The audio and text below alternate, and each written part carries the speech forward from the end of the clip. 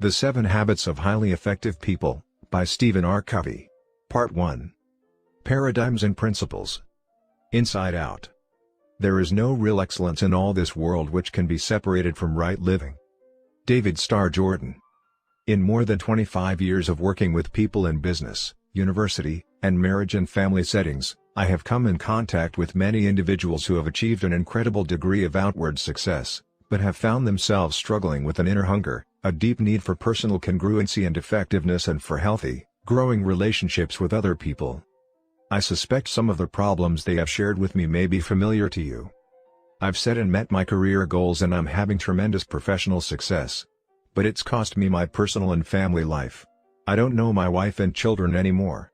I'm not even sure I know myself and what's really important to me. I've had to ask myself, is it worth it? I've started a new diet, for the 5th time this year. I know I'm overweight, and I really want to change. I read all the new information, I set goals, I get myself all psyched up with a positive mental attitude and tell myself I can do it. But I don't. After a few weeks, I fizzle. I just can't seem to keep a promise I make to myself. I've taken course after course on effective management training. I expect a lot out of my employees and I work hard to be friendly toward them and to treat them right. But I don't feel any loyalty from them.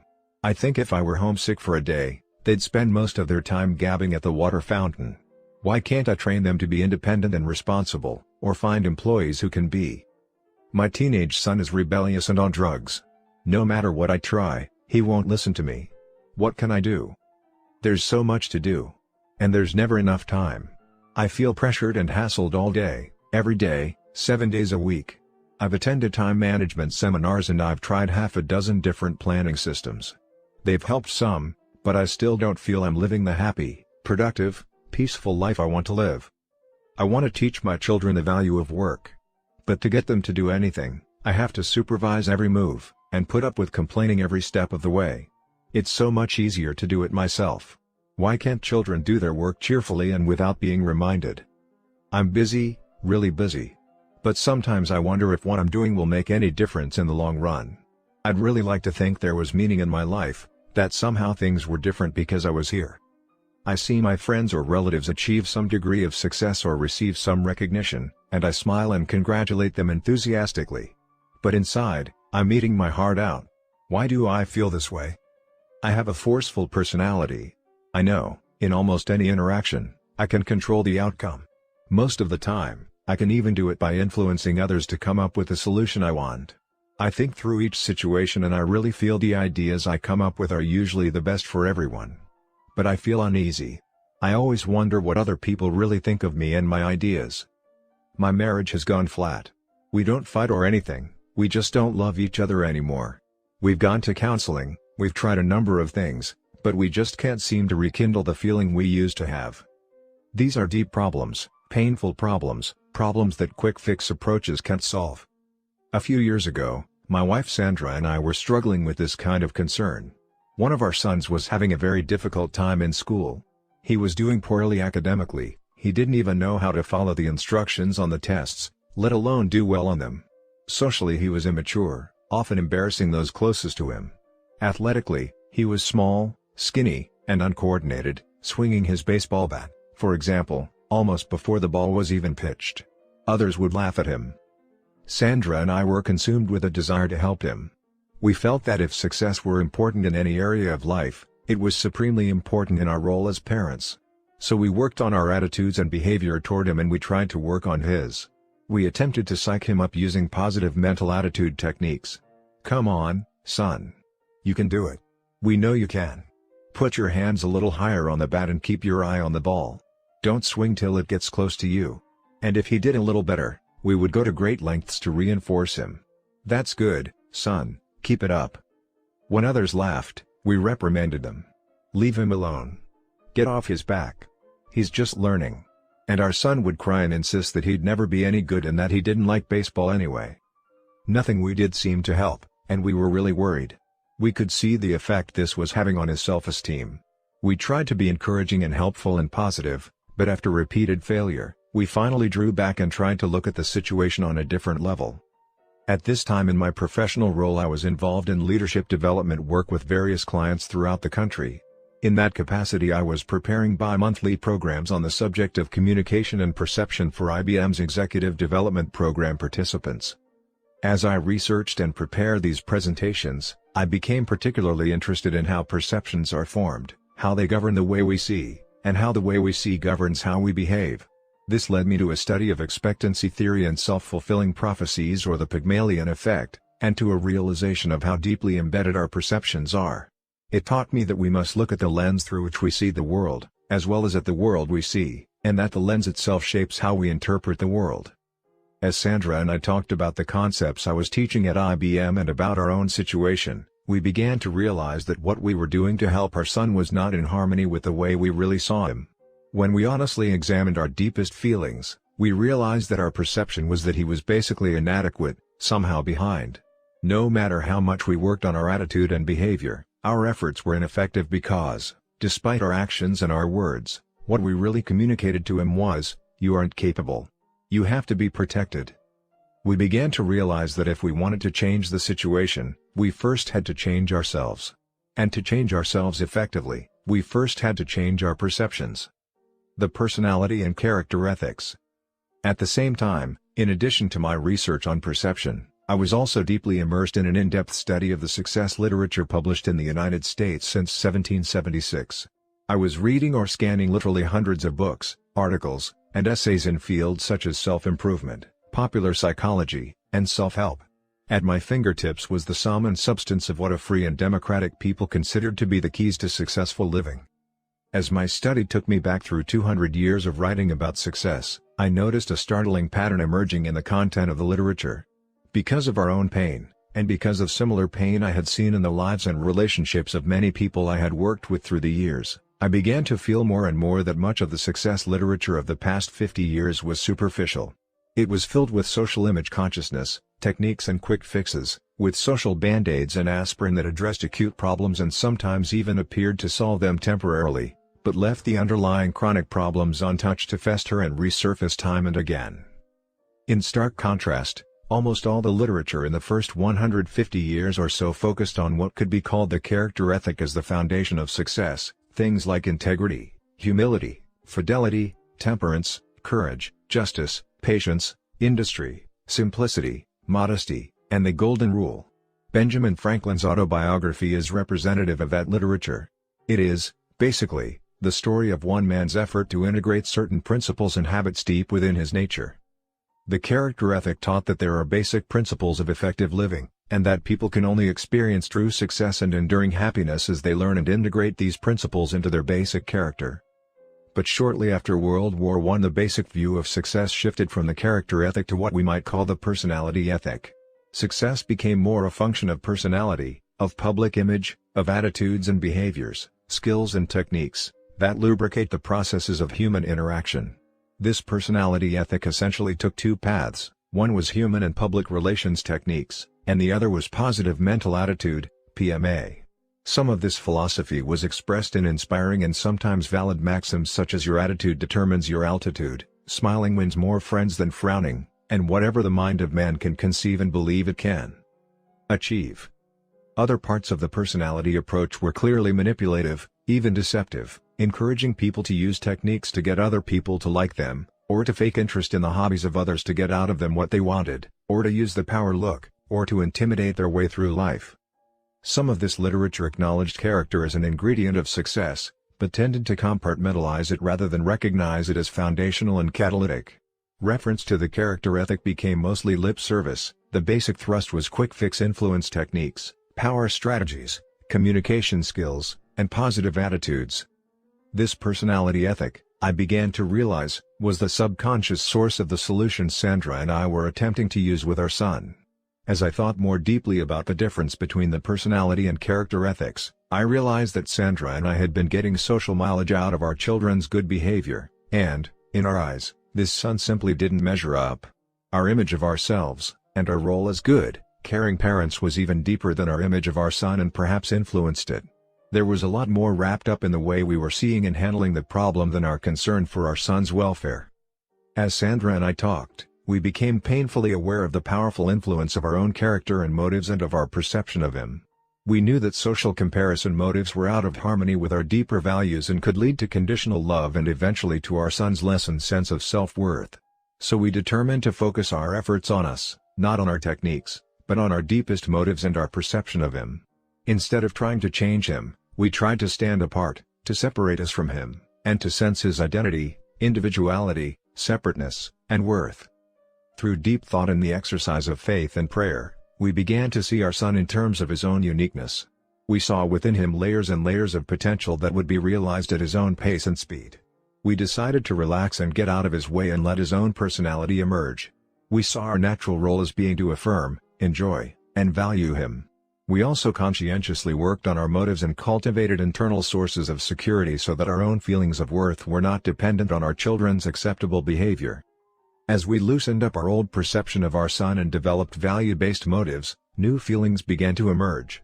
We found ourselves enjoying him instead of comparing or judging him. We stopped trying to clone him in our own image or measure him against social expectations. We stopped trying to kindly, positively manipulate him into an acceptable social mold. Because we saw him as fundamentally adequate and able to cope with life, we stopped protecting him against the ridicule of others. He had been nurtured on this protection, so he went through some withdrawal pains, which he expressed and which we accepted, but did not necessarily respond to. "We don't need to protect you," was the unspoken message. "You're fundamentally okay." As the weeks and months passed, he began to feel a quiet confidence and affirmed himself. He began to blossom, at his own pace and speed. He became outstanding as measured by standard social criteria, academically, socially and athletically, at a rapid clip, far beyond the so-called natural developmental process. As the years passed, he was elected to several student body leadership positions, developed into an all-state athlete and started bringing home straight-A report cards. He developed an engaging and guileless personality that has enabled him to relate in non-threatening ways to all kinds of people. Sandra and I believe that our son's socially impressive accomplishments were more a serendipitous expression of the feelings he had about himself than merely a response to social reward. This was an amazing experience for Sandra and me, and a very instructional one in dealing with our other children and in other roles as well. It brought to our awareness on a very personal level the vital difference between the personality ethic and the character ethic of success. The psalmist expressed our conviction well: "Search your own heart with all diligence, for out of it flow the issues of life." Primary and secondary greatness. My experience with my son, my study of perception and my reading of the success literature coalesced to create one of those aha experiences in life when suddenly things click into place. I was suddenly able to see the powerful impact of the personality ethic and to clearly understand those subtle, often consciously unidentified discrepancies between what I knew to be true, some things I had been taught many years ago as a child and things that were deep in my own inner sense of value, and the quick-fix philosophies that surrounded me every day. I understood at a deeper level why, as I had worked through the years with people from all walks of life, I had found that the things I was teaching and knew to be effective were often at variance with these popular voices. I am not suggesting that elements of the personality ethic, personality growth, communication skill training, and education in the field of influence strategies and positive thinking, are not beneficial, in fact sometimes essential for success. I believe they are. But these are secondary, not primary traits. Perhaps, in utilizing our human capacity to build on the foundation of generations before us, we have inadvertently become so focused on our own building that we have forgotten the foundation that holds it up, or in reaping for so long where we have not sown, perhaps we have forgotten the need to sow. If I try to use human influence strategies and tactics of how to get other people to do what I want, to work better, to be more motivated, to like me and each other, while my character is fundamentally flawed, marked by duplicity and insincerity, then, in the long run, I cannot be successful. My duplicity will breed distrust, and everything I do, even using so-called good human relations techniques, will be perceived as manipulative. It simply makes no difference how good the rhetoric is or even how good the intentions are. If there is little or no trust, there is no foundation for permanent success. Only basic goodness gives life to technique. To focus on technique is like cramming your way through school. You sometimes get by, perhaps even get good grades, but if you don't pay the price day in and day out, you never achieve true mastery of the subjects you study or develop an educated mind. Did you ever consider how ridiculous it would be to try to cram on a farm, to forget to plant in the spring, play all summer and then cram in the fall to bring in the harvest? The farm is a natural system. The price must be paid and the process followed. You always reap what you sow, there is no shortcut. This principle is also true, ultimately, in human behavior, in human relationships. They, too, are natural systems based on the law of the harvest. In the short run, in an artificial social system such as school, you may be able to get by if you learn how to manipulate the man-made rules, to play the game. In most one-shot or short-lived human interactions, you can use the personality ethic to get by and to make favorable impressions through charm and skill and pretending to be interested in other people's hobbies. You can pick up quick, easy techniques that may work in short-term situations. But secondary traits alone have no permanent worth in long-term relationships.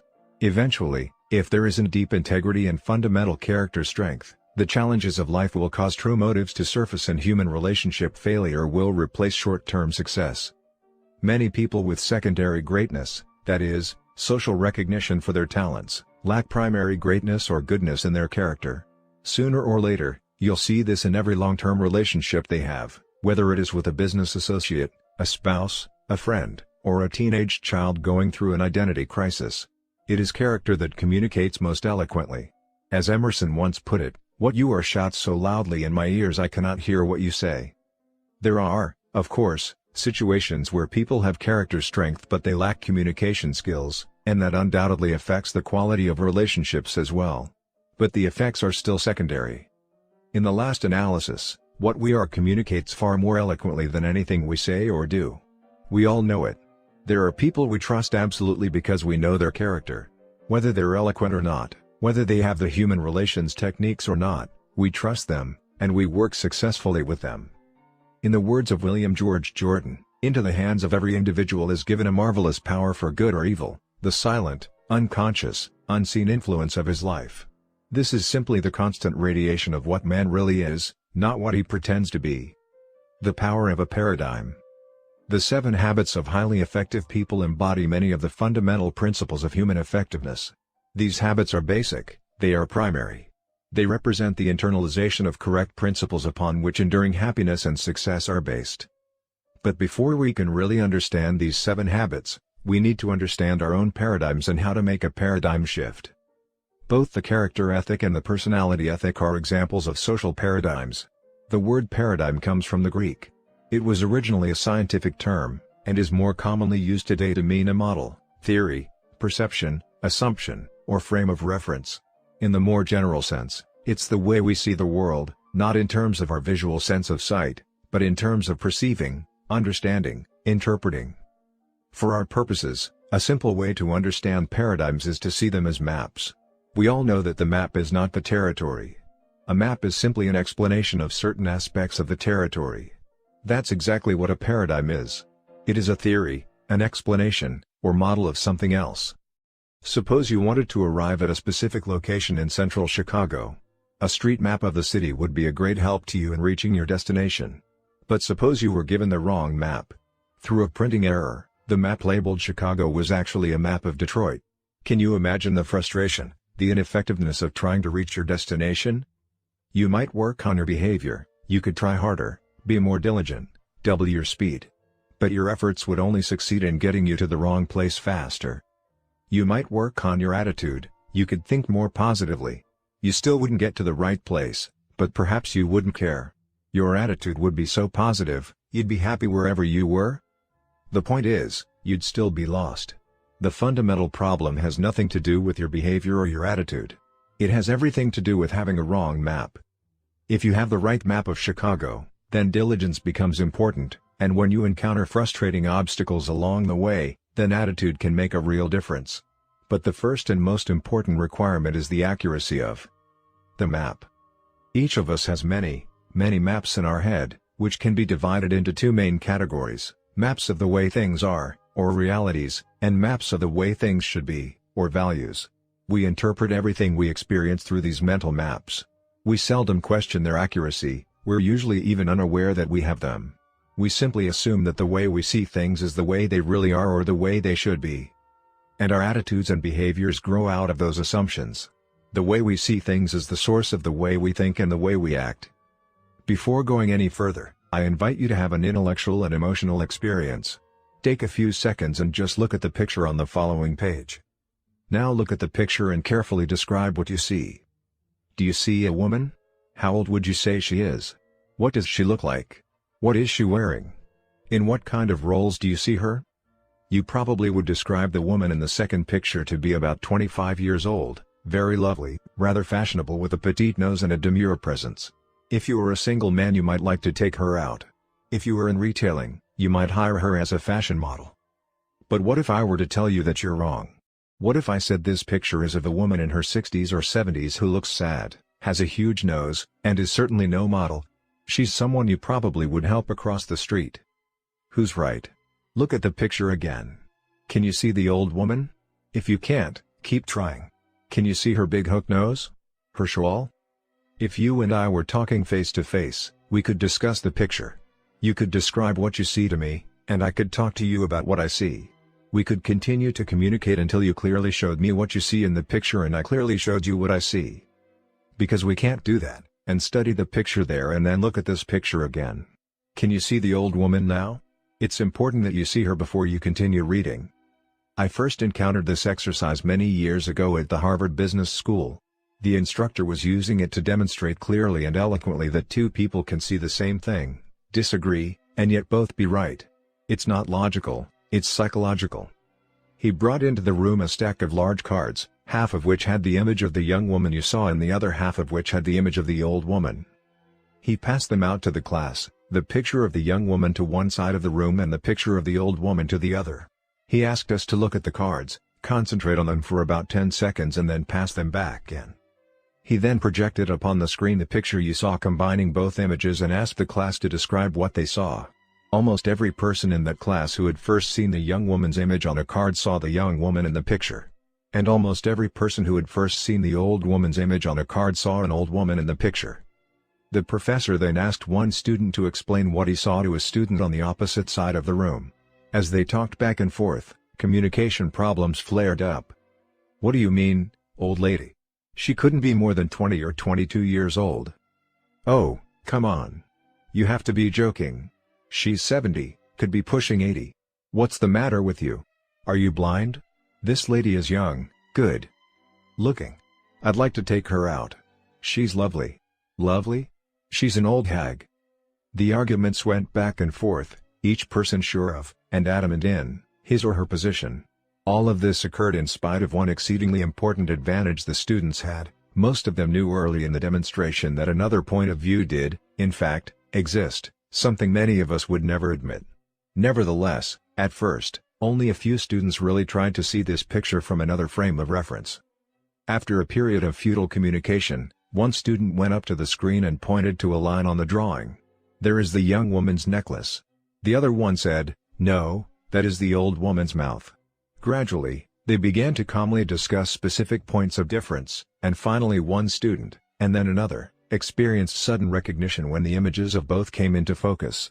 Through continued calm, respectful, and specific communication, each of us in the room was finally able to see the other point of view. But when we looked away and then back, most of us would immediately see the image we had been conditioned to see in the 10-second period of time. I frequently use this perception demonstration in working with people and organizations because it yields so many deep insights into both personal and interpersonal effectiveness. It shows, first of all, how powerfully conditioning affects our perceptions, our paradigms. If 10 seconds can have that kind of impact on the way we see things, what about the conditioning of a lifetime?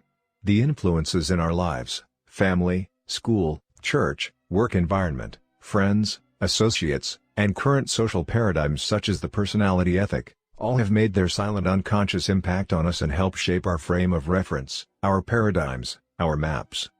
It also shows that these paradigms are the source of our attitudes and behaviors. We cannot act with integrity outside of them. We simply cannot maintain wholeness if we talk and walk differently than we see. If you were among the 90% who typically see the young woman in the composite picture when conditioned to do so, you undoubtedly found it difficult to think in terms of having to help her cross the street.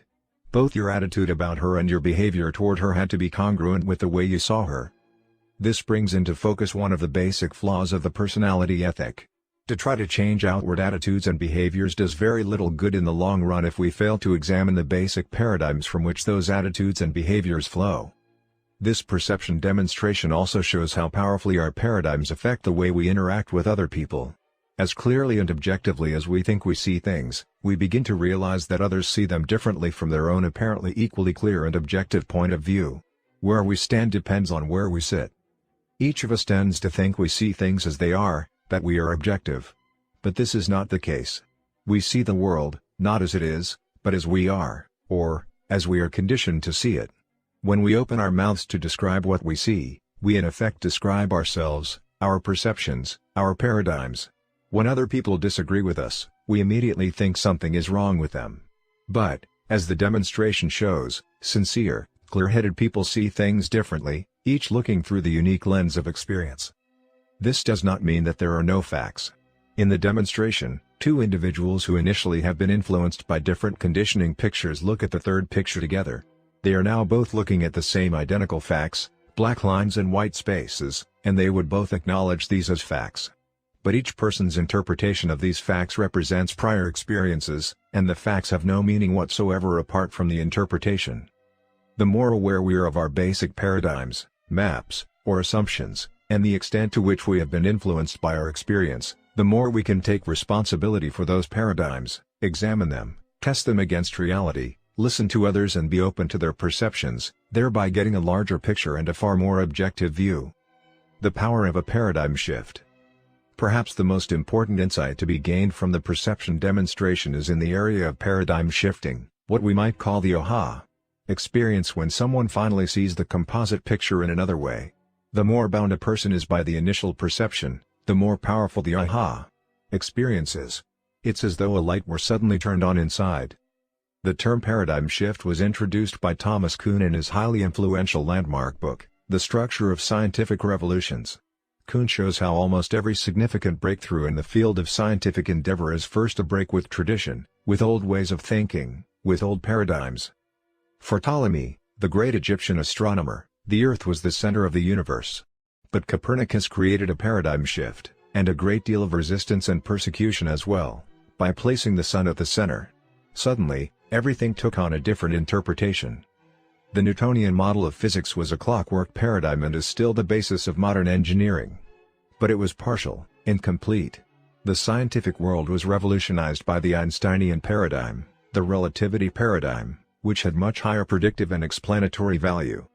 Until the germ theory was developed, a high percentage of women and children died during childbirth, and no one can understand why. In military skirmishes, more men were dying from small wounds and diseases than from the major traumas on the front lines. But as soon as the germ theory was developed, a whole new paradigm, a better, improved way of understanding what was happening made dramatic, significant medical improvement possible. The United States today is the fruit of a paradigm shift. The traditional concept of government for centuries had been a monarchy, the divine right of kings. Then a different paradigm was developed, government of the people, by the people, and for the people. And a constitutional democracy was born, unleashing tremendous human energy and ingenuity, and creating a standard of living, of freedom and liberty, of influence and hope unequaled in the history of the world. Not all paradigm shifts are in positive directions. As we have observed, the shift from the character ethic to the personality ethic has drawn us away from the very roots that nourish true success and happiness. But whether they shift us in positive or negative directions, whether they are instantaneous or developmental, paradigm shifts move us from one way of seeing the world to another. And those shifts create powerful change. Our paradigms, correct or incorrect, are the sources of our attitudes and behaviors, and ultimately our relationships with others. I remember a mini paradigm shift I experienced one Sunday morning on a subway in New York.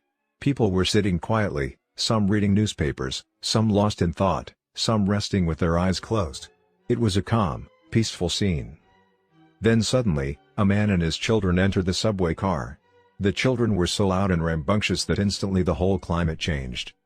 The man sat down next to me and closed his eyes, apparently oblivious to the situation. The children were yelling back and forth, throwing things, even grabbing people's papers. It was very disturbing. And yet, the man sitting next to me did nothing. It was difficult not to feel irritated. I could not believe that he could be so insensitive as to let his children run wild like that and do nothing about it, taking no responsibility at all. It was easy to see that everyone else on the subway felt irritated, too. So finally, With what I felt was unusual patience and restraint, I turned to him and said, "Sir, your children are really disturbing a lot of people. I wonder if you couldn't control them a little more?" The man lifted his gaze as if to come to a consciousness of the situation for the first time and said softly, "Oh, you're right. I guess I should do something about it. We just came from the hospital where their mother died about an hour ago. I don't know what to think, and I guess they don't know how to handle it either." Can you imagine what I felt at that moment? My paradigm shifted. Suddenly I saw things differently, and because I saw differently, I thought differently, I felt differently, I behaved differently. My irritation vanished. I didn't have to worry about controlling my attitude or my behavior. My heart was filled with the man's pain. Feelings of sympathy and compassion flowed freely. "Your wife just died? Oh, I'm so sorry. Can you tell me about it? What can I do to help?" Everything changed in an instant. Many people experience a similar fundamental shift in thinking when they face a life-threatening crisis and suddenly see their priorities in a different light. Or when they suddenly step into a new role, such as that of husband or wife, parent or grandparent, manager or leader. We could spend weeks, months, even years laboring with the personality ethic trying to change our attitudes and behaviors and not even begin to approach the phenomenon of change that occurs spontaneously when we see things differently. It becomes obvious that if we want to make relatively minor changes in our lives, we can perhaps appropriately focus on our attitudes and behaviors. But if we want to make significant, quantum change, we need to work on our basic paradigms. In the words of Thoreau, "For every 1,000 hacking at the leaves of evil, there is one striking at the root." We can only achieve quantum improvements in our lives as we quit hacking at the leaves of attitude and behavior and get to work on the root, the paradigms from which our attitudes and behaviors flow. Seeing and being. Of course, not all paradigm shifts are instantaneous. Unlike my instant insight on the subway, the paradigm shifting experience Sandra and I had with our son was a slow, difficult, and deliberate process. The approach we had first taken with him was the outgrowth of years of conditioning and experience in the personality ethic. It was the result of deeper paradigms we held about our own success as parents as well as the measure of success of our children. And it was not until we changed those basic paradigms, until we saw things differently, that we were able to create quantum change in ourselves and in the situation. In order to see our son differently, Sandra and I had to be differently. Our new paradigm was created as we invested in the growth and development of our own character. Paradigms are inseparable from character. Being is seeing in the human dimension. And what we see is highly interrelated to what we are. We can't go very far to change our seeing without simultaneously changing our being, and vice versa.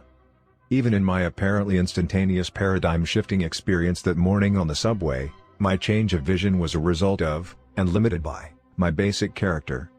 I'm sure there are people who, even suddenly understanding the true situation, would have felt no more than a twinge of regret or vague guilt as they continued to sit in embarrassed silence beside the grieving, confused man. On the other hand, I am equally certain there are people who would have been far more sensitive in the first place, who may have recognized that a deeper problem existed and reached out to understand and help before I did. Paradigms are powerful because they create the lens through which we see the world. The power of a paradigm shift is the essential power of quantum change, whether that shift is an instantaneous or a slow and deliberate process. The principle-centered paradigm. The character ethic is based on the fundamental idea that there are principles that govern human effectiveness, natural laws in the human dimension that are just as real, just as unchanging and unarguably there as laws such as gravity are in the physical dimension. An idea of the reality, and the impact, of these principles can be captured in another paradigm-shifting experience as told by Frank Koch in Proceedings, the magazine of the Naval Institute. 2 battleships assigned to the training squadron had been at sea on maneuvers in heavy weather for several days. I was serving on the lead battleship and was on watch on the bridge as night fell. The visibility was poor with patchy fog, so the captain remained on the bridge keeping an eye on all activities. Shortly after dark, the lookout on the wing of the bridge reported, "Light, bearing on the starboard bow." "Is it steady or moving astern?" the captain called out. Lookout replied, "Steady, Captain," which meant we were on a dangerous collision course with that ship. The captain then called to the signalman, "Signal that ship, we are on a collision course, advise you change course 20 degrees. Back came a signal, "Advisable for you to change course 20 degrees. The captain said, "Send, I'm a captain, change course 20 degrees. "I'm a seaman second class," came the reply. "You had better change course 20 degrees. By that time, The captain was furious. He spat out, "Send, I'm a battleship. Change course 20 degrees." Back came the flashing light, "I'm a lighthouse." We changed course. The paradigm shift experienced by the captain, and by us as we read this account, puts the situation in a totally different light. We can see a reality that is superseded by his limited perception, a reality that is as critical for us to understand in our daily lives as it was for the captain in the fog. Principles are like lighthouses. They are natural laws that cannot be broken. As Cecil B. DeMille observed of the principles contained in his monumental movie, The Ten Commandments, it is impossible for us to break the law. We can only break ourselves against the law. While individuals may look at their own lives and interactions in terms of paradigms or maps emerging out of their experience and conditioning, these maps are not the territory. They are a subjective reality, only an attempt to describe the territory.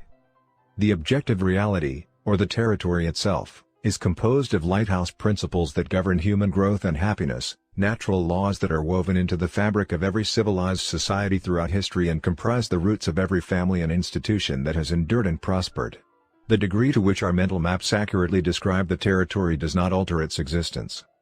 The reality of such principles or natural laws becomes obvious to anyone who thinks deeply and examines the cycles of social history.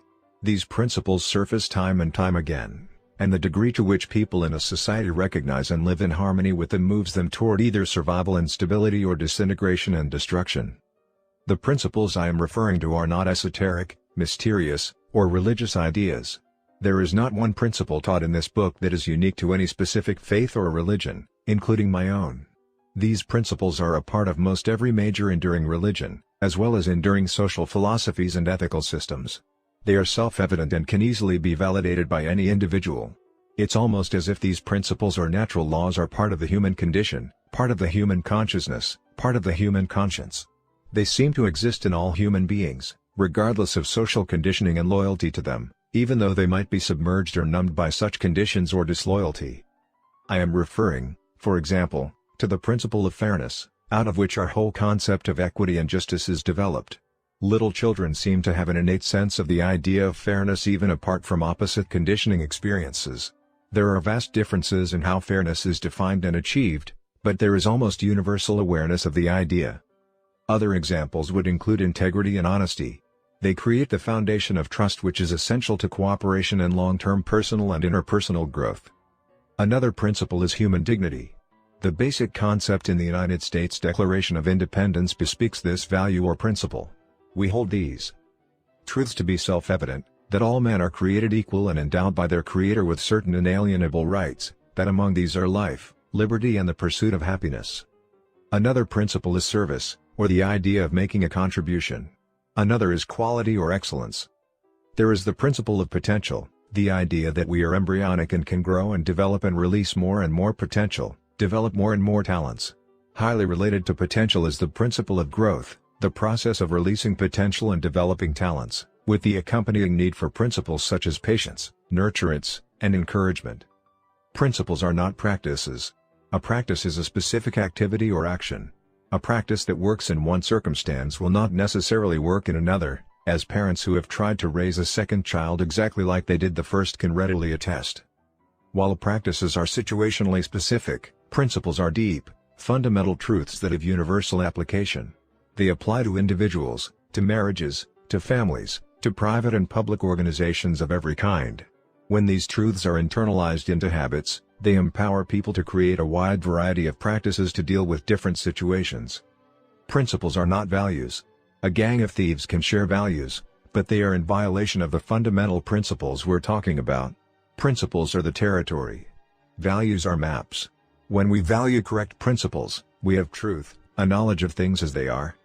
Principles are guidelines for human conduct that are proven to have enduring, permanent value. They're fundamental. They're essentially unarguable because they are self-evident. One way to quickly grasp the self-evident nature of principles is to simply consider the absurdity of attempting to live an effective life based on their opposites. I doubt that anyone would seriously consider unfairness, deceit, baseness, uselessness, mediocrity, or degeneration to be a solid foundation for lasting happiness and success. Although people may argue about how these principles are defined or manifested or achieved, there seems to be an innate consciousness and awareness that they exist. The more closely our maps or paradigms are aligned with these principles or natural laws, the more accurate and functional they will be. Correct maps will infinitely impact our personal and interpersonal effectiveness far more than any amount of effort expended on changing our attitudes and behaviors. Principles of growth and change. The glitter of the personality ethic, the massive appeal, is that there is some quick and easy way to achieve quality of life, personal effectiveness and rich, deep relationships with other people, without going through the natural process of work and growth that makes it possible. It's simple without substance. It's the get-rich-quick scheme promising wealth without work. And it might even appear to succeed, but the schemer remains. The personality ethic is illusory and deceptive. And trying to get high-quality results with its techniques and quick fixes is just about as effective as trying to get to some place in Chicago using a map of Detroit. In the words of Erich Fromm, an astute observer of the roots and fruits of the personality ethic. Today we come across an individual who behaves like an automaton, who does not know or understand himself, and the only person that he knows is the person that he is supposed to be, whose meaningless chatter has replaced communicative speech, whose synthetic smile has replaced genuine laughter, and whose sense of dull despair has taken the place of genuine pain. Two statements may be said concerning this individual. One is that he suffers from defects of spontaneity and individuality which may seem to be incurable. At the same time it may be said of him he does not differ essentially from the millions of the rest of us who walk upon this earth. In all of life, there are sequential stages of growth and development. A child learns to turn over, to sit up, to crawl, and then to walk and run. Each step is important and each one takes time. No step can be skipped. This is true in all phases of life, in all areas of development, whether it be learning to play the piano or communicate effectively with a working associate. It is true with individuals, with marriages, with families, and with organizations. We know and accept this fact or principle of process in the area of physical things, but to understand it in emotional areas, in human relations, and even in the area of personal character is less common and more difficult. And even if we understand it, to accept it and to live in harmony with it are even less common and more difficult. Consequently, we sometimes look for a shortcut, expecting to be able to skip some of these vital steps in order to save time and effort and still reap the desired result. But what happens when we attempt to shortcut a natural process in our growth and development? If you are only an average tennis player but decide to play at a higher level in order to make a better impression, what will result? Would positive thinking alone enable you to compete effectively against a professional? What if you were to lead your friends to believe you could play the piano at concert hall level while your actual present skill was that of a beginner? The answers are obvious. It is simply impossible to violate, ignore, or shortcut this development process. It is contrary to nature, and attempting to seek such a shortcut only results in disappointment and frustration. On a 10-point scale, if I am at level 2 in any field, and desire to move to level 5, I must first take the step toward level 3. A 1,000-mile journey begins with the first step and can only be taken one step at a time.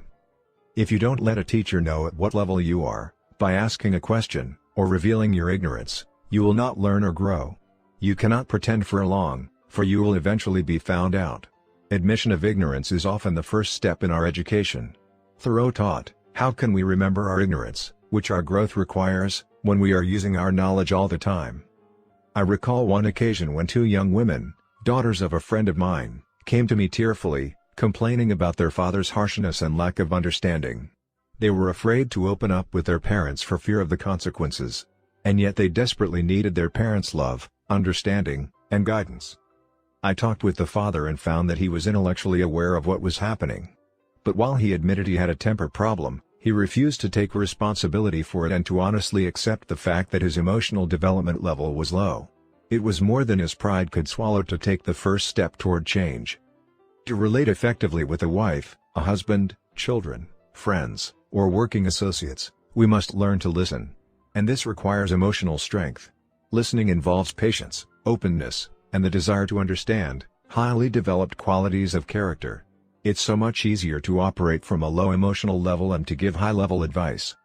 Our level of development is fairly obvious with tennis or piano playing, where it is impossible to pretend.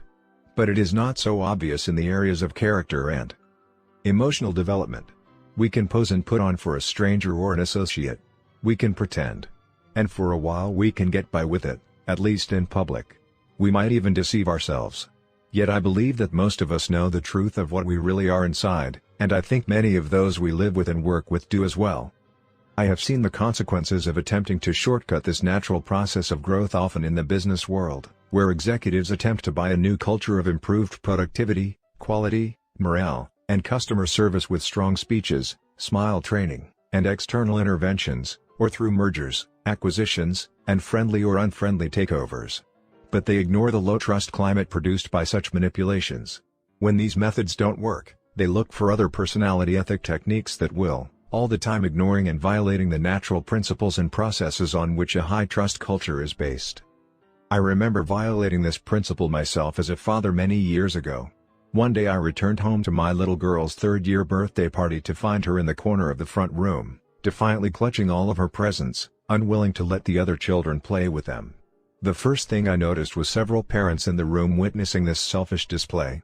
I was embarrassed, and doubly so because at the time I was teaching university classes in human relations. And I knew, or at least felt, the expectation of these parents. The atmosphere in the room was really charged. The children were crowding around my little daughter with their hands out, asking to play with the presents they had just given, and my daughter was adamantly refusing. I said to myself, certainly I should teach my daughter to share. The value of sharing is one of the most basic things we believe in. So I first tried a simple request. Honey, would you please share with your friends the toys they've given you? No, she replied flatly. My second method was to use a little reasoning. Honey, if you learn to share your toys with them when they are at your home, then when you go to their homes they will share their toys with you. Again, the immediate reply was no. I was becoming a little more embarrassed, for it was evident I was having no influence. The third method was bribery. Very softly I said, honey, if you share, I've got a special surprise for you. I'll give you a piece of gum. I don't want gum. She exploded. Now I was becoming exasperated. For my fourth attempt, I resorted to fear and threat. Unless you share, you'll be in real trouble. I don't care. She cried. These are my things. I don't have to share. Finally, I resorted to force. I merely took some of the toys and gave them to the other kids. Here, kids, play with these. Perhaps my daughter needed the experience of possessing the things before she could give them. In fact, unless I possess something, can I ever really give it? She needed me as her father to have a higher level of emotional maturity to give her that experience. But at that moment, I valued the opinion those parents had of me more than the growth and development of my child and our relationship together. I simply made an initial judgment that I was right, she should share, and she was wrong in not doing so.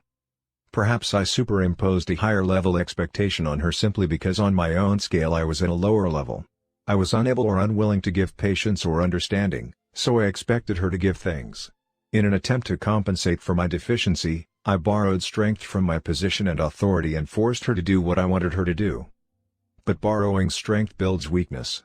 It builds weakness in the borrower because it reinforces dependence on external factors to get things done. It builds weakness in the person forced to acquiesce, stunting the development of independent reasoning, growth, and internal discipline. And finally, it builds weakness in the relationship. Fear replaces cooperation, and both people involved become more arbitrary and defensive. And what happens when the source of borrowed strength, be it superior size or physical strength, position, authority, credentials, status symbols, appearance, or past achievements, changes or is no longer there? Had I been more mature, I could have relied on my own intrinsic strength, my understanding of sharing and of growth and my capacity to love and nurture, and allowed my daughter to make a free choice as to whether she wanted to share or not to share. Perhaps after attempting to reason with her, I could have turned the attention of the children to an interesting game, taking all that emotional pressure off my child. I've learned that once children gain a sense of real possession, they share very naturally, freely, and spontaneously. My experience has been that there are times to teach and times not to teach. When relationships are strained and the air charged with emotion, an attempt to teach is often perceived as a form of judgment and rejection. But to take the child alone, quietly, when the relationship is good, and to discuss the teaching or the value seems to have much greater impact. It may have been that the emotional maturity to do that was beyond my level of patience and internal control at the time. Perhaps a sense of possessing needs to come before a sense of genuine sharing. Many people who give mechanically or refuse to give and share in their marriages and families may never have experienced what it means to possess themselves, their own sense of identity and self-worth.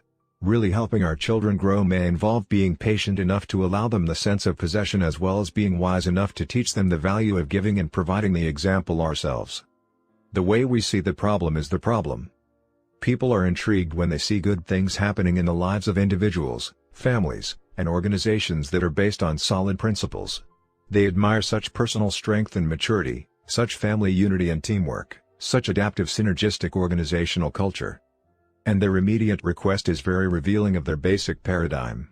How do you do it? Teach me the techniques. What they're really saying is, give me some quick fix advice or solution that will relieve the pain in my own situation. They will find people who will meet their wants and teach these things, and for a short time, skills and techniques may appear to work. They may eliminate some of the cosmetic or acute problems through social aspirin and band-aids. But the underlying chronic condition remains, and eventually new acute symptoms will appear. The more people are into quick fix and focus on the acute problems and pain, the more that very approach contributes to the underlying chronic condition. The way we see the problem is the problem. Look again at some of the concerns that introduce this chapter, and at the impact of personality ethic thinking. I've taken course after course on effective management training. I expect a lot out of my employees and I work hard to be friendly toward them and to treat them right. But I don't feel any loyalty from them. I think if I were homesick for a day, they'd spend most of their time gabbing at the water fountain. Why can't I train them to be independent and responsible, or find employees who can be? The personality ethic tells me I could take some kind of dramatic action, shake things up, make heads roll, that would make my employees shape up and appreciate what they have. Or that I could find some motivational training program that would get them committed. Or even that I could hire new people that would do a better job. But is it possible that under that apparently disloyal behavior, these employees question whether I really act in their best interest? Do they feel like I'm treating them as mechanical objects? Is there some truth to that? Deep inside, is that really the way I see them? Is there a chance the way I look at the people who work for me is part of the problem? There's so much to do. And there's never enough time. I feel pressured and hassled all day, every day, 7 days a week. I've attended time management seminars and I've tried half a dozen different planning systems. They've helped some, but I still don't feel I'm living the happy, productive, peaceful life I want to live. The personality ethic tells me there must be something out there, some new planner or seminar that will help me handle all these pressures in a more efficient way. But is there a chance that efficiency is not the answer? Is getting more things done in less time going to make a difference, or will it just increase the pace at which I react to the people and circumstances that seem to control my life? Could there be something I need to see in a deeper, more fundamental way, some paradigm within myself that affects the way I see my time, my life, and my own nature? My marriage has gone flat. We don't fight or anything, we just don't love each other anymore. We've gone to counseling, we've tried a number of things, but we just can't seem to rekindle the feeling we used to have. The personality ethic tells me there must be some new book or some seminar where people get all their feelings out that would help my wife understand me better. Or maybe that it's useless, and only a new relationship will provide the love I need. But is it possible that my spouse isn't the real problem? Could I be empowering my spouse's weaknesses and making my life a function of the way I'm treated? Do I have some basic paradigm about my spouse, about marriage, about what love really is, that is feeding the problem? Can you see how fundamentally the paradigms of the personality ethic affect the very way we see our problems as well as the way we attempt to solve them? Whether people see it or not, many are becoming disillusioned with the empty promises of the personality ethic. As I travel around the country and work with organizations, I find that long-term thinking executives are simply turned off by psychology and motivational speakers who have nothing more to share than entertaining stories mingled with platitudes. They want substance, they want process. They want more than aspirin and band-aids. They want to solve the chronic underlying problems and focus on the principles that bring long-term results. A new level of thinking. Albert Einstein observed, "The significant problems we face cannot be solved at the same level of thinking we were at when we created them." As we look around us and within us and recognize the problems created as we live and interact within the personality ethic, we begin to realize that these are deep, fundamental problems that cannot be solved on the superficial level on which they were created. We need a new level, a deeper level of thinking, a paradigm based on the principles that accurately describe the territory of effective human being and interacting, to solve these deep concerns. This new level of thinking is what 7 Habits of Highly Effective People is about. It's a principle-centered, character-based, inside-out approach to personal and interpersonal effectiveness. Inside out means to start first with self, even more fundamentally, to start with the most inside part of self, with your paradigms, your character, and your motives. It says if you want to have a happy marriage, be the kind of person who generates positive energy and sidesteps negative energy rather than empowering it. If you want to have a more pleasant, cooperative teenager, be a more understanding, empathic, consistent, loving parent. If you want to have more freedom, more latitude in your job, be a more responsible, a more helpful, a more contributing employee.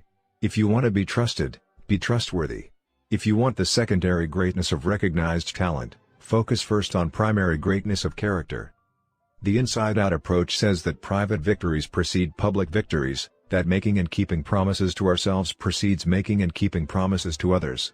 It says it is futile to put personality ahead of character, to try to improve relationships with others before improving ourselves. Inside Out is a process, a continuing process of renewal based on the natural laws that govern human growth and progress. It's an upward spiral of growth that leads to progressively higher forms of responsible independence and effective interdependence. I have had the opportunity to work with many people, wonderful people, talented people, people who deeply want to achieve happiness and success. People who are searching, people who are hurting. I've worked with business executives, college students, church and civic groups, families and marriage partners. And in all of my experience, I have never seen lasting solutions to problems, lasting happiness and success, that came from the outside in. What I have seen result from the outside in paradigm is unhappy people who feel victimized and immobilized, who focus on the weaknesses of other people and the circumstances they feel are responsible for their own stagnant situation. I've seen unhappy marriages where each spouse wants the other to change, where each is confessing the other's sins, where each is trying to shape up the other. I've seen labor management disputes where people spend tremendous amounts of time and energy trying to create legislation that would force people to act as though the foundation of trust were really there. Members of our family have lived in 3 of the hottest spots on earth, South Africa, Israel, and Ireland, and I believe the source of the continuing problems in each of these places has been the dominant social paradigm of outside in. Each involved group is convinced the problem is out there, and if they, meaning others, would shape up or suddenly ship out of existence, the problem would be solved. Inside Out is a dramatic paradigm shift for most people, largely because of the powerful impact of conditioning in the current social paradigm of the personality ethic. But from my own experience, both personal and in working with thousands of other people, and from careful examination of successful individuals and societies throughout history, I am persuaded that many of the principles embodied in the 7 habits are already deep within us, in our conscience and our common sense. To recognize and develop them and to use them in meeting our deepest concerns, we need to think differently, to shift our paradigms to a new, deeper, inside-out level. As we sincerely seek to understand and integrate these principles into our lives, I am convinced we will discover and rediscover the truth of T.S. Eliot's observation. We must not cease from exploration, and the end of all our exploring will be to arrive where we began and to know the place for the first time. The 7 Habits. An overview. We are what we repeatedly do. Excellence, then, is not an act, but a habit. Aristotle. Our character, basically, is a composite of our habits. Sow a thought, reap an action, sow an action, reap a habit, sow a habit, reap a character, sow a character, reap a destiny, the maxim goes. Habits are powerful factors in our lives. Because they are consistent, often unconscious patterns, they constantly, daily, express our character and produce our effectiveness, or ineffectiveness. As Horace Mann, the great educator, once said, habits are like a cable. We weave a strand of it every day and soon it cannot be broken. I personally do not agree with the last part of his expression. I know they can be broken. Habits can be learned and unlearned. But I also know it isn't a quick fix. It involves a process and a tremendous commitment. Those of us who watched the lunar voyage of Apollo 11 were transfixed as we saw the first men walk on the moon and return to Earth. Superlatives such as fantastic and incredible were inadequate to describe those eventful days. But to get there, those astronauts literally had to break out of the tremendous gravity pull of the Earth. More energy was spent in the first few minutes of liftoff, in the first few miles of travel, than was used over the next several days to travel 500,000 miles. Habits, too, have tremendous gravity pull, more than most people realize or would admit. Breaking deeply embedded habitual tendencies such as procrastination, impatience, criticalness, or selfishness that violate basic principles of human effectiveness involves more than a little willpower and a few minor changes in our lives. Liftoff takes a tremendous effort, but once we break out of the gravity pull, our freedom takes on a whole new dimension. Like any natural force, gravity pull can work with us or against us. The gravity pull of some of our habits may currently be keeping us from going where we want to go. But it is also gravity pull that keeps our world together, that keeps the planets in their orbits and our universe in order. It is a powerful force, and if we use it effectively, we can use the gravity pull of habit to create the cohesiveness and order necessary to establish effectiveness in our lives. Habits defined. For our purposes, we will define a habit as the intersection of knowledge, skill, and desire. Knowledge is the theoretical paradigm, the what to do and the why. Skill is the how to do. And desire is the motivation, the want to do. In order to make something a habit in our lives, we have to have all three. I may be ineffective in my interactions with my work associates, my spouse, or my children because I constantly tell them what I think, but I never really listen to them. Unless I search out correct principles of human interaction, I may not even know I need to listen. Even if I do know that in order to interact effectively with others I really need to listen to them, I may not have the skill. I may not know how to really listen deeply to another human being. But knowing I need to listen and knowing how to listen is not enough. Unless I want to listen, unless I have the desire, it won't be a habit in my life. Creating a habit requires work in all three dimensions. The being/seeing change is an upward process, being changing seeing, which in turn changes being, and so forth, as we move in an upward spiral of growth. By working on knowledge, skill, and desire, we can break through to new levels of personal and interpersonal effectiveness as we break with old paradigms that may have been a source of pseudo-security for years. It's sometimes a painful process.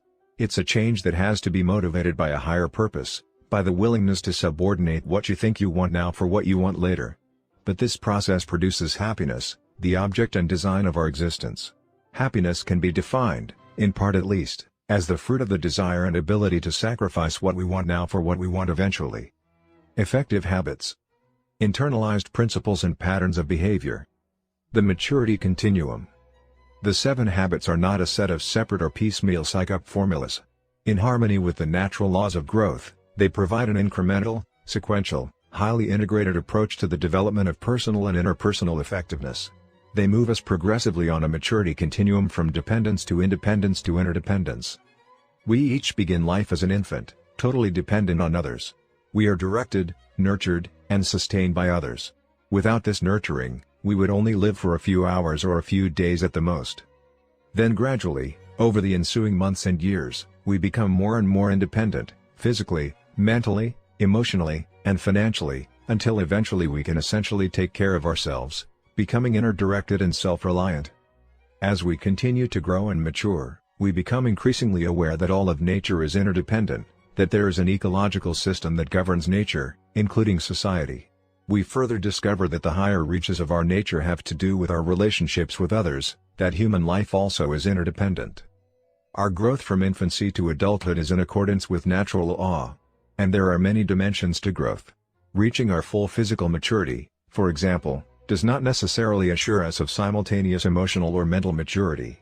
On the other hand, a person's physical dependence does not mean that he or she is mentally or emotionally immature. On the maturity continuum, dependence is the paradigm of you take care of me, you come through for me, you didn't come through, I blame you for the results. Independence is the paradigm of I can do it, I am responsible, I am self-reliant, I can choose. Interdependence is the paradigm of we can do it, we can cooperate, we can combine our talents and abilities and create something greater together. Dependent people need others to get what they want. Independent people can get what they want through their own effort. Interdependent people combine their own efforts with the efforts of others to achieve their greatest success. If I were physically dependent, paralyzed or disabled or limited in some physical way, I would need you to help me. If I were emotionally dependent, my sense of worth and security would come from your opinion of me. If you didn't like me, it could be devastating. If I were intellectually dependent, I would count on you to do my thinking for me, to think through the issues and problems of my life. If I were independent, physically, I could pretty well make it on my own. Mentally, I could think my own thoughts, I could move from one level of abstraction to another. I could think creatively and analytically and organize and express my thoughts in understandable ways. Emotionally, I would be validated from within. I would be inner-directed. My sense of worth would not be a function of being liked or treated well. It's easy to see that independence is much more mature than dependence. Independence is a major achievement in and of itself. But independence is not supreme. Nevertheless, the current social paradigm enthrones independence. It is the avowed goal of many individuals and social movements. Most of the self-improvement material puts independence on a pedestal, as though communication, teamwork, and cooperation were lesser values. But much of our current emphasis on independence is a reaction to dependence, to having others control us, define us, use us, and manipulate us. The little understood concept of interdependence appears to many to smack of dependence, and therefore, we find people, often for selfish reasons, leaving their marriages, abandoning their children, and forsaking all kinds of social responsibility, all in the name of independence.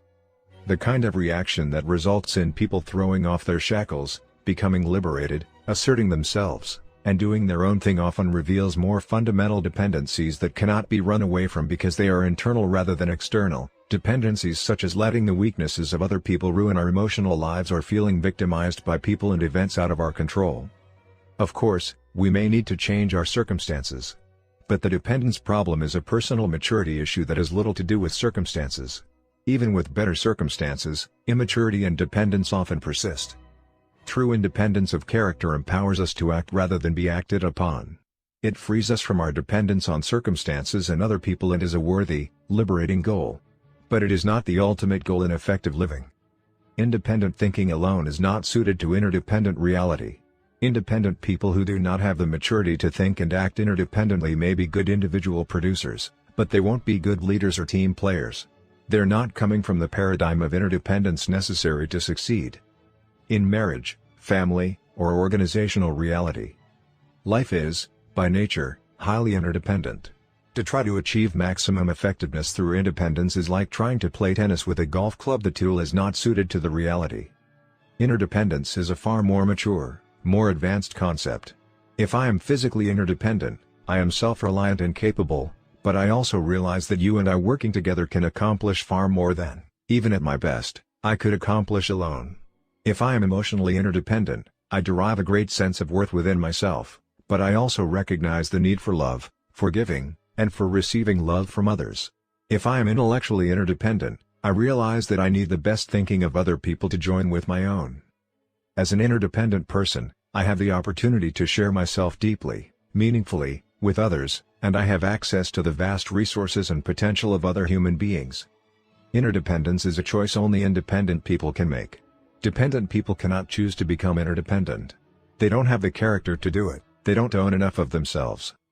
That's why habits 1, 2, and 3 in the following chapters deal with self-mastery. They move a person from dependence to independence.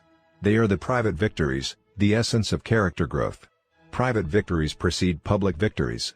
You can't invert that process any more than you can harvest a crop before you plant it. It's inside out. As you become truly independent, you have the foundation for effective interdependence.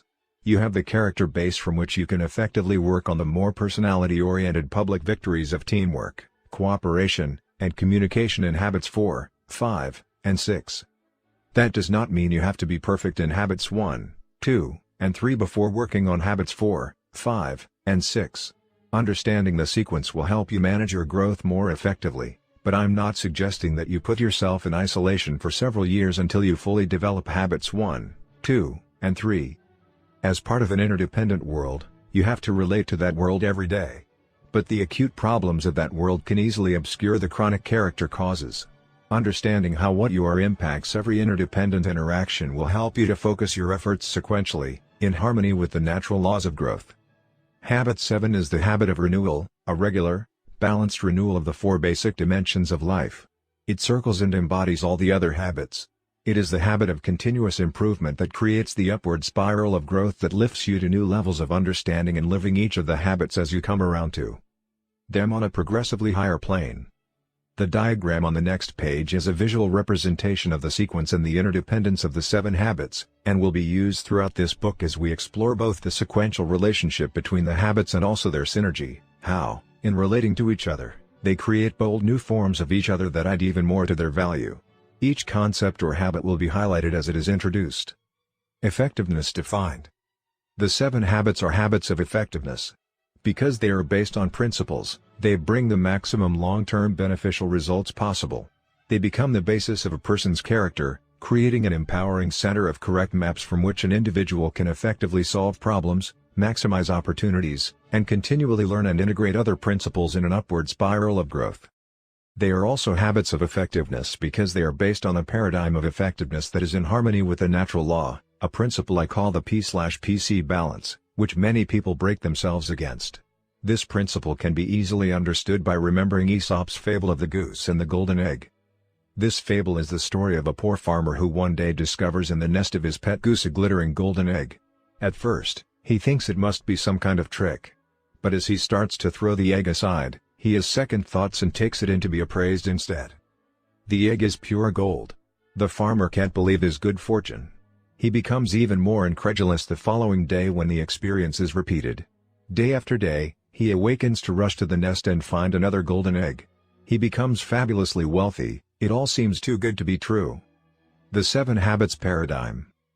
But with his increasing wealth comes greed and impatience.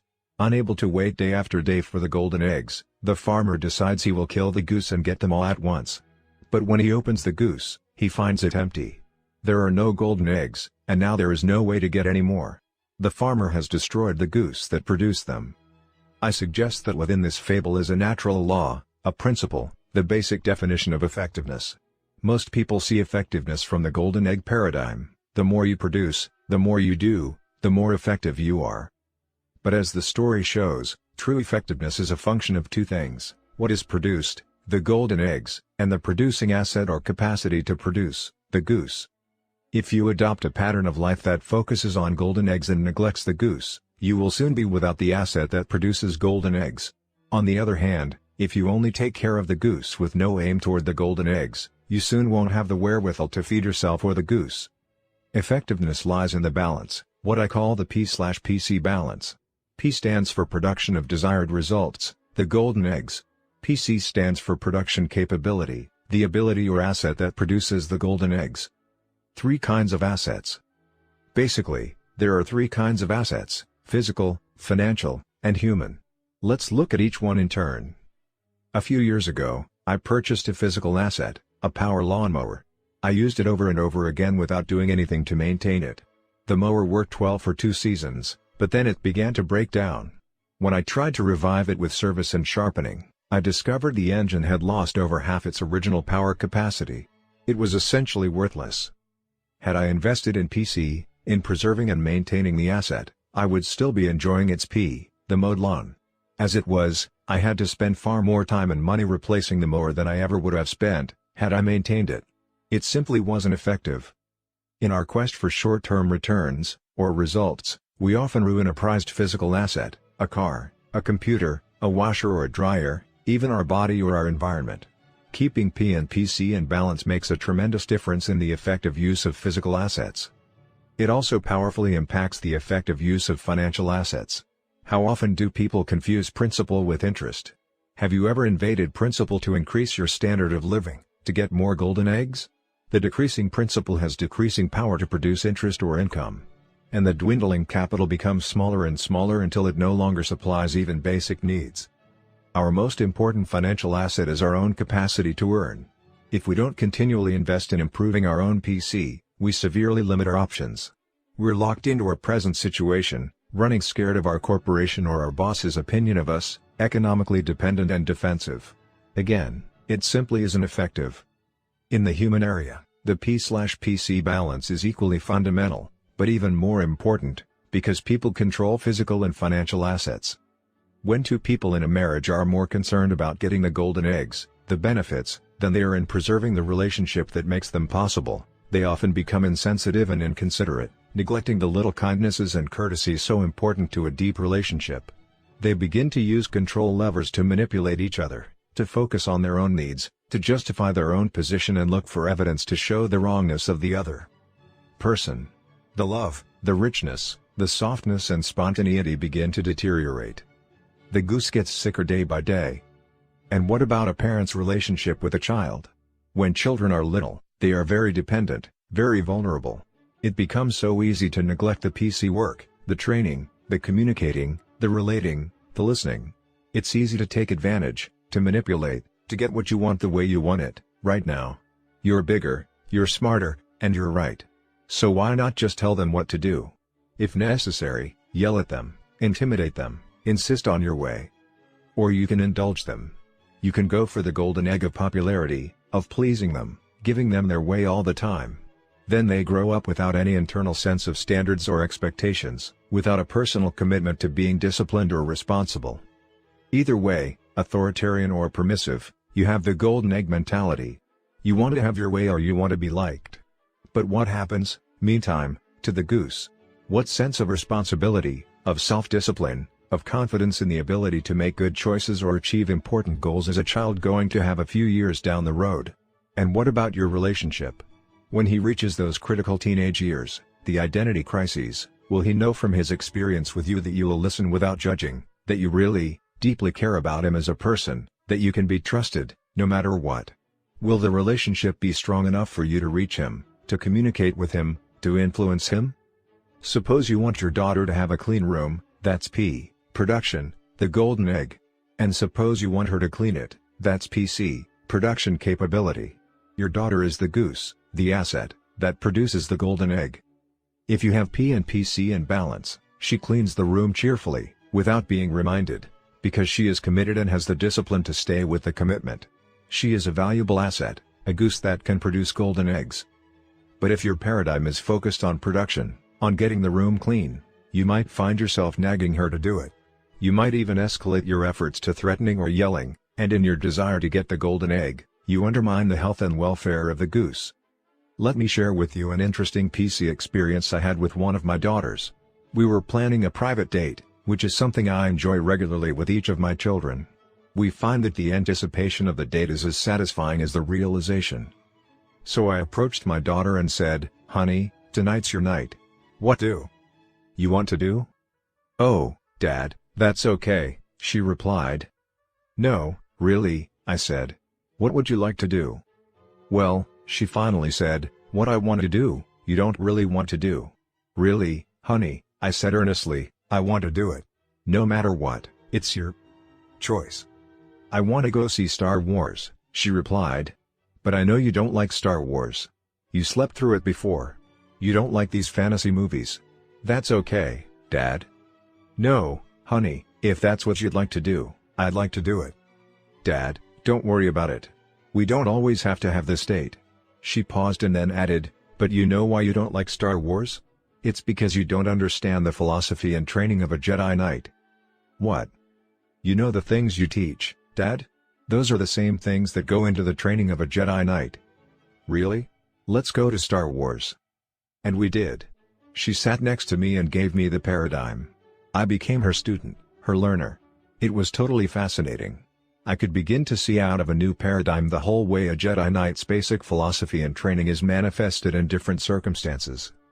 That experience was not a Plan P experience, it was the serendipitous fruit of a PC investment.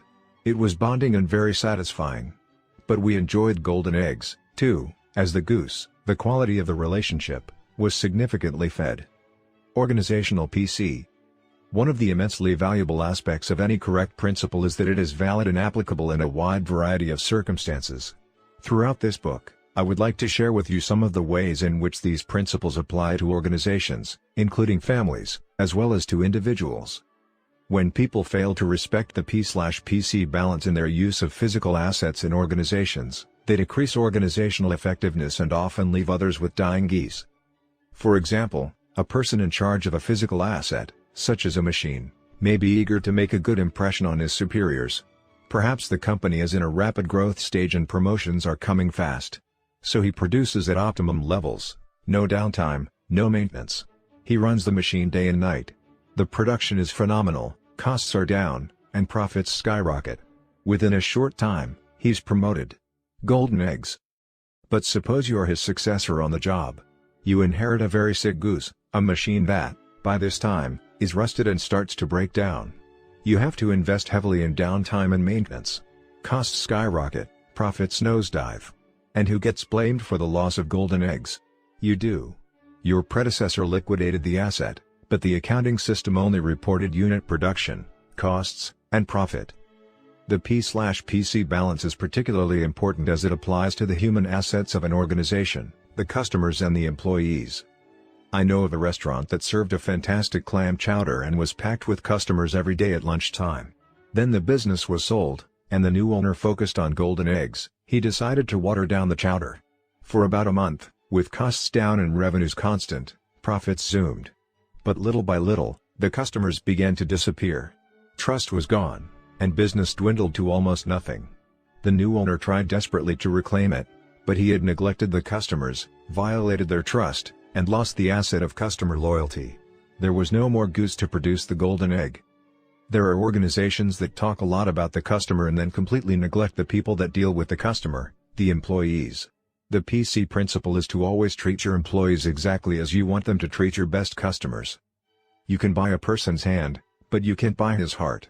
His heart is where his enthusiasm, his loyalty is. You can buy his back, but you can't buy his brain.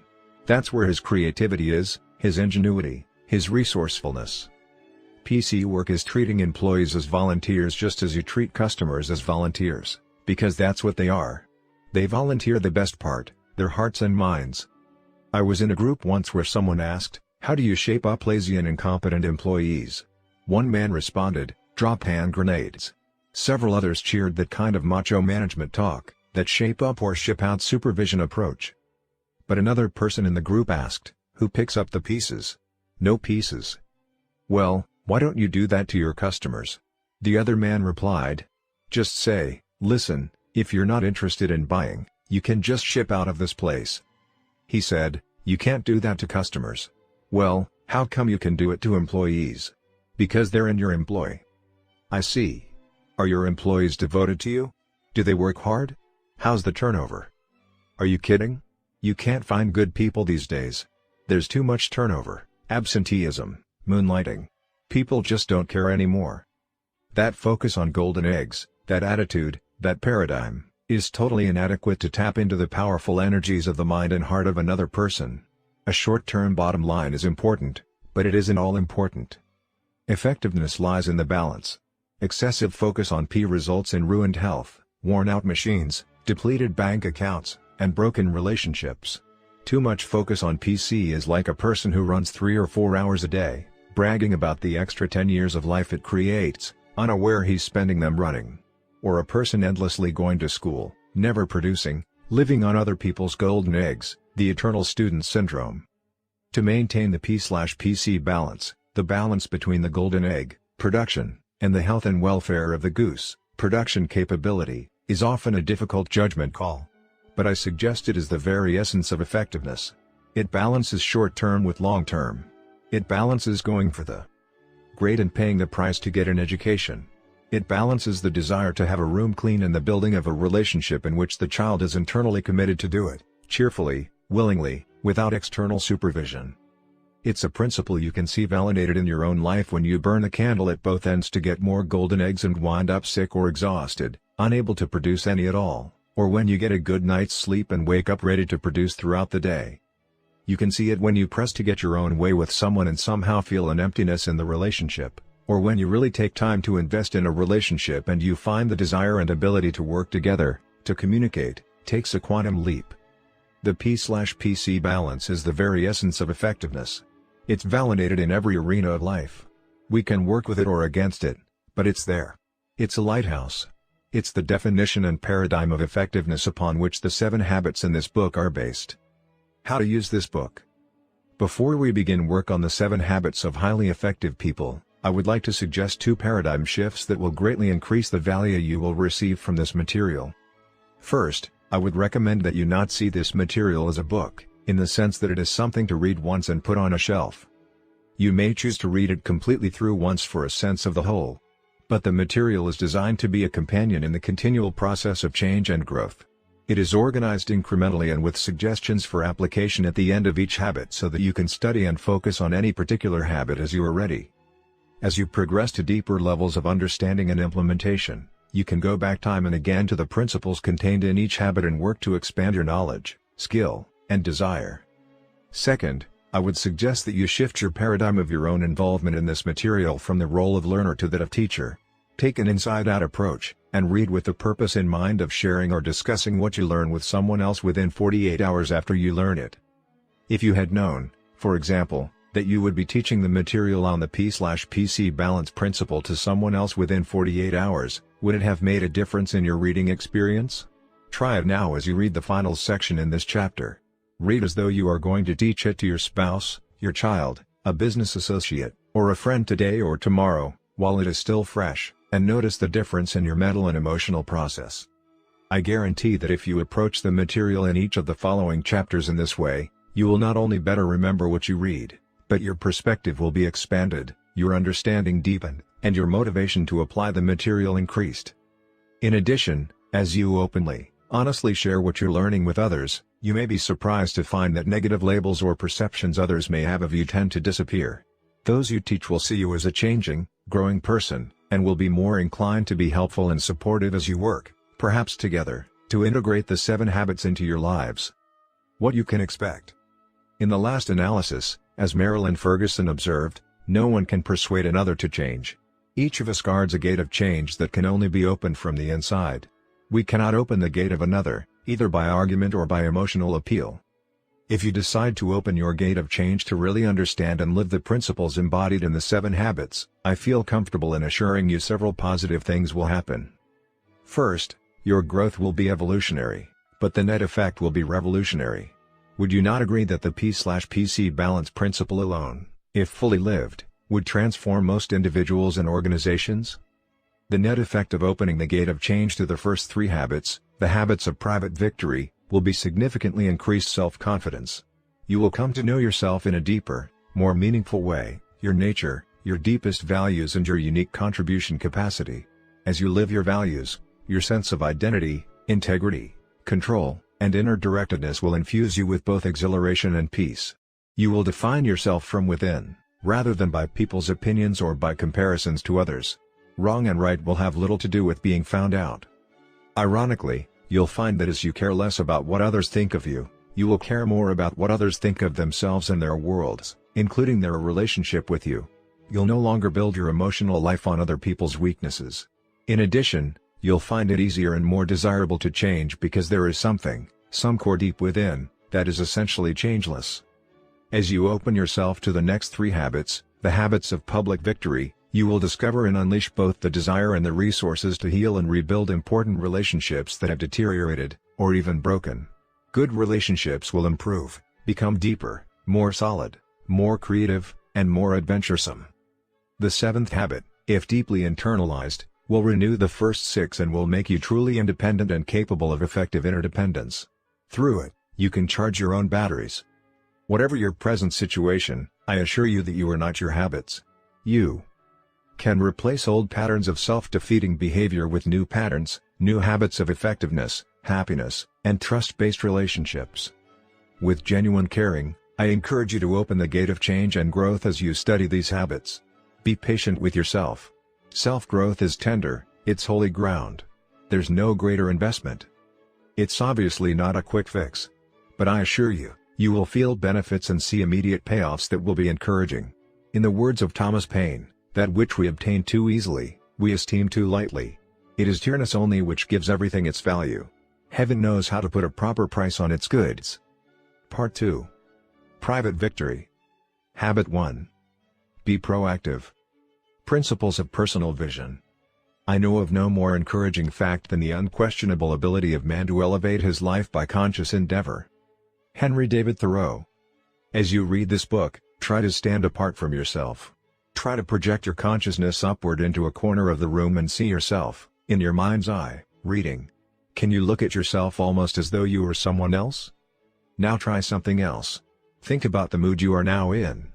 Can you identify it? What are you feeling? How would you describe your present mental state? Now think for a minute about how your mind is working. Is it quick and alert?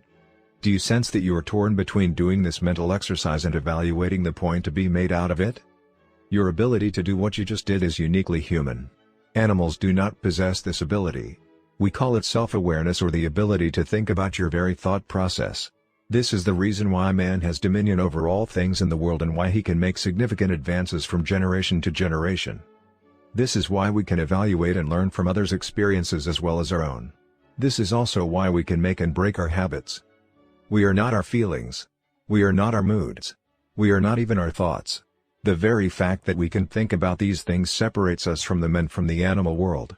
Self-awareness enables us to stand apart and examine even the way we see ourselves, our self-paradigm, the most fundamental paradigm of effectiveness. It affects not only our attitudes and behaviors, but also how we see other people. It becomes our map of the basic nature of mankind. In fact, until we take how we see ourselves, and how we see others, into account, we will be unable to understand how others see and feel about themselves and their world. Unaware, we will project our intentions on their behavior and call ourselves objective. This significantly limits our personal potential and our ability to relate to others as well. But because of the unique human capacity of self-awareness, we can examine our paradigms to determine whether they are reality or principle-based, or if they are a function of conditioning and conditions. The social mirror. If the only vision we have of ourselves comes from the social mirror, from the current social paradigm and from the opinions, perceptions, and paradigms of the people around us, our view of ourselves is like the reflection in the crazy mirror room at the carnival. You're never on time. Why can't you ever keep things in order? You must be an artist. You eat like a horse. I can't believe you won. This is so simple. Why can't you understand? These visions are disjointed and out of proportion.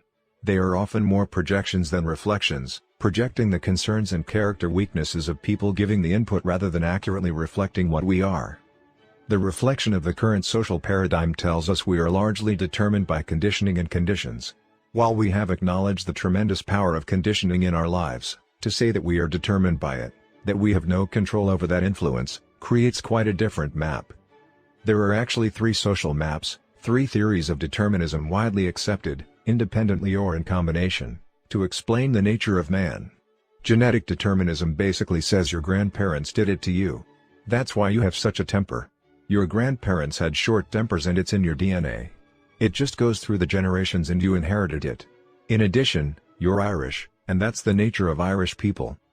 Psychic determinism basically says your parents did it to you. Your upbringing, your childhood experience essentially laid out your personal tendencies and your character structure. That's why you're afraid to be in front of a group. It's the way your parents brought you up.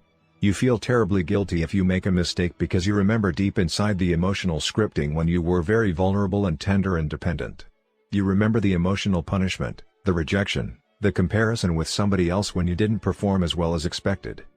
Environmental determinism basically says your boss is doing it to you, or your spouse, or that bratty teenager, or your economic situation, or national policies. Someone or something in your environment is responsible for your situation. Each of these maps is based on the stimulus/response theory we most often think of in connection with Pavlov's experiments with dogs. The basic idea is that we are conditioned to respond in a particular way to a particular stimulus. How accurately and functionally do these deterministic maps describe the territory? How clearly do these mirrors reflect the true nature of man? Do they become self-fulfilling prophecies? Are they based on principles we can validate within ourselves? Between stimulus and response. In answer to those questions, let me share with you the catalytic story of Viktor Frankl. Frankl was a determinist raised in the tradition of Freudian psychology, which postulates that whatever happens to you as a child shapes your character and personality and basically governs your whole life. The limits and parameters of your life are set, and, basically, you can't do much about it. Frankl was also a psychiatrist and a Jew. He was imprisoned in the death camps of Nazi Germany, where he experienced things that were so repugnant to our sense of decency that we shudder to even repeat them. His parents, his brother, and his wife died in the camps or were sent to the gas ovens. Except for his sister, his entire family perished.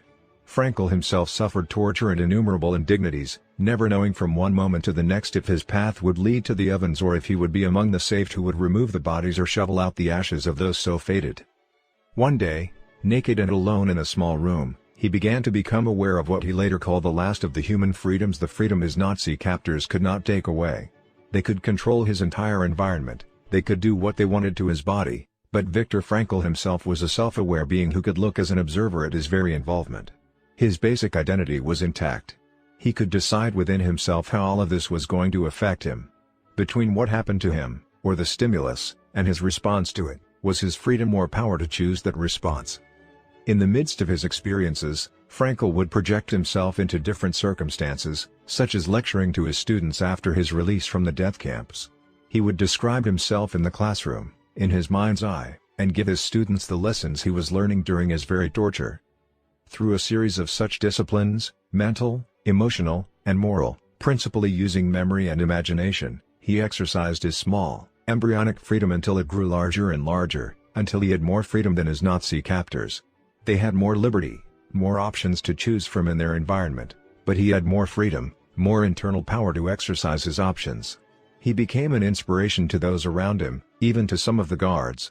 He helped others find meaning in their suffering and dignity in their prison existence. In the midst of the most degrading circumstances imaginable, Frankl used the human endowment of self-awareness to discover a fundamental principle about the nature of man. Between stimulus and response, man has the freedom to choose.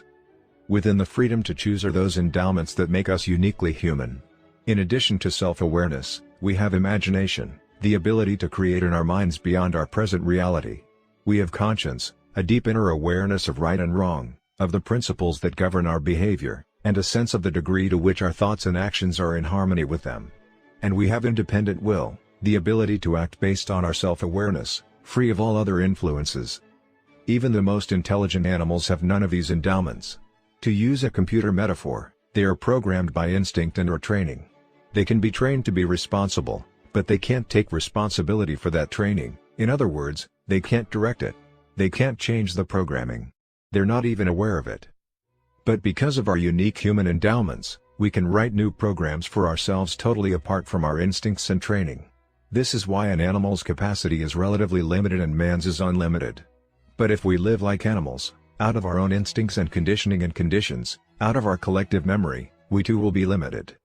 The deterministic paradigm comes primarily from the study of animals, rats, monkeys, pigeons, dogs, and neurotic and psychotic people. While this may meet certain criteria of some researchers because it seems measurable and predictable, the history of mankind and our own self-awareness tell us that this map doesn't describe the territory at all. Our unique human endowments lift us above the animal world. The extent to which we exercise and develop these endowments empowers us to fulfill our uniquely human potential. Between stimulus and response is our greatest power, the freedom to choose. Proactivity defined. In discovering the basic principle of the nature of man, Frankl described an accurate self-map from which he began to develop the first and most basic habit of a highly effective person in any environment, the habit of proactivity. While the word proactivity is now fairly common in management literature, it is a word you won't find in most dictionaries. It means more than merely taking initiative. It means that as human beings, we are responsible for our own lives. Our behavior is a function of our decisions, not our conditions. We can subordinate feelings to values. We have the initiative and the responsibility to make things happen. Proactive model. Look at the word responsibility, the ability to choose your response. Highly proactive people recognize that responsibility. They do not blame circumstances, conditions, or conditioning for their behavior. Their behavior is a product of their own conscious choice, based on values, rather than a product of their conditions, based on feeling. Because we are, by nature, proactive, if our lives are a function of conditioning and conditions, it is because we have, by conscious decision or by default, chosen to empower those things to control us. In making such a choice, we become reactive. Reactive people are often affected by their physical environment. If the weather is good, they feel good. If it isn't, it affects their attitude and their performance. Proactive people can carry their own weather with them. Whether it rains or shines makes no difference to them. They are value-driven, and if their value is to produce good quality work, it isn't a function of whether the weather is conducive to it or not. Reactive people are also affected by their social environment, by the social weather. When people treat them well, they feel well. When people don't, they become defensive or protective. Reactive people build their emotional lives around the behavior of others, empowering the weaknesses of other people to control them. The ability to subordinate an impulse to a value is the essence of the proactive person. Reactive people are driven by feelings, by circumstances, by conditions, by their environment. Proactive people are driven by values, carefully thought about, selected and internalized values. Proactive people are still influenced by external stimuli, whether physical, social, or psychological. But their response to the stimuli, conscious or unconscious, is a value-based choice or response. As Eleanor Roosevelt observed, "No one can hurt you without your consent." In the words of Gandhi, "They cannot take away our self-respect if we do not give it to them." It is our willing permission, our consent to what happens to us, that hurts us far more than what happens to us in the first place. I admit this is very hard to accept emotionally, especially if we have had years and years of explaining our misery in the name of circumstance or someone else's behavior. But until a person can say deeply and honestly, "I am what I am today because of the choices I made yesterday," that person cannot say, "I choose otherwise." Once in Sacramento when I was speaking on the subject of proactivity, a woman in the audience stood up in the middle of my presentation and started talking excitedly. It was a large audience, and as a number of people turned to look at her, she suddenly became aware of what she was doing, grew embarrassed and sat back down. But she seemed to find it difficult to restrain herself and started talking to the people around her. She seemed so happy. I could hardly wait for a break to find out what had happened. When it finally came, I immediately went to her and asked if she would be willing to share her experience. "You just can't imagine what's happened to me," she exclaimed. "I'm a full-time nurse to the most miserable, ungrateful man you can possibly imagine. Nothing I do is good enough for him. He never expresses appreciation, he hardly even acknowledges me. He constantly harps at me and finds fault with everything I do. This man has made my life miserable and I often take my frustration out on my family. The other nurses feel the same way. We almost pray for his demise. And for you to have the gall to stand up there and suggest that nothing can hurt me, that no one can hurt me without my consent, and that I have chosen my own emotional life of being miserable, well, there was just no way I could buy into that." But I kept thinking about it. I really went inside myself and began to ask, do I have the power to choose my response? When I finally realized that I do have that power, when I swallowed that bitter pill and realized that I had chosen to be miserable, I also realized that I could choose not to be miserable. At that moment I stood up. I felt as though I was being let out of San Quentin. I wanted to yell to the whole world, "I am free. I am let out of prison. No longer am I going to be controlled by the treatment of some person." It's not what happens to us, but our response to what happens to us that hurts us. Of course, things can hurt us physically or economically and can cause sorrow. But our character, our basic identity, does not have to be hurt at all. In fact, our most difficult experiences become the crucibles that forge our character and develop the internal powers, the freedom to handle difficult circumstances in the future and to inspire others to do so as well. Frankl is one of many who have been able to develop the personal freedom in difficult circumstances to lift and inspire others. The autobiographical accounts of Vietnam prisoners of war provide additional persuasive testimony of the transforming power of such personal freedom and the effect of the responsible use of that freedom on the prison culture and on the prisoners, both then and now. We have all known individuals in very difficult circumstances, perhaps with a terminal illness or a severe physical handicap, who maintain magnificent emotional strength. How inspired we are by their integrity. Nothing has a greater, longer-lasting impression upon another person than the awareness that someone has transcended suffering, has transcended circumstance, and is embodying and expressing a value that inspires and ennobles and lifts life. One of the most inspiring times Sandra and I have ever had took place over a 4-year period with a dear friend of ours named Carol, who had a wasting cancer disease. She had been one of Sandra's bridesmaids, and they had been best friends for over 25 years. When Carol was in the very last stages of the disease, Sandra spent time at her bedside helping her write her personal history.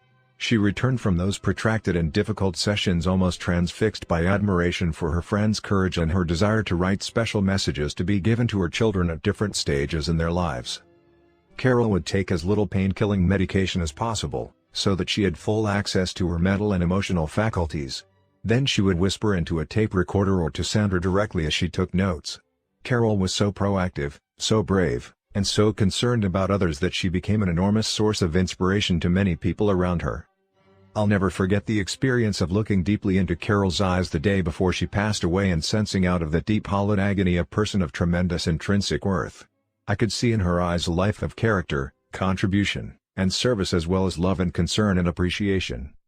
Many times over the years, I have asked groups of people how many have ever experienced being in the presence of a dying individual who had a magnificent attitude and communicated love and compassion and served in unmatchable ways to the very end.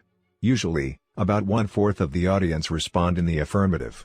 I then ask how many of them will never forget these individuals, how many were transformed, at least temporarily, by the inspiration of such courage, and were deeply moved and motivated to more noble acts of service and compassion. The same people respond again, almost inevitably. Viktor Frankl suggests that there are 3 central values in life: the experiential, or that which happens to us, the creative, or that which we bring into existence, and the attitudinal, or our response in difficult circumstances such as terminal illness. My own experience with people confirms the point Frankl makes, that the highest of the 3 values is attitudinal, in the paradigm or reframing sense. In other words, what matters most is how we respond to what we experience in life. Difficult circumstances often create paradigm shifts, whole new frames of reference by which people see the world and themselves and others in it, and what life is asking of them. Their larger perspective reflects the attitudinal values that lift and inspire us all. Taking the initiative. Our basic nature is to act, and not be acted upon. As well as enabling us to choose our response to particular circumstances, this empowers us to create circumstances. Taking initiative does not mean being pushy, obnoxious, or aggressive. It does mean recognizing our responsibility to make things happen. Over the years, I have frequently counseled people who wanted better jobs to show more initiative, to take interest in aptitude tests, to study the industry, even the specific problems the organizations they are interested in are facing, and then to develop an effective presentation showing how their abilities can help solve the organization's problem. It's called solution selling, and is a key paradigm in business success. The response is usually agreement. Most people can see how powerfully such an approach would affect their opportunities for employment or advancement. But many of them fail to take the necessary steps, the initiative, to make it happen. I don't know where to go to take the interest and aptitude tests. How do I study industry and organizational problems? No one wants to help me. I don't have any idea how to make an effective presentation. Many people wait for something to happen or someone to take care of them. But people who end up with the good jobs are the proactive ones who are solutions to problems, not problems themselves, who seize the initiative to do whatever is necessary, consistent with correct principles, to get the job done. Whenever someone in our family, even one of the younger children, takes an irresponsible position and waits for someone else to make things happen or provide a solution, we tell them, use your R&I, resourcefulness and initiative. In fact, often before we can say it, they answer their own complaints. I know, use my R&I? Holding people to the responsible course is not demeaning, it is affirming. Proactivity is part of human nature, and, although the proactive muscles may be dormant, they are there. By respecting the proactive nature of other people, we provide them with at least one clear, undistorted reflection from the social mirror. Of course, the maturity level of the individual has to be taken into account. We can't expect high creative cooperation from those who are deep into emotional dependence. But we can, at least, affirm their basic nature and create an atmosphere where people can seize opportunities and solve problems in an increasingly self-reliant way. Act or be acted upon. The difference between people who exercise initiative and those who don't is literally the difference between night and day. I'm not talking about a 25 to 50% difference in effectiveness, I'm talking about a 5,000+% difference, particularly if they are smart, aware, and sensitive to others. It takes initiative to create the P/PC balance of effectiveness in your life. It takes initiative to develop the 7 habits. As you study the other 6 habits, you will see that each depends on the development of your proactive muscles. Each puts the responsibility on you to act. If you wait to be acted upon, you will be acted upon. And growth and opportunity consequences attend either road. At one time I worked with a group of people in the home improvement industry, representatives from 20 different organizations who met quarterly to share their numbers and problems in an uninhibited way. This was during a time of heavy recession, and the negative impact on this particular industry was even heavier than on the economy in general. These people were fairly discouraged as we began. The first day, our discussion question was, what's happening to us? What's the stimulus? Many things were happening. The environmental pressures were powerful. There was widespread unemployment, and many of these people were laying off friends just to maintain the viability of their enterprises. By the end of the day, everyone was even more discouraged. The second day, we addressed the question, what's going to happen in the future? We studied environmental trends with the underlying reactive assumption that those things would create their future. By the end of the second day, we were even more depressed. Things were going to get worse before they got better, and everyone knew it. So on the third day, we decided to focus on the proactive question, what is our response? What are we going to do? How can we exercise initiative in this situation? In the morning we talked about managing and reducing costs. In the afternoon we discussed increasing market share. We brainstormed both areas, then concentrated on several very practical, very doable things. A new spirit of excitement, hope, and proactive awareness concluded the meetings. At the very end of the third day, we summarized the results of the conference in a three-part answer to the question, how's business? Part 1, what's happening to us is not good, and the trends suggest that it will get worse before it gets better. Part 2, but what we are causing to happen is very good, for we are better managing and reducing our costs and increasing our market share. Part 3, therefore, business is better than ever. Now what would a reactive mind say to that? Oh, come on. Face facts. You can only carry this positive thinking and self-psych approach so far. Sooner or later you have to face reality. But that's the difference between positive thinking and proactivity. We did face reality. We faced the reality of the current circumstance and of future projections. But we also faced the reality that we had the power to choose a positive response to those circumstances and projections.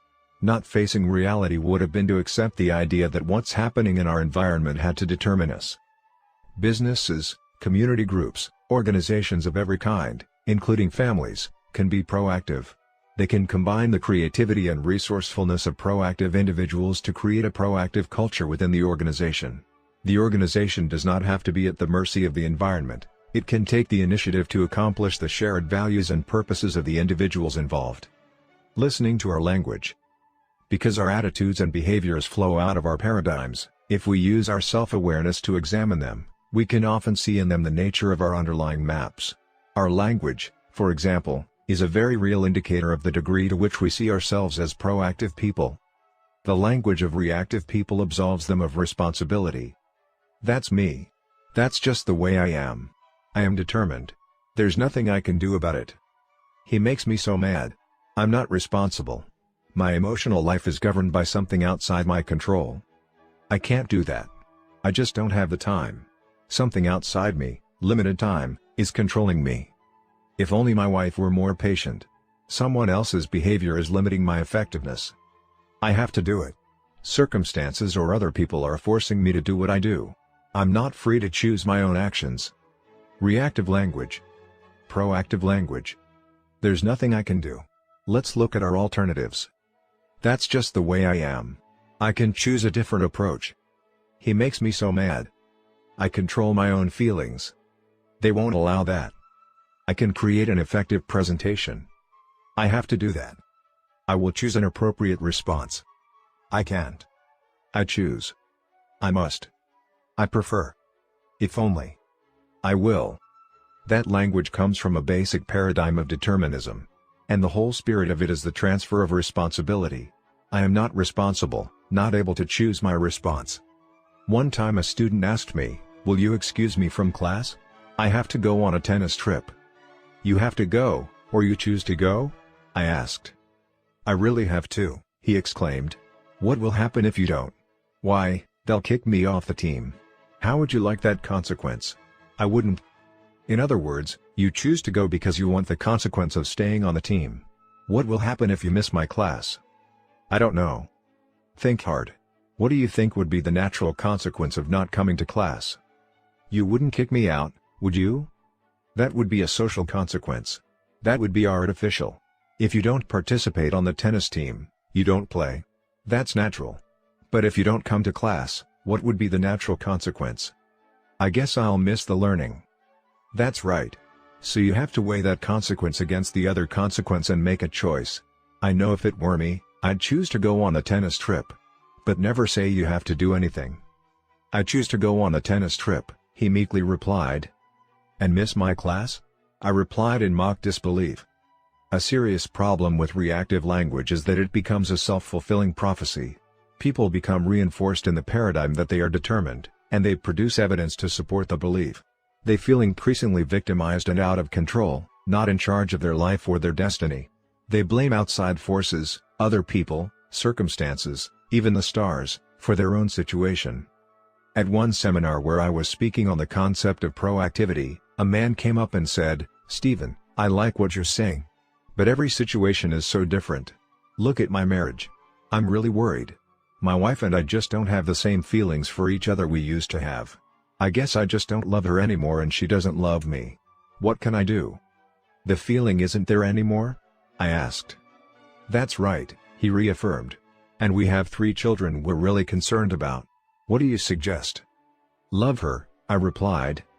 "I told you, the feeling just isn't there anymore. Love her." "You don't understand. The feeling of love just isn't there." "Then love her. If the feeling isn't there, that's a good reason to love her. But how do you love when you don't love?" "My friend, love is a verb. Love, the feeling, is a fruit of love, the verb. So love her. Serve her. Sacrifice. Listen to her. Empathize. Appreciate. Affirm her. Are you willing to do that?" In the great literature of all progressive societies, love is a verb. Reactive people make it a feeling. They're driven by feelings. Hollywood has generally scripted us to believe that we are not responsible, that we are a product of our feelings. But the Hollywood script does not describe the reality. If our feelings control our actions, it is because we have abdicated our responsibility and empowered them to do so. Proactive people make love a verb. Love is something you do, the sacrifices you make, the giving of self, like a mother bringing a newborn into the world. If you want to study love, study those who sacrifice for others, even for people who offend or do not love in return.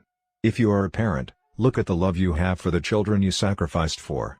Love is a value that is actualized through loving actions. Proactive people subordinate feelings to values. Love, the feeling, can be recaptured. No concern. Circle of concern/circle of influence. Another excellent way to become more self-aware regarding our own degree of proactivity is to look at where we focus our time and energy. We each have a wide range of concerns: our health, our children, problems at work, the national debt, nuclear war. We could separate those from things in which we have no particular mental or emotional involvement by creating a circle of concern. Proactive focus. Positive energy enlarges the circle of influence. As we look at those things within our circle of concern, it becomes apparent that there are some things over which we have no real control and others that we can do something about. We could identify those concerns in the latter group by circumscribing them within a smaller circle of influence. By determining which of these 2 circles is the focus of most of our time and energy, we can discover much about the degree of our proactivity. Reactive focus. Negative energy reduces the circle of influence. Proactive people focus their efforts in the circle of influence. They work on the things they can do something about. The nature of their energy is positive, enlarging and magnifying, causing their circle of influence to increase. Reactive people, on the other hand, focus their efforts in the circle of concern. They focus on the weakness of other people, the problems in the environment, and circumstances over which they have no control. Their focus results in blaming and accusing attitudes, reactive language, and increased feelings of victimization. The negative energy generated by that focus, combined with neglect in areas they could do something about, causes their circle of influence to shrink. As long as we are working in our circle of concern, we empower the things within it to control us. We aren't taking the proactive initiative necessary to effect positive change. Earlier, I shared with you the story of my son who was having serious problems in school. Sandra and I were deeply concerned about his apparent weaknesses and about the way other people were treating him. But those things were in our circle of concern. As long as we focused our efforts on those things, we accomplished nothing, except to increase our own feelings of inadequacy and helplessness and to reinforce our son's dependence. It was only when we went to work in our circle of influence, when we focused on our own paradigms, that we began to create a positive energy that changed ourselves and eventually influenced our son as well. By working on ourselves instead of worrying about conditions, we were able to influence the conditions. Because of position, wealth, role, or relationships, There are some circumstances in which a person's circle of influence is larger than his or her circle of concern. This situation reflects a self-inflicted emotional myopia, another reactive selfish lifestyle focused in the circle of concern. Though they may have to prioritize the use of their influence, proactive people have a circle of concern that is at least as big as their circle of influence, accepting the responsibility to use their influence effectively. Direct, indirect, and no control. The problems we face fall in one of three areas: direct control, problems involving our own behavior; indirect control, problems involving other people's behavior; or no control, problems we can do nothing about, such as our past or situational realities. The proactive approach puts the first step in the solution of all three kinds of problems within our present circle of influence. Direct control problems are solved by working on our habits. They are obviously within our circle of influence. These are the private victories of habits 1, 2, and 3. Indirect control problems are solved by changing our methods of influence. These are the public victories of habits 4, 5, and 6. I have personally identified over 30 separate methods of human influence, as separate as empathy is from confrontation, as separate as example is from persuasion. Most people have only 3 or 4 of these methods in their repertoire, starting usually with reasoning, and, if that doesn't work, moving to flight or fight.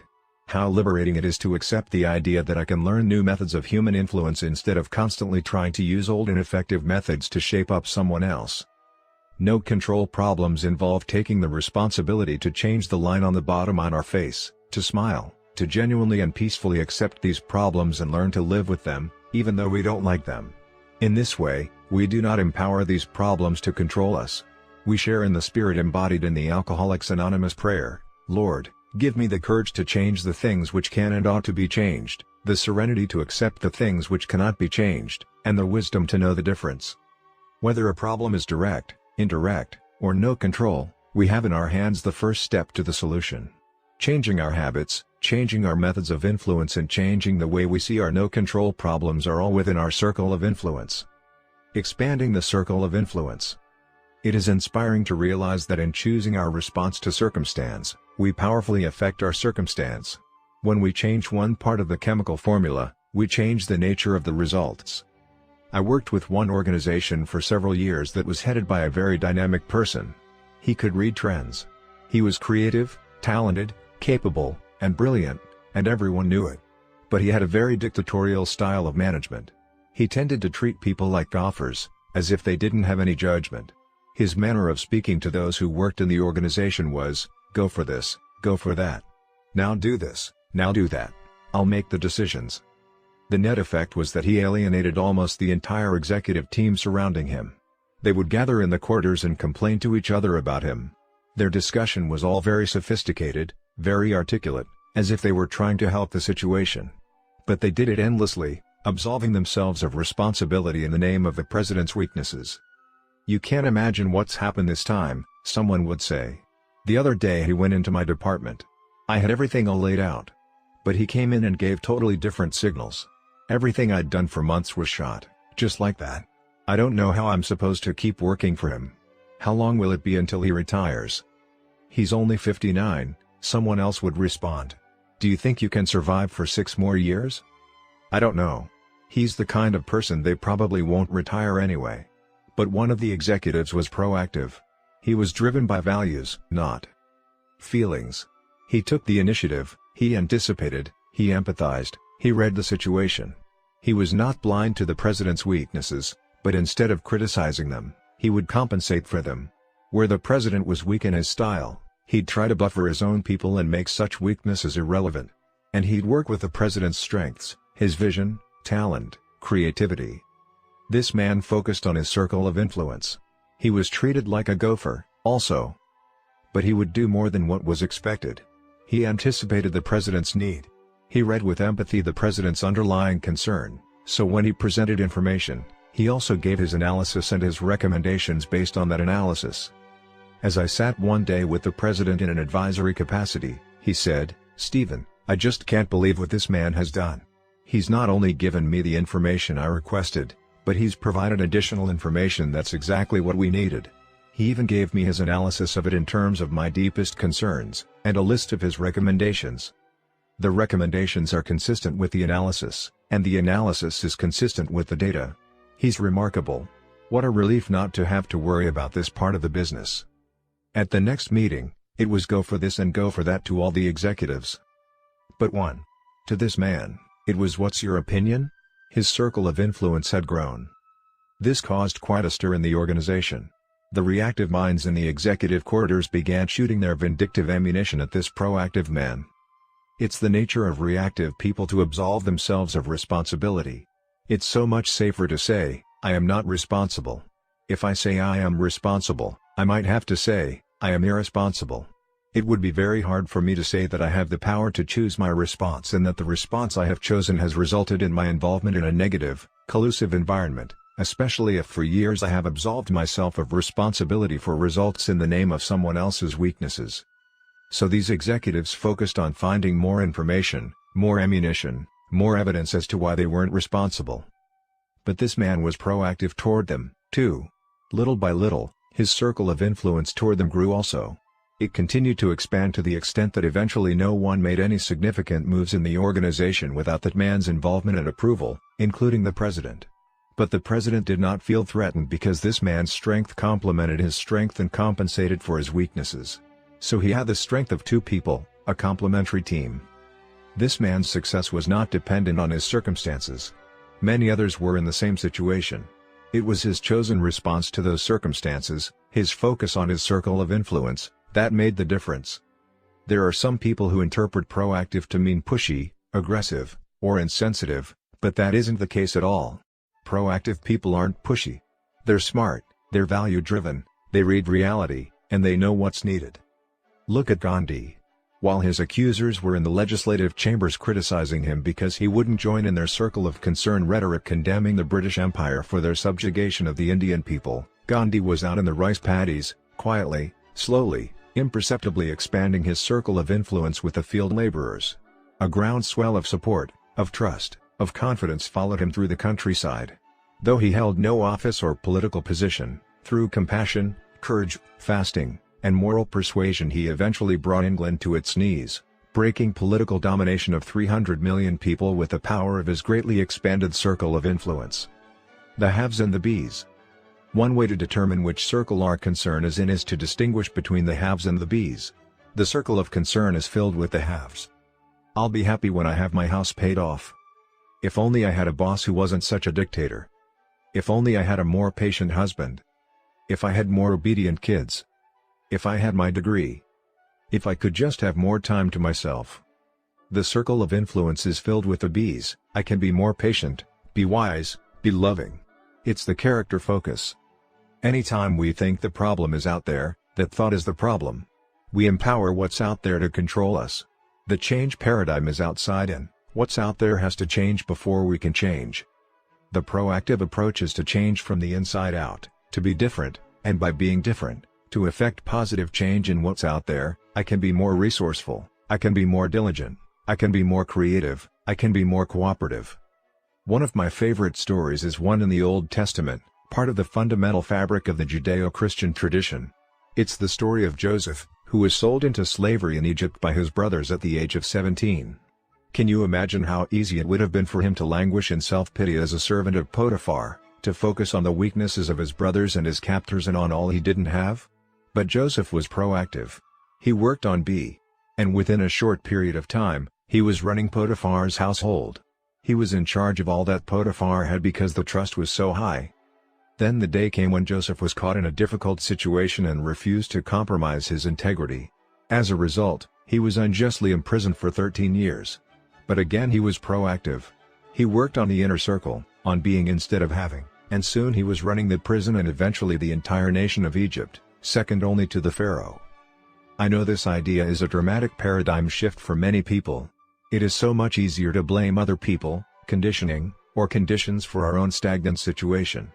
But we are responsible to control our lives and to powerfully influence our circumstances by working on what we are. If I have a problem in my marriage, what do I really gain by continually confessing my wife's sins? By saying I'm not responsible, I make myself a powerless victim, I immobilize myself in a negative situation.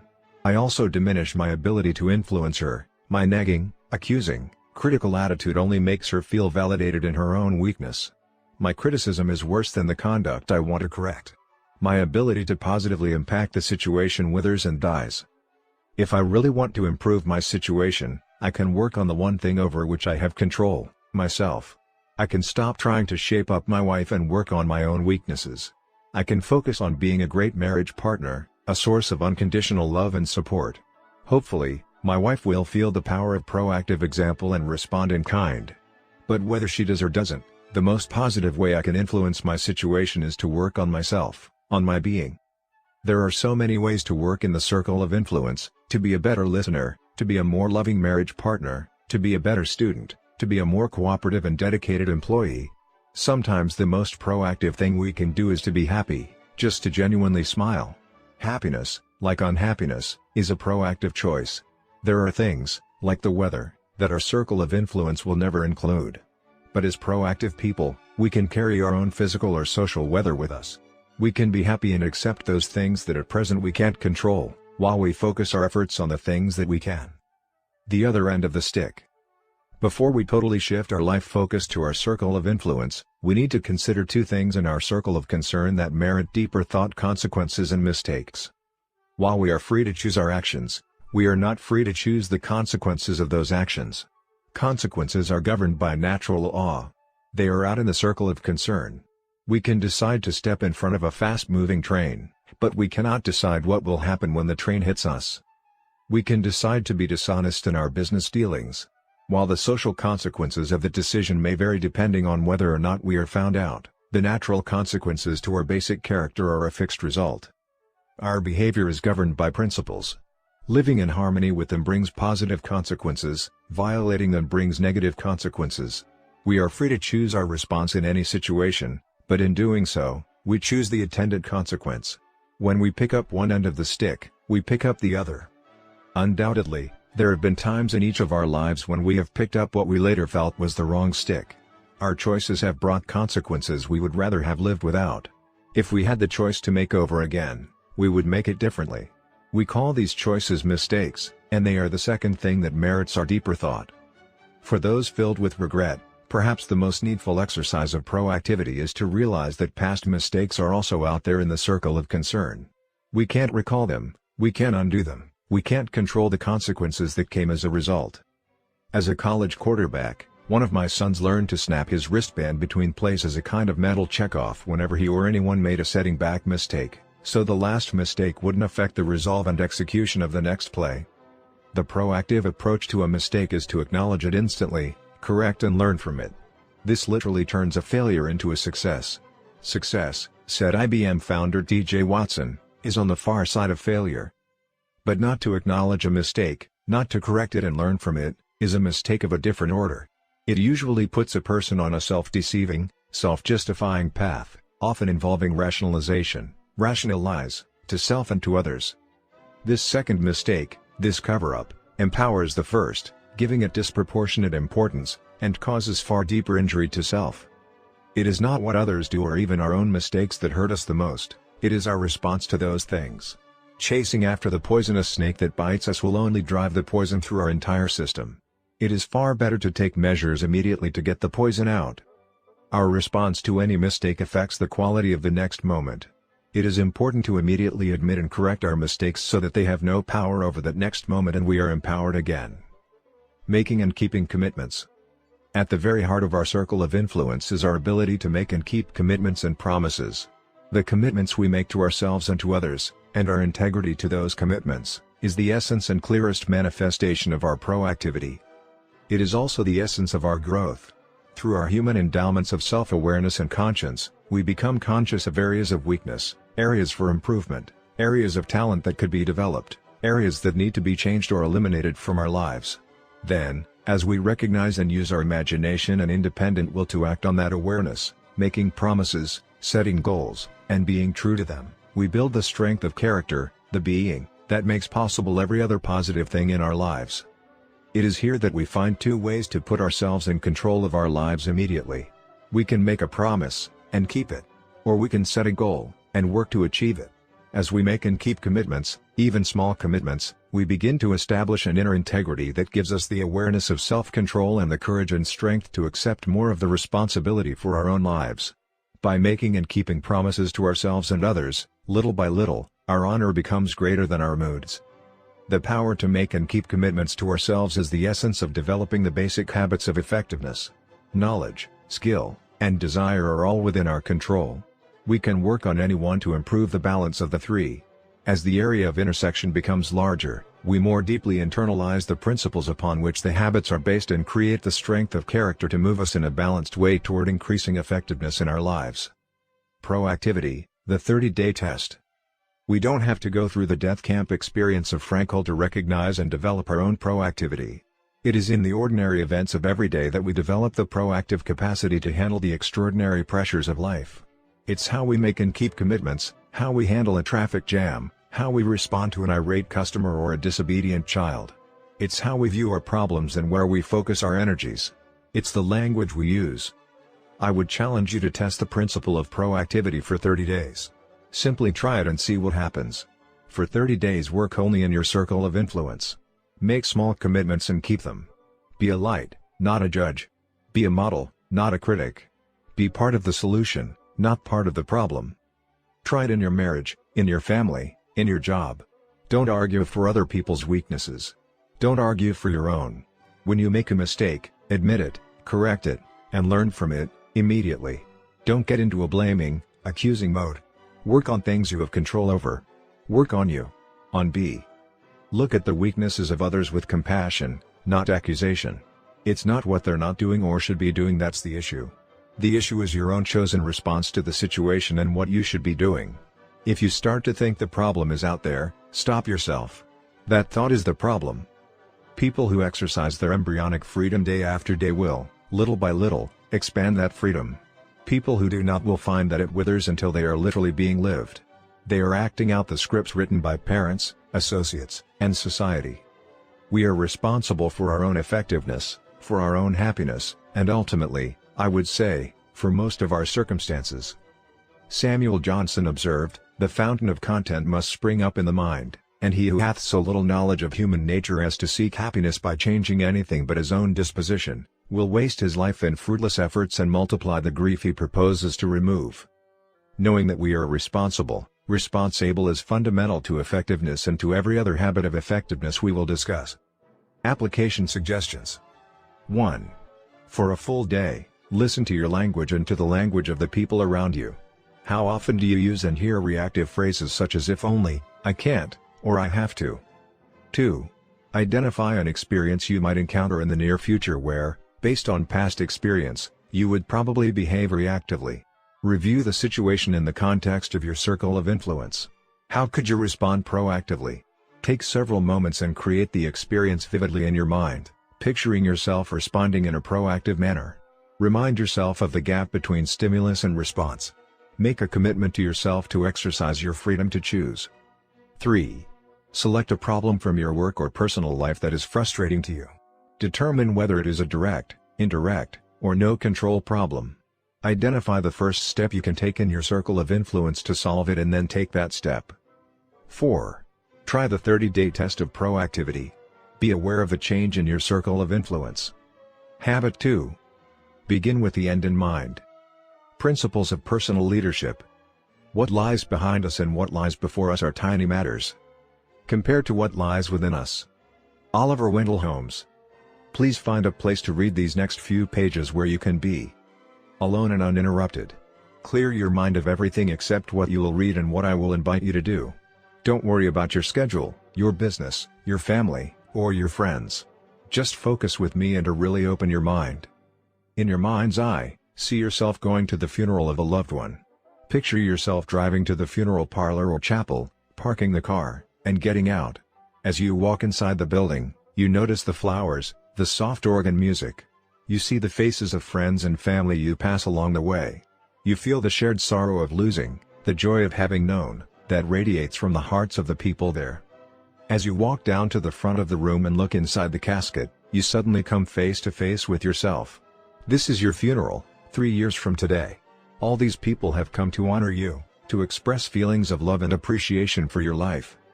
As you take a seat and wait for the services to begin, you look at the program in your hand. There are to be 4 speakers. The first is from your family, immediate and also extended, children, brothers, sisters, nephews, nieces, aunts, uncles, cousins, and grandparents who have come from all over the country to attend. The second speaker is one of your friends, someone who can give a sense of what you are as a person. The third speaker is from your work or profession. And the fourth is from your church or some community organization where you've been involved in service. Now think deeply. What would you like each of these speakers to say about you and your life? What kind of husband, wife, father, or mother would you like their words to reflect? What kind of son or daughter or cousin? What kind of friend? What kind of working associate? What character would you like them to have seen in you? What contributions, what achievements would you want them to remember? Look carefully at the people around you. What difference would you like to have made in their lives? Before you read further, take a few minutes to jot down your impressions. It will greatly increase your personal understanding of habit 2. What it means to begin with the end in mind. If you participated seriously in this visualization experience, you touched for a moment some of your deep, fundamental values. You established brief contact with that inner guidance system at the heart of your circle of influence. Consider the words of Joseph Addison. When I look upon the tombs of the great, every emotion of envy dies in me. When I read the epitaphs of the beautiful, every inordinate desire goes out. When I meet with the grief of parents upon a tombstone, my heart melts with compassion. When I see the tomb of the parents themselves, I consider the vanity of grieving o'er those whom we must quickly follow. When I see kings lying by those who depose them, when I consider rival wits placed side by side, or the holy men that divided the world with their contests and disputes, I reflect with sorrow and astonishment on the little competitions, factions, and debates of mankind.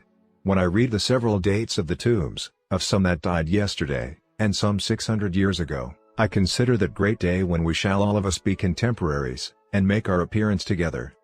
Although habit 2 applies to many different circumstances and levels of life, the most fundamental application of begin with the end in mind is to begin today with the image, picture, or paradigm of the end of your life as your frame of reference or the criterion by which everything else is examined. Each part of your life, today's behavior, tomorrow's behavior, next week's behavior, next month's behavior, can be examined in the context of the whole, of what really matters most to you. By keeping that end clearly in mind, you can make certain that whatever you do on any particular day does not violate the criteria you have defined as supremely important, and that each day of your life contributes in a meaningful way to the vision you have of your life as a whole.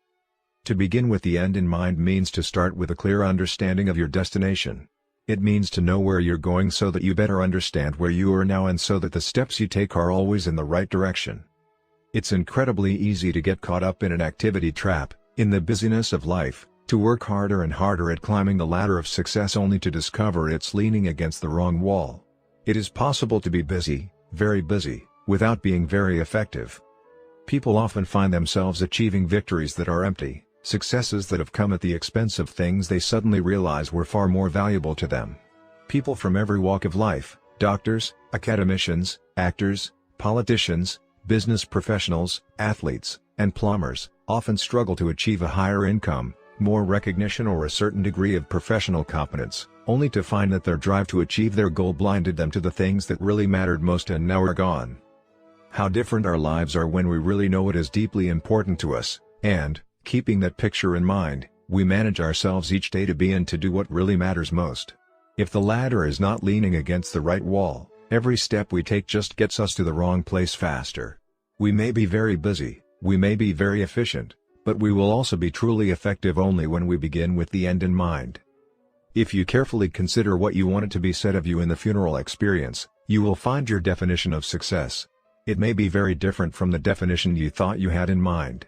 Perhaps fame, achievement, money, or some of the other things we strive for are not even part of the right wall. When you begin with the end in mind, you gain a different perspective. One man asked another on the death of a mutual friend, "How much did he leave?" His friend responded, "He left it all." All things are created twice. Begin with the end in mind is based on the principle that all things are created twice. There's a mental or first creation, and a physical or second creation to all things. Take the construction of a home, for example. You create it in every detail before you ever hammer the first nail into place.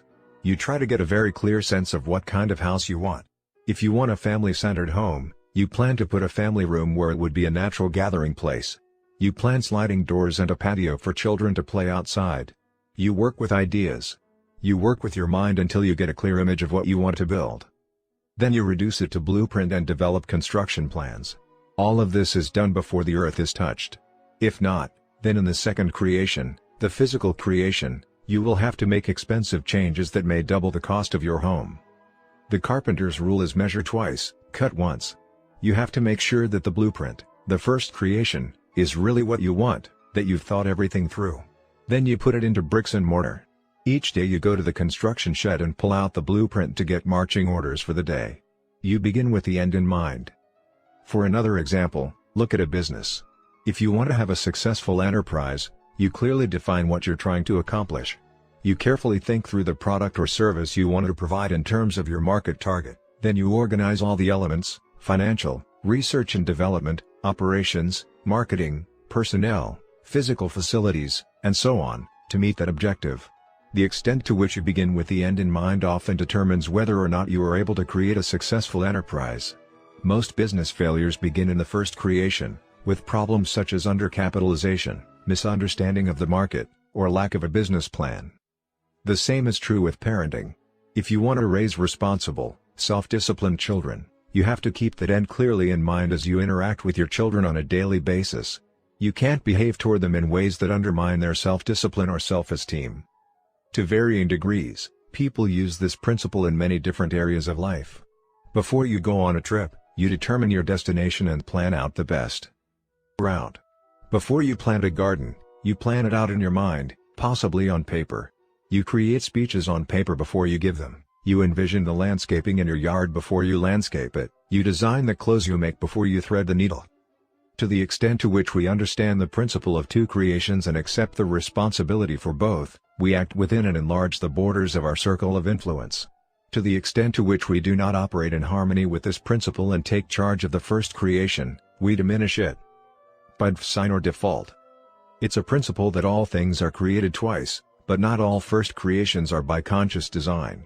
In our personal lives, if we do not develop our own self-awareness and become responsible for first creations, we empower other people and circumstances outside our circle of influence to shape much of our lives by default. We reactively live the scripts handed to us by family, associates, other people's agendas, the pressures of circumstance, scripts from our earlier years, from our training, our conditioning. These scripts come from people, not principles. And they rise out of our deep vulnerabilities, our deep dependency on others and our needs for acceptance and love, for belonging, for a sense of importance and worth, for a feeling that we matter. Whether we are aware of it or not, whether we are in control of it or not, there is a first creation to every part of our lives. We are either the second creation of our own proactive design, or we are the second creation of other people's agendas, of circumstances, or of past habits. The unique human capacities of self-awareness, imagination, and conscience enable us to examine first creations and make it possible for us to take charge of our own first creation, to write our own script. Put another way, Habit 1 says, you are the creator. Habit 2 is the first creation. Leadership and management, the two creations. Habit 2 is based on principles of personal leadership, which means that leadership is the first creation. Leadership is not management. Management is the second creation, which we'll discuss in the chapter on Habit 3. But leadership has to come first. Management is a bottom-line focus, how can I best accomplish certain things? Leadership deals with the top line, what are the things I want to accomplish? In the words of both Peter Drucker and Warren Bennis, management is doing things right, leadership is doing the right things. Management is efficiency and climbing the ladder of success, leadership determines whether the ladder is leaning against the right wall. You can quickly grasp the important difference between the two if you envision a group of producers cutting their way through the jungle with machetes. They're the producers, the problem solvers. They're cutting through the undergrowth, clearing it out. The managers are behind them, sharpening their machetes, writing policy and procedure manuals, holding muscle development programs, bringing in improved technologies and setting up working schedules and compensation programs for machete wielders. The leader is the one who climbs the tallest tree, surveys the entire situation, and yells, "Wrong jungle." But how do the busy, efficient producers and managers often respond? Shut up. We're making progress. As individuals, groups, and businesses, we're often so busy cutting through the undergrowth we don't even realize we're in the wrong jungle. And the rapidly changing environment in which we live makes effective leadership more critical than it has ever been, in every aspect of independent and interdependent life. We are more in need of a vision or destination and a compass, a set of principles or directions, and less in need of a roadmap. We often don't know what the terrain ahead will be like or what we will need to go through it. Much will depend on our judgment at the time. But an inner compass will always give us direction. Effectiveness, often even survival, does not depend solely on how much effort we expend, but on whether or not the effort we expend is in the right jungle. And the metamorphosis taking place in most every industry and profession demands leadership first and management second. In business, the market is changing so rapidly that many products and services that successfully met consumer tastes and needs a few years ago are obsolete today. Proactive, powerful leadership must constantly monitor environmental change, particularly customer buying habits and motives, and provide the force necessary to organize resources in the right direction. Such changes as deregulation of the airline industry, skyrocketing costs of healthcare, and the greater quality and quantity of imported cars impact the environment in significant ways. If industries do not monitor the environment, including their own work teams, and exercise the creative leadership to keep headed in the right direction, no amount of management expertise can keep them from failing. Efficient management without effective leadership is, as one individual has phrased it, like straightening deck chairs on the Titanic. No management success can compensate for failure in leadership. But leadership is hard because we're often caught in a management paradigm. At the final session of a year-long executive development program in Seattle, the president of an oil company came up to me and said, "Stephen, when you pointed out the difference between leadership and management in the second month, I looked at my role as the president of this company and realized that I had never been into leadership. I was deep into management, buried by pressing challenges and the details of day-to-day logistics. So I decided to withdraw from management. I could get other people to do that. I wanted to really lead my organization. It was hard. I went through withdrawal pains because I stopped dealing with a lot of the pressing, urgent matters that were right in front of me and which gave me a sense of immediate accomplishment. I didn't receive much satisfaction as I started wrestling with the direction issues, the culture-building issues, the deep analysis of problems, the seizing of new opportunities. Others also went through withdrawal pains from their working style comfort zones. They missed the easy accessibility I had given them before. They still wanted me to be available to them, to respond, to help solve their problems on a day-to-day basis. But I persisted. I was absolutely convinced that I needed to provide leadership. And I did. Today our whole business is different. We're more in line with our environment. We have doubled our revenues and quadrupled our profits. I'm into leadership. I'm convinced that too often parents are also trapped in the management paradigm, thinking of control, efficiency, and rules instead of direction, purpose, and family feeling. And leadership is even more lacking in our personal lives. We're into managing with efficiency, setting and achieving goals before we have even clarified our values. Rescripting, becoming your own first creator. As we previously observed, proactivity is based on the unique human endowment of self-awareness. The two additional unique human endowments that enable us to expand our proactivity and to exercise personal leadership in our lives are imagination and conscience. Through imagination, we can visualize the uncreated worlds of potential that lie within us. Through conscience, we can come in contact with universal laws or principles with our own singular talents and avenues of contribution, and with the personal guidelines within which we can most effectively develop them. Combined with self-awareness, these two endowments empower us to write our own script. Because we already live with many scripts that have been handed to us, the process of writing our own script is actually more a process of rescripting, or paradigm shifting, of changing some of the basic paradigms that we already have. As we recognize the ineffective scripts, the incorrect or incomplete paradigms within us, we can proactively begin to rescript ourselves. I think one of the most inspiring accounts of the rescripting process comes from the autobiography of Anwar Sadat, past president of Egypt. Sadat had been reared, nurtured, and deeply scripted in a hatred for Israel. He would make the statement on national television, "I will never shake the hand of an Israeli as long as they occupy 1 inch of Arab soil. Never, never, never." And huge crowds all around the country would chant, "Never, never, never." He marshaled the energy and unified the will of the whole country in that script. The script was very independent and nationalistic, and it aroused deep emotions in the people. But it was also very foolish, and Sadat knew it. It ignored the perilous, highly interdependent reality of the situation. So he re-scripted himself. It was a process he had learned when he was a young man imprisoned in cell 54, a solitary cell in Cairo Central Prison, as a result of his involvement in a conspiracy plot against King Farouk. He learned to withdraw from his own mind and look at it to see if the scripts were appropriate and wise. He learned how to vacate his own mind and, through a deep personal process of meditation, to work with his own scriptures, his own form of prayer, and re-script himself. He records that he was almost loath to leave his prison cell because it was there that he realized that real success is success with self. It's not in having things, but in having mastery, having victory over self. For a period of time during Nasser's administration, Sadat was relegated to a position of relative insignificance. Everyone felt that his spirit was broken, but it wasn't. They were projecting their own home movies onto him. They didn't understand him. He was biding his time. And when that time came, when he became president of Egypt and confronted the political realities, he re-scripted himself toward Israel. He visited the Knesset in Jerusalem and opened up one of the most precedent-breaking peace movements in the history of the world, a bold initiative that eventually brought about the Camp David Accord. Sadat was able to use his self-awareness, his imagination and his conscience to exercise personal leadership, to change an essential paradigm, to change the way he saw the situation. He worked in the center of his circle of influence. And from that re-scripting, that change in paradigm, flowed changes in behavior and attitude that affected millions of lives in the wider circle of concern.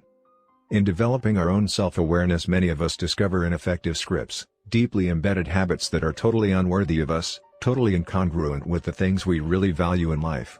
Habit 2 says we don't have to live with those scripts. We are responsible to use our imagination and creativity to write new ones that are more effective, more congruent with our deepest values and with the correct principles that give our values meaning. Suppose, for example, that I am highly overreactive to my children. Suppose that whenever they begin to do something I feel is inappropriate, I sense an immediate tensing in the pit of my stomach. I feel defensive walls go up, I prepare for battle. My focus is not on the long-term growth and understanding but on the short-term behavior. I'm trying to win the battle, not the war. I pull out my ammunition, my superior size, my position of authority, and I yell or intimidate or I threaten or punish. And I win. I stand there, victorious, in the middle of the debris of a shattered relationship while my children are outwardly submissive and inwardly rebellious, suppressing feelings that will come out later in uglier ways. Now if I were sitting at that funeral we visualized earlier, and one of my children was about to speak, I would want his life to represent the victory of teaching, training, and disciplining with love over a period of years rather than the battle scars of quick-fix skirmishes. I would want his heart and mind to be filled with the pleasant memories of deep, meaningful times together. I would want him to remember me as a loving father who shared the fun and the pain of growing up. I would want him to remember the times he came to me with his problems and concerns. I would want to have listened and loved and helped. I would want him to know I wasn't perfect, but that I had tried with everything I had. And that, perhaps more than anybody in the world, I loved him. The reason I would want those things is because, deep down, I value my children. I love them, I want to help them. I value my role as their father. But I don't always see those values. I get caught up in the thick of thin things. What matters most gets buried under layers of pressing problems, immediate concerns, and outward behaviors. I become reactive. And the way I interact with my children every day often bears little resemblance to the way I deeply feel about them. Because I am self-aware, because I have imagination and conscience, I can examine my deepest values. I can realize that the script I'm living is not in harmony with those values, that my life is not the product of my own proactive design, but the result of the first creation I have deferred to circumstances and other people. And I can change. I can live out of my imagination instead of my memory. I can tie myself to my limitless potential instead of my limiting past. I can become my own first creator. To begin with the end in mind means to approach my role as a parent, as well as my other roles in life, with my values and directions clear. It means to be responsible for my own first creation, to re-script myself so that the paradigms from which my behavior and attitude flow are congruent with my deepest values and in harmony with correct principles. It also means to begin each day with those values firmly in mind. Then as the vicissitudes, as the challenges come, I can make my decisions based on those values. I can act with integrity. I don't have to react to the emotion, the circumstance. I can be truly proactive, value-driven, because my values are clear. A personal mission statement. The most effective way I know to begin with the end in mind is to develop a personal mission statement or philosophy or creed. It focuses on what you want to be, character, and to do, contributions and achievements, and on the values or principles upon which being and doing are based. Because each individual is unique, a personal mission statement will reflect that uniqueness, both in content and form. My friend, Rolf Kerr, has expressed his personal creed in this way. Succeed at home first. Seek and merit divine help. Never compromise with honesty. Remember the people involved. Hear both sides before judging. Obtain counsel of others. Defend those who are absent. Be sincere yet decisive. Develop one new proficiency a year. Plan tomorrow's work today. Hustle while you wait. Maintain a positive attitude. Keep a sense of humor. Be orderly in person and in work. Do not fear mistakes, fear only the absence of creative, constructive, and corrective responses to those mistakes. Facilitate the success of subordinates. Listen twice as much as you speak. Concentrate all abilities and efforts on the task at hand, not worrying about the next job or promotion. A woman seeking to balance family and work values has expressed her sense of personal mission differently. I will seek to balance career and family as best I can since both are important to me. My home will be a place where I and my family, friends, and guests find joy, comfort, peace, and happiness. Still, I will seek to create a clean and orderly environment, yet livable and comfortable. I will exercise wisdom in what we choose to eat, read, see, and do at home. I especially want to teach my children to love, to learn, and to laugh, and to work and develop their unique talents. I value the rights, freedoms, and responsibilities of our democratic society. I will be a concerned and informed citizen, involved in the political process to ensure my voice is heard and my vote is counted. I will be a self-starting individual who exercises initiative in accomplishing my life's goals. I will act on situations and opportunities, rather than to be acted upon. I will always try to keep myself free from addictive and destructive habits. I will develop habits that free me from old labels and limits and expand my capabilities and choices. My money will be my servant, not my master. I will seek financial independence over time. My wants will be subject to my needs and my means. Except for long-term home and car loans, I will seek to keep myself free from consumer debt. I will spend less than I earn and regularly save or invest part of my income. Moreover, I will use what money and talents I have to make life more enjoyable for others through service and charitable giving. You could call a personal mission statement a personal constitution.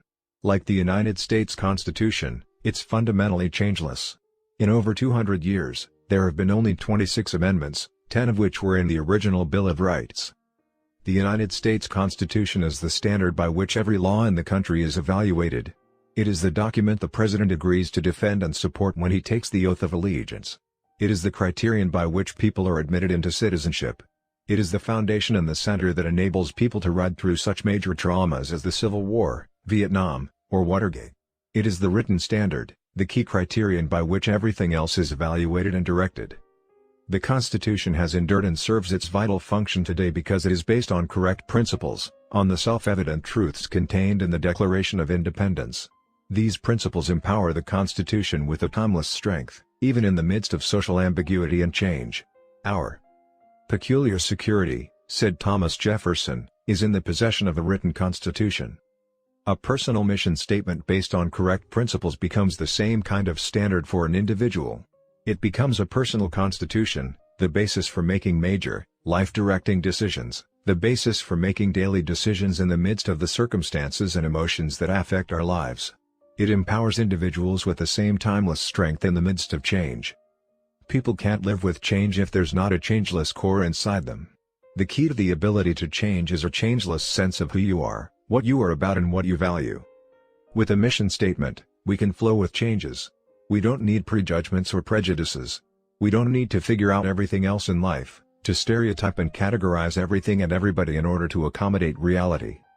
Our personal environment is also changing at an ever-increasing pace. Such rapid change burns out a large number of people who feel they can hardly handle it, can hardly cope with life. They become reactive and essentially give up, hoping that the things that happen to them will be good.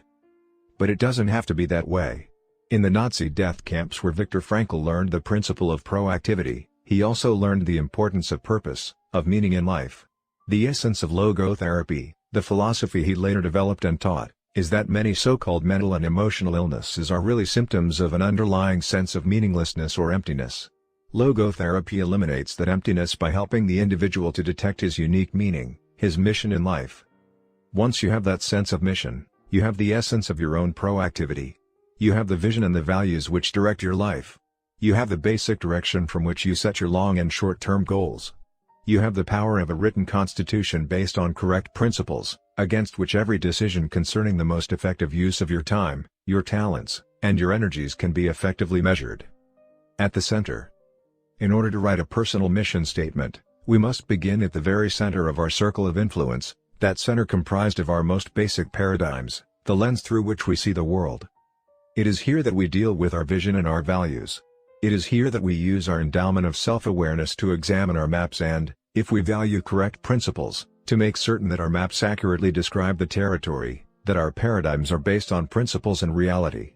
It is here that we use our endowment of conscience as a compass to help us detect our own unique talents and areas of contribution.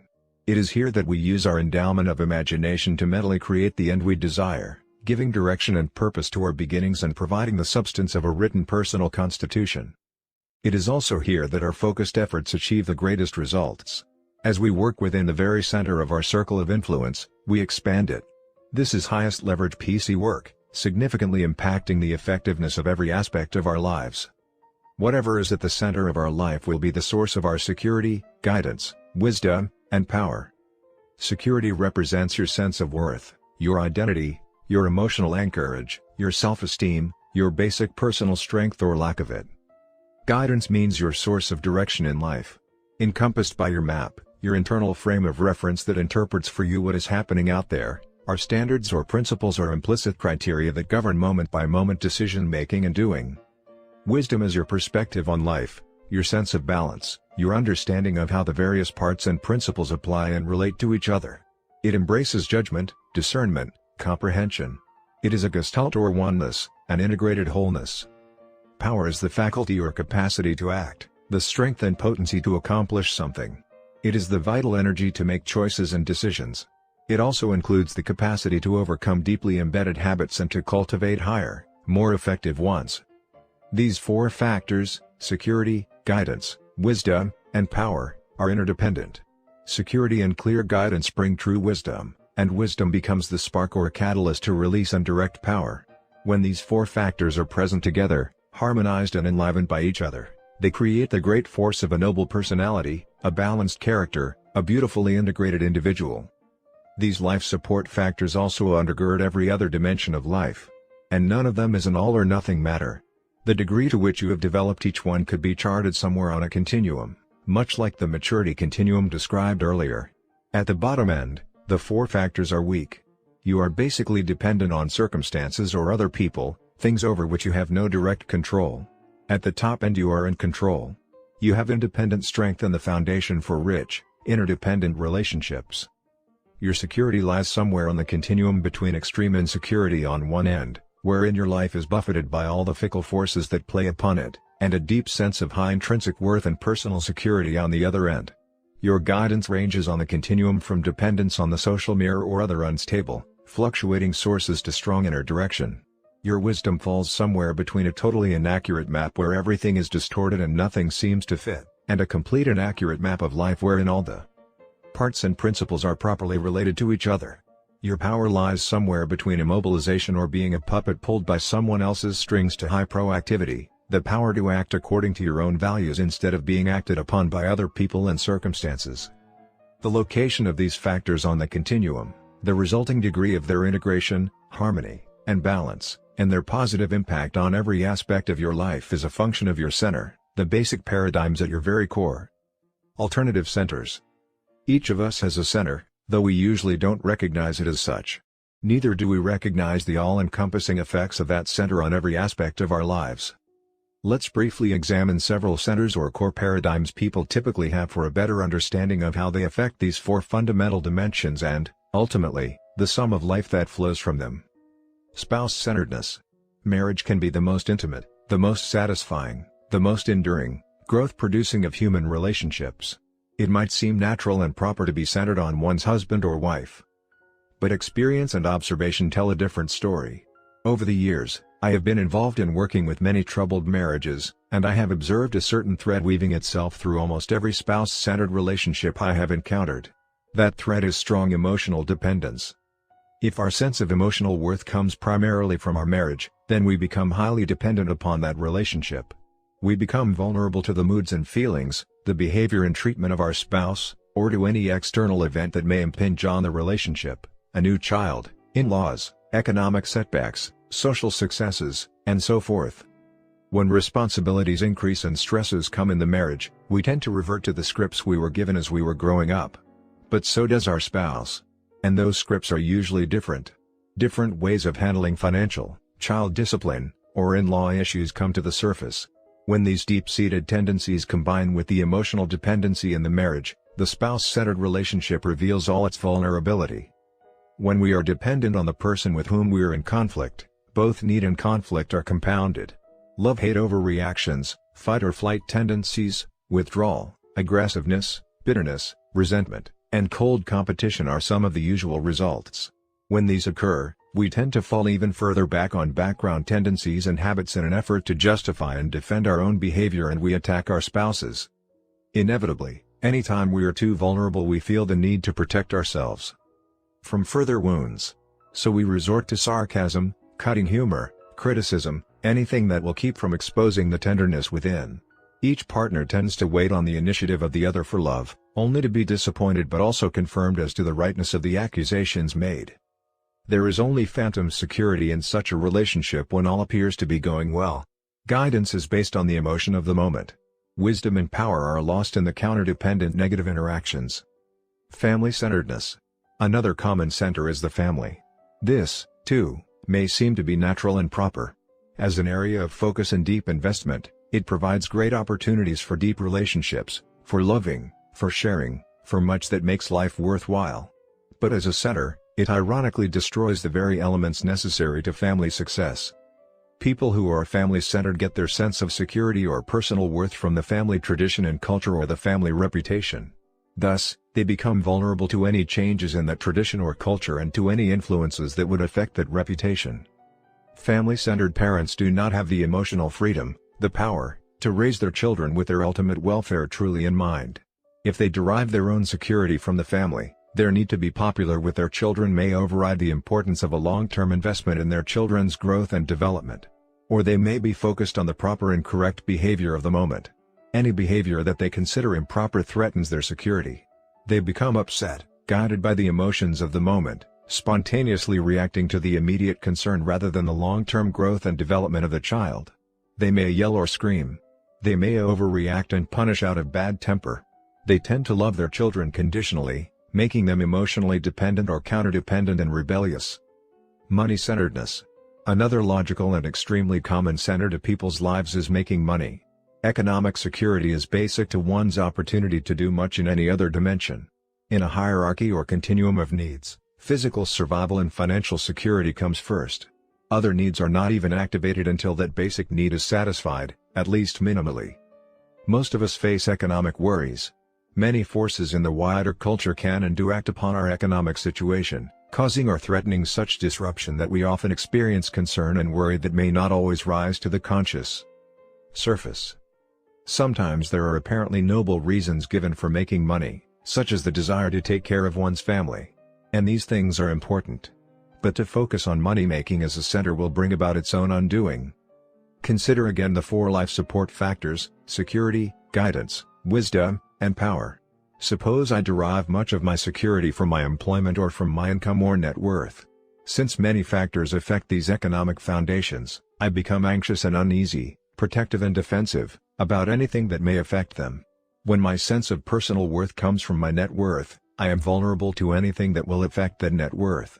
But work and money, per se, provide no wisdom, no guidance, and only a limited degree of power and security. All it takes to show the limitations of a money center is a crisis in my life or in the life of a loved one. Money-centered people often put aside family or other priorities, assuming everyone will understand that economic demands come first. I know one father who was leaving with his children for a promised trip to the circus when a phone call came for him to come to work instead. He declined. When his wife suggested that perhaps he should have gone to work, he responded, "The work will come again, but childhood won't." For the rest of their lives his children remembered this little act of priority setting, not only as an object lesson in their minds but as an expression of love in their hearts. Work-centeredness. Work-centered people may become workaholics, driving themselves to produce at the sacrifice of health, relationships, and other important areas of their lives. Their fundamental identity comes from their work. I'm a doctor, I'm a writer, I'm an actor. Because their identity and sense of self-worth are wrapped up in their work, their security is vulnerable to anything that happens to prevent them from continuing in it. Their guidance is a function of the demands of the work.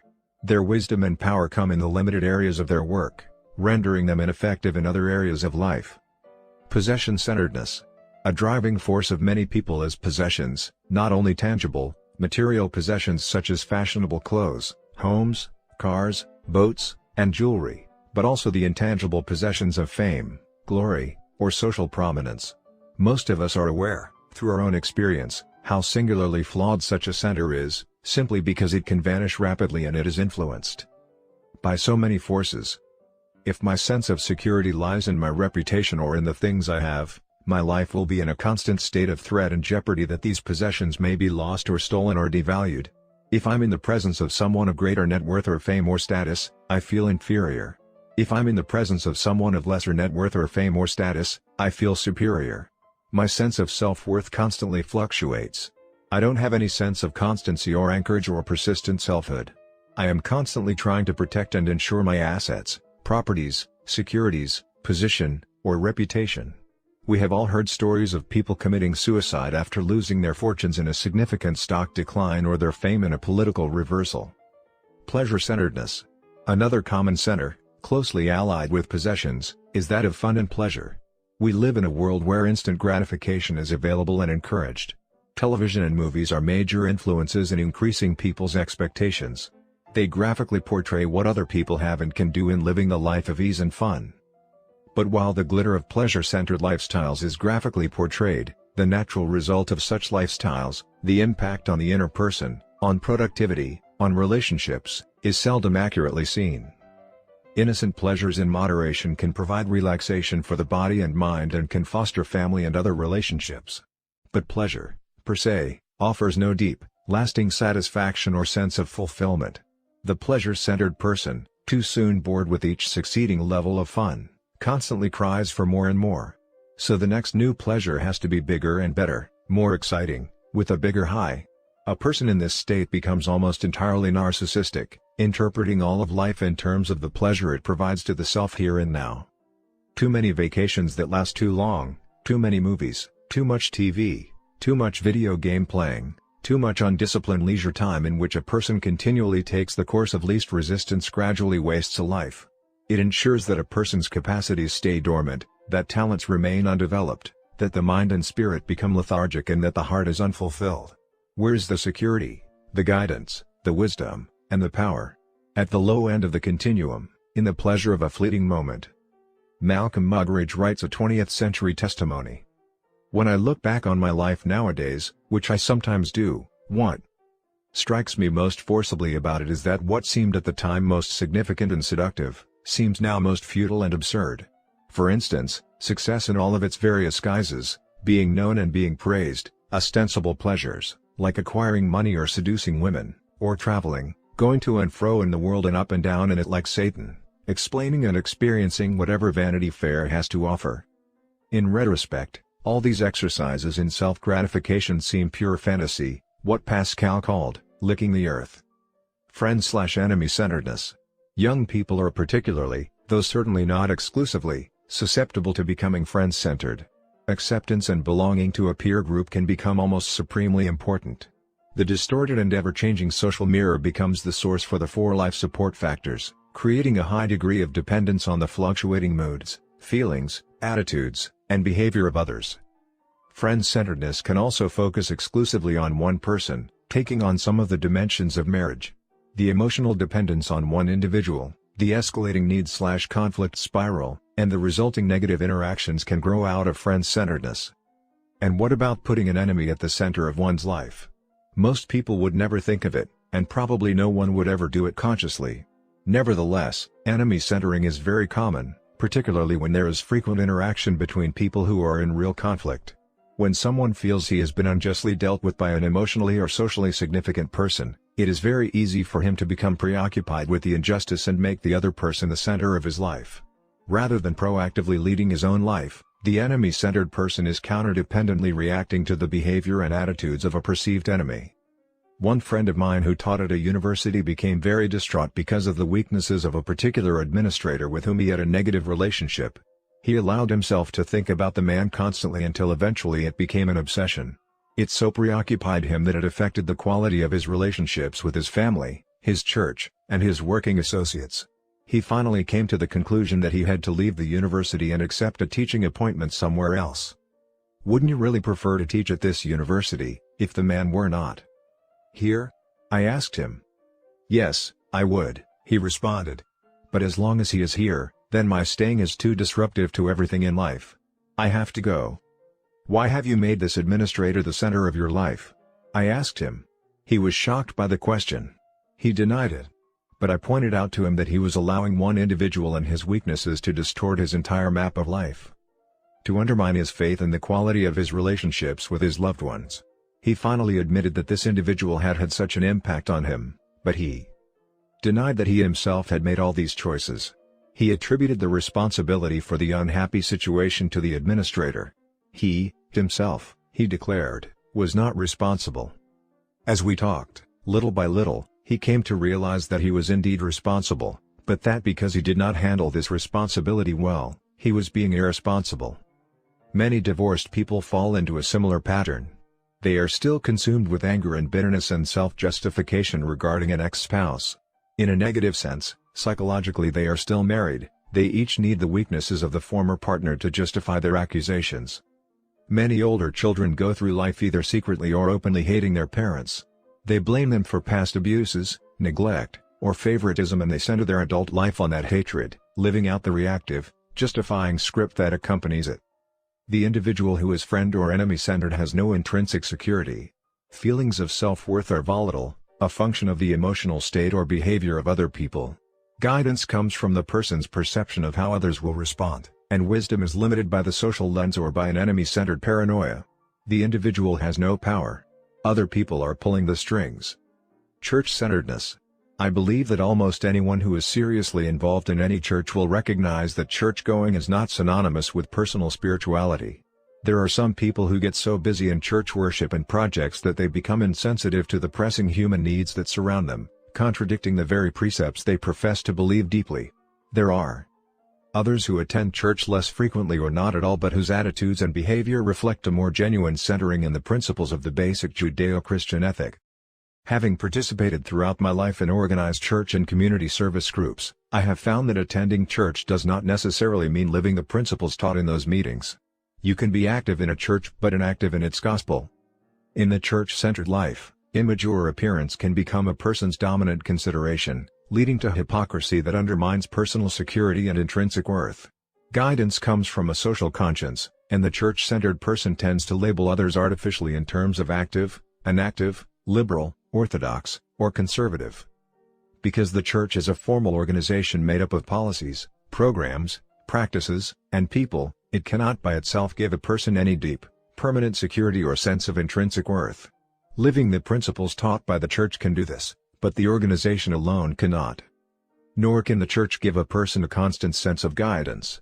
Church-centered people often tend to live in compartments, acting and thinking and feeling in certain ways on the Sabbath and in totally different ways on weekdays. Such lack of wholeness or unity or integrity is a further threat to security, creating the need for increased labeling and self-justifying. Seeing the church as an end rather than as a means to an end undermines a person's wisdom and sense of balance. Although the church claims to teach people about the source of power, it does not claim to be that power itself. It claims to be one vehicle through which divine power can be channeled into man's nature. Self-centeredness. Perhaps the most common center today is the self. The most obvious form is selfishness, which violates the values of most people. But if we look closely at many of the popular approaches to growth and self-fulfillment, we often find self-centering at their core. There is little security, guidance, wisdom, or power in the limited center of self. Like the Dead Sea in Israel, it accepts but never gives. It becomes stagnant. On the other hand, paying attention to the development of self in the greater perspective of improving one's ability to serve, to produce, to contribute in meaningful ways, gives context for dramatic increase in the 4 life support factors. These are some of the more common centers from which people approach life. It is often much easier to recognize the center in someone else's life than to see it in your own. You probably know someone who puts making money ahead of everything else. You probably know someone whose energy is devoted to justifying his or her position in an ongoing negative relationship. If you look, you can sometimes see beyond behavior into the center that creates it. Identifying your center. But where do you stand? What is at the center of your own life? Sometimes that isn't easy to see. Perhaps the best way to identify your own center is to look closely at your life support factors. If you can identify with one or more of the descriptions below, you can trace it back to the center from which it flows, a center which may be limiting your personal effectiveness. More often than not, a person's center is some combination of these and/or other centers. Most people are very much a function of a variety of influences that play upon their lives. Depending on external or internal conditions, one particular center may be activated until the underlying needs are satisfied. Then, another center becomes the compelling force. As a person fluctuates from one center to another, the resulting relativism is like roller coasting through life. One moment you're high, the next moment you're low, making efforts to compensate for one weakness by borrowing strength from another weakness. There is no consistent sense of direction, no persistent wisdom, no steady power supply or sense of personal, intrinsic worth and identity. The ideal, of course, is to create one clear center from which you consistently derive a high degree of security, guidance, wisdom, and power, empowering your proactivity and giving congruency and harmony to every part of your life. A principle center. By centering our lives on correct principles, we create a solid foundation for development of the 4 life support factors. Our security comes from knowing that, unlike other centers based on people or things which are subject to frequent and immediate change, correct principles do not change. We can depend on them. Principles don't react to anything. They don't get mad and treat us differently. They won't divorce us or run away with our best friend. They aren't out to get us. They can't pave our way with shortcuts and quick fixes.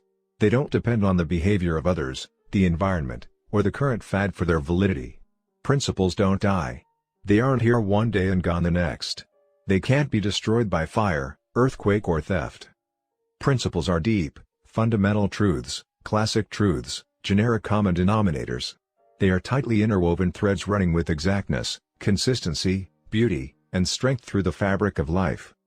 Even in the midst of people or circumstances that seem to ignore the principles, we can be secure in the knowledge that principles are bigger than people or circumstances, and that thousands of years of history have seen them triumph, time and time again.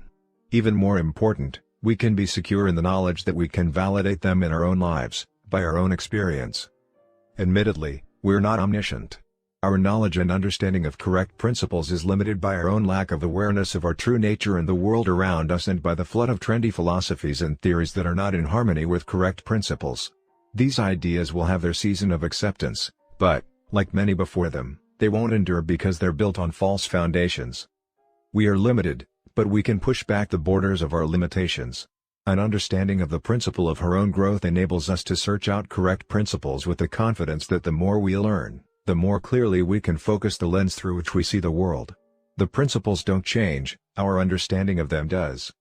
The wisdom and guidance that accompany principle-centered living come from correct maps, from the way things really are, have been, and will be. Correct maps enable us to clearly see where we want to go and how to get there. We can make our decisions using the correct data that will make their implementation possible and meaningful. The personal power that comes from principle-centered living is the power of a self-aware, knowledgeable, proactive individual, unrestricted by the attitudes, behaviors, and actions of others or by many of the circumstances and environmental influences that limit other people. The only real limitation of power is the natural consequences of the principles themselves. We are free to choose our actions, based on our knowledge of correct principles, But we are not free to choose the consequences of those actions. Remember, if you pick up one end of the stick, you pick up the other. Principles always have natural consequences attached to them. There are positive consequences when we live in harmony with the principles. There are negative consequences when we ignore them. But because these principles apply to everyone, whether or not they are aware, this limitation is universal. And the more we know of correct principles, the greater is our personal freedom to act wisely. By centering our lives on timeless, unchanging principles, we create a fundamental paradigm of effective living. It is the center that puts all other centers in perspective. Remember that your paradigm is the source from which your attitudes and behaviors flow. A paradigm is like a pair of glasses, it affects the way you see everything in your life. If you look at things through the paradigm of correct principles, what you see in life is dramatically different from what you see through any other centered paradigm. I have included in the appendix section of this book a detailed chart which shows how each center we've discussed might possibly affect the way you see everything else. But for a quick understanding of the difference your center makes, let's look at just one example of a specific problem as seen through the different paradigms. As you read, try to put on each pair of glasses. Try to feel the response that flows from the different centers. Suppose tonight you have invited your wife to go to a concert. You have the tickets, she's excited about going. It's 4 o'clock in the afternoon. All of a sudden, your boss calls you into his office and says he needs your help through the evening to get ready for an important meeting at 9 a.m. tomorrow. If you're looking through spouse-centered or family-centered glasses, your main concern will be your wife. You may tell the boss you can't stay and you take her to the concert in an effort to please her. You may feel you have to stay too. Protect your job, but you'll do so grudgingly, anxious about her response, trying to justify your decision and protect yourself from her disappointment or anger. If you're looking through a money-centered lens, your main thought will be of the overtime you'll get or the influence working late will have on a potential raise. You may call your wife and simply tell her you have to stay, assuming she'll understand that economic demands come first. If you're work-centered, you may be thinking of the opportunity. You can learn more about the job. You can make some points with the boss and further your career. You may give yourself a pat on the back for putting in hours well beyond what is required, evidence of what a hard worker you are. Your wife should be proud of you. If you're possession-centered, you might be thinking of the things the overtime income could buy. Or you might consider what an asset to your reputation at the office it would be if you stayed. Everyone would hear tomorrow how noble, how sacrificing and dedicated you are. If you're pleasure-centered, you'll probably can work and go to the concert, even if your wife would be happy for you to work late. You deserve a night out. If you're friend-centered, your decision would be influenced by whether or not you had invited friends to attend the concert with you. Or whether your friends at work were going to stay late, too. If you're enemy-centered, you may stay late because you know it will give you a big edge over that person in the office who thinks he's the company's greatest asset. While he's off having fun, you'll be working and slaving, doing his work and yours, sacrificing your personal pleasure for the good of the company he can so blithely ignore. If you're church-centered, you might be influenced by plans other church members have to attend the concert, by whether or not any church members work at your office, or by the nature of the concert. Handel's Messiah might rate higher priority than a rock concert. Your decision might also be affected by what you think a good church member would do and by whether you view the extra work as service or seeking after material wealth. If you're self-centered, you'll be focused on what will do you the most good. Would it be better for you to go out for the evening? Or would it be better for you to make a few points with the boss? How the different options affect you will be your main concern. As we consider various ways of looking at a single event, is it any wonder that we have young lady/old lady perception problems in our interactions with each other? Can you see how fundamentally our centers affect us?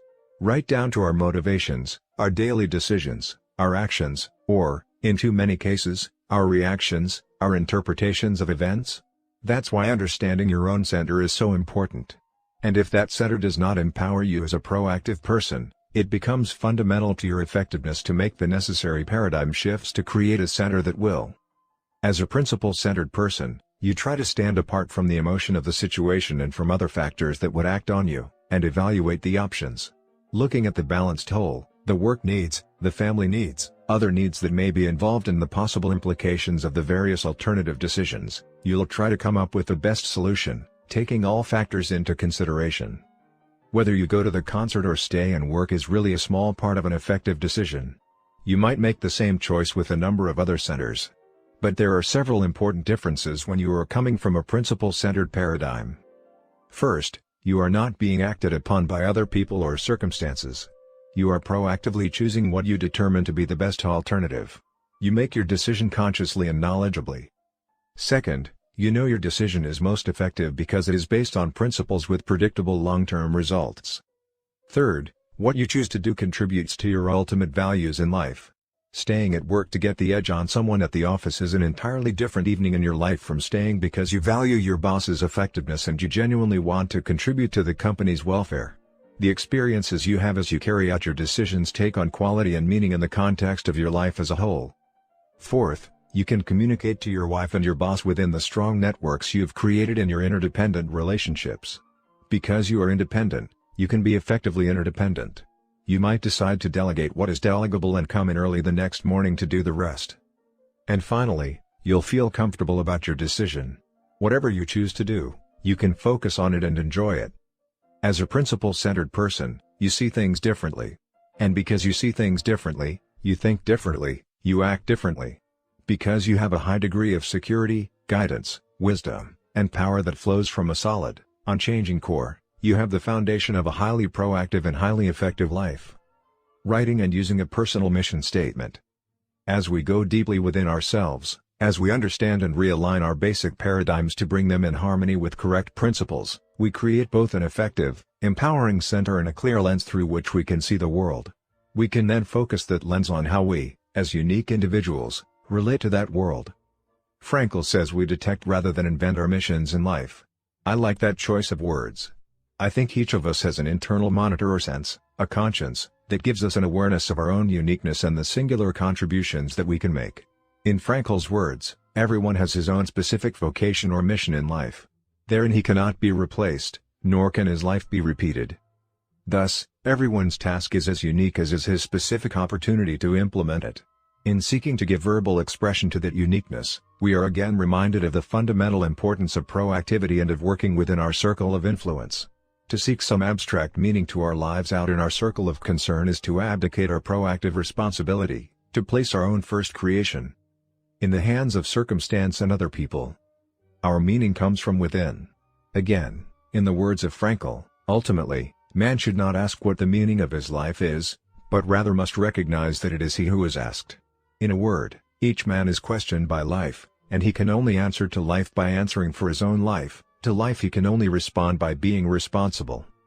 Personal responsibility, or proactivity, is fundamental to the first creation.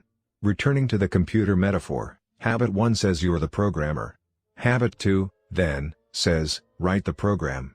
Until you accept the idea that you are responsible, that you are the programmer, you won't really invest in writing the program. As proactive people, we can begin to give expression to what we want to be and to do in our lives. We can write a personal mission statement, a personal constitution. A mission statement is not something you write overnight. It takes deep introspection, careful analysis, thoughtful expression, and often many rewrites to produce it in final form. It may take you several weeks or even months before you feel really comfortable with it, before you feel it is a complete and concise expression of your innermost values and directions. Even then, you will want to review it regularly and make minor changes as the years bring additional insights or changing circumstances. But fundamentally, your mission statement becomes your constitution, the solid expression of your vision and values. It becomes the criterion by which you measure everything else in your life. I recently finished reviewing my own mission statement, which I do fairly regularly. Sitting on the edge of a beach, alone, at the end of a bicycle ride, I took out my organizer and hammered it out. It took several hours, but I felt a sense of clarity, a sense of organization and commitment, a sense of exhilaration and freedom. I find the process is as important as the product. Writing or reviewing a mission statement changes you because it forces you to think through your priorities deeply, carefully, and to align your behavior with your beliefs. As you do, other people begin to sense that you're not being driven by everything that happens to you. You have a sense of mission about what you're trying to do and you are excited about it. Using your whole brain. Our self-awareness empowers us to examine our own thoughts. This is particularly helpful in creating a personal mission statement because the two unique human endowments that enable us to practice Habit 2, imagination and conscience, are primarily functions of the right side of the brain. Understanding how to tap into that right brain capacity greatly increases our first creation ability. A great deal of research has been conducted for decades on what has come to be called brain dominance theory. The findings basically indicate that each hemisphere of the brain, left and right, tends to specialize in and preside over different functions, process different kinds of information, and deal with different kinds of problems. Essentially, the left hemisphere is the more logical/verbal one and the right hemisphere the more intuitive, creative one. The left deals with words, the right with pictures, the left with parts and specifics, the right with wholes and the relationship between the parts. The left deals with analysis, which means to break apart, the right with synthesis, which means to put together. The left deals with sequential thinking, the right with simultaneous and holistic thinking. The left is time-bound, the right is time-free. Although people use both sides of the brain, one side or the other generally tends to be dominant in each individual. Of course, the ideal would be to cultivate and develop the ability to have good crossover between both sides of the brain so that a person could first sense what the situation called for and then use the appropriate tool to deal with it. But people tend to stay in the comfort zone of their dominant hemisphere and process every situation according to either a right or left brain preference. In the words of Abraham Maslow, "He that is good with a hammer tends to think everything is a nail." This is another factor that affects the young lady/old lady perception difference. Right brain and left brain people tend to look at things in different ways. We live in a primarily left brain dominant world, where words and measurement and logic are enthroned, and the more creative, intuitive, sensing, artistic aspect of our nature is often subordinated. Many of us find it more difficult to tap into our right brain capacity. Admittedly, this description is oversimplified and new studies will undoubtedly throw more light on brain functioning.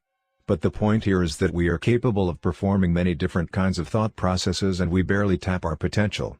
As we become aware of its different capacities, we can consciously use our minds to meet specific needs in more effective ways. 2 ways to tap the right brain. If we use the brain dominance theory as a model, it becomes evident that the quality of our first creation is significantly impacted by our ability to use our creative right brain.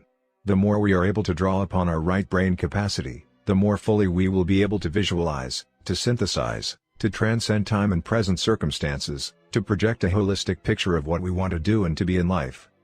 Expand perspective. Sometimes we are knocked out of our left brain environment and thought patterns and into the right brain by an unplanned experience.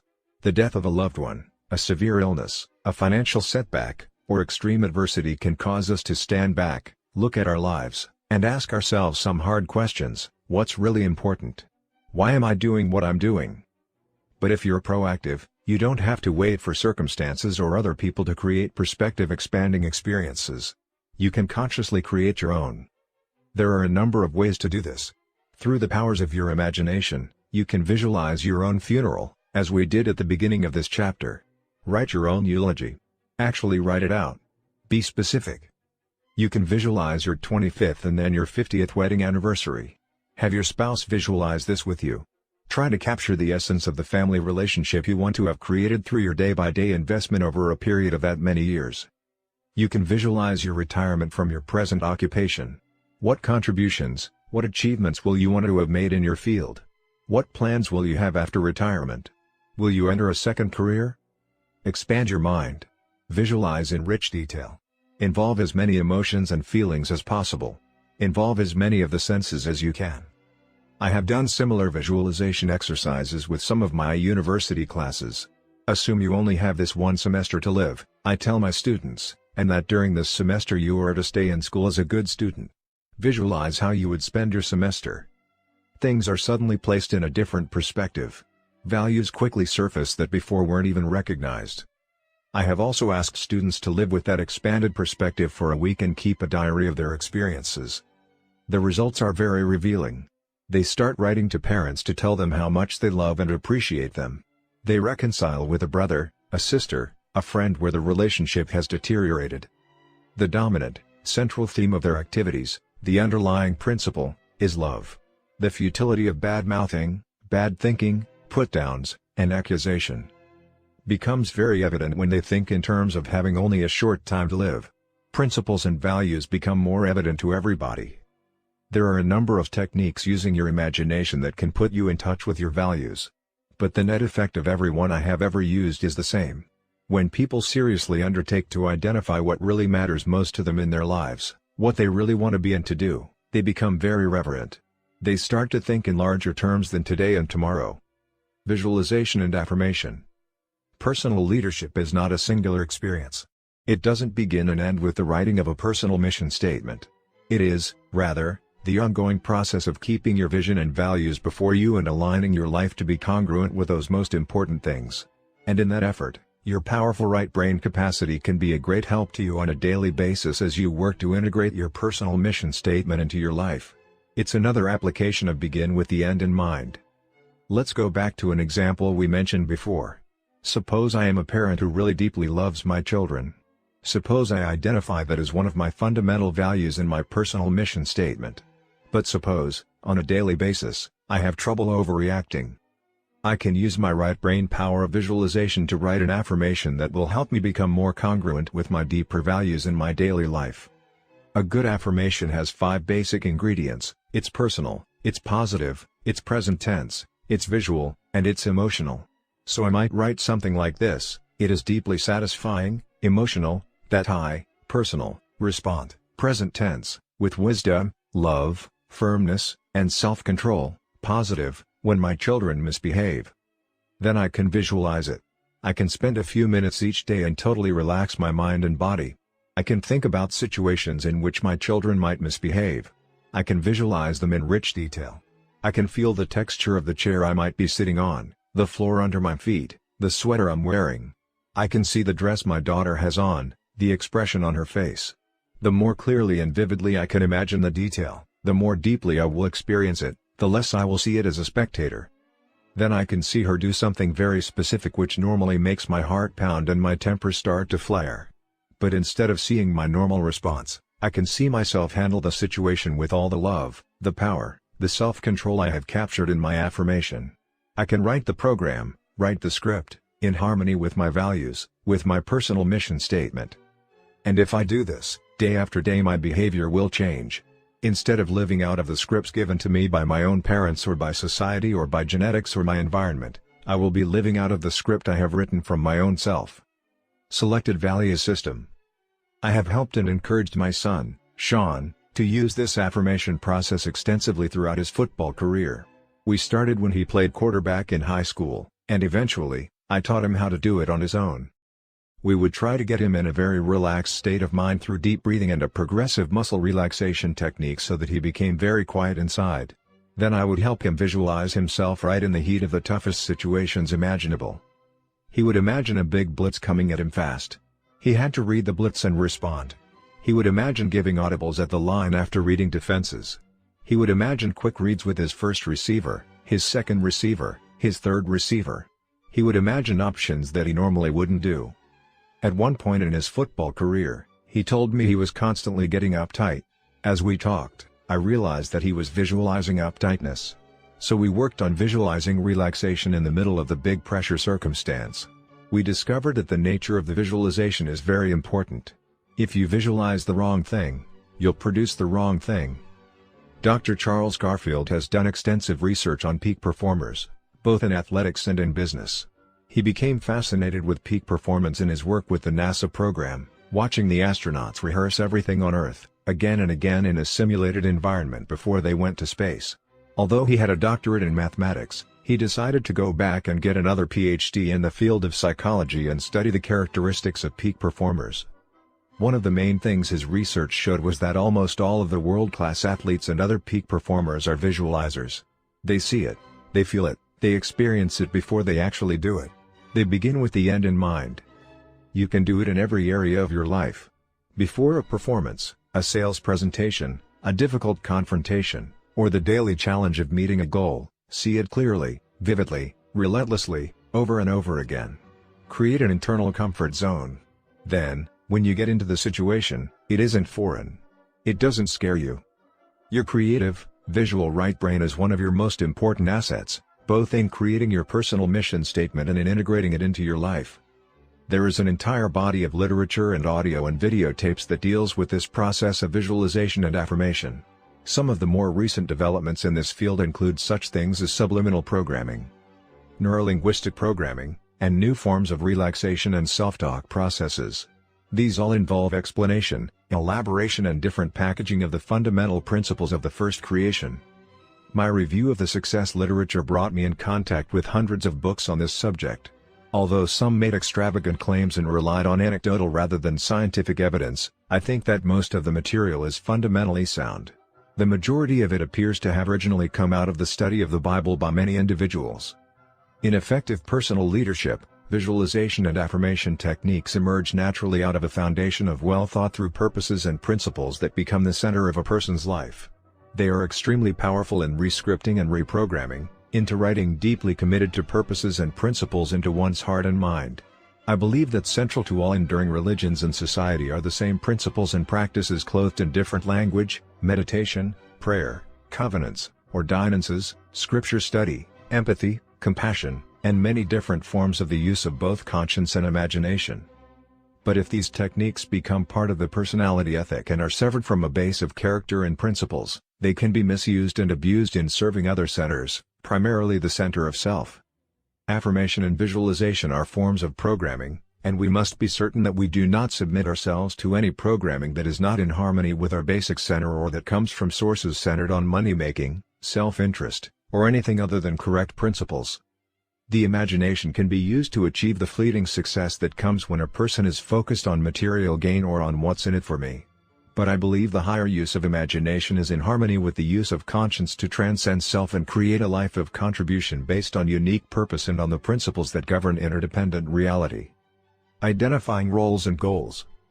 Of course, the logical/verbal left brain becomes important also as you attempt to capture your right brain images, feelings, and pictures in the words of a written mission statement. Just as breathing exercises help integrate body and mind, writing is a kind of psychoneuromuscular activity which helps bridge and integrate the conscious and subconscious minds. Writing distills, crystallizes, and clarifies thought and helps break the whole into parts. We each have a number of different roles in our lives, different areas or capacities in which we have responsibility. I may, for example, have a role as an individual, a husband, a father, a teacher, a church member, and a businessman. And each of these roles is important. One of the major problems that arises when people work to become more effective in life is that they don't think broadly enough. They lose the sense of proportion, the balance, the natural ecology necessary to effective living. They may get consumed by work and neglect personal health. In the name of professional success, they may neglect the most precious relationships in their lives. You may find that your mission statement will be much more balanced, much easier to work with, if you break it down into the specific role areas of your life and the goals you want to accomplish in each area. Look at your professional role. You might be a salesperson, or a manager, or a product developer. What are you about in that area? What are the values that should guide you? Think of your personal roles: husband, wife, father, mother, neighbor, friend. What are you about in those roles? What's important to you? Think of community roles, the political area, public service, volunteer organizations. One executive has used the idea of roles and goals to create the following mission statement. My mission is to live with integrity and to make a difference in the lives of others. To fulfill this mission, I have charity, I seek out and love each one, regardless of his situation. I sacrifice, I devote my time, talents, and resources to my mission. I inspire, I teach by example that we are all children of a loving Heavenly Father and that every Goliath can be overcome. I am impactful, what I do makes a difference in the lives of others. These roles take priority in achieving my mission. Husband, my partner is the most important person in my life. Together we contribute the fruits of harmony, industry, charity, and thrift. Father, I help my children experience progressively greater joy in their lives. Son/brother, I am frequently there for support and love. Christian, God can count on me to keep my covenants and to serve His other children. Neighbor, the love of Christ is visible through my actions toward others. Change agent, I am a catalyst for developing high performance in large organizations. Scholar, I learn important new things every day. Writing your mission in terms of the important roles in your life gives you balance and harmony. It keeps each role clearly before you.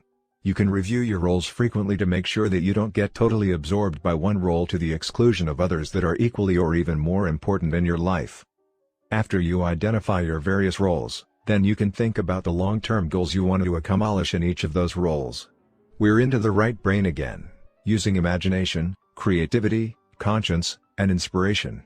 If these goals are the extension of a mission statement based on correct principles, they will be vitally different from the goals people normally set.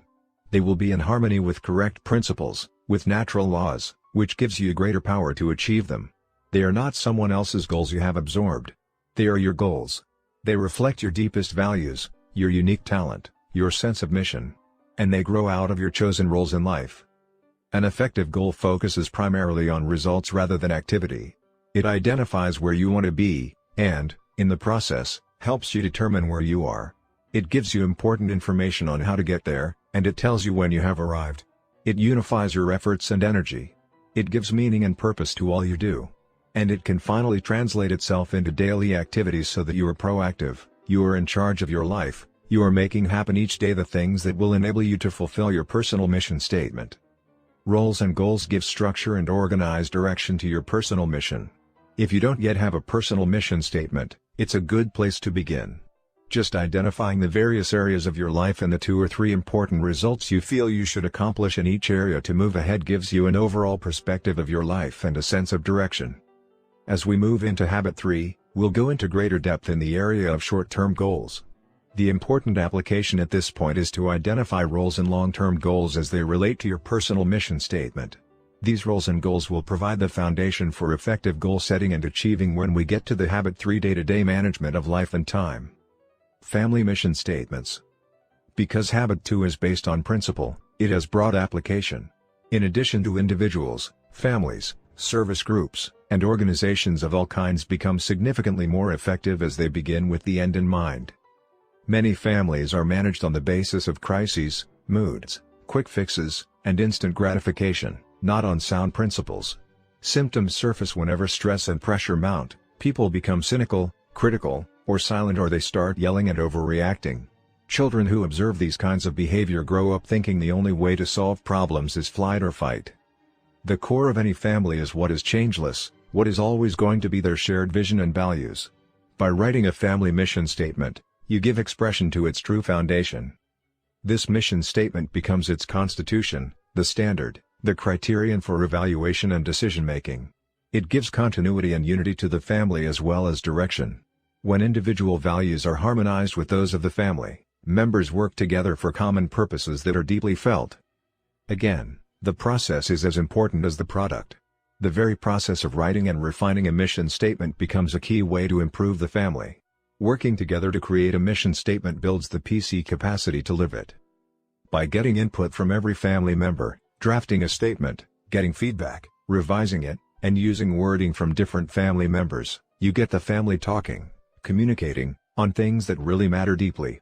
The best mission statements are the result of family members coming together in a spirit of mutual respect, expressing their different views, and working together to create something greater than any one individual could do alone.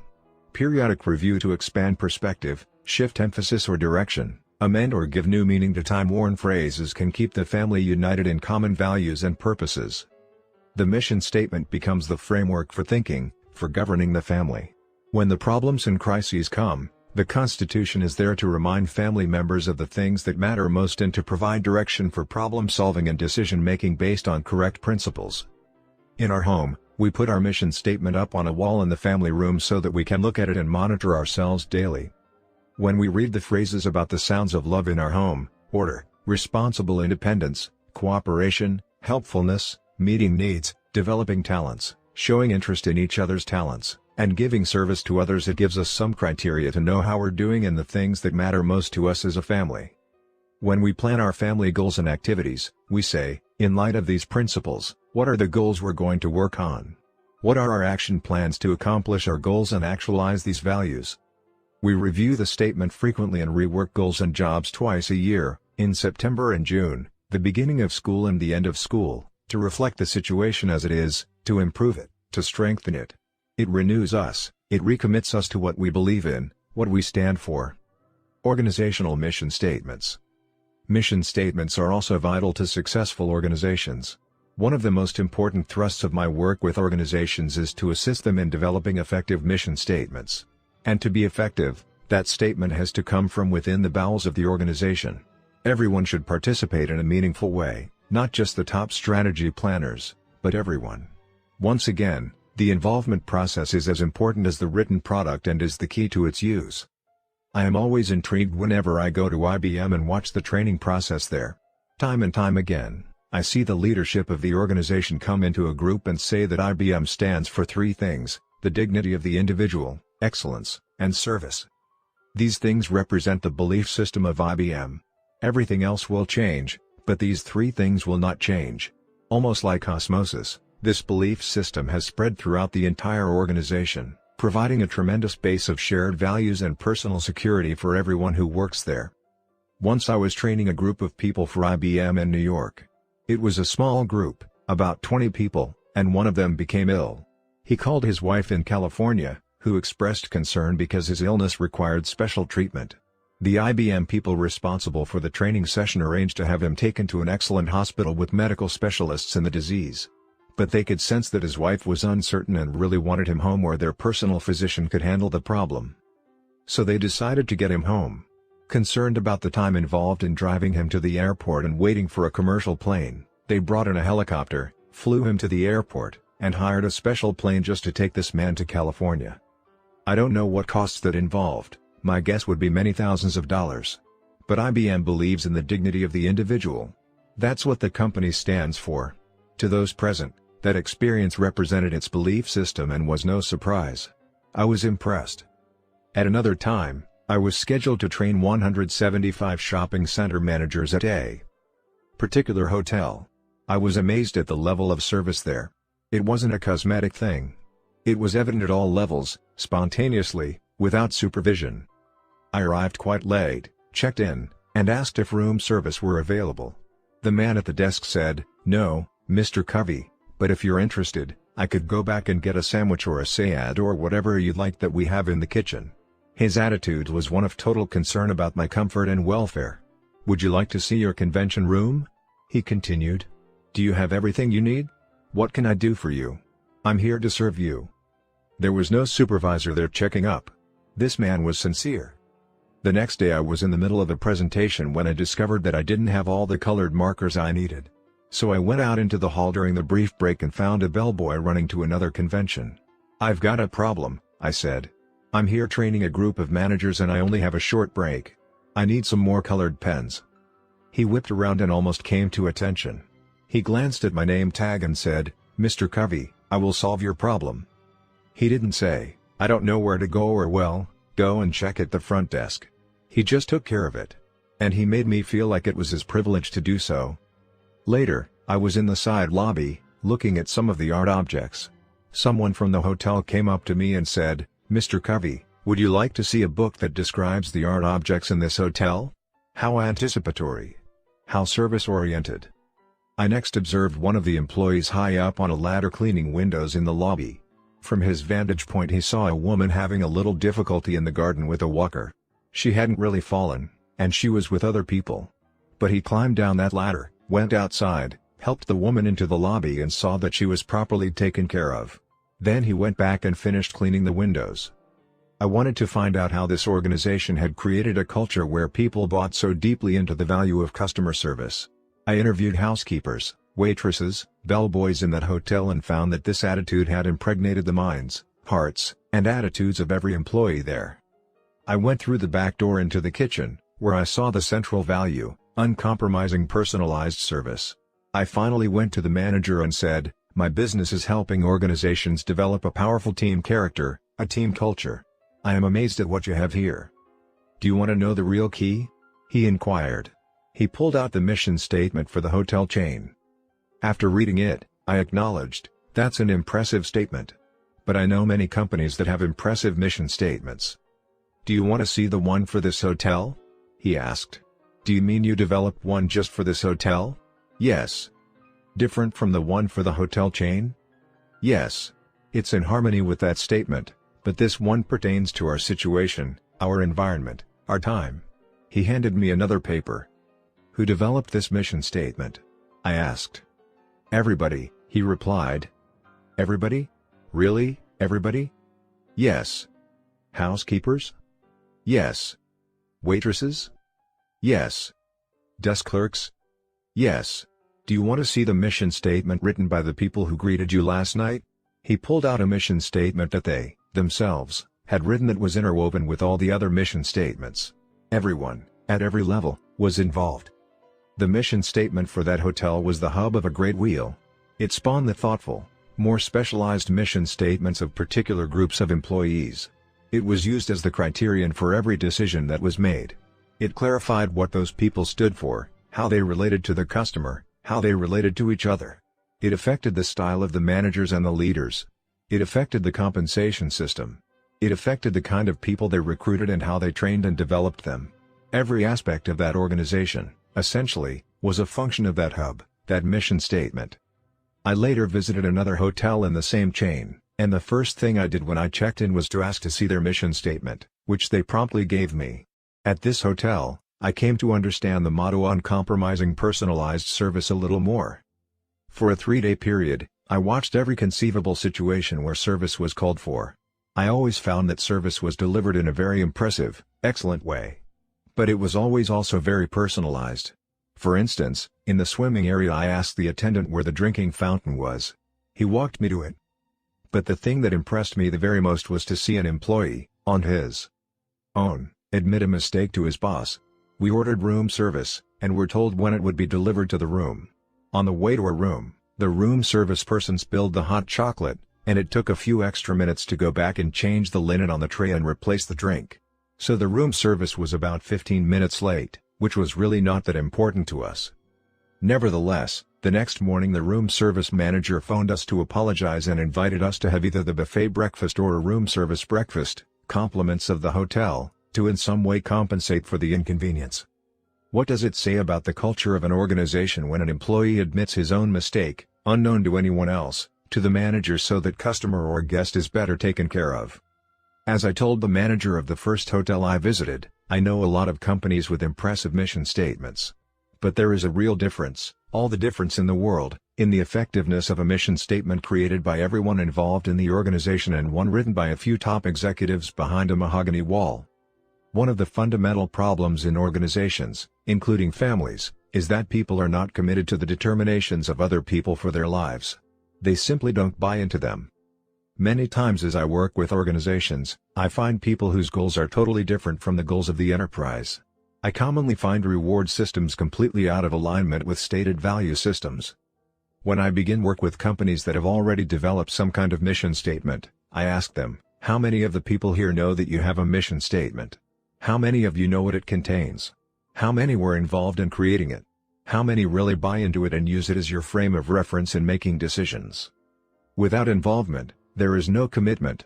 Mark it down, asterisk it, circle it, underline it. No involvement, no commitment. Now, in the early stages, when a person is new to an organization or when a child in the family is young, you can pretty well give them a goal and they'll buy it, particularly if the relationship, orientation, and training are good. But when people become more mature in their own lives take on a separate meaning, they want involvement, significant involvement. And if they don't have that involvement, they don't buy it. Then you have a significant motivational problem which cannot be solved at the same level of thinking that created it. That's why creating an organizational mission statement takes time, patience, involvement, skill, and empathy. Again, it's not a quick fix. It takes time and sincerity, correct principles, and the courage and integrity to align systems, structure, and management style to the shared vision and values. But it's based on correct principles and it works.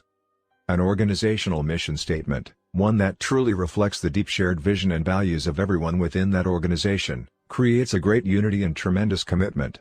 It creates in people's hearts and minds a frame of reference, a set of criteria or guidelines, by which they will govern themselves. They don't need someone else directing, controlling, criticizing, or taking cheap shots. They have bought into the changeless core of what the organization is about. Application suggestions. 1. Take the time to record the impressions you had in the funeral visualization at the beginning of this chapter. You may want to use the chart below to organize your thoughts. 2. Take a few moments and write down your roles as you now see them. Are you satisfied with that mirror image of your life? 3. Set up time to completely separate yourself from daily activities and to begin work on your personal mission statement. 4. Go through the chart in Appendix A showing different centers and circle all those you can identify with. Do they form a pattern for the behavior in your life? Are you comfortable with the implications of your analysis? 5. Start a collection of notes, quotes, and ideas you may want to use as resource material in writing your personal mission statement. 6. Identify a project you will be facing in the near future and apply the principle of mental creation. Write down the results you desire and what steps will lead to those results. 7. Share the principles of Habit 2 with your family or work group and suggest that together you begin the process of developing a family or group mission statement. Please refer to Appendix A. Habit 3. Put first things first. Principles of personal management. Things which matter most must never be at the mercy of things which matter least. Gouda. Will you take just a moment and write down a short answer to the following 2 questions? Your answers will be important to you as you begin work on Habit 3. Question 1. What one thing could you do, you aren't doing now, that if you did on a regular basis, would make a tremendous positive difference in your personal life? Question 2. What one thing in your business or professional life would bring similar results? We'll come back to these answers later. But first, let's put Habit 3 in perspective. Habit 3 is the personal fruit, the practical fulfillment of Habits 1 and 2. Habit 1 says, you're the creator. You're in charge.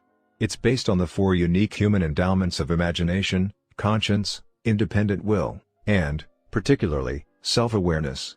It empowers you to say, that's an unhealthy program I've been given from my childhood, from my social mirror. I don't like that ineffective script. I can change. Habit 2 is the first or mental creation. It's based on imagination, the ability to envision, to see the potential, to create with our minds what we cannot at present see with our eyes, and conscience, the ability to detect our own uniqueness and the personal, moral, and ethical guidelines within which we can most happily fulfill it. It's the deep contact with our basic paradigms and values and the vision of what we can become. Habit 3, then, is the second creation, the physical creation. It's the fulfillment, the actualization, the natural emergence of Habits 1 and 2. It's the exercise of independent will toward becoming principle-centered. It's the day in, day out, moment by moment doing it. Habits 1 and 2 are absolutely essential and prerequisite to Habit 3. You can't become principle-centered without first being aware of and developing your own proactive nature. You can't become principle-centered without first being aware of your paradigms and understanding how to shift them and align them with principles. You can't become principle-centered without a vision of and a focus on the unique contribution that is yours to make.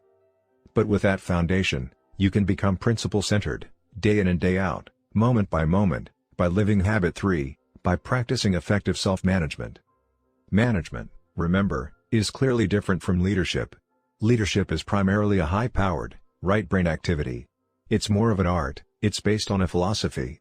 You have to ask the ultimate questions of life when you're dealing with personal leadership issues. But once you have dealt with those issues, once you have resolved them, you then have to manage yourself effectively to create a life congruent with your answers. The ability to manage well doesn't make much difference if you're not even in the right jungle. But if you are in the right jungle, it makes all the difference. In fact, the ability to manage well determines the quality and even the existence of the second creation. Management is the breaking down, the analysis, the sequencing, the specific application, the time-bound left-brain aspect of effective self-government. My own maxim of personal effectiveness is this: manage from the left, lead from the right. The power of independent will. In addition to self-awareness, imagination, and conscience, it is the fourth human endowment, independent will, that really makes effective self-management possible. It is the ability to make decisions and choices and to act in accordance with them. It is the ability to act rather than to be acted upon, to proactively carry out the program we have developed through the other 3 endowments. The human will is an amazing thing. Time after time, it has triumphed against unbelievable odds.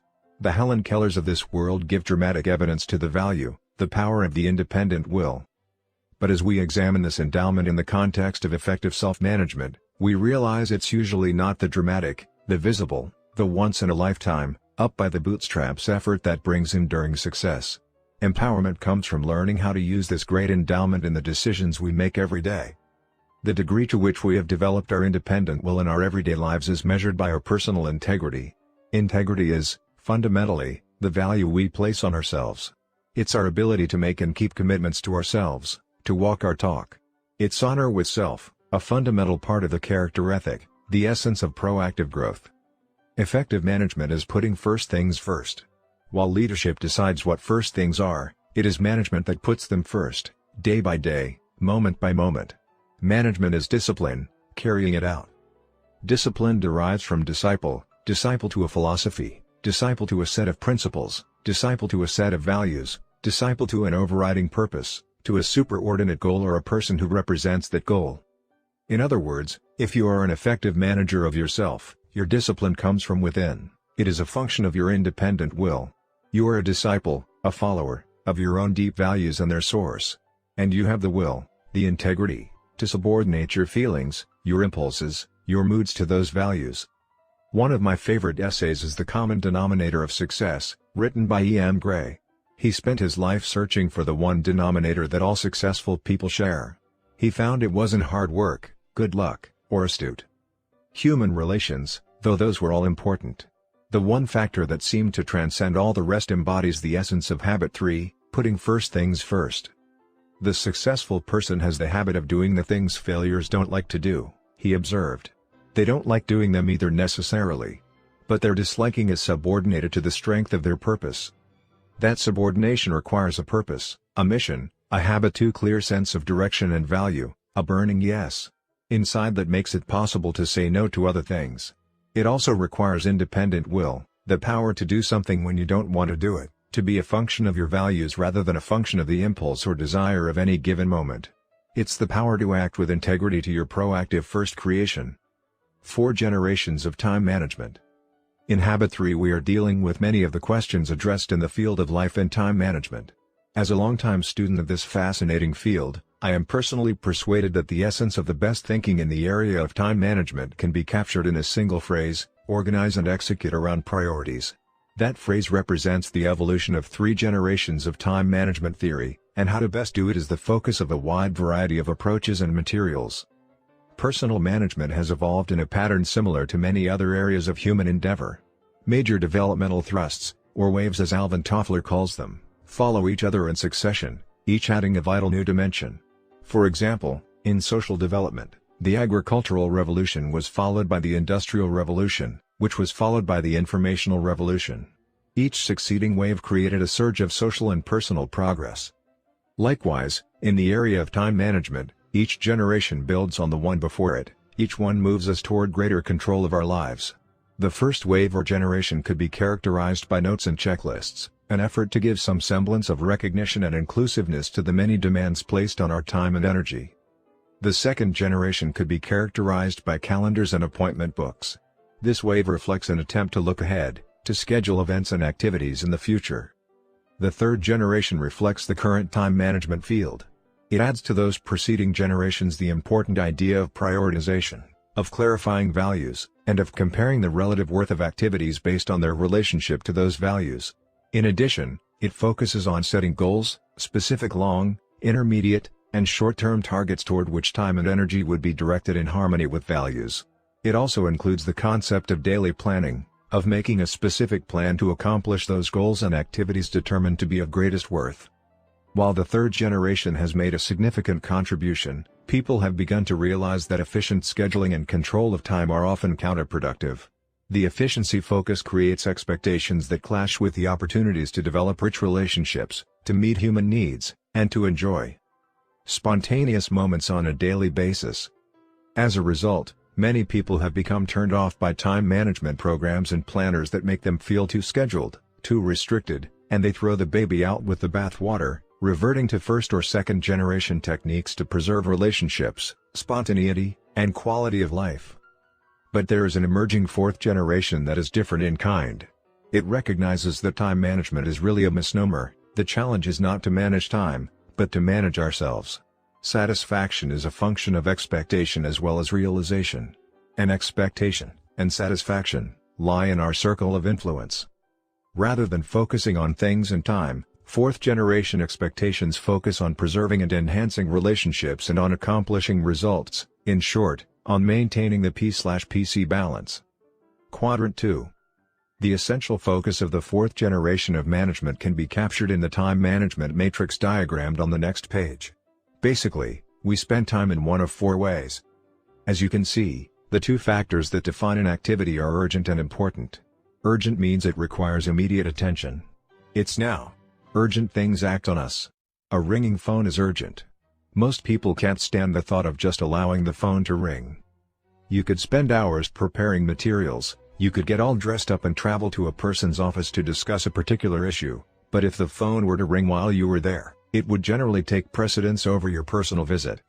If you were to phone someone, there aren't many people who would say, "I'll get to you in 15 minutes, just hold." But those same people would probably let you wait in an office for at least that long while they completed a telephone conversation with someone else. Urgent matters are usually visible. They press on us, they insist on action. They're often popular with others. They're usually right in front of us. And often they are pleasant, easy, fun to do. But so often they are unimportant. Importance, on the other hand, has to do with results. If something is important, it contributes to your mission, your values, your high-priority goals. We react to urgent matters. Important matters that are not urgent require more initiative, more proactivity. We must act to seize opportunity, to make things happen. If we don't practice habit 2, if we don't have a clear idea of what is important, of the results we desire in our lives, we are easily diverted into responding to the urgent. Look for a moment at the four quadrants in the time management matrix. Quadrant I is both urgent and important. It deals with significant results that require immediate attention. We usually call the activities in Quadrant I crises or problems. We all have some Quadrant I activities in our lives. But Quadrant I consumes many people. They are crisis managers, problem-minded people, deadline-driven producers. As long as you focus on Quadrant I, it keeps getting bigger and bigger until it dominates you. It's like the pounding surf. A huge problem comes and knocks you down and you're wiped out. You struggle back up only to face another one that knocks you down and slams you to the ground. Some people are literally beaten up by problems all day every day. The only relief they have is in escaping to the not important, not urgent activities of Quadrant 4. So when you look at their total matrix, 90% of their time is in Quadrant I and most of the remaining 10% is in Quadrant 4, with only negligible attention paid to Quadrants 2 and 3. That's how people who manage their lives by crisis live. There are other people who spend a great deal of time in urgent, but not important Quadrant 3, thinking they're in Quadrant I. They spend most of their time reacting to things that are urgent, assuming they are also important. But the reality is that the urgency of these matters is often based on the priorities and expectations of others. People who spend time almost exclusively in Quadrants 3 and 4 basically lead irresponsible lives. Effective people stay out of Quadrants 3 and 4 because, urgent or not, they aren't important. They also shrink Quadrant I down to size by spending more time in Quadrant 2. Quadrant 2 is the heart of effective personal management. It deals with things that are not urgent, but are important. It deals with things like building relationships, writing a personal mission statement, long-range planning, exercising, preventive maintenance, preparation, all those things we know we need to do, but somehow seldom get around to doing, because they aren't urgent. To paraphrase Peter Drucker, effective people are not problem-minded, they're opportunity-minded. They feed opportunities and starve problems. They think preventively. They have genuine Quadrant I crises and emergencies that require their immediate attention, but the number is comparatively small. They keep P and PC in balance by focusing on the important, but not urgent, high-leverage capacity-building activities of Quadrant 2. With the time management matrix in mind, take a moment now and consider how you answered the questions at the beginning of this chapter.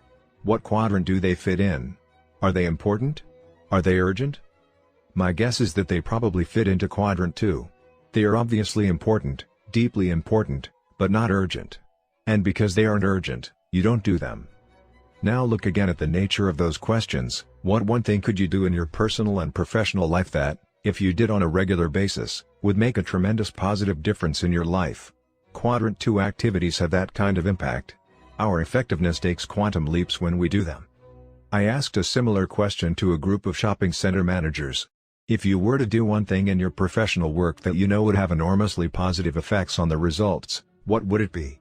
Their unanimous response was to build helpful personal relationships with the tenants, the owners of the stores inside the shopping center, which is a Quadrant 2 activity. We did an analysis of the time they were spending on that activity. It was less than 5%. They had good reasons, problems, one right after another. They had reports to make out, meetings to go to, correspondence to answer, phone calls to make, constant interruptions. Quadrant I had consumed them. They were spending very little time with the store managers, and the time they did spend was filled with negative energy.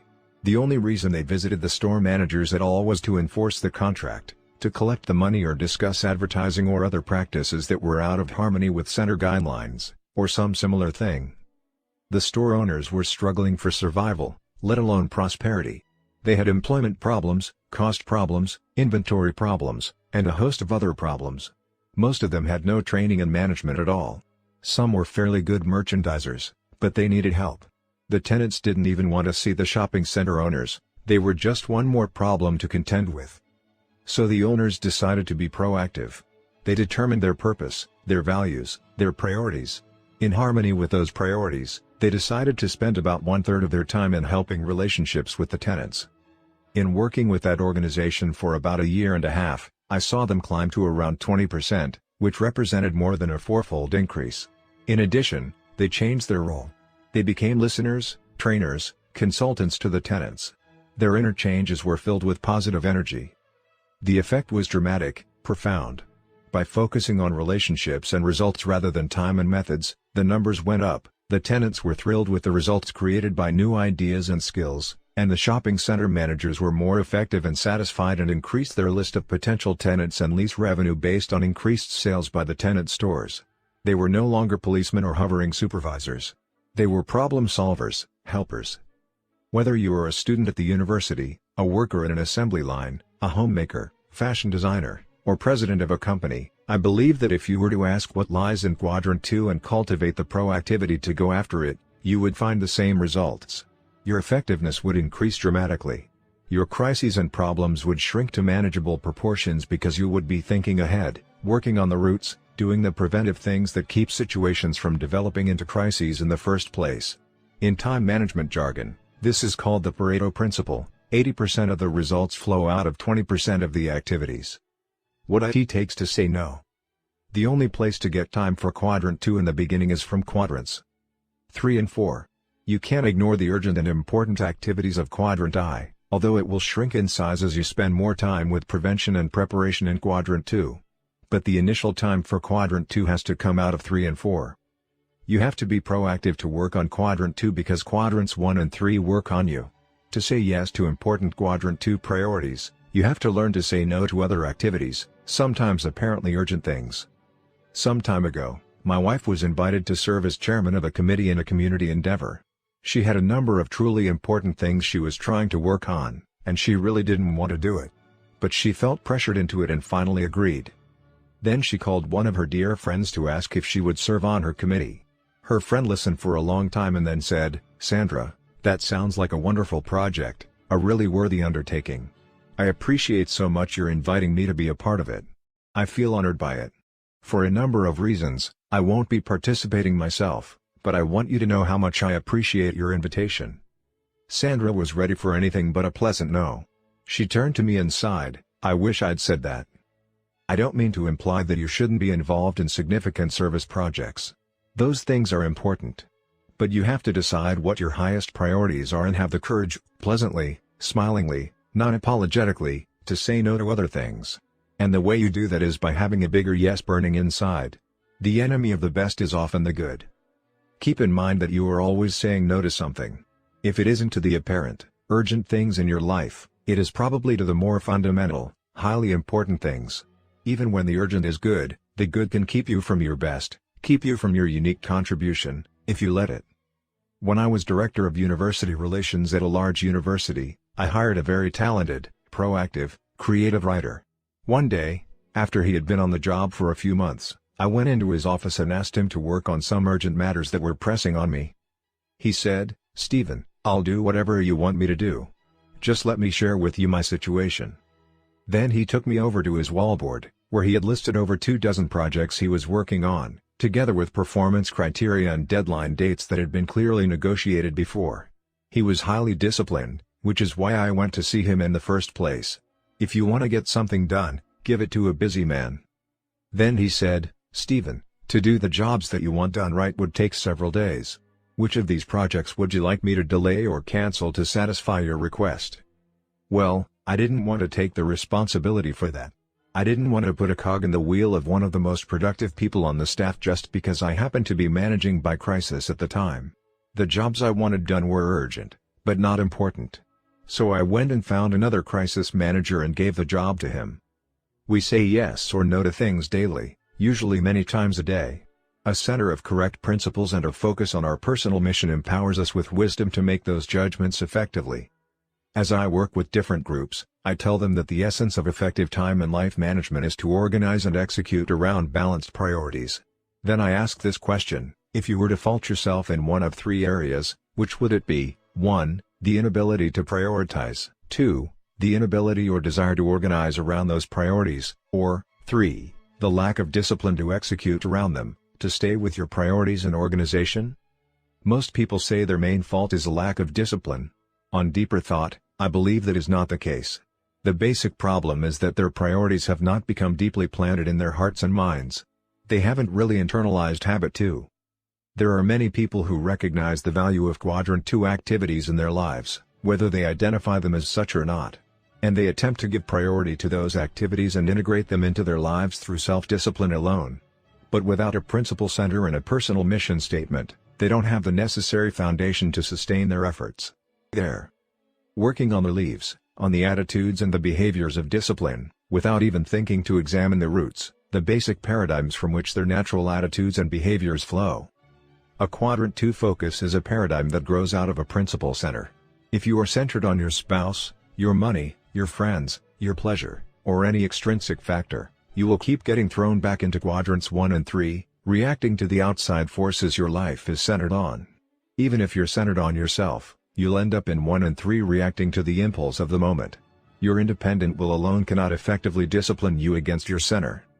In the words of the architectural maxim, form follows function. Likewise, management follows leadership. The way you spend your time is a result of the way you see your time and the way you really see your priorities. If your priorities grow out of a principle center and a personal mission, if they are deeply planted in your heart and in your mind, you will see Quadrant 2 as a natural, exciting place to invest your time. It's almost impossible to say no to the popularity of Quadrant 3 or to the pleasure of escape to Quadrant 4 if you don't have a bigger yes burning inside. Only when you have the self-awareness to examine your program, and the imagination and conscience to create a new, unique, principle-centered program to which you can say yes, only then will you have sufficient independent willpower to say no, with a genuine smile, to the unimportant. Moving into Quadrant 2. If Quadrant 2 activities are clearly the heart of effective personal management, the first things we need to put first, then how do we organize and execute around those things? The first generation of time management does not even recognize the concept of priority. It gives us notes and to-do lists that we can cross off, and we feel a temporary sense of accomplishment every time we check something off, but no priority is attached to items on the list. In addition, there is no correlation between what's on the list and our ultimate values and purposes in life. We simply respond to whatever penetrates our awareness and apparently needs to be done. Many people manage from this first-generation paradigm. It's the course of least resistance. There's no pain or strain, it's fun to go with the flow. Externally imposed disciplines and schedules give people the feeling that they aren't responsible for results.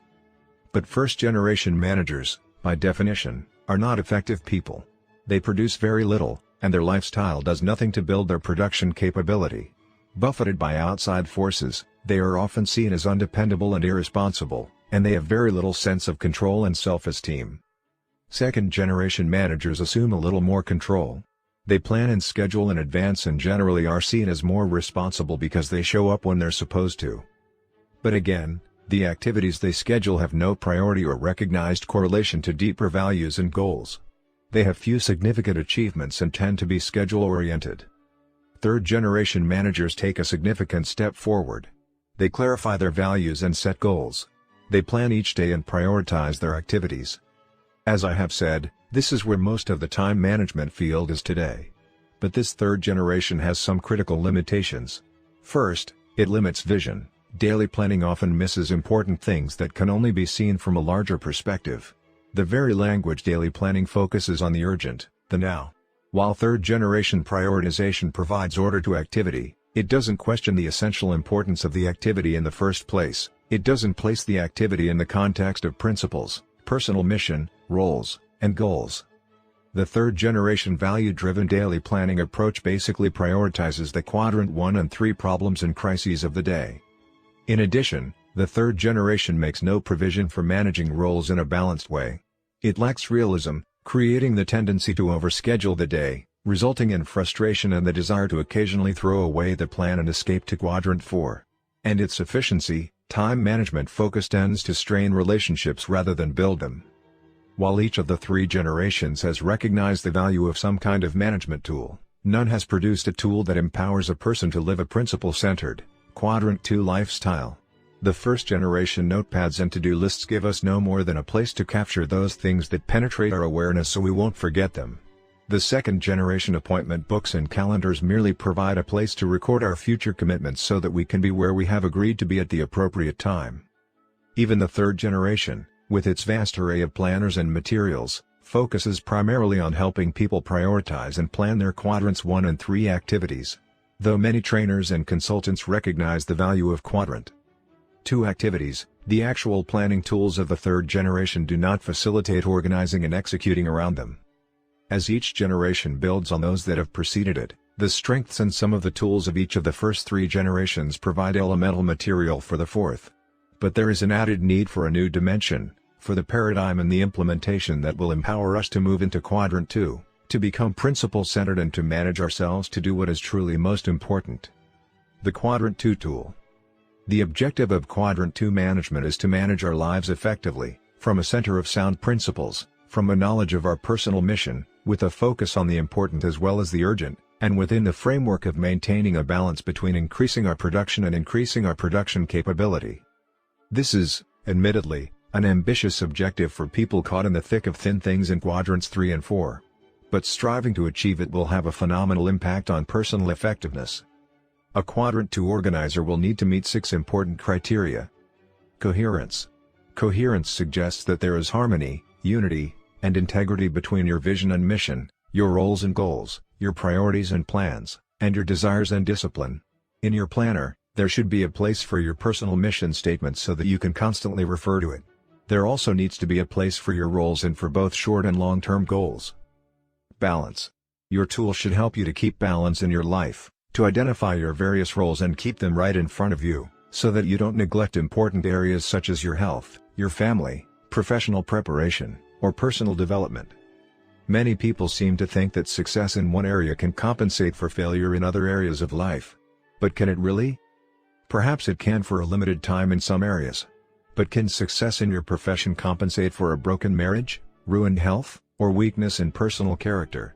True effectiveness requires balance, and your tool needs to help you create and maintain it. Quadrant 2 focus. You need a tool that encourages you, motivates you, actually helps you spend the time you need in quadrant 2, so that you're dealing with prevention rather than prioritizing crises. In my opinion, the best way to do this is to organize your life on a weekly basis. You can still adapt and prioritize on a daily basis, but the fundamental thrust is organizing the week.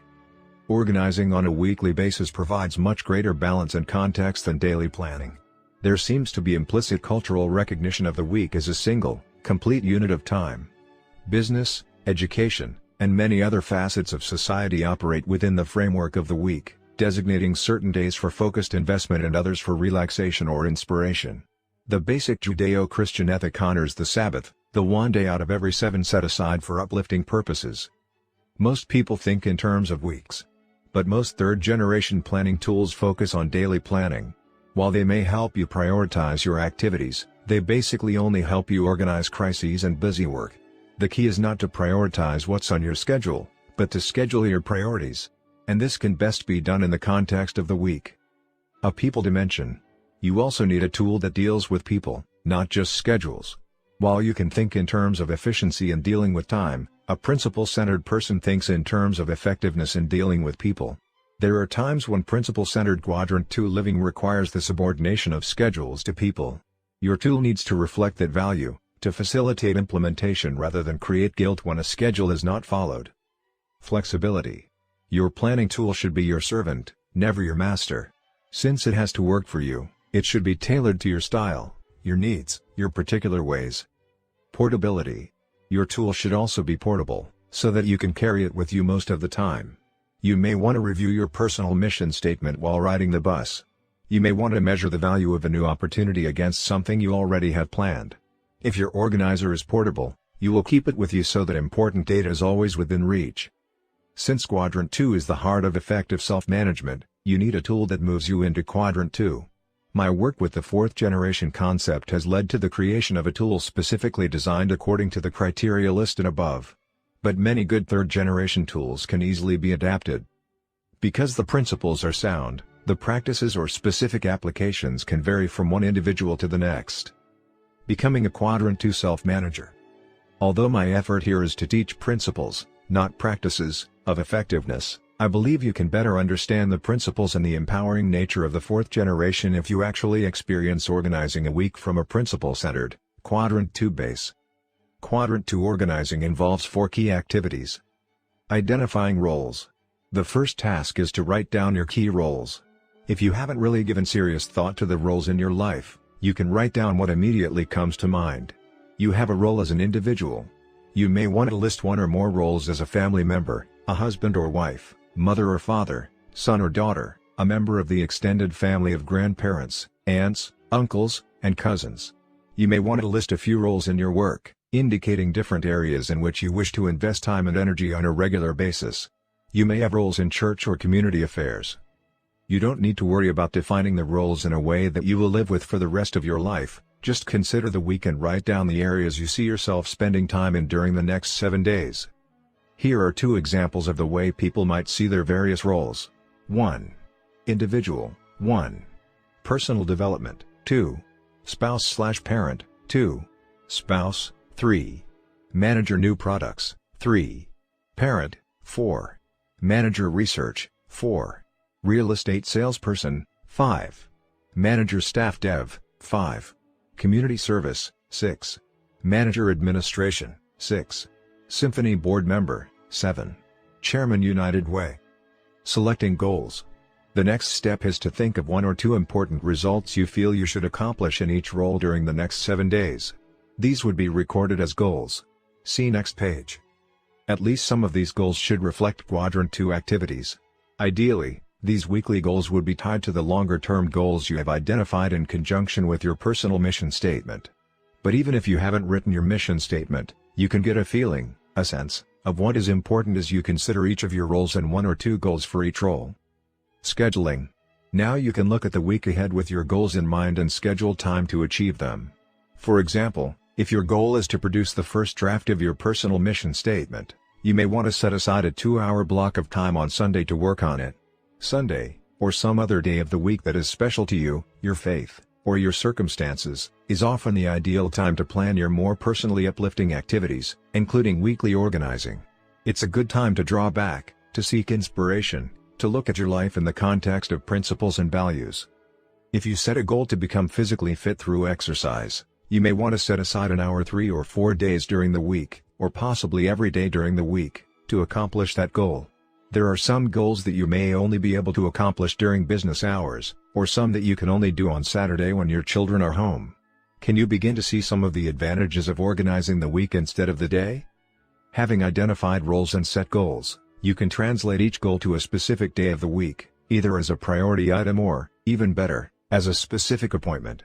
You can also check your annual or monthly calendar for any appointments you may have previously made and evaluate their importance in the context of your goals, transferring those you decide to keep to your schedule and making plans to reschedule or cancel others.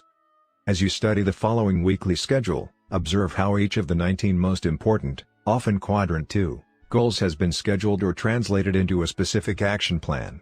In addition, notice the box labeled Sharpen the Saw that provides a place to plan vital renewing Quadrant 2 activities in each of the 4 human dimensions that will be explained in Habit 7. Even with time set aside to accomplish 19 important goals during the week, Look at the amount of remaining unscheduled space on the schedule. As well as empowering you to put first things first, Quadrant 2 weekly organizing gives you the freedom and the flexibility to handle unanticipated events, to shift appointments if you need to savor relationships and interactions with others, to deeply enjoy spontaneous experiences, knowing that you have proactively organized your week to accomplish key goals in every area of your life. Daily adapting. With Quadrant 2 weekly organizing, daily planning becomes more a function of daily adapting, of prioritizing activities and responding to unanticipated events, relationships, and experiences in a meaningful way. Taking a few minutes each morning to review your schedule can put you in touch with the value-based decisions you made as you organize the week as well as unanticipated factors that may have come up. As you overview the day, you can see that your roles and goals provide a natural prioritization that grows out of your innate sense of balance. It is a softer, more right-brain prioritization that ultimately comes out of your sense of personal mission. You may still find that the third generation A, B, C or 1, 2, 3 prioritization gives needed order to daily activities. It would be a false dichotomy to say that activities are either important or they aren't. They are obviously on a continuum, and some important activities are more important than others. In the context of weekly organizing, third generation prioritization gives order to daily focus. But trying to prioritize activities before you even know how they relate to your sense of personal mission and how they fit into the balance of your life is not effective. You may be prioritizing and accomplishing things you don't want or need to be doing at all. Long-term organizing. Weekly organizing.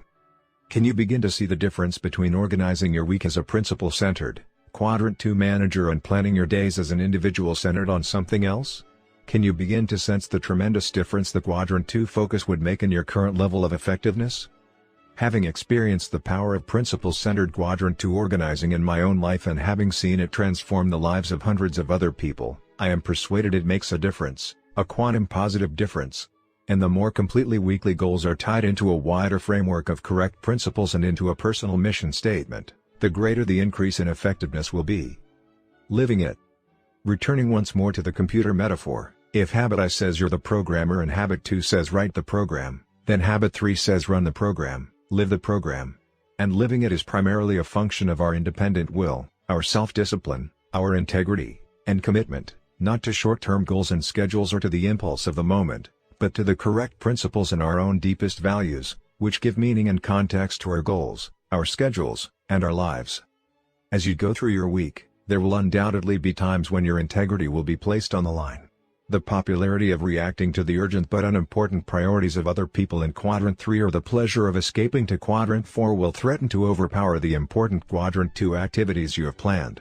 Your principle center, your self-awareness, and your conscience can provide a high degree of intrinsic security, guidance, and wisdom to empower you to use your independent will and maintain integrity to the truly important. But because you aren't omniscient, you can't always know in advance what is truly important. As carefully as you organize the week, there will be times when, as a principle-centered person, you will need to subordinate your schedule to a higher value. Because you are principle-centered, you can do that with an inner sense of peace. At one point, one of my sons was deeply into scheduling and efficiency. One day he had a very tight schedule, which included down to the minute time allocations for every activity, including picking up some books, washing his car, and dropping Carol, his girlfriend, among other things. Everything went according to schedule until it came to Carol. They had been dating for a long period of time, and he had finally come to the conclusion that a continued relationship would not work out. So, congruent with his efficiency model, he had scheduled a 10 to 15 minute telephone call to tell her. But the news was very traumatic to her. 1.5 hours later, he was still deeply involved in a very intense conversation with her. Even then, the one visit was not enough. The situation was a very frustrating experience for them both. Again, you simply can't think efficiency with people. You think effectiveness with people and efficiency with things. I've tried to be efficient with a disagreeing or disagreeable person and it simply doesn't work. I've tried to give 10 minutes of quality time to a child or an employee to solve a problem, only to discover such efficiency creates new problems and seldom resolves the deepest concern. I see many parents, particularly mothers with small children, often frustrated in their desire to accomplish a lot because all they seem to do is meet the needs of little children all day. Remember, Frustration is a function of our expectations, and our expectations are often a reflection of the social mirror rather than our own values and priorities. But if you have habit too deep inside your heart and mind, you have those higher values driving you.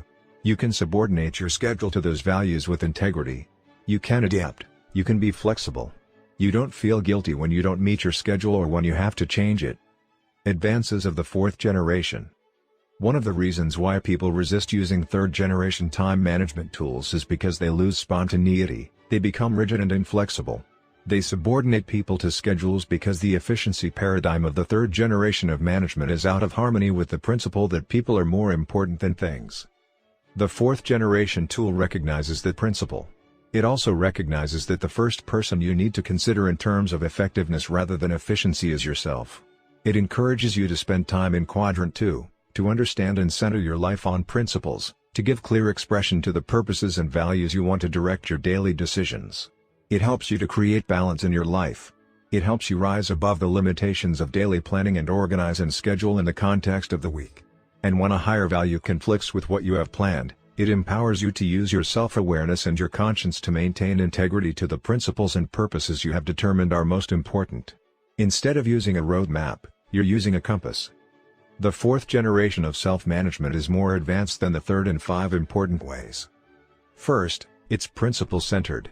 More than giving lip service to quadrant 2, it creates the central paradigm that empowers you to see your time in the context of what is really important and effective. Second, it's conscience-directed.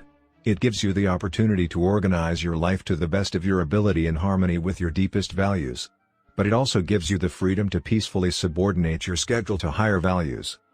Third, it defines your unique mission, including values and long-term goals. This gives direction and purpose to the way you spend each day. Fourth, it helps you balance your life by identifying roles, and by setting goals and scheduling activities in each key role every week. And fifth, it gives greater context through weekly organizing, with daily adaptation as needed, rising above the limiting perspective of a single day and putting you in touch with your deepest values through review of your key roles. The practical thread running through all 5 of these advances is a primary focus on relationships and results and a secondary focus on time. Delegation, increasing P&PC. We accomplish all that we do through delegation, either to time or to other people. If we delegate to time, we think efficiency. If we delegate to other people, we think effectiveness. Many people refuse to delegate to other people because they feel it takes too much time and effort and they could do the job better themselves. But effectively delegating to others is perhaps the single most powerful high-leverage activity there is. Transferring responsibility to other skilled and trained people enables you to give your energies to other high-leverage activities. Delegation means growth, both for individuals and for organizations. The late J.C. Penney was quoted as saying that the wisest decision he ever made was to let go after realizing that he couldn't do it all by himself any longer. That decision, made long ago, enabled the development and growth of hundreds of stores and thousands of people. Because delegation involves other people, it is a public victory and could well be included in Habit 4. But because we are focusing here on principles of personal management, and the ability to delegate to others is the main difference between the role of manager and independent producer, I am approaching delegation from the standpoint of your personal managerial skills. A producer does whatever is necessary to accomplish desired results, to get the golden eggs.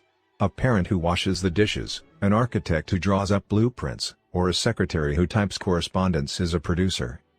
But when a person sets up and works with and through people and systems to produce golden eggs, that person becomes a manager in the interdependent sense. A parent who delegates washing the dishes to a child is a manager. An architect who heads a team of other architects is a manager. A secretary who supervises other secretaries and office personnel is an office manager. A producer can invest 1 hour of effort and produce 1 unit of results, assuming no loss of efficiency. A manager, on the other hand, can invest 1 hour of effort and produce 10 or 50 or 100 units through effective delegation. Management is essentially moving the fulcrum over, and the key to effective management is delegation. Go for delegation. There are basically 2 kinds of delegation: go for delegation and stewardship delegation. Go for delegation means go for this, go for that, do this, do that, and tell me when it's done. Most people who are producers have a go for delegation paradigm. Remember the machete wielders in the jungle? They are the producers. They roll up their sleeves and get the job done. If they are given a position of supervision or management, they still think like producers. They don't know how to set up a full delegation so that another person is committed to achieve results. Because they are focused on methods, they become responsible for the results. I was involved in a gopher delegation once when our family went water skiing.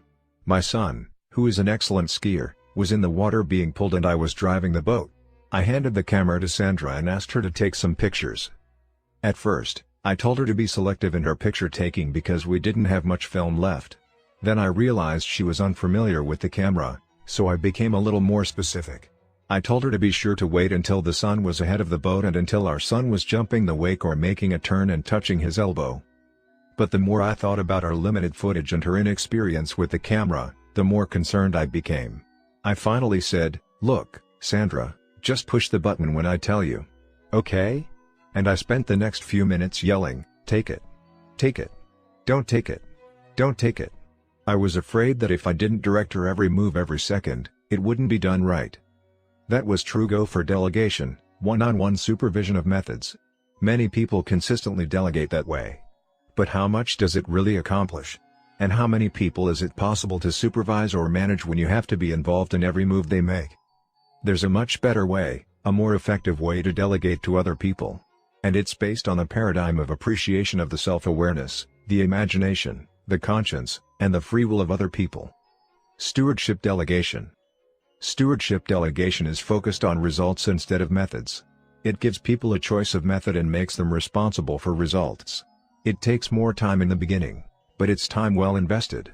You can move the fulcrum over, you can increase your leverage, through stewardship delegation.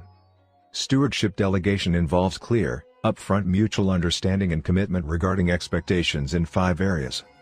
Desired results. Create a clear, mutual understanding of what needs to be accomplished, focusing on what, not how, results, not methods. Spend time. Be patient. Visualize the desired result. Have the person see it, describe it, make out a quality statement of what the results will look like, and by when they will be accomplished. Guidelines.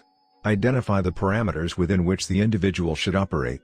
These should be as few as possible to avoid methods delegation, but should include any formidable restrictions. You wouldn't want a person to think he had considerable latitude as long as he accomplished the objectives, only to violate some long-standing traditional practice or value. That kills initiative and sends people back to the gopher's creed, "Just tell me what you want me to do, and I'll do it." If you know the failure paths of the job, identify them. Be honest and open, tell a person where the quicksand is and where the wild animals are. You don't want to have to reinvent the wheel every day. Let people learn from your mistakes or the mistakes of others. Point out the potential failure paths, what not to do, but don't tell them what to do.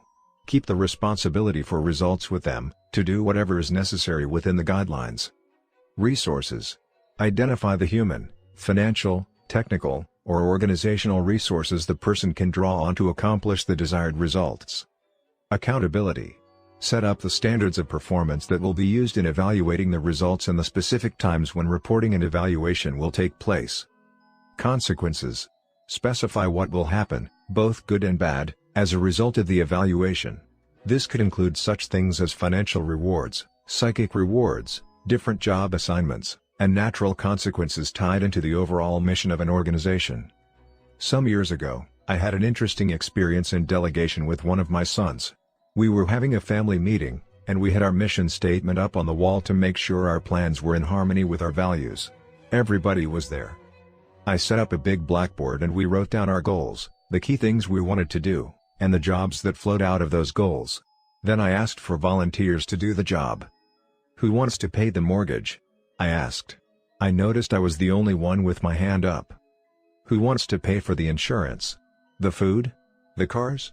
I seemed to have a real monopoly on the opportunities. "Who wants to feed the new baby?" There was more interest here, but my wife was the only one with the right qualifications for the job. As we went down the list, job by job, it was soon evident that mom and dad had more than 60-hour work weeks.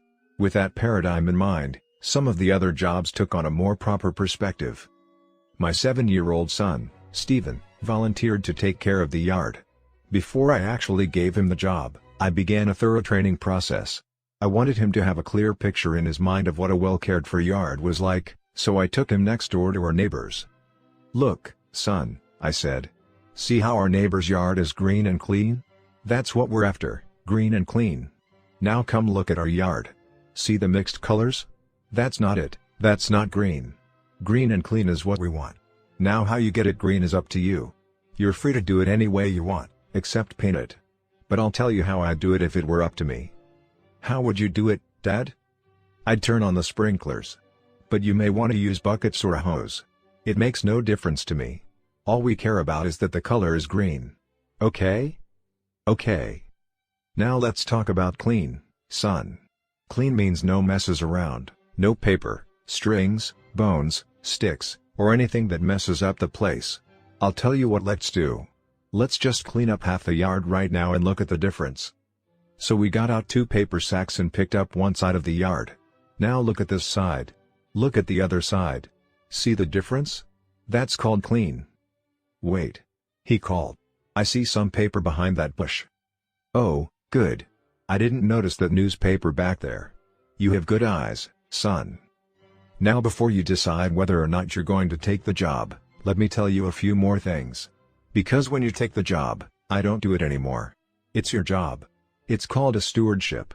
Stewardship means a job with a trust. I trust you to do the job, to get it done. Now who's going to be your boss? You, Dad? No, not me. You're the boss. You boss yourself. How do you like Mom and Dad nagging you all the time? I don't. We don't like doing it either. It sometimes causes a bad feeling, doesn't it? So you boss yourself. Now, guess who your helper is? Who? I am, I said. You boss me. I do? That's right. But my time to help is limited. Sometimes I'm away. But when I'm here, you tell me how I can help. I'll do anything you want me to do. Okay. Now guess who judges you? Who? You judge yourself. I do? That's right. Twice a week the two of us will walk around the yard, and you can show me how it's coming. How are you going to judge? Green and clean. Right. I trained him with those 2 words for 2 weeks before I felt he was ready to take the job. Finally, the big day came. Is it a deal, son? It's a deal. What's the job? Green and clean. What's green? He looked at our yard, which was beginning to look better. Then he pointed next door. That's the color of his yard. What's clean? No messes. Who's the boss? I am. Who's your helper? You are, when you have time. Who's the judge? I am. We'll walk around 2 times a week and I can show you how it's coming. And what will we look for? Green and clean. At that time I didn't mention an allowance. But I wouldn't hesitate to attach an allowance to such a stewardship. 2 weeks and 2 words. I thought he was ready. It was Saturday. And he did nothing. Sunday, nothing. Monday, nothing. As I pulled out of the driveway on my way to work on Tuesday, I looked at the yellow, cluttered yard and the hot July sun on its way up.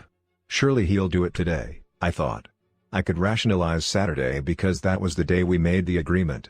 I could rationalize Sunday. Sunday was for other things. But I couldn't rationalize Monday. And now it was Tuesday. Certainly he'd do it today. It was summertime. What else did he have to do? All day I could hardly wait to return home to see what happened. As I rounded the corner, I was met with the same picture I left that morning. And there was my son at the park across the street playing. This was not acceptable.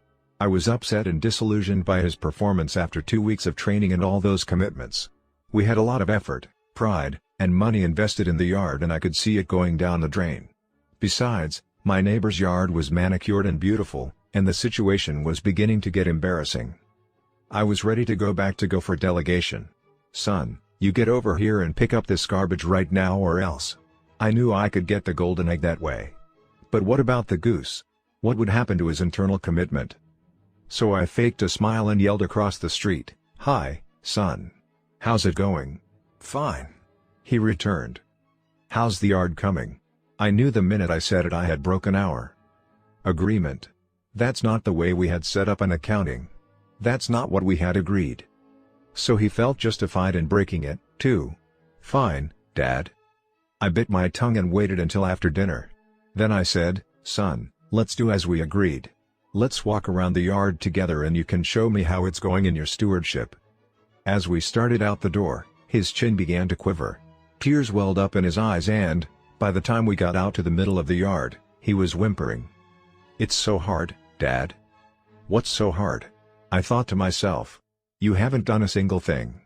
But I knew what was hard: self-management, self-supervision. So I said, "Is there anything I can do to help?" "Would you, Dad?" He sniffed. "What was our agreement?" "You said you'd help me if you had time." "I have time." So he ran into the house and came back with 2 sacks. He handed me one. "Will you pick that stuff up?" He pointed to the garbage from Saturday night's barbecue. "It makes me sick." So I did. I did exactly what he asked me to do. And that was when he signed the agreement in his heart. It became his yard, his stewardship. He only asked for help 2 or 3 more times that entire summer. He took care of that yard. He kept it greener and cleaner than it had ever been under my stewardship. He even reprimanded his brothers and sisters if they left so much as a gum wrapper on the lawn. Trust is the highest form of human motivation. It brings out the very best in people. But it takes time and patience, and it doesn't preclude the necessity to train and develop people so that their competency can rise to the level of that trust. I am convinced that if stewardship delegation is done correctly, both parties will benefit and ultimately much more work will get done in much less time. I believe that a family that is well organized, whose time has been spent effectively delegating on a one-on-one basis, can organize the work so that everyone can do everything in about an hour a day. But that takes the internal capacity to want to manage, not just to produce. The focus is on effectiveness, not efficiency. Certainly you can pick up that room better than a child, but the key is that you want to empower the child to do it. It takes time. You have to get involved in the training and development. It takes time, but how valuable that time is downstream. It saves you so much in the long run. This approach involves an entirely new paradigm of delegation. In effect, it changes the nature of the relationship. The steward becomes his own boss, governed by a conscience that contains the commitment to agreed-upon desired results. But it also releases his creative energies toward doing whatever is necessary in harmony with correct principles to achieve those desired results. The principles involved in stewardship delegation are correct and applicable to any kind of person or situation. With immature people, you specify fewer desired results and more guidelines, identify more resources, conduct more frequent accountability interviews, and apply more immediate consequences. With more mature people, you have more challenging desired results, fewer guidelines, less frequent accountability, and less measurable but more discernible criteria. Effective delegation is perhaps the best indicator of effective management simply because it is so basic to both personal and organizational growth. The Quadrant 2 Paradigm. The key to effective management of self, or of others through delegation, is not in any technique or tool or extrinsic factor. It is intrinsic, in the Quadrant 2 paradigm that empowers you to see through the lens of importance rather than urgency. I have included in the appendix an exercise called a Quadrant 2 Day at the Office which will enable you to see in a business setting how powerfully this paradigm can impact your effectiveness. As you work to develop a Quadrant 2 paradigm, you will increase your ability to organize and execute every week of your life around your deepest priorities, to walk your talk. You will not be dependent on any other person or thing for the effective management of your life. Interestingly, every one of the 7 habits is in Quadrant 2. Every one deals with fundamentally important things that, if done on a regular basis, would make a tremendous positive difference in our lives. Application suggestions. 1. Identify a Quadrant 2 activity you know has been neglected in your life, one that, if done well, would have a significant impact in your life, either personally or professionally. Write it down and commit to implement it. 2. Draw a time management matrix and try to estimate what percentage of your time you spend in each quadrant.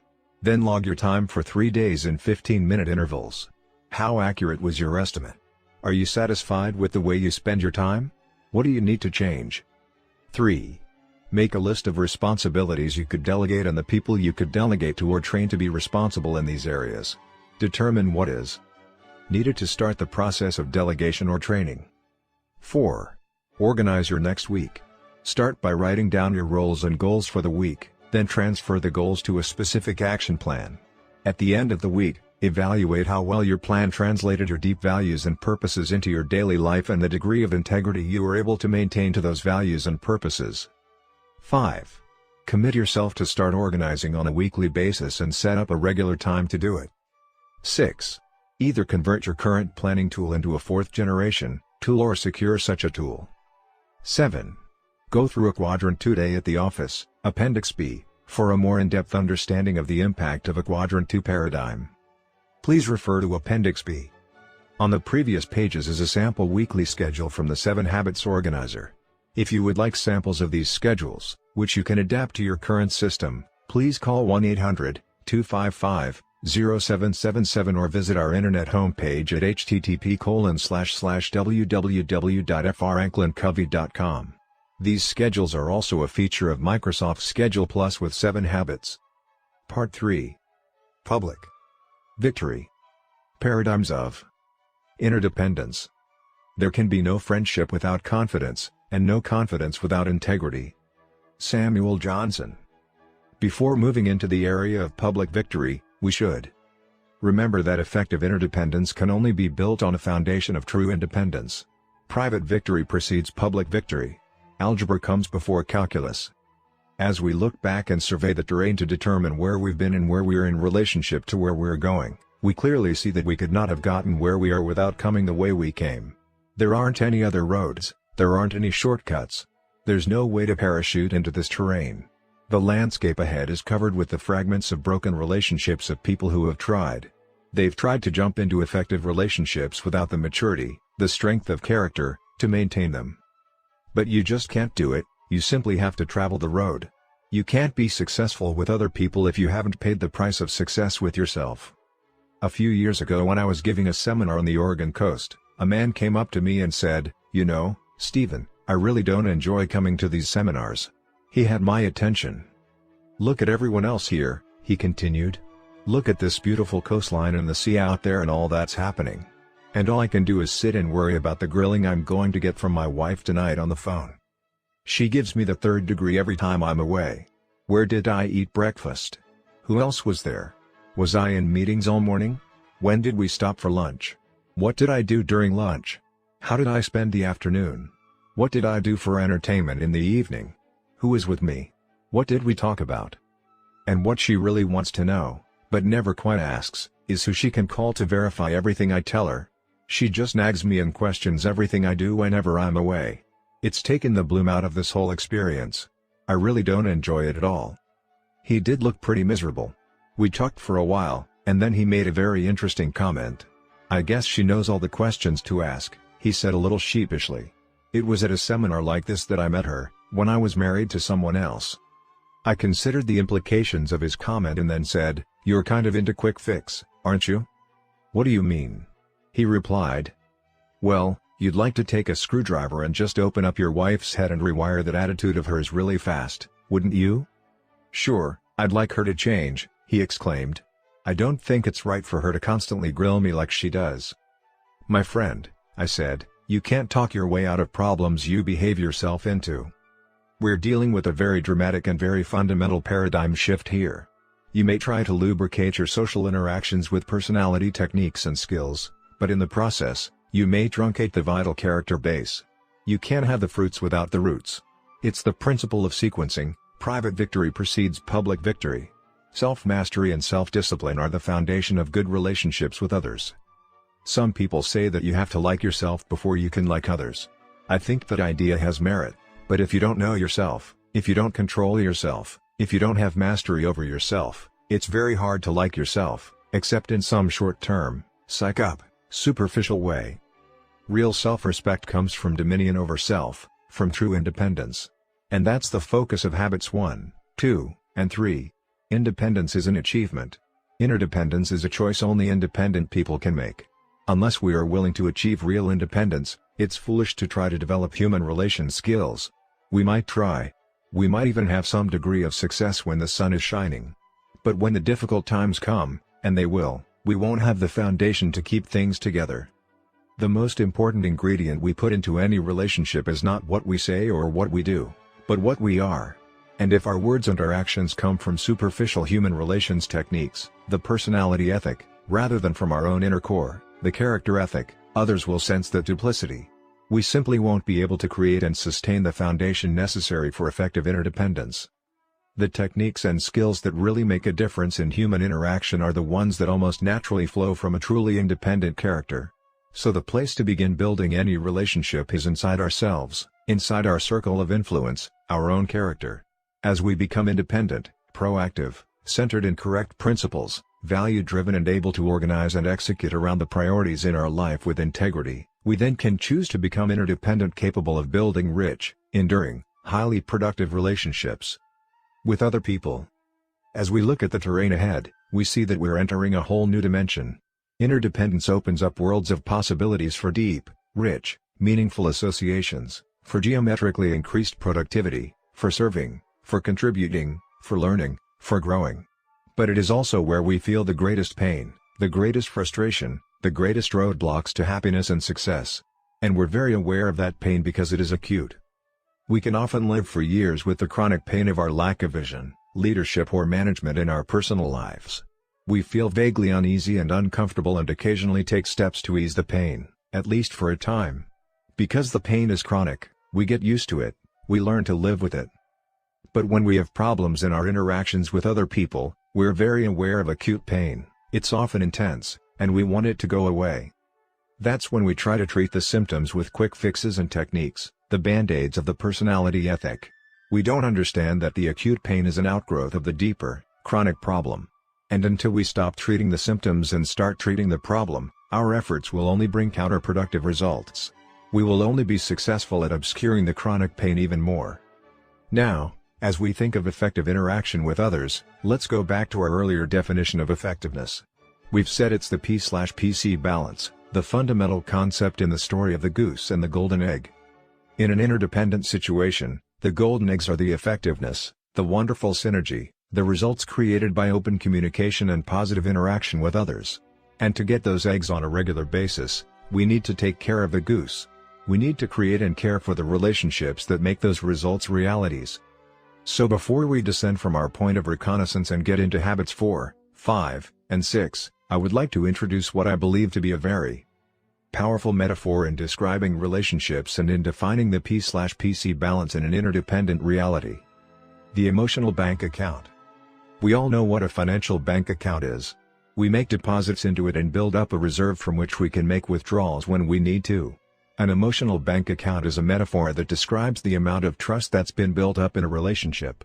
It's the feeling of safeness you have with another human being. If I make deposits into an emotional bank account with you through courtesy, kindness, honesty, and keeping my commitments to you, I build up a reserve. Your trust toward me becomes higher, and I can call upon that trust many times if I need to.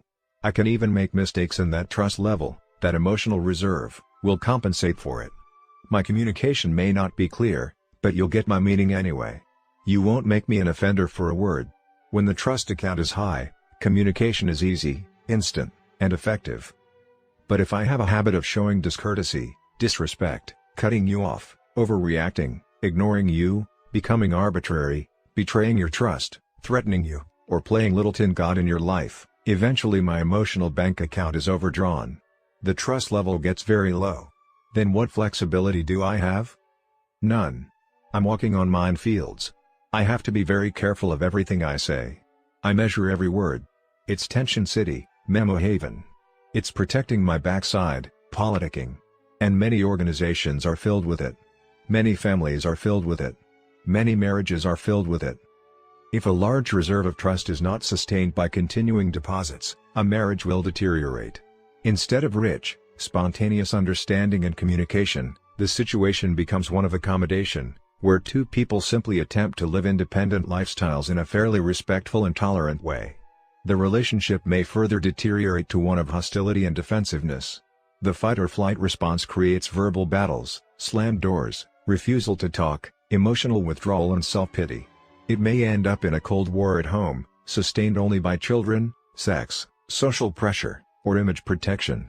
Or it may end up in open warfare in the courts, where bitter ego-decimating legal battles can be carried on for years as people endlessly confess the sins of a former spouse. And this is in the most intimate, the most potentially rich, joyful, satisfying and productive relationship possible between two people on this earth. The P/PC lighthouse is there. We can either break ourselves against it or we can use it as a guiding light. Our most constant relationships, like marriage, require our most constant deposits. With continuing expectations, old deposits evaporate. If you suddenly run into an old high school friend you haven't seen for years, you can pick up right where you left off because the earlier deposits are still there. But your accounts with the people you interact with on a regular basis require more constant investment. There are sometimes automatic withdrawals in your daily interactions or in their perception of you that you don't even know about. This is especially true with teenagers in the home. Suppose you have a teenage son and your normal conversation is something like, "Clean your room. Button your shirt. Turn down the radio. Go get a haircut. And don't forget to take out the garbage." Over a period of time, the withdrawals far exceed the deposits. Now, suppose this son is in the process of making some important decisions that will affect the rest of his life. But the trust level is so low and the communication process so closed, mechanical, and unsatisfying that he simply will not be open to your counsel. You may have the wisdom and the knowledge to help him, but because your account is so overdrawn, he will end up making his decisions from a short-range emotional perspective, which may well result in many negative long-range consequences. You need a positive balance to communicate on these tender issues. What do? What would happen if you started making deposits into the relationship? Maybe the opportunity comes up to do him a little kindness, to bring home a magazine on skateboarding, if that's his interest, or just to walk up to him when he's working on a project and offer to help. Perhaps you could invite him to go to a movie with you or take him out for some ice cream. Probably the most important deposit you could make would be just to listen, without judging or preaching or reading your own autobiography into what he says. Just listen and seek to understand. Let him feel your concern for him, your acceptance of him as a person. He may not respond at first. He may even be suspicious. What's Dad up to now? What technique is Mom trying on me this time? But as those genuine deposits keep coming, they begin to add up. That overdrawn balance is shrinking. Remember that quick fix is a mirage. Building and repairing relationships takes time. If you become impatient with his apparent lack of response or his seeming ingratitude, you may make huge withdrawals and undo all the good you've done. After all we've done for you, the sacrifices we've made, how can you be so ungrateful? We try to be nice and you act like this. I can't believe it. It's hard not to get impatient. It takes character to be proactive, to focus on your circle of influence, to nurture growing things, and not to pull up the flowers to see how the roots are coming. But there really is no quick fix. Building and repairing relationships are long-term investments. 6 major deposits. Let me suggest 6 major deposits that build the emotional bank account. Understanding the individual. Really seeking to understand another person is probably one of the most important deposits you can make, and it is the key to every other deposit. You simply don't know what constitutes a deposit to another person until you understand that individual. What might be a deposit for you? Going for a walk to talk things over, going out for ice cream together, working on a common project might not be perceived by someone else as a deposit at all. It might even be perceived as a withdrawal, if it doesn't touch the person's deep interests or needs. One person's mission is another person's minutiae. To make a deposit, what is important to another person must be as important to you as the other person is to you. You may be working on a high-priority project when your 6-year-old child interrupts with something that seems trivial to you, but it may be very important from his point of view. It takes habit 2 to recognize and recommit yourself to the value of that person and habit 3 to subordinate your schedule to that human priority. By accepting the value he places on what he has to say, you show an understanding of him that makes a great deposit. I have a friend whose son developed an avid interest in baseball. My friend wasn't interested in baseball at all. But one summer, he took his son to see every major league team play one game. The trip took over 6 weeks and cost a great deal of money, but it became a powerful bonding experience in their relationship. My friend was asked on his return, "Do you like baseball that much?"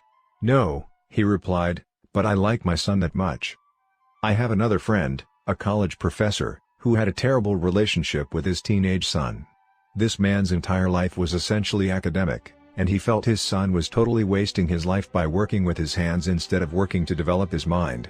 As a result, he was almost constantly on the boy's back, and, in moments of regret, he would try to make deposits that just didn't work. The boy perceived the gestures as new forms of rejection, comparison, and judgment. And they precipitated huge withdrawals.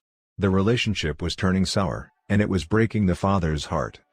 One day I shared with him this principle of making what is important to the other person as important to you as the other person is to you. He took it deeply to heart. He engaged his son in a project to build a miniature wall of China around their home. It was a consuming project, and they worked side by side on it for over a year and a half. Through that bonding experience, the son moved through that phase in his life and into an increased desire to develop his mind. But the real benefit was what happened to the relationship. Instead of a sore spot, it became a source of joy and strength to both father and son. Our tendency is to project out of our own autobiographies what we think other people want or need. We project our intentions on the behavior of others. We interpret what constitutes a deposit based on our own needs and desires, either now or when we were at a similar age or stage in life. If they don't interpret our effort as a deposit, our tendency is to take it as a rejection of our well-intentioned effort and to give up. The golden rule says to do unto others as you would have others do unto you. While on the surface that could mean to do for them what you would like to have done for you, I think the more essential meaning is to understand them deeply as individuals, the way you would want to be understood, and then to treat them in terms of that understanding. As one successful parent said about raising children, treat them all the same by treating them differently. Attending to the little things. The little kindnesses and courtesies are so important. Small discourtesies, little unkindnesses, little forms of disrespect make large withdrawals. In relationships, the little things are the big things. I remember an evening I spent with two of my sons some years ago. It was an organized father and son outing, complete with gymnastics, wrestling matches, hot dogs, orangeade, and a movie, the works. In the middle of the movie, Sean, who was then 4 years old, fell asleep in his seat. His older brother, Stephen, who was 6, stayed awake, and we watched the rest of the movie together. When it was over, I picked Sean up in my arms, carried him out to the car and laid him in the back seat. It was very cold at night, so I took off my coat and gently arranged it over and around him. When we arrived home, I quickly carried Sean in and tucked him into bed. After Stephen put on his jammies and brushed his teeth, I lay down next to him to talk about the night out together. "How'd you like it, Stephen?" "Fine," he answered. "Did you have fun?" "Yes." "What did you like most?" "I don't know. The trampoline, I guess." "That was quite a thing, wasn't it, doing those somersaults and tricks in the air like that?" There wasn't much response on his part. I found myself making conversation. I wondered why Stephen wouldn't open up more. He usually did when exciting things happened. I was a little disappointed. I sensed something was wrong. He had been so quiet on the way home and getting ready for bed. Suddenly Stephen turned over on his side, facing the wall. I wondered why and lifted myself up just enough to see his eyes welling up with tears. "What's wrong, honey? What is it?" He turned back, and I could sense he was feeling some embarrassment for the tears in his quivering lips and chin. "Daddy, if I were cold, would you put your coat around me, too?" Of all the events of that special night out together, the most important was a little act of kindness, a momentary, unconscious showing of love to his little brother. What a powerful, personal lesson that experience was to me then and is even now. People are very tender, very sensitive inside. I don't believe age or experience makes much difference. Inside, even within the most toughened and calloused exteriors, are the tender feelings and emotions of the heart. Keeping commitments. Keeping a commitment or a promise is a major deposit, breaking one is a major withdrawal. In fact, there's probably not a more massive withdrawal than to make a promise that's important to someone and then not to come through. The next time a promise is made, they won't believe it. People tend to build their hopes around promises, particularly promises about their basic livelihood. I've tried to adopt a philosophy as a parent never to make a promise I don't keep. I therefore try to make them very carefully, very sparingly, and to be aware of as many variables and contingencies as possible so that something doesn't suddenly come up to keep me from fulfilling it. Occasionally, despite all my effort, the unexpected does come up, creating a situation where it would be unwise or impossible to keep a promise I've made. But I value that promise. I either keep it anyway, or explain the situation thoroughly to the person involved and ask to be released from the promise. I believe that if you cultivate the habit of always keeping the promises you make, you build bridges of trust that span the gaps of understanding between you and your child. Then, when your child wants to do something you don't want him to do, and out of your maturity you can see consequences that the child cannot see, you can say, "Son, if you do this, I promise you that this will be the result." If that child has cultivated trust in your word, in your promises, He will act on your counsel. Clarifying expectations. Imagine the difficulty you might encounter if you and your boss had different assumptions regarding whose role it was to create your job description. When am I going to get my job description? You might ask. I've been waiting for you to bring one to me so that we could discuss it, your boss might reply. I thought defining my job was your role. That's not my role at all. Don't you remember? Right from the first, I said that how you do in the job largely depends on you.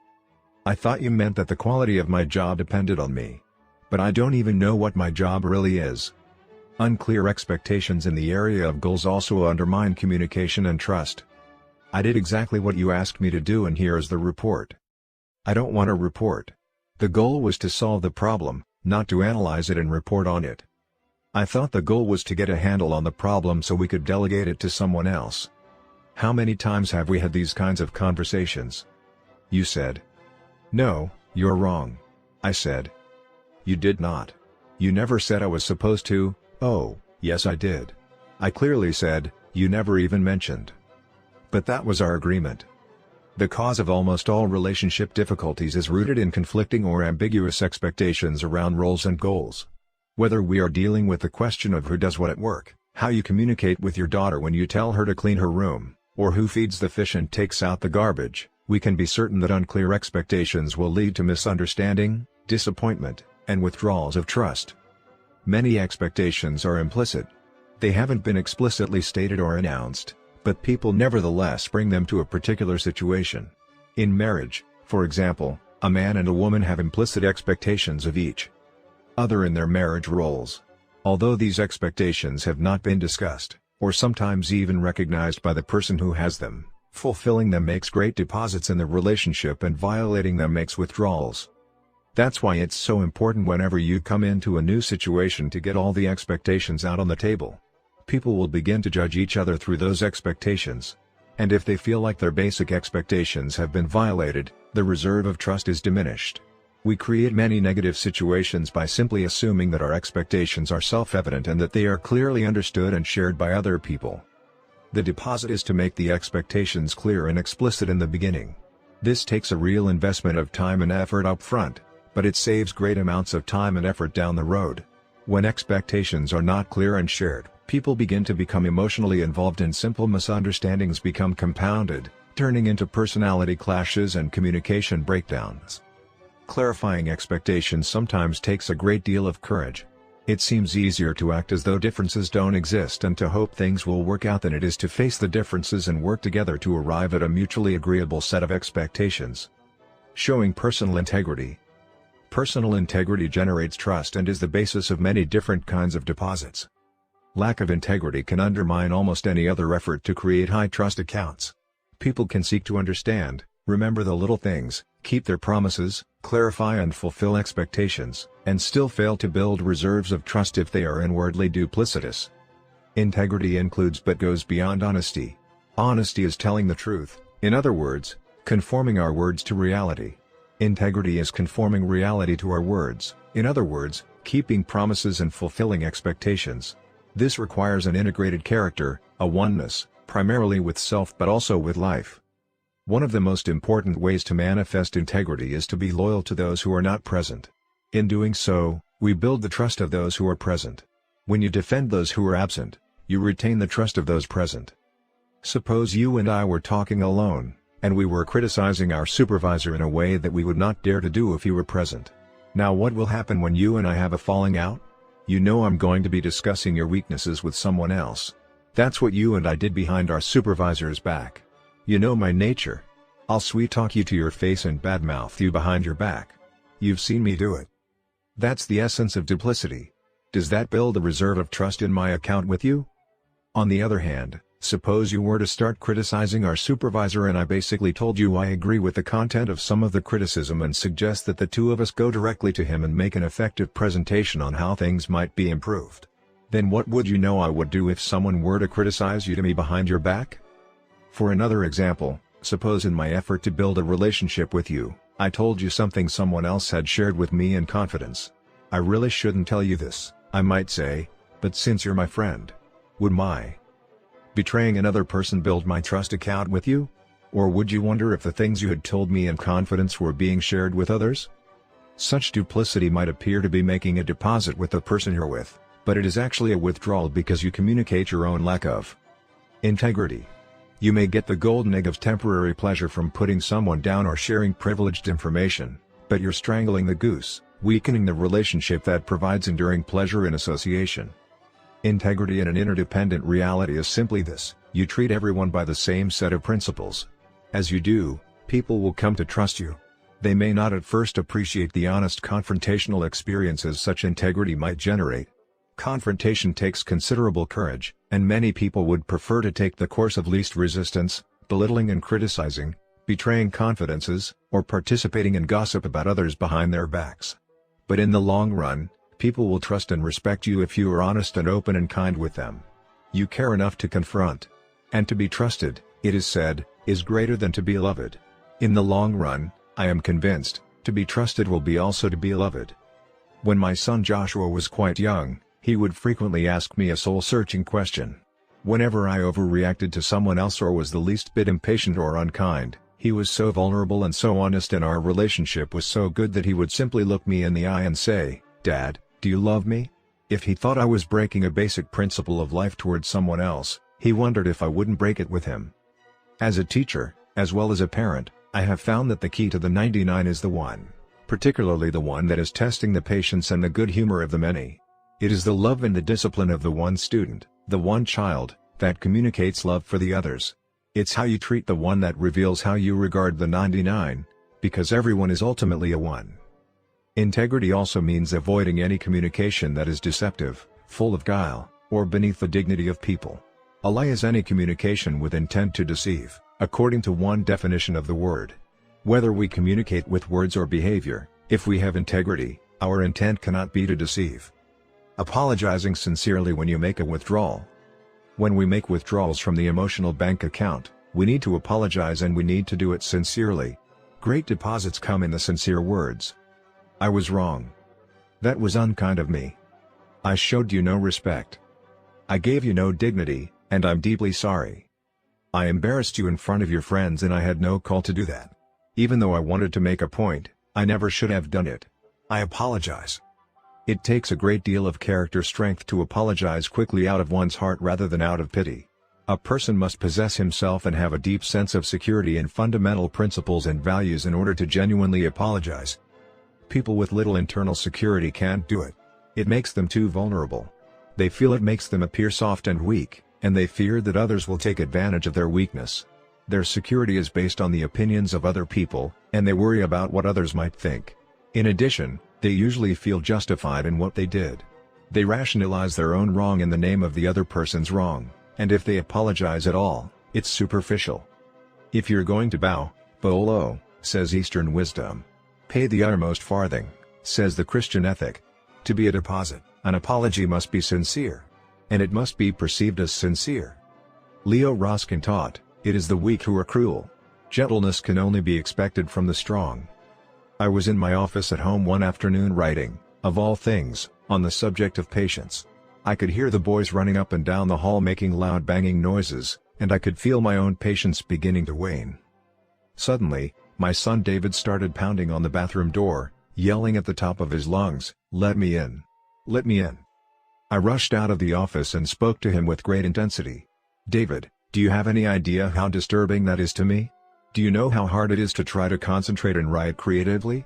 Now, you go into your room and stay in there until you can behave yourself." So in he went, dejected, and shut the door. As I turned around, I became aware of another problem. The boys had been playing tackle football in the 4-foot-wide hallway, and one of them had been elbowed in the mouth. He was lying there in the hall, bleeding from the mouth. David, I discovered, had gone to the bathroom to get a wet towel for him. But his sister, Maria, who was taking a shower, wouldn't open the door. When I realized that I had completely misinterpreted the situation and had overreacted, I immediately went in to apologize to David. As I opened the door, the first thing he said to me was, "I won't forgive you." "Well, why not, honey?" I replied. "Honestly, I didn't realize you were trying to help your brother. Why won't you forgive me?" "Because you did the same thing last week," he replied. In other words, he was saying, Dad, you're overdrawn, and you're not going to talk your way out of a problem you behaved yourself into. Sincere apologies make deposits, repeated apologies interpreted as insincere make withdrawals. And the quality of the relationship reflects it. It is one thing to make a mistake, and quite another thing not to admit it. People will forgive mistakes, because mistakes are usually of the mind, mistakes of judgment. But people will not easily forgive the mistakes of the heart, the ill intention, the bad motives, the prideful justifying cover-up of the first mistake. The laws of love and the laws of life. When we make deposits of unconditional love, when we live the primary laws of love, we encourage others to live the primary laws of life. In other words, when we truly love others without condition, without strings, we help them feel secure and safe and validated and affirmed in their essential worth, identity, and integrity.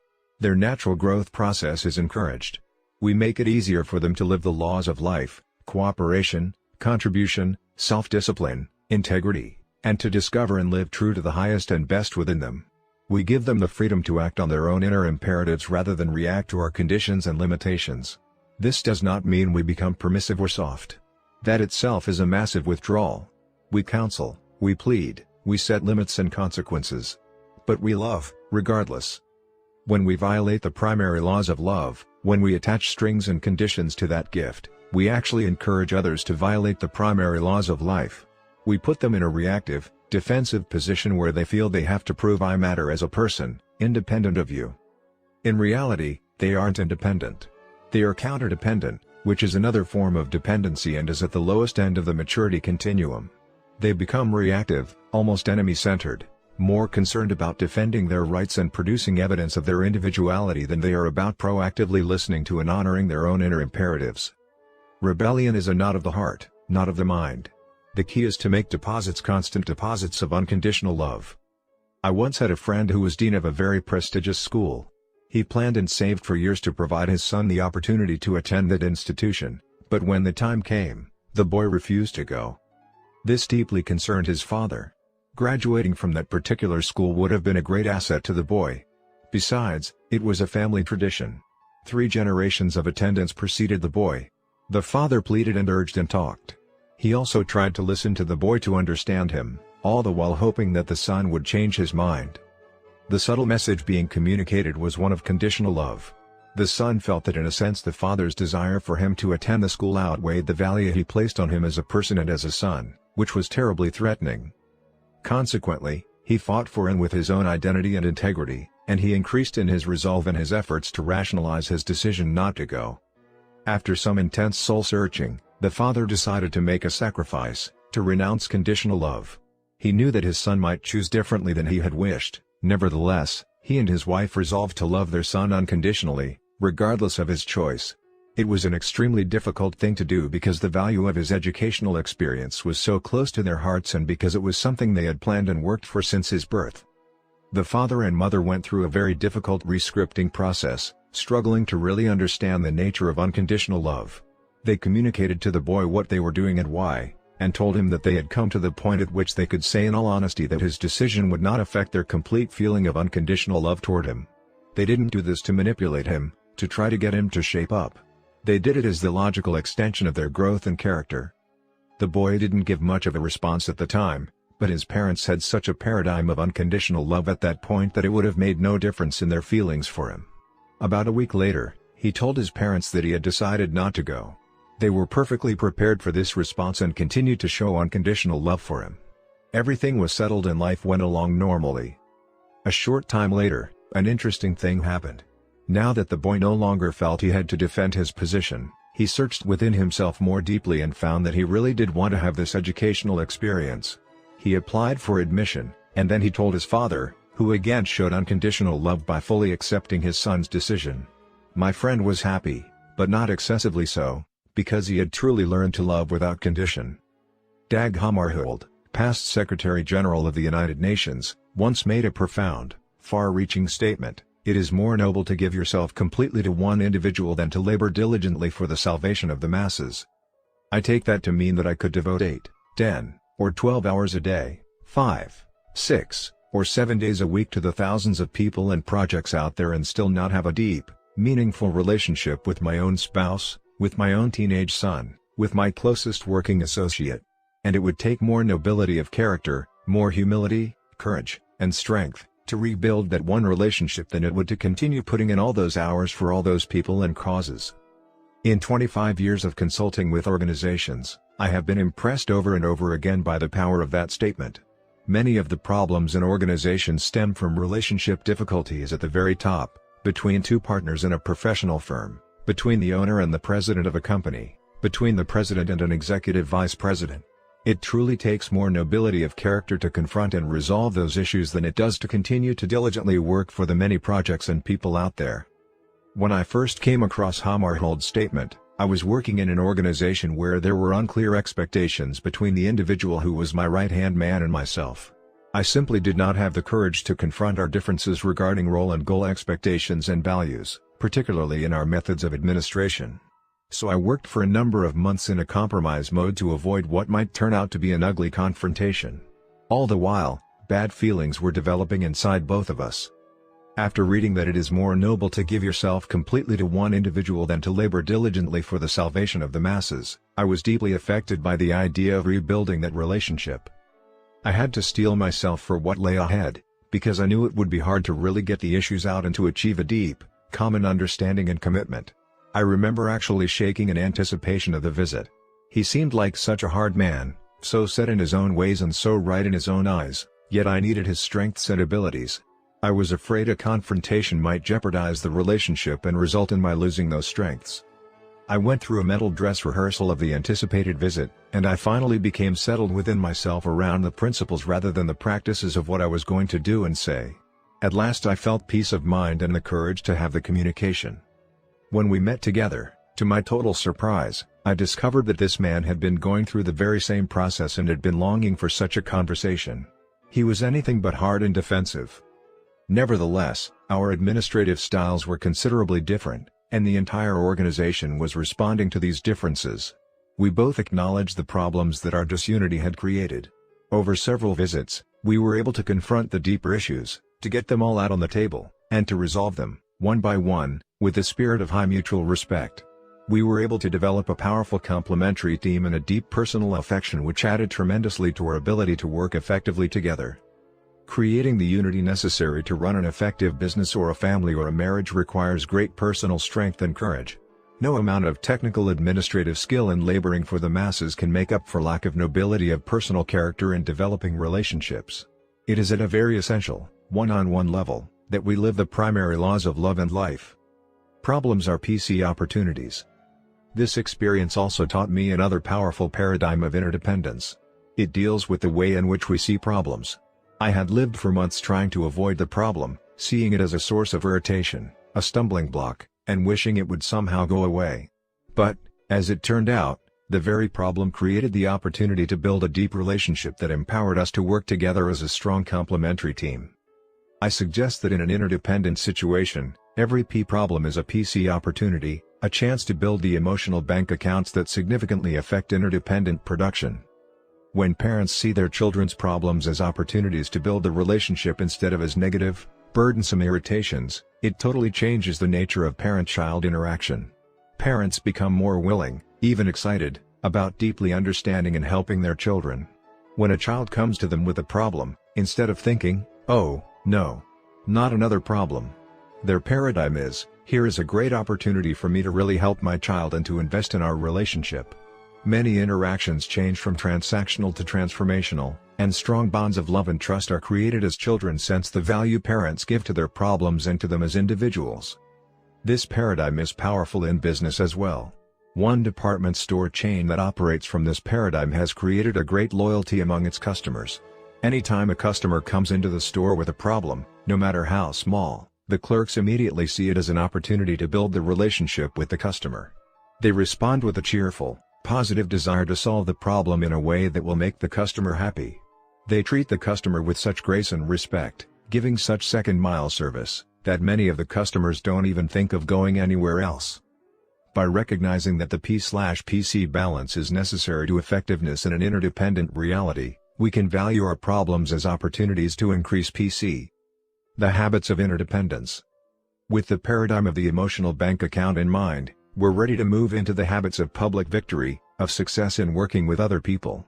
As we do, we can see how these habits work together to create effective interdependence. We can also see how powerfully scripted we are in other patterns of thought and behavior. In addition, we can see on an even deeper level that effective interdependence can only be achieved by truly independent people. It is impossible to achieve public victory with popular win-win negotiation techniques or reflective listening techniques or creative problem-solving techniques that focus on personality and truncate the vital character base. Let's now focus on each of the public victory habits in depth. Some of the details of this story have been changed to protect the privacy of those involved. Habit 4. Think win-win. Principles of interpersonal leadership. We have committed the golden rule to memory, let us now commit it to life. Edwin Markham. One time I was asked to work with a company whose president was very concerned about the lack of cooperation among his people. Our basic problem, Stephen, is that they're selfish, he said. They just won't cooperate. I know if they would cooperate, we could produce so much more. Can you help us develop a human relations program that will solve the problem? Is your problem the people or the paradigm? I asked. Look for yourself, he replied. So I did. And I found that there was a real selfishness, an unwillingness to cooperate, a resistance to authority, defensive communication. I could see that overdrawn emotional bank accounts had created a culture of low trust. But I pressed the question. Let's look at it deeper, I suggested. Why don't your people cooperate? What is the reward for not cooperating? There's no reward for not cooperating, he assured me. The rewards are much greater if they do cooperate. Are they? I asked. Behind a curtain on one wall of this man's office was a chart. On the chart were a number of racehorses all lined up on a track. Superimposed on the face of each horse was the face of one of his managers. At the end of the track was a beautiful travel poster of Bermuda, an idyllic picture of blue skies and fleecy clouds and a romantic couple walking hand in hand down a white sandy beach. Once a week, this man would bring all his people into this office and talk cooperation. Let's all work together. We'll all make more money if we do. Then he would pull the curtain and show them the chart. Now which of you is going to win the trip to Bermuda? It was like telling one flower to grow and watering another, like saying firings will continue until morale improves. He wanted cooperation. He wanted his people to work together, to share ideas, to all benefit from the effort. But he was setting them up in competition with each other. One manager's success meant failure for the other managers. As with many problems between people in business, family, and other relationships, the problem in this company was the result of a flawed paradigm. The president was trying to get the fruits of cooperation from a paradigm of competition. And when it didn't work, he wanted a technique, a program, a quick fix antidote to make his people cooperate. But you can't change the fruit without changing the root. Working on the attitudes and behaviors would have been hacking at the leaves. So we focused instead on producing personal and organizational excellence in an entirely different way by developing information and reward systems which reinforce the value of cooperation. Whether you are the president of a company or the janitor, the moment you step from independence into interdependence in any capacity, you step into a leadership role. You are in a position of influencing other people. And the habit of effective interpersonal leadership is think win-win. 6 Paradigms of Human Interaction. Win-win is not a technique, it's a total philosophy of human interaction. In fact, it is one of 6 paradigms of interaction. The alternative paradigms are win-lose, lose-win, lose-lose, win, and win-win or no deal. Win-win. Lose-lose. Win-lose. Lose-win. Win. Win-win or no deal. Win-win. Win-win is a frame of mind and heart that constantly seeks mutual benefit in all human interactions.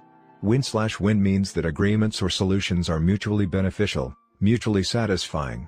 With a win-win solution, all parties feel good about the decision and feel committed to the action plan. Win-win sees life as a cooperative, not a competitive arena. Most people tend to think in terms of dichotomies, strong or weak, hardball or softball, win or lose. But that kind of thinking is fundamentally flawed. It's based on power and position rather than on principle. Win-win is based on the paradigm that there is plenty for everybody, that one person's success is not achieved at the expense or exclusion of the success of others. Win-win is a belief in the third alternative. It's not your way or my way, it's a better way, a higher way. Win-lose. One alternative to win/win is win/lose, the paradigm of the race to Bermuda. It says if I win, you lose. In leadership style, win/lose is the authoritarian approach, I get my way, you don't get yours. Win/lose people are prone to use position, power, credentials, possessions, or personality to get their way. Most people have been deeply scripted in the win/lose mentality since birth. First and most important of the powerful forces at work is the family. When one child is compared with another, when patience, understanding or love is given or withdrawn on the basis of such comparisons, people are into win/lose thinking. Whenever love is given on a conditional basis, when someone has to earn love, what's being communicated to them is that they are not intrinsically valuable or lovable. Value does not lie inside them, it lies outside. It's in comparison with somebody else or against some expectation. And what happens to a young mind and heart, highly vulnerable, highly dependent upon the support and emotional affirmation of the parents, in the face of conditional love? The child is molded, shaped, and programmed in the win/lose mentality. If I'm better than my brother, my parents will love me more. My parents don't love me as much as they love my sister. I must not be as valuable. Another powerful scripting agency is the peer group. A child first wants acceptance from his parents and then from his peers, whether they be siblings or friends. And we all know how cruel peers sometimes can be. They often accept or reject totally on the basis of conformity to their expectations and norms, providing additional scripting toward win/lose. The academic world reinforces win/lose scripting. The normal distribution curve basically says that you got an A because someone else got a C. It interprets an individual's value by comparing him or her to everyone else. No recognition is given to intrinsic value, everyone is extrinsically defined. Oh, how nice to see you here at our PTA meeting. You ought to be really proud of your daughter, Caroline. She's in the upper 10%. That makes me feel good. But your son, Johnny, is in trouble. He's in the lower quartile. Really? Oh, that's terrible. What can we do about it? What this kind of comparative information doesn't tell you is that perhaps Johnny is going on all 8 cylinders while Caroline is coasting on 4 of her 8. But people are not graded against their potential or against the full use of their present capacity. They are graded in relation to other people. And grades are carriers of social value, they open doors of opportunity or they close them. Competition, not cooperation, lies at the core of the educational process. Cooperation, in fact, is usually associated with cheating. Another powerful programming agent is athletics, particularly for young men in their high school or college years. Often they develop the basic paradigm that life is a big game, a zero-sum game where some win and some lose. Winning is beating in the athletic arena. Another agent is law. We live in a litigious society. The first thing many people think about when they get into trouble is suing someone, taking them to court, winning at someone else's expense. But defensive minds are neither creative nor cooperative. Certainly we need law or else society will deteriorate. It provides survival, but it doesn't create synergy. At best it results in compromise. Law is based on an adversarial concept. The recent trend of encouraging lawyers and law schools to focus on peaceable negotiation, the techniques of win/win, and the use of private courts, may not provide the ultimate solution, but it does reflect a growing awareness of the problem. Certainly there is a place for win/lose thinking in truly competitive and low-trust situations. But most of life is not a competition. We don't have to live each day competing with our spouse, our children, our coworkers, our neighbors, and our friends. Who's winning in your marriage? Is a ridiculous question. If both people aren't winning, both are losing. Most of life is an interdependent, not an independent, reality. Most results you want depend on cooperation between you and others. And the win/lose mentality is dysfunctional to that cooperation. Lose/win. Some people are programmed the other way, lose/win. I lose, you win. Go ahead. Have your way with me. Step on me again. Everyone does. I'm a loser. I've always been a loser. I'm a peacemaker. I'll do anything to keep peace. Lose/win is worse than win/lose because it has no standards, no demands, no expectations, no vision. People who think lose/win are usually quick to please or appease. They seek strength from popularity or acceptance. They have little courage to express their own feelings and convictions and are easily intimidated by the ego strength of others. In negotiation, lose/win is seen as capitulation, giving in or giving up. In leadership style, It's permissiveness or indulgence. Lose/win means being a nice guy, even if nice guys finish last. Win/lose people love lose/win people because they can feed on them. They love their weaknesses, they take advantage of them. Such weaknesses complement their strengths. But the problem is that lose/win people bury a lot of feelings. And unexpressed feelings never die, they're buried alive and come forth later in uglier ways. Psychosomatic illnesses, particularly of the respiratory, nervous, and circulatory systems, often are the reincarnation of cumulative resentment, deep disappointment and disillusionment repressed by the lose/win mentality. Disproportionate rage or anger, overreaction to minor provocation, and cynicism are other embodiments of suppressed emotion. People who are constantly repressing, not transcending feelings towards a higher meaning find that it affects the quality of their self-esteem and eventually the quality of their relationships with others. Both win/lose and lose/win are weak positions, based in personal insecurities. In the short run, win/lose will produce more results because it draws on the often considerable strengths and talents of the people at the top. Lose/win is weak and chaotic from the outset. Many executives, managers, and parents swing back and forth, as if on a pendulum, from win/lose inconsideration to lose/win indulgence.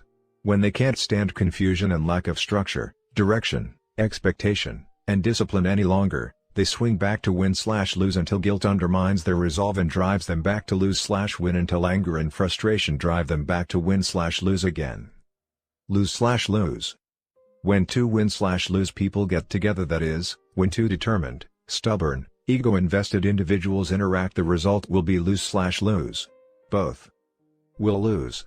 Both will become vindictive and want to get back or get even, blind to the fact that murder is suicide, that revenge is a two-edged sword.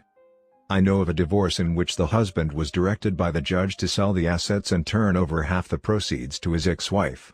In compliance, he sold a car worth over $10,000 for $50 and gave $25 to the wife. When the wife protested, the court clerk checked on the situation and discovered that the husband was proceeding in the same manner systematically through all of the assets.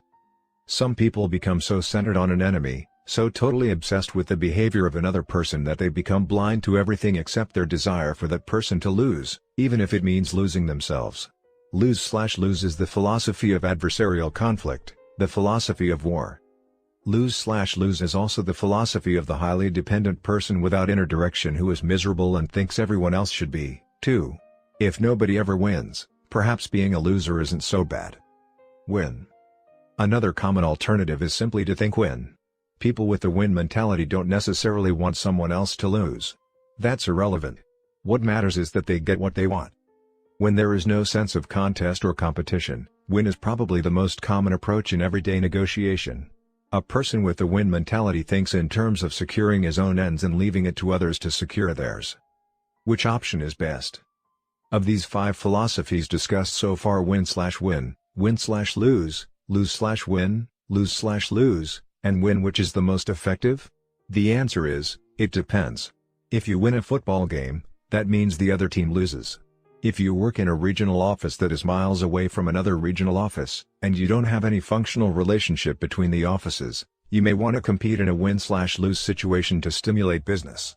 However, you would not want to set up a win/lose situation like the race to Bermuda contest within a company or in a situation where you need cooperation among people or groups of people to achieve maximum success. If you value a relationship and the issue isn't really that important, you may want to go for lose/win in some circumstances to genuinely affirm the other person. What I want isn't as important to me as my relationship with you. Let's do it your way this time. You might also go for lose/win if you feel the expense of time and effort to achieve a win of any kind would violate other higher values. Maybe it just isn't worth it. There are circumstances in which you would want to win, and you wouldn't be highly concerned with the relationship of that win to others. If your child's life were in danger, for example, you might be peripherally concerned about other people and circumstances. But saving that life would be supremely important. The best choice, then, depends on reality. The challenge is to read that reality accurately and not to translate win/lose or other scripting into every situation. Most situations, in fact, are part of an interdependent reality, and then win/win is really the only viable alternative of the 5. Win/lose is not viable because, although I appear to win in a confrontation with you, Your feelings, your attitudes toward me and our relationship have been affected. If I am a supplier to your company, for example, and I win on my terms in a particular negotiation, I may get what I want now. But will you come to me again? My short-term win will really be a long-term lose if I don't get your repeat business. So an interdependent win/lose is really lose/lose in the long run. If we come up with a lose/win, you may appear to get what you want for the moment. But how will that affect my attitude about working with you, about fulfilling the contract? I may not feel as anxious to please you. I may carry battle scars with me into any future negotiations. My attitude about you and your company may be spread as I associate with others in the industry. So we're into lose/lose again. Lose/lose obviously isn't viable in any context. And if I focus on my own win and don't even consider your point of view, there's no basis for any kind of productive relationship. In the long run, if it isn't a win for both of us, we both lose. That's why win/win is the only real alternative in interdependent realities. I worked with a client once, the president of a large chain of retail stores, who said, "Stephen, this win/win idea sounds good, but it is so idealistic. The tough, realistic business world isn't like that. There's win/lose everywhere, and if you're not out there playing the game, you just can't make it." "Alright," I said, "try going for win/lose with your customers. Is that realistic?" "Well, no," he replied. "Why not?" "I'd lose my customers." "Then, go for lose/win, give the store away. Is that realistic?" "No. No margin, no mission." As we considered the various alternatives, win/win appeared to be the only truly realistic approach.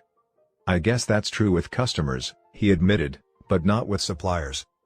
"You are the customer of the supplier," I said. "Why doesn't the same principle apply?"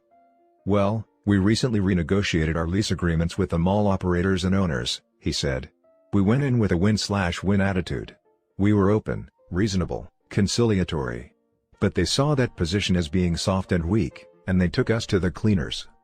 "Well, why did you go for lose/win?" I asked. "We didn't. We went for win/win." "I thought you said they took you to the cleaners." "They did." "In other words, you lost." "That's right." "And they won." "That's right." "So what's that called?" When he realized that what he had called win/win was really lose/win, he was shocked. And as we examined the long-term impact of that lose/win, the suppressed feelings, the trampled values, the resentment that seethed under the surface of the relationship, we agreed that it was really a loss for both parties in the end. If this man had had a real win/win attitude, he would have stayed longer in the communication process, listened to the mall owner more, then expressed his point of view with more courage. He would have continued in the win/win spirit until a solution was reached they both felt good about. And that solution, that third alternative, would have been synergistic, probably something neither of them had thought of on his own. Win/win or no deal. If these individuals had not come up with a synergistic solution, one that was agreeable to both, they could have gone for an even higher expression of win/win, win/win or no deal. No deal basically means that if we can't find a solution that would benefit us both, we agree to disagree agreeably. No deal. No expectations have been created, no performance contracts established. I don't hire you or we don't take on a particular assignment together because it's obvious that our values or our goals are going in opposite directions. It is so much better to realize this up front instead of downstream when expectations have been created and both parties have been disillusioned. When you have no deal as an option in your mind, you feel liberated because you have no need to manipulate people, to push your own agenda, to drive for what you want. You can be open. You can really try to understand the deeper issues underlying the positions. With no deal as an option, you can honestly say, "I only want to go for win/win. I want to win, and I want you to win. I wouldn't want to get my way and have you not feel good about it, because downstream it would eventually surface and create a withdrawal. On the other hand, I don't think you would feel good if you got your way and I gave in. So let's work for a win/win. Let's really hammer it out. And if we can't find it, then let's agree that we won't make a deal at all. It would be better not to deal than to live with a decision that wasn't right for us both. Then maybe another time we might be able to get together." Sometime after learning the concept of win/win or no deal, the president of a small computer software company shared with me the following experience. We had developed new software which we sold on a 5-year contract to a particular bank. The bank president was excited about it, but his people weren't really behind the decision. About a month later, that bank changed presidents. The new president came to me and said, "I am uncomfortable with these software conversions. I have a mess on my hands. My people are all saying that they can't go through this and I really feel I just can't push it at this point in time." My own company was in deep financial trouble. I knew I had every legal right to enforce the contract. But I had become convinced of the value of the principle of win-slash-win. So I told him, "We have a contract. Your bank has secured our products and our services to convert you to this program. But we understand that you're not happy about it.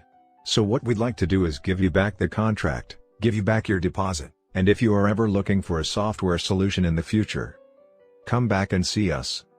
I literally walked away from an $84,000 contract. It was close to financial suicide. But I felt that, in the long run, if the principle were true, it would come back and pay dividends. 3 months later, the new president called me.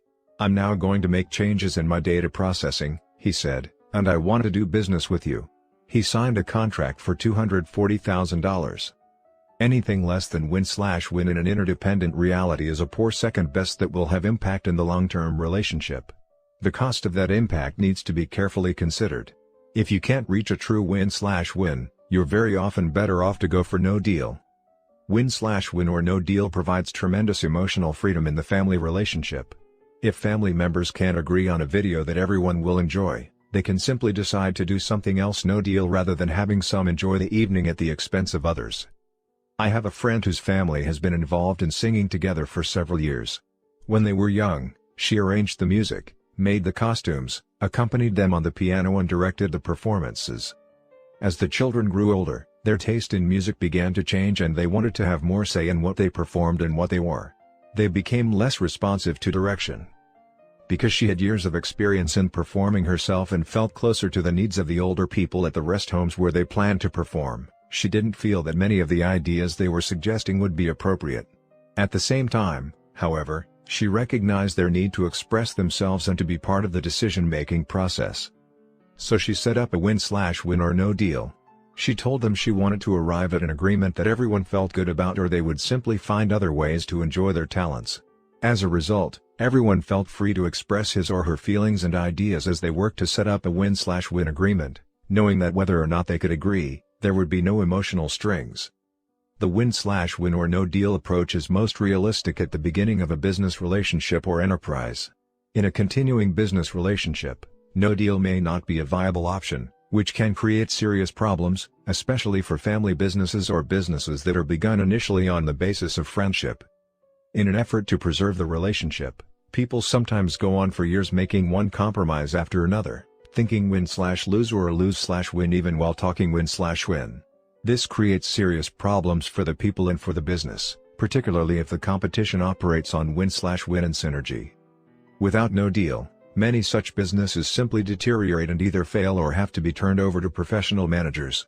Experience shows that it is often better in setting up a family business or a business between friends to acknowledge the possibility of no deal downstream and to establish some kind of buy/sell agreement so that the business can prosper without permanently damaging the relationship. Of course, there are some relationships where no deal is not viable. I wouldn't abandon my child or my spouse and go for no deal. It would be better, if necessary, to go for compromise, a low form of win-slash-win. But in many cases, it is possible to go into negotiation with a full win-slash-win or no deal attitude. And the freedom in that attitude is incredible. 5 dimensions of win-slash-win. Think win-slash-win is the habit of interpersonal leadership. It involves the exercise of each of the unique human endowments: self-awareness, imagination, conscience, and independent will in our relationships with others. It involves mutual learning, mutual influence, mutual benefits. It takes great courage as well as consideration to create these mutual benefits, particularly if we're interacting with others who are deeply scripted in win-slash-lose. That is why this habit involves principles of interpersonal leadership. Effective interpersonal leadership requires the vision, the proactive initiative, and the security, guidance, wisdom, and power that come from principle-centered personal leadership. The principle of win-slash-win is fundamental to success in all our interactions, and it embraces 5 interdependent dimensions of life. It begins with character and moves toward relationships, out of which flow agreements. It is nurtured in an environment where structure and systems are based on win/win. And it involves process. We cannot achieve win/win ends with win/lose or lose/win means.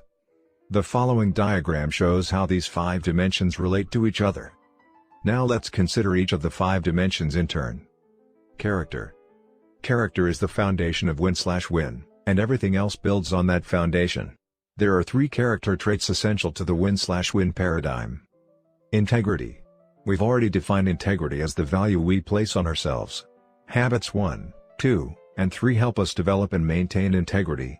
As we clearly identify our values and proactively organize and execute around those values on a daily basis, we develop self-awareness and independent will by making and keeping meaningful promises and commitments.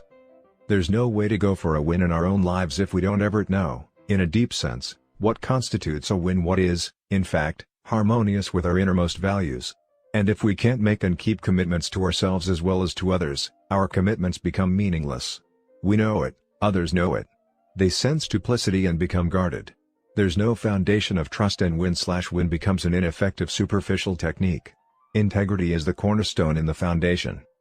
Maturity. Maturity is the balance between courage and consideration. I first learned this definition of maturity in the fall of 1955 from a marvelous professor, Rin Saxenian, who instructed my control class at the Harvard Business School. He taught the finest, simplest, most practical, yet profound, definition of emotional maturity I've ever come across: the ability to express one's own feelings and convictions balanced with consideration for the thoughts and feelings of others. As a part of his doctoral research, Rin Saxenian had developed this criterion over years of historical and direct field research. He later wrote up his original research format and its completeness with supportive reasoning and application suggestions in a Harvard Business Review article, January to February 1958. Even though it is complementary and also developmental, Rin's use of the word maturity is different from its use in the 7 Habits maturity continuum, which focuses on a growth and development process from dependency through independency to interdependency. If you examine many of the psychological tests used for hiring, promoting, and training purposes, you will find that they are designed to evaluate this kind of maturity. Whether it's called the ego strength/empathy balance, the self-confidence/respect for others balance, the concern for people/concern for tasks balance, I'm okay, you're okay in transactional analysis language, or 9.1, 1.9, 5.5, 9.9, in management grid language. The quality sought for is the balance of what I call courage and consideration. Respect for this quality is deeply ingrained in the theory of human interaction, management, and leadership. It is a deep embodiment of the P/PC balance. While courage may focus on getting the golden egg, consideration deals with the long-term welfare of other stakeholders. The basic task of leadership is to increase the standard of living and the quality of life for all stakeholders. Many people think in dichotomies, in either/or terms. They think if you're nice, you're not tough. But win/win is nice, and tough. It's twice as tough as win/lose. To go for win/win, you not only have to be nice, you have to be courageous. You not only have to be empathic, you have to be confident. You not only have to be considerate and sensitive, you have to be brave. To do that, to achieve that balance between courage and consideration, is the essence of real maturity and is fundamental to win/win. If I'm high on courage and low on consideration, how will I think? Win/lose. I'll be strong and ego-bound. I'll have the courage of my convictions, but I won't be very considerate of yours. To compensate for my lack of internal maturity and emotional strength, I might borrow strength from my position and power, or from my credentials, my seniority, my affiliations. If I'm high on consideration and low on courage, I'll think lose/win. I'll be so considerate of your convictions and desires that I won't have the courage to express and actualize my own. High courage and consideration are both essential to win/win. It is the balance that is the mark of real maturity. If I have it, I can listen, I can empathically understand, but I can also courageously confront. Abundance mentality. The third character trait essential to winning word is the abundance mentality, the paradigm that there is plenty out there for everybody. Most people are deeply scripted in what I call the scarcity mentality. They see life as having only so much, as though there were only one pie out there. And if someone were to get a big piece of the pie, it would mean less for everybody else. The scarcity mentality is the zero-sum paradigm of life.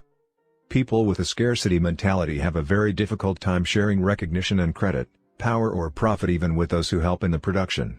They also have a very hard time being genuinely happy for the successes of other people even, and sometimes especially, members of their own family or close friends and associates.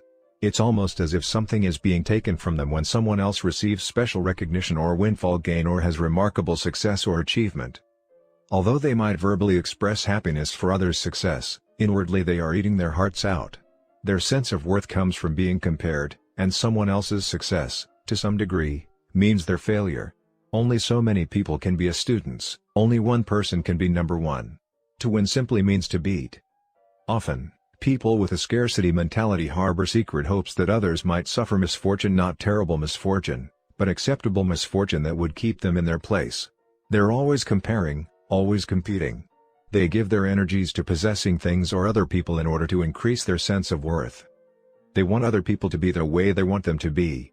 They often want to clone them, and they surround themselves with yes people who won't challenge them, people who are weaker than they. It's difficult for people with a scarcity mentality to be members of a complementary team. They look on differences as signs of insubordination and disloyalty. The abundance mentality, on the other hand, flows out of a deep inner sense of personal worth and security. It is the paradigm that there is plenty out there and enough to spare for everybody. It results in sharing of prestige, of recognition, of profits, of decision-making. It opens possibilities, options, alternatives, and creativity. The abundance mentality takes the personal joy, satisfaction, and fulfillment of habits 1, 2, and 3 and turns it outward, appreciating the uniqueness, the inner direction, the proactive nature of others.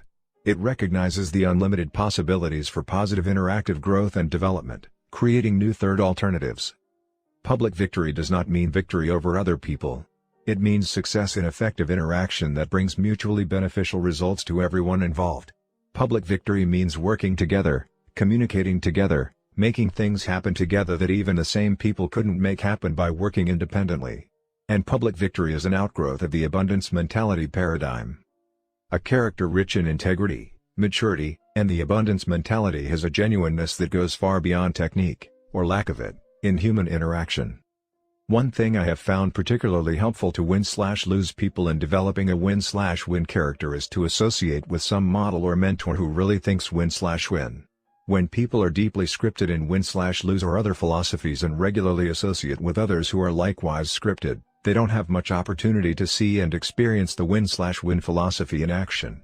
So I recommend reading literature, such as the inspiring biography of Anwar Sadat, In Search of Identity, and seeing movies like Chariots of Fire or plays like Les Miserables that expose you to models of win/win. But remember, if we search deeply enough within ourselves beyond the scripting, beyond the learned attitudes and behaviors, the real validation of win/win, as well as every other correct principle, is in our own lives. Relationships. From the foundation of character, we build and maintain win/win relationships.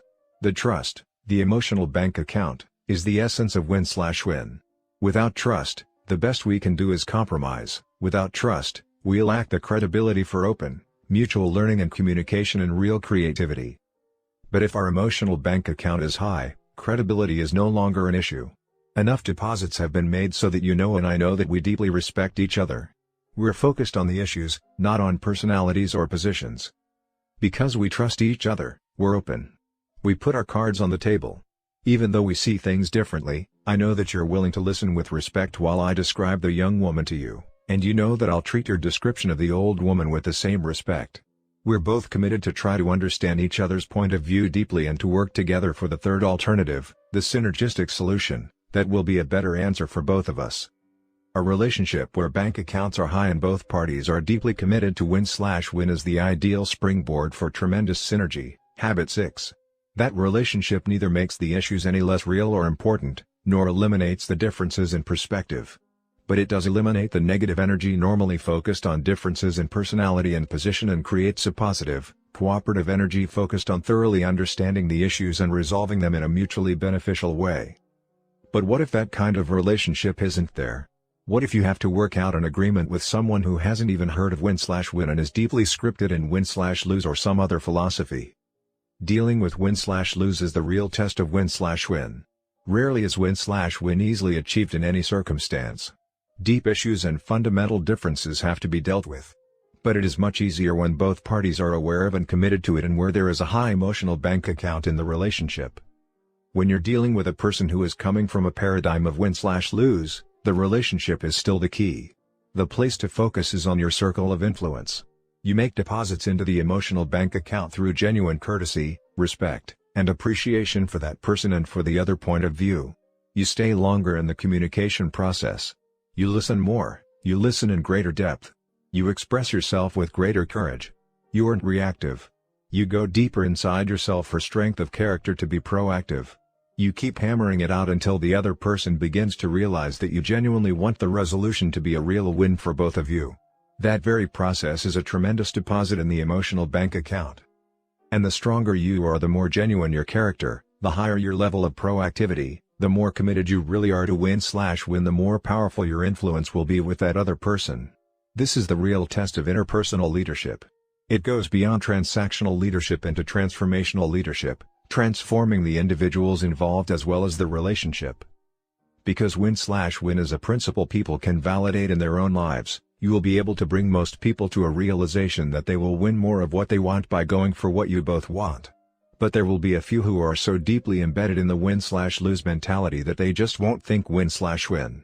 So remember that no deal is always an option. Or you may occasionally choose to go for the low form of win/win compromise. It's important to realize that not all decisions need to be win/win, even when the emotional bank account is high. Again, the key is the relationship. If you and I work together, for example, and you were to come to me and say, "Stephen, I know you won't like this decision. I don't have time to explain it to you, let alone get you involved." There's a good possibility you'll think it's wrong. But will you support it? If you had a positive emotional bank account with me, of course I'd support it. I'd hope you were right and I was wrong. I'd work to make your decision work.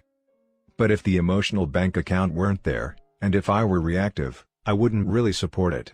I might say I would to your face, but behind your back I wouldn't be very enthusiastic. I wouldn't make the investment necessary to make it succeed. It didn't work, I'd say. So what do you want me to do now? If I were overreactive, I might even torpedo your decision and do what I could to make sure others did too. Or I might become maliciously obedient and do exactly and only what you tell me to do, accepting no responsibility for results. During the 5 years I lived in Great Britain, I saw that country brought twice to its knees because the train conductors were maliciously obedient and following all the rules and procedures written on paper. An agreement means very little in letter without the character and relationship base to sustain it in spirit. So we need to approach win/win from a genuine desire to invest in the relationships that make it possible. Agreements. From relationships flow the agreements that give definition and direction to win/win.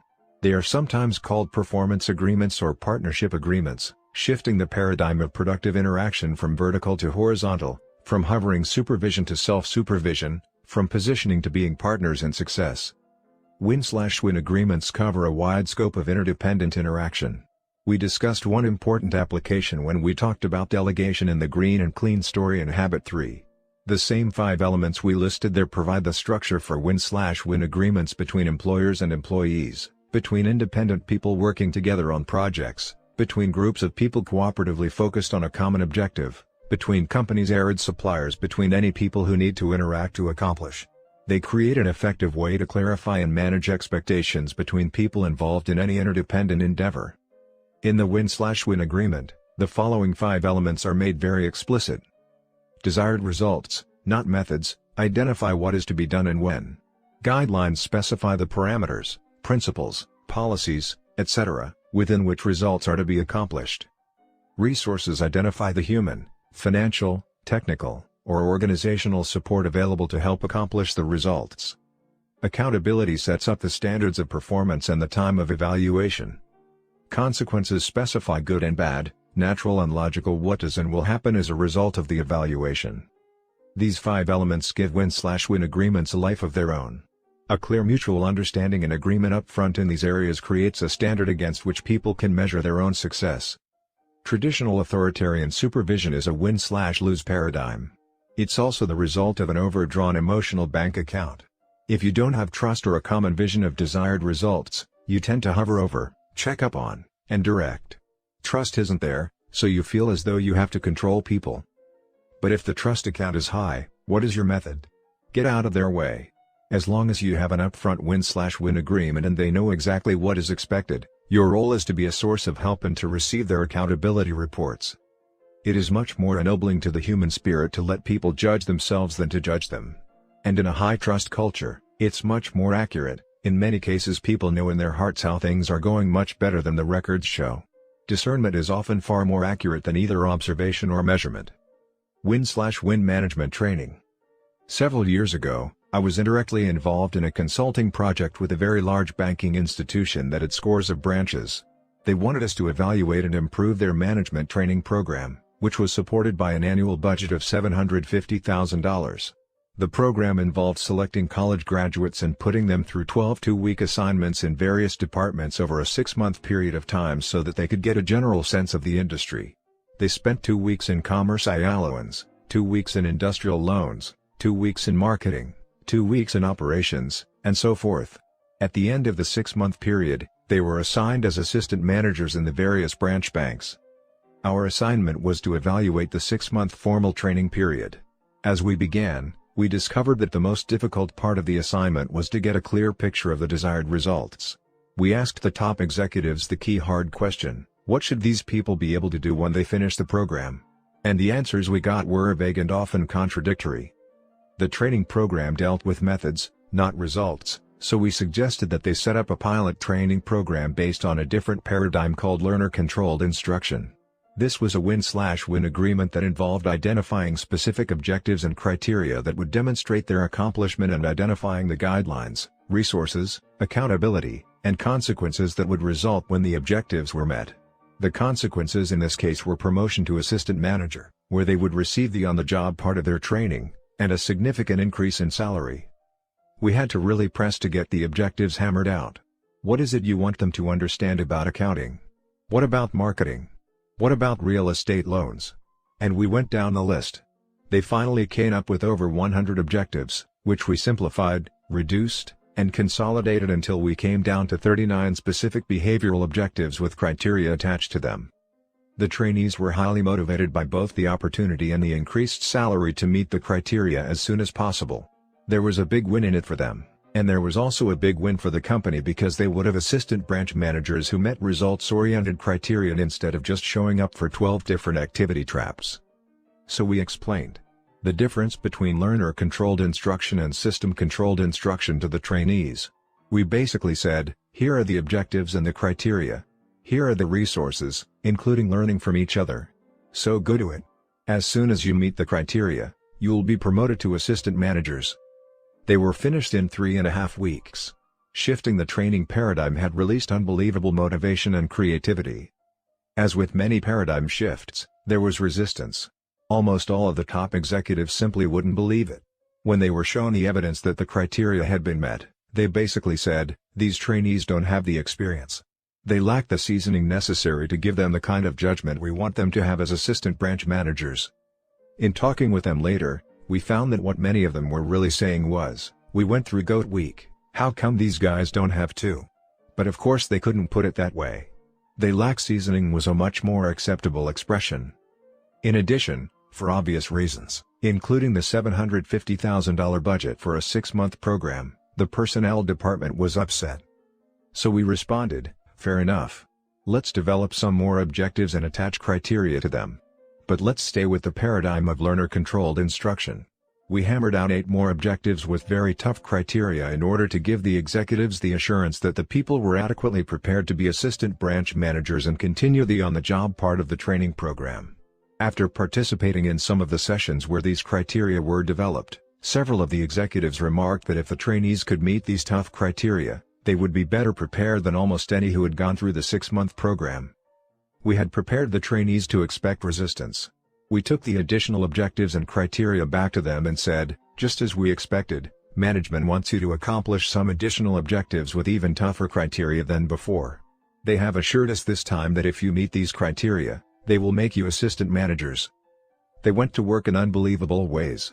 They went to the executives in departments such as accounting and basically said, "Sir, I am a member of this new pilot program called Learner Controlled Instruction, and it is my understanding that you participated in developing the objectives and the criteria. I have 6 criteria to meet in this particular department. I was able to pass 3 of them off with skills I gained in college. I was able to get another one out of a book. I learned the 5th one from Tom, the fellow you trained last week. I only have 1 criterion left to meet, and I wonder if you or someone else in the department might be able to spend a few hours with me to show me how. So they spent half a day in a department instead of 2 weeks. These trainees cooperated with each other, brainstormed with each other, and they accomplished the additional objectives in a week and a half.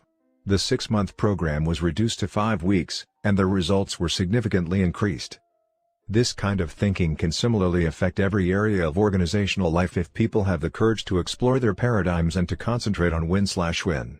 I am always amazed at the results that happen, both to individuals and to organizations, when responsible, proactive, self-directing individuals are turned loose on a task. Win/win performance agreements. Creating win/win performance agreements requires vital paradigm shifts.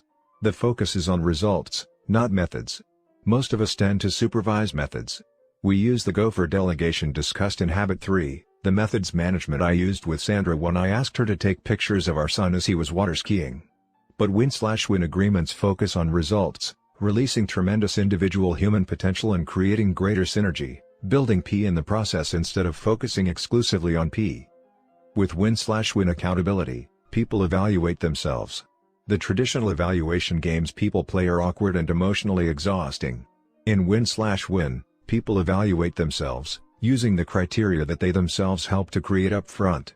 And if you set it up correctly, people can do that. With a win/win delegation agreement, even a 7-year-old boy can tell for himself how well he's keeping the yard green and clean. My best experiences in teaching university classes have come when I have created a win/win shared understanding of the goal, up front. This is what we're trying to accomplish. Here are the basic requirements for an A, B, or E grade. My goal is to help every one of you get an A. Now you take what we've talked about and analyze it and come up with your own understanding of what you want to accomplish that is unique to you. Then let's get together and agree on the grade you want and what you plan to do to get it. Management philosopher and consultant Peter Drucker recommends the use of a manager's letter to capture the essence of performance agreements between managers and their employees. Following a deep and thorough discussion of expectations, guidelines and resources to make sure they are in harmony with organizational goals, the employee writes a letter to the manager that summarizes the discussion and indicates when the next performance plan or review discussion will take place. Developing such a win/win performance agreement is the central activity of management. With an agreement in place, employees can manage themselves within the framework of that agreement. The manager then can serve like a pace car in a race. He can get things going and then get out of the way. His job from then on is to remove the oil spills. When a boss becomes the first assistant to each of his subordinates, he can greatly increase his span of control. Entire levels of administration and overhead can be eliminated. Instead of supervising 6 or 8, such a manager can supervise 20, 30, 50, or more. In win/win performance agreements, consequences become the natural or logical result of performance rather than a reward or punishment arbitrarily handed out by the person in charge. There are basically 4 kinds of consequences, rewards and penalties, that management or parents can control: financial, psychic, opportunity, and responsibility. Financial consequences include such things as income, stock options, allowances, or penalties. Psychic or psychological consequences include recognition, approval, respect, credibility, or the loss of them. Unless people are in a survival mode, psychic compensation is often more motivating than financial compensation. Opportunity includes training, development, perks, and other benefits.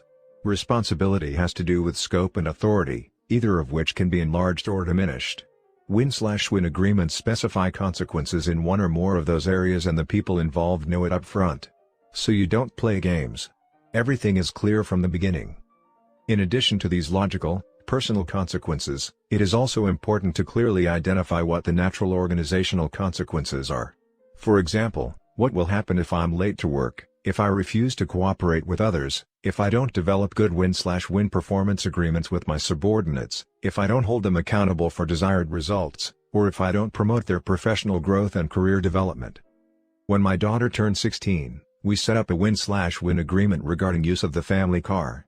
We agreed that she would obey the laws of the land and that she would keep the car clean and properly maintained.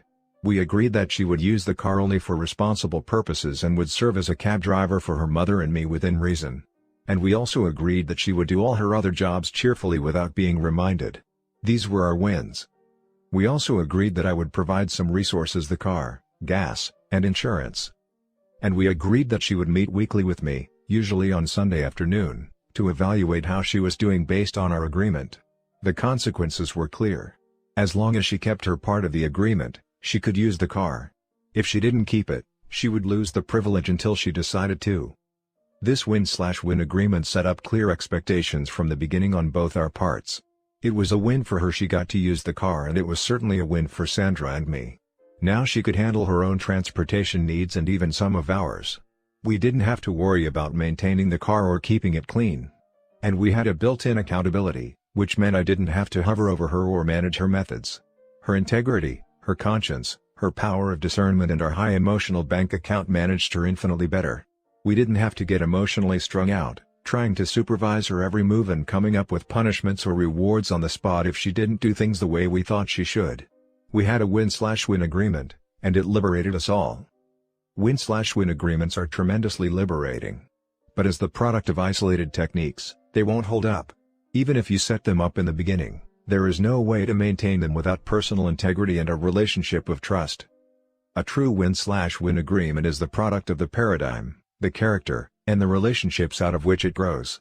In that context, it defines and directs the interdependent interaction for which it was created. Systems. Win-slash-win can only survive in an organization when the systems support it. If you talk win-slash-win but reward win-slash-lose, you've got a losing program on your hands. You basically get what you reward. If you want to achieve the goals and reflect the values in your mission statement, then you need to align the reward system with these goals and values. If it isn't aligned systemically, you won't be walking your talk. You'll be in the situation of the manager I mentioned earlier who talked cooperation, but practiced competition by creating a race to Bermuda contest. I worked for several years with a very large real estate organization in the Middle West. My first experience with this organization was at a large sales rally where over 800 sales associates gathered for the annual reward program. It was a psych-up cheerleading session, complete with high school bands and a great deal of frenzied screaming. Out of the 800 people there, around 40 received awards for top performance, such as most sales, greatest volume, highest earned commissions, and most listings.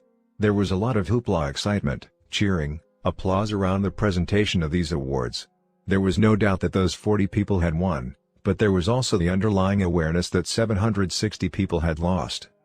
We immediately began educational and organizational development work to align the systems and structures of the organization toward the win-slash-win paradigm. We involved people at a grassroots level to develop the kinds of systems that would motivate them. We also encouraged them to cooperate and synergize with each other so that as many as possible could achieve the desired results of their individually tailored performance agreements. At the next rally 1 year later, there were over 1,000 sales associates present, and about 800 of them received awards. There were a few individual winners based on comparisons, but the program primarily focused on people achieving self-selected performance objectives and on groups achieving team objectives. There was no need to bring in the high school bands to artificially contrive the fanfare, the cheerleading, and the psych-up. There was tremendous natural interest and excitement because people could share in each other's happiness, and teams of sales associates could experience rewards together, including a vacation trip for the entire office. The remarkable thing was that almost all of the 800 who received the awards that year had produced as much per person in terms of volume and profit as the previous year's 40. The spirit of win-slash-win had significantly increased the number of golden eggs and had fed the goose as well, releasing enormous human energy and talent. The resulting synergy was astounding to almost everyone involved. Competition has its place in the marketplace or against last year's performance, perhaps even against another office or individual where there is no particular interdependence, no need to cooperate. But cooperation in the workplace is as important to free enterprise as competition in the marketplace. The spirit of win-slash-win cannot survive in an environment of competition and contests. For win-slash-win to work, the systems have to support it. The training system, the planning system, the communication system, the budgeting system, the information system, the compensation system all have to be based on the principle of win-slash-win. I did some consulting for another company that wanted training for their people in human relations. The underlying assumption was that the problem was the people. The president said, "Go into any store you want and see how they treat you. They're just order takers. They don't understand how to get close to the customers. They don't know the product, and they don't have the knowledge and the skill in the sales process necessary to create a marriage between the product and the need." So I went to the various stores. And he was right. But that still didn't answer the question in my mind: what caused the attitude? "Look, we're on top of the problem," the president said. "We have department heads out there setting a great example. We've told them their job is 2/3 selling and 1/3 management, and they're outselling everybody. We just want you to provide some training for the salespeople." Those words raised a red flag. "Let's get some more data," I said. He didn't like that. He knew what the problem was, and he wanted to get on with training. But I persisted, and within 2 days we uncovered the real problem. Because of the job definition and the compensation system, the managers were creaming. They'd stand behind the cash register and cream all the business during the slow times. Half the time in retail is slow and the other half is frantic. So the managers would give all the dirty jobs inventory control, stock work, and cleaning to the salespeople. And they would stand behind the registers and cream. That's why the department heads were tops in sales. So we changed one system, the compensation system, and the problem was corrected overnight. We set up a system whereby the managers only made money when their salespeople made money. We overlapped the needs and goals of the managers with the needs and goals of the salespeople. And the need for human relations training suddenly disappeared. The key was developing a true win/win reward system. In another instance, I worked with a manager in a company that required formal performance evaluations. He was frustrated over the evaluation rating he had given a particular manager. He deserved a 3, he said, but I had to give him a 1, which meant superior, promotable. "What did you give him a 1 for?" I asked. "He gets the numbers," was his reply. "So why do you think he deserves a 3? "It's the way he gets them. He neglects people, he runs over them. He's a troublemaker." It sounds like he's totally focused on peon production. And that's what he's being rewarded for. But what would happen if you talked with him about the problem, if you helped him understand the importance of PC? He said he had done so, with no effect. Then what if you set up a win/win contract with him where you both agreed that 2/3 of his compensation would come from P from the numbers and the other 1/3 would come from PC, how other people perceive him, what kind of leader, people builder, team builder he is? Now that would get his attention, he replied. So often the problem is in the system, not in the people. If you put good people in bad systems, you get bad results. You have to water the flowers you want to grow. As people really learn to think win/win, they can set up the systems to create and reinforce it. They can transform unnecessarily competitive situations to cooperative ones and can powerfully impact their effectiveness by building both P and PC. In business, executives can align their systems to create teams of highly productive people working together to compete against external standards of performance. In education, teachers can set up grading systems based on an individual's performance in the context of agreed-upon criteria and can encourage students to cooperate in productive ways to help each other learn and achieve. In families, parents can shift the focus from competition with each other to cooperation. In activities such as bowling, for example, they can keep a family score and try to beat a previous one. They can set up home responsibilities with win/win agreements that eliminate constant nagging and enable parents to do the things only they can do. A friend once shared with me a cartoon he'd seen of two children talking to each other. "If mommy doesn't get us up soon," one was saying, "we're going to be late for school." These words brought forcibly to his attention the nature of the problems created when families are not organized on a responsible win/win basis. Win/win puts the responsibility on the individual for accomplishing specified results within clear guidelines and available resources. It makes a person accountable to perform and evaluate the results and provides consequences as a natural result of performance. And win/win systems create the environment which supports and reinforces the win/win performance agreements. Processes. There's no way to achieve win/win ends with win/lose or lose/win means. You can't say, "You're going to think win/win, whether you like it or not." So the question becomes how to arrive at a win/win solution. Roger Fisher and William Ury, two Harvard law professors, have done some outstanding work in what they call the principled approach versus the positional approach to bargaining in their tremendously useful and insightful book, getting to yes. Although the words win/win are not used, the spirit and underlying philosophy of the book are in harmony with the win/win approach.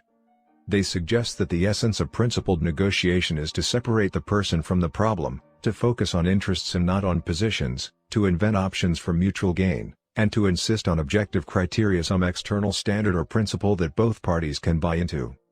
In my own work with various people and organizations seeking win/win solutions, I suggest that they become involved in the following four-step process. First, see the problem from the other point of view. Really seek to understand and to give expression to the needs and concerns of the other party as well as or better than they can themselves. Second, identify the key issues and concerns, not positions, involved. Third, determine what results would constitute a fully acceptable solution. And fourth, identify possible new options to achieve those results. Habits 5 and 6 deal directly with two of the elements of this process, and we will go into those in depth in the next two chapters. But at this juncture, let me point out the highly interrelated nature of the process of win/win with the essence of win/win itself. You can only achieve win/win solutions with win/win processes. The end and the means are the same. Win/win is not a personality technique. It's a total paradigm of human interaction. It comes from a character of integrity, maturity, and the abundance mentality. It grows out of high-trust relationships.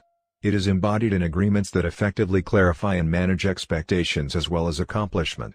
It thrives in supportive systems. And it is achieved through the process we are now prepared to more fully examine in Habits 5 and 6. Application suggestions. 1. Think about an upcoming interaction wherein you will be attempting to reach an agreement or negotiate a solution. Commit to maintain a balance between courage and consideration. 2. Make a list of obstacles that keep you from applying the win/win paradigm more frequently. Determine what could be done within your circle of influence to eliminate some of those obstacles. 3. Select a specific relationship where you would like to develop a win/win agreement. Try to put yourself in the other person's place, and write down explicitly how you think that person sees the solution. Then list, from your own perspective, what results would constitute a win for you. Approach the other person and ask if he or she would be willing to communicate until you reach a point of agreement and mutually beneficial solution. 4. Identify 3 key relationships in your life. Give some indication of what you feel the balance is in each of the emotional bank accounts. Write down some specific ways you could make deposits in each account. 5. Deeply consider your own scripting. Is it win/lose? How does that scripting affect your interactions with other people? Can you identify the main source of that script?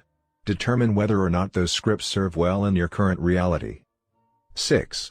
Try to identify a model of win/win thinking who, even in hard situations, really seeks mutual benefit. Determine now to more closely watch and learn from this person's example. Habit 5, seek first to understand, then to be understood. Principles of empathic communication. The heart has its reasons which reason knows not of. Pascal. Suppose you've been having trouble with your eyes and you decide to go to an optometrist for help. After briefly listening to your complaint, he takes off his glasses and hands them to you. "Put these on," he says. "I've worn this pair of glasses for 10 years now and they've really helped me. I have an extra pair at home, you can wear these." So you put them on, but it only makes the problem worse. "This is terrible," you exclaim. "I can't see a thing." "Well, what's wrong?" he asks. "They work great for me. Try harder." "I am trying," you insist. "Everything is a blur." "Well, what's the matter with you? Think positively." "Okay. I positively can't see a thing." "Boy, are you ungrateful," he chides. "And after all I've done to help you. What are the chances you'd go back to that optometrist the next time you needed help? Not very good, I would imagine. You don't have much confidence in someone who doesn't diagnose before he or she prescribes. But how often do we diagnose before we prescribe in communication? Come on, honey, tell me how you feel. I know it's hard, but I'll try to understand. Oh, I don't know, Mom. You'd think it was stupid. Of course I wouldn't. You can tell me. Honey, no one cares for you as much as I do. I'm only interested in your welfare. What's making you so unhappy? Oh, I don't know. Corn on, honey. What is it? Well, to tell you the truth, I just don't like school anymore. What? You respond incredulously. What do you mean you don't like school? And after all the sacrifices we've made for your education. Education is the foundation of your future. If you'd apply yourself like your older sister does, you'd do better and then you'd like school. Time and time again, we've told you to settle down. You've got the ability, but you just don't apply yourself. Try harder. Get a positive attitude about it.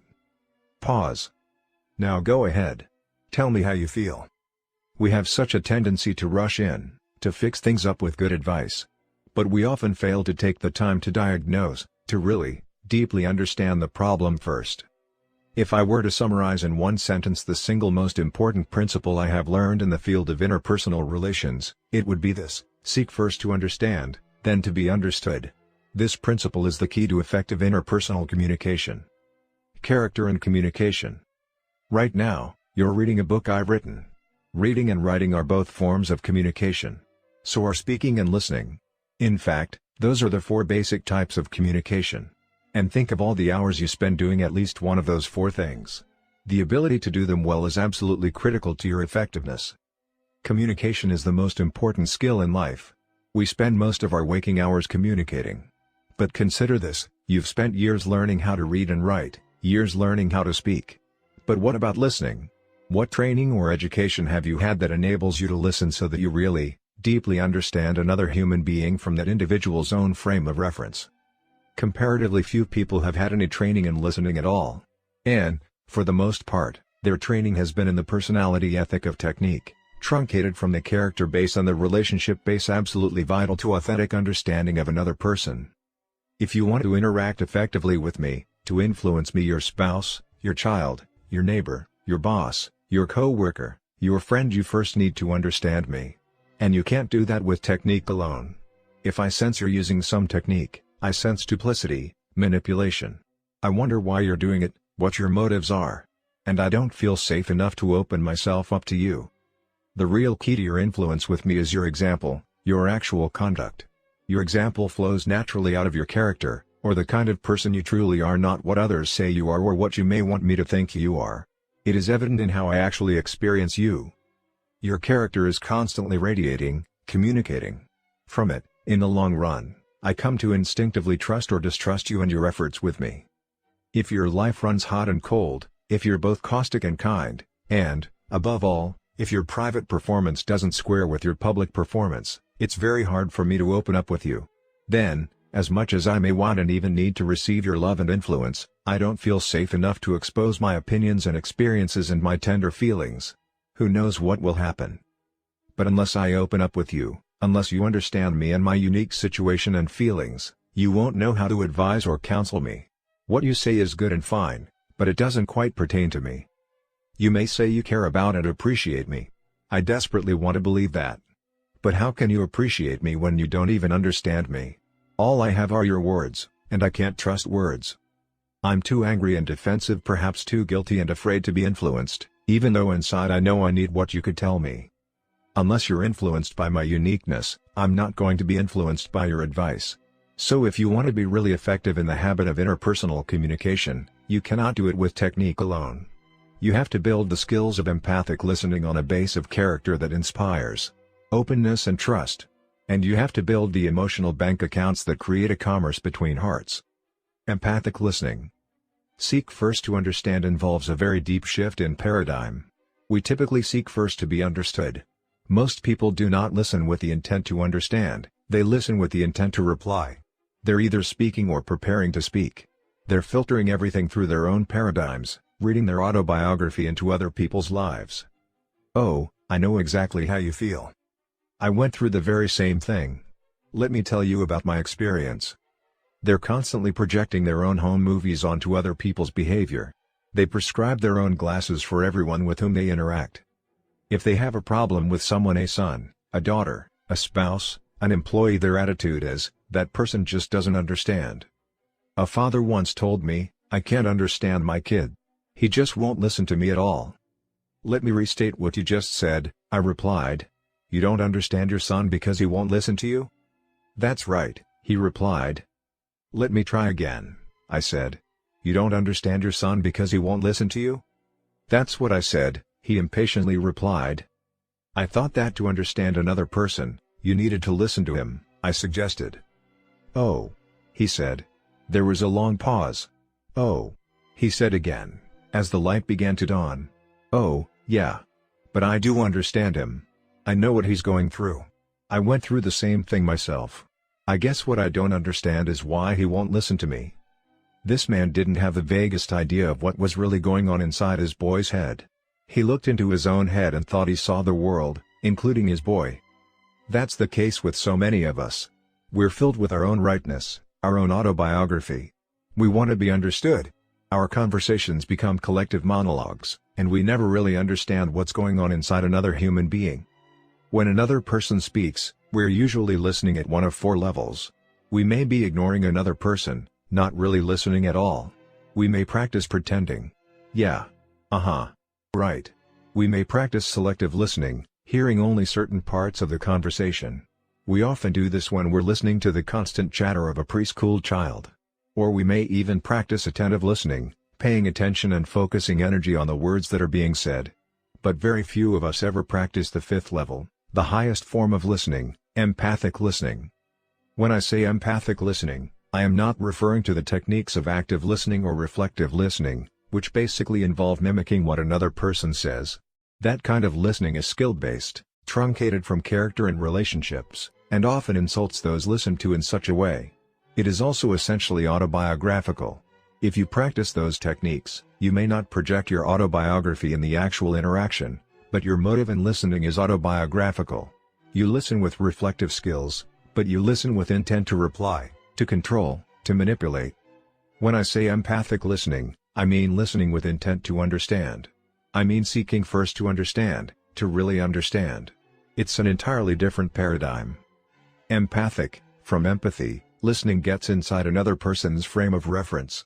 You look out through it, you see the world the way they see the world, you understand their paradigm, you understand how they feel. Empathy is not sympathy. Sympathy is a form of agreement, a form of judgment. And it is sometimes the more appropriate emotion and response. But people often feed on sympathy. It makes them dependent.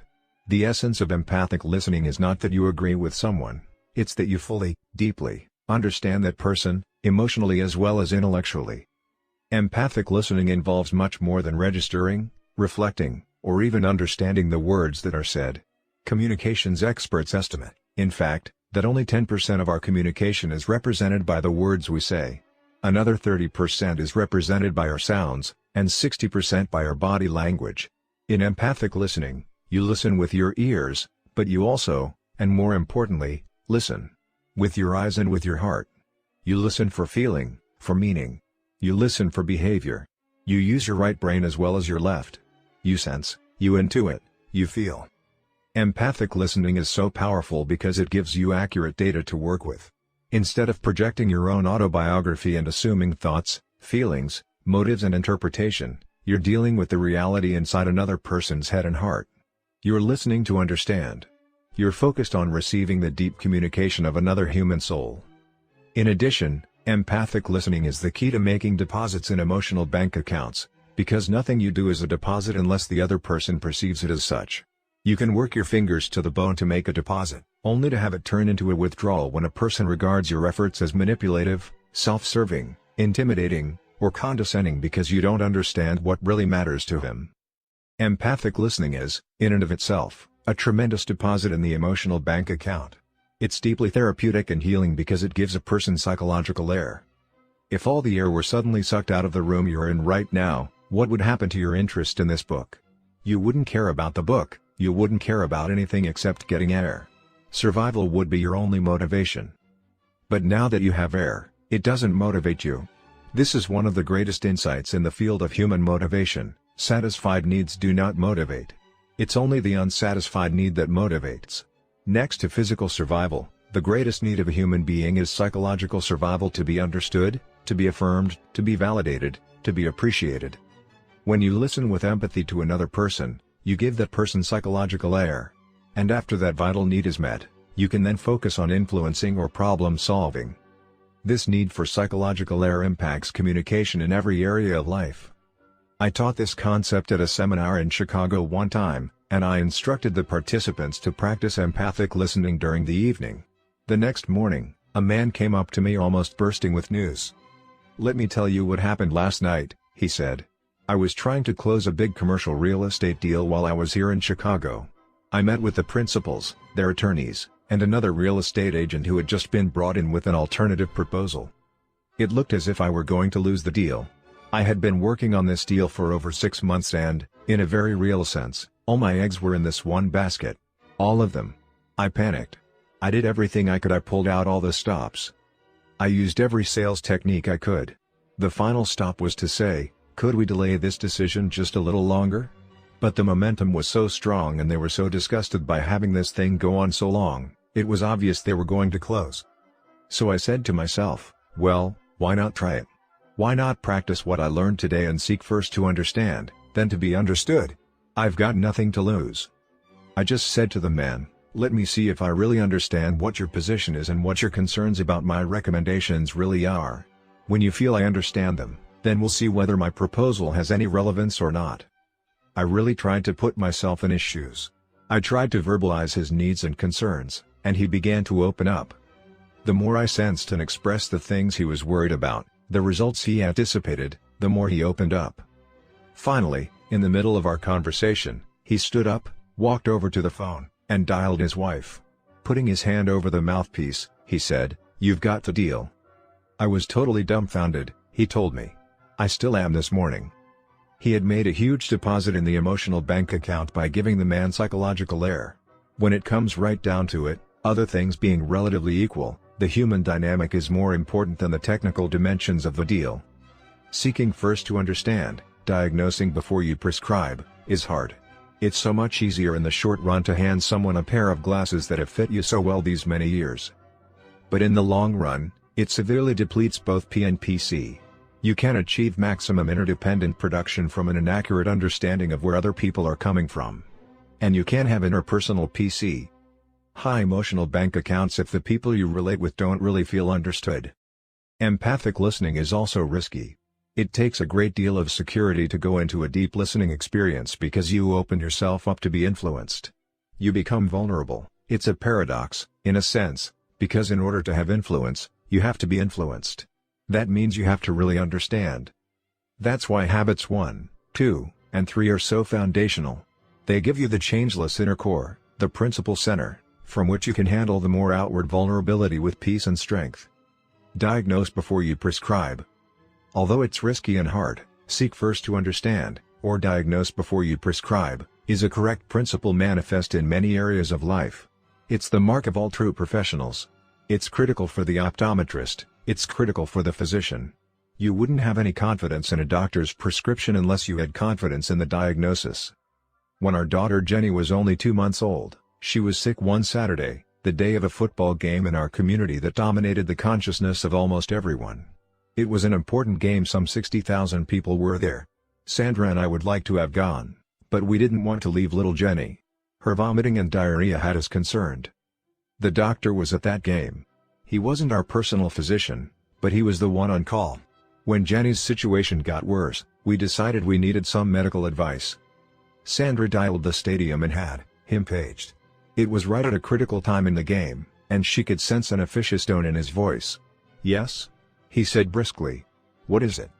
"This is Mrs. Covey, doctor, and we're concerned about our daughter, Jenny." "What's the situation?" he asked. Sandra described the symptoms, and he said, "Okay. I'll call in a prescription." Which is youth pharmacy. When she hung up, Sandra felt that in her rush she hadn't really given him full data, but that what she had told him was adequate. "Do you think he realizes that Jenny is just a newborn?" I asked her. "I'm sure he does," Sandra replied. "But he's not our doctor. He's never even treated her." "Well, I'm pretty sure he knows." "Are you willing to give her the medicine unless you're absolutely sure he knows?" Sandra was silent. "What are we going to do?" she finally said. "Call him back," I said. "You call him back," Sandra replied. So I did. He was paged out of the game once again. "Doctor," I said, "when you called in that prescription, did you realize that Jenny is just 2 months old?" "No," he exclaimed. "I didn't realize that. It's good you called me back. I'll change the prescription immediately." If you don't have confidence in the Diagnosis: you won't have confidence in the prescription. This principle is also true in sales. An effective salesperson first seeks to understand the needs, the concerns, the situation of the customer. The amateur salesman sells products, the professional sells solutions to needs and problems. It's a totally different approach. The professional learns how to diagnose, how to understand. He also learns how to relate people's needs to his products and services. And, he has to have the integrity to say, my product or service will not meet that need if it will not. Diagnosing before you prescribe is also fundamental to law. The professional lawyer first gathers the facts to understand the situation, to understand the laws and precedents, before preparing a case. A good lawyer almost writes the opposing attorney's case before he writes his own. It's also true in product design. Can you imagine someone in a company saying, this consumer research stuff is for the birds. Let's design products. In other words, forget understanding the consumer's buying habits and motives, just design products. It would never work.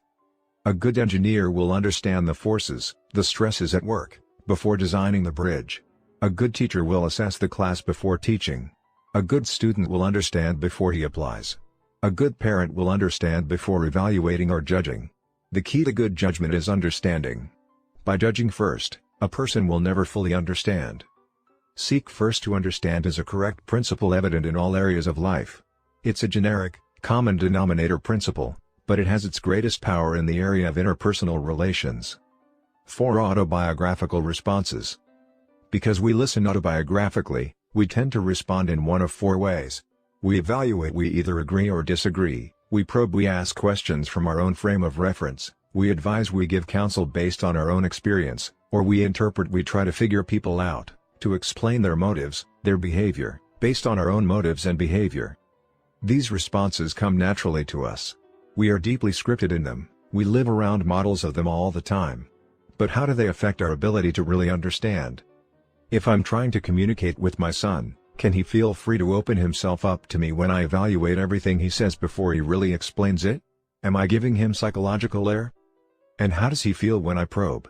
Probing is playing 20 questions. It's autobiographical, it controls, and it invades. It's also logical, and the language of logic is different from the language of sentiment and emotion. You can play 20 questions all day and not find out what's important to someone. Constant probing is one of the main reasons parents do not get close to their children. How's it going, son? Fine. Well, what's been happening lately? Nothing. So what's exciting in school? Not much. And what are your plans for the weekend? I don't know. You can't get him off the phone talking with his friends, but all he gives you is 1- and 2-word answers. Your house is a motel where he eats and sleeps, but he never shares, never opens up. And when you think about it, honestly, why should he, if every time he does open up his soft underbelly, you elephant stomp it with autobiographical advice and I told you so's? We are so deeply scripted in these responses that we don't even realize when we use them. I have taught this concept to thousands of people in seminars across the country, and it never fails to shock them deeply as we role-play empathic listening situations and they finally begin to listen to their own typical responses.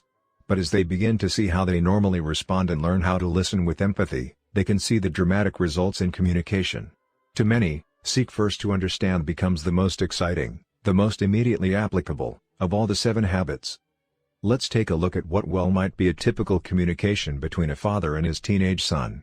Look at the father's words in terms of the 4 different responses we have just described. Boy, Dad, I've had it. School is for the birds. What's the matter, son? Probing. It's totally impractical. I don't get a thing out of it.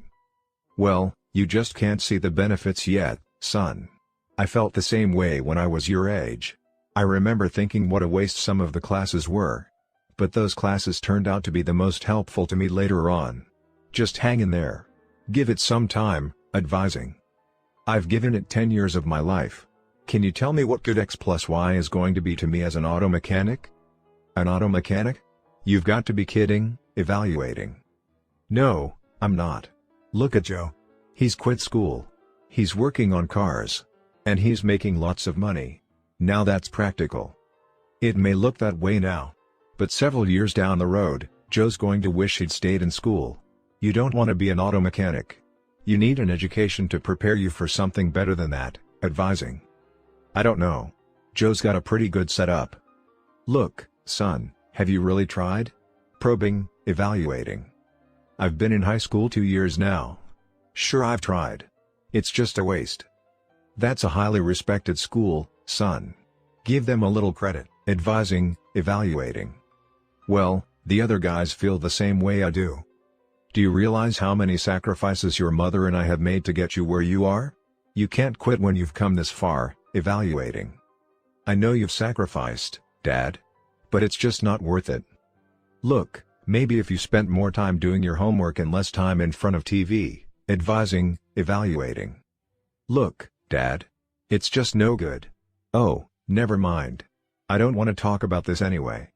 Obviously, his father was well-intended. Obviously, he wanted to help. But did he even begin to really understand?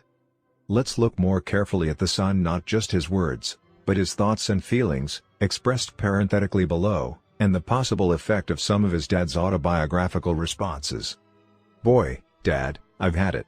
School is for the birds. I want to talk with you, to get your attention. What's the matter, son? You're interested. Good. It's totally impractical. I don't get a thing out of it. I've got a problem with school, and I feel just terrible. Well, you just can't see the benefits yet, son. I felt the same way when I was your age. Oh, no. Here comes chapter 3 of Dad's autobiography. This isn't what I want to talk about. I don't really care how many miles he had to trudge through the snow to school without any boots. I want to get to the problem. I remember thinking what a waste some of the classes were. But those classes turned out to be the most helpful to me later on. Just hang in there. Give it some time. Time won't solve my problem. I wish I could tell you. I wish I could just spit it out. I've given it 10 years of my life. Can you tell me what good X plus Y is going to do me as an auto mechanic? An auto mechanic? You've got to be kidding. He wouldn't like me if I were an auto mechanic. He wouldn't like me if I didn't finish school. I have to justify what I said. No, I'm not. Look at Joe. He's quit school. He's working on cars. And he's making lots of money. Now that's practical. It may look that way now. But several years down the road, Joe's going to wish he'd stayed in school. Oh, boy. Here comes lecture number 16 on the value of an education. You don't want to be an auto mechanic. How do you know that, Dad? Do you really have any idea what I want? You need an education to prepare you for something better than that. I don't know. Joe's got a pretty good setup. He's not a failure. He didn't finish school and he's not a failure. Look, son, have you really tried? We're beating around the bush, Dad. If you'd just listen, I really need to talk to you about something important. I've been in high school 2 years now. Sure, I've tried. It's just a waste. That's a highly respected school, son. Give them a little credit. Oh, great. Now we're talking credibility. I wish I could talk about what I want to talk about. Well, the other guys feel the same way I do. I have some credibility, too. I'm not a moron. Do you realize how many sacrifices your mother and I have made to get you where you are? Uh-oh, here comes the guilt trip. Maybe I am a moron.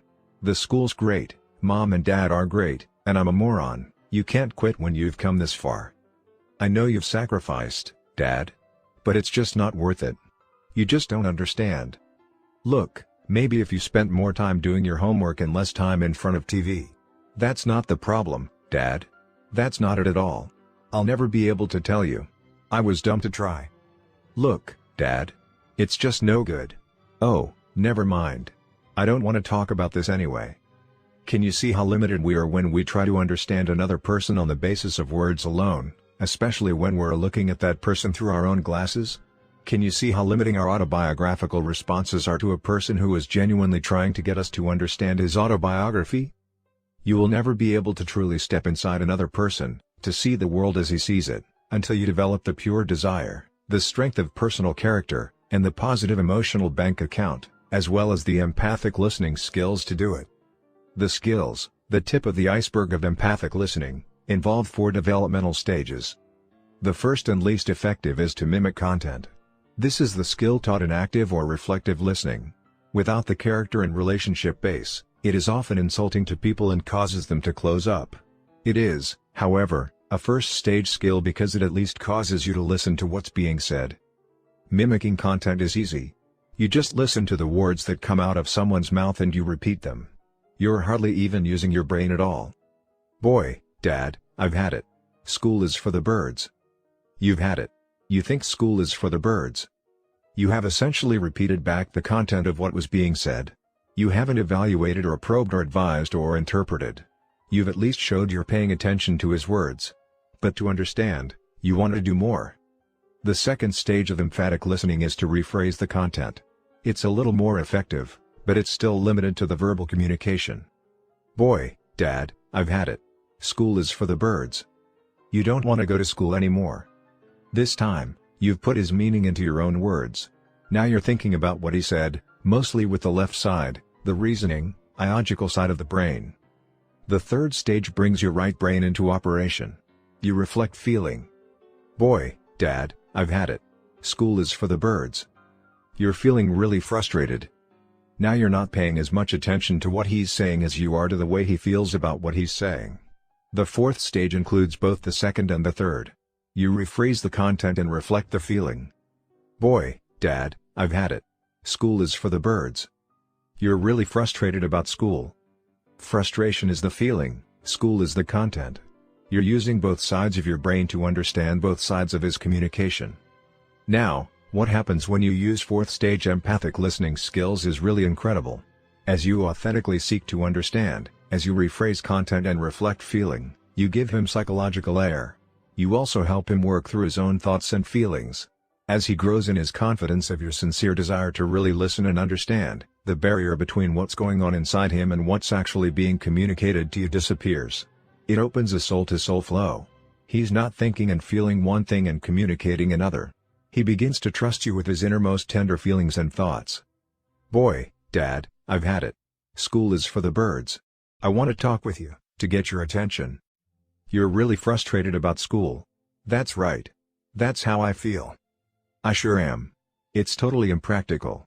I'm not getting a thing out of it. You feel like school's not doing you any good.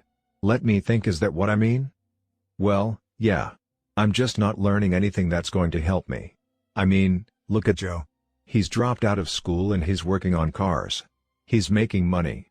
Now that's practical. You feel that Joe really has the right idea. Well, I guess he does in a way. He's really making money now. But in a few years, I bet he'll probably be ticked off at himself. You think Joe's going to feel he made the wrong decision? He's got to. Just look at what he's giving up. I mean, if you don't have an education, you just can't make it in this world. Education is really important. Oh, yeah. I mean, if you don't have a diploma, if you can't get jobs or go to college, what are you going to do? You've just got to get an education. It's important to your future. It is. And, you know what? I'm really worried. Listen, you won't tell Mom, will you? You don't want your mother to find out. Well, not really. Oh, I guess you can tell her. She'll probably find out anyway. Look, I took this test today, this reading test. And, Dad, they said I'm reading on a 4th grade level. 4th grade. And I'm a junior in high school. What a difference real understanding can make. All the well-meaning advice in the world won't amount to a hill of beans if we're not even addressing the real problem.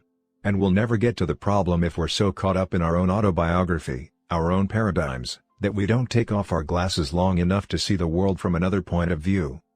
I'm going to flunk, Dad. I guess I figure if I'm going to flunk, I might as well quit. But I don't want to quit. You feel torn. You're in the middle of a dilemma. What do you think I should do, Dad? By seeking first to understand, this father has just turned a transactional opportunity into a transformational opportunity. Instead of interacting on a surface, get the job done level of communication, he has created a situation in which he can now have transforming impact, not only on his son but also on the relationship. By setting aside his own autobiography and really seeking to understand, he has made a tremendous deposit in the emotional burial account and has empowered his son to open, layer upon layer, and to get to the real issue.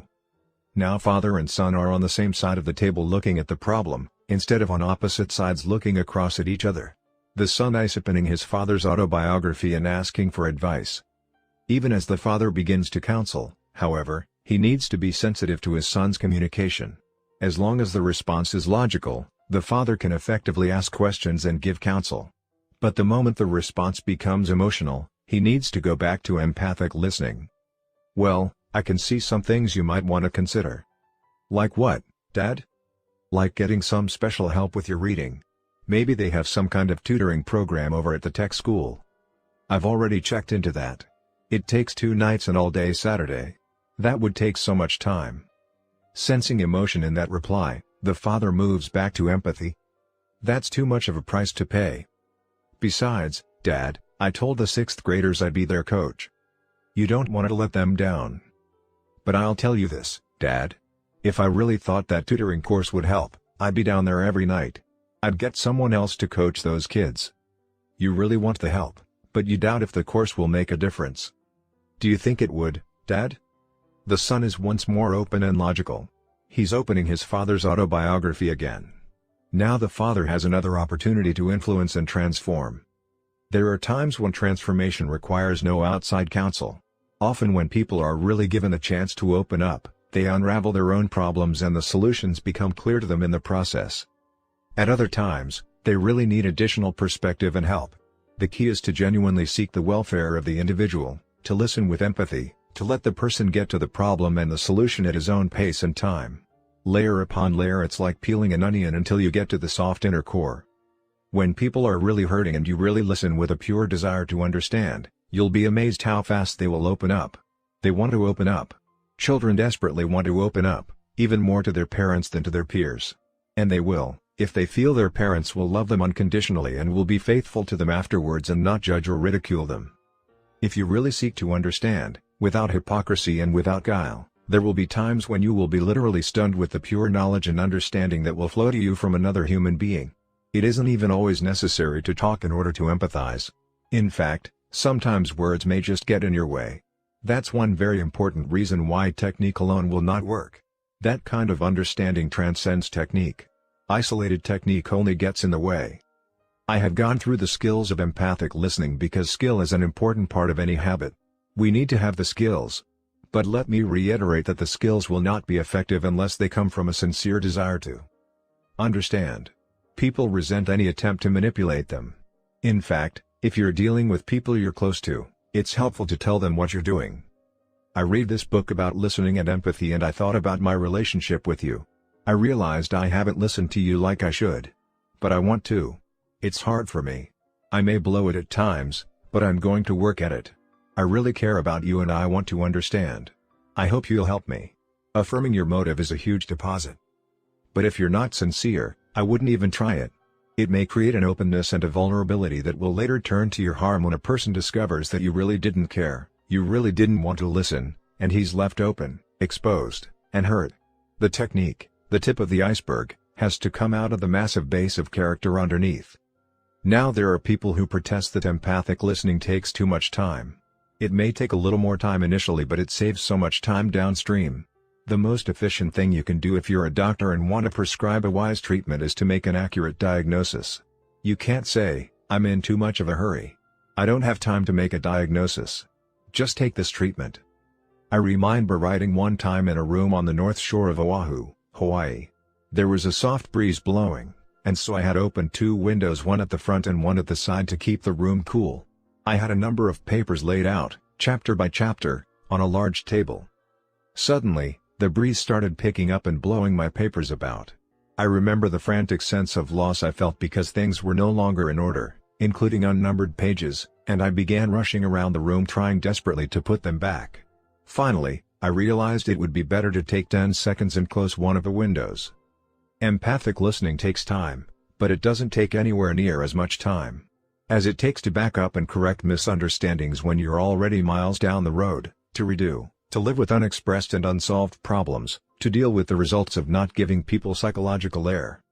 A discerning empathic listener can read what's happening down deep fast, and can show such acceptance, such understanding, that other people feel safe to open up layer after layer until they get to that soft inner core where the problem really lies.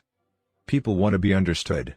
And whatever investment of time it takes to do that will bring much greater returns of time as you work from an accurate understanding of the problems and issues and from the high emotional bank account that results when a person feels deeply understood. Understanding and perception. As you learn to listen deeply to other people, you will discover tremendous differences in perception. You will also begin to appreciate the impact that these differences can have as people try to work together in interdependent situations. You see the young woman, I see the old lady. And both of us can be right. You may look at the world through spouse-centered glasses, I see it through the money-centered lens of economic concern. You may be scripted in the abundance mentality, I may be scripted in the scarcity mentality. You may approach problems from a highly visual, intuitive, holistic right brain paradigm, I may be very left brain, very sequential, analytical, and verbal in my approach. Our perceptions can be vastly different. And yet we both have lived with our paradigms for years, thinking they are facts, and questioning the character or the mental competence of anyone who can't see the facts. Now, with all our differences, we're trying to work together in a marriage, in a job, in a community service project to manage resources and accomplish results. So how do we do it? How do we transcend the limits of our individual perceptions so that we can deeply communicate, so that we can cooperatively deal with the issues and come up with win-win solutions? The answer is habit 5. It's the first step in the process of win-win. Even if, and especially when, the other person is not coming from that paradigm, seek first to understand. This principle worked powerfully for one executive who shared with me the following experience. I was working with a small company that was in the process of negotiating a contract with a large national banking institution. This institution flew in their lawyers from San Francisco, their negotiator from Ohio, and presidents of 2 of their large banks to create an 8-person negotiating team. The company I worked with had decided to go for win-win or no deal. They wanted to significantly increase the level of service and the cost, but they had been almost overwhelmed with the demands of this large financial institution.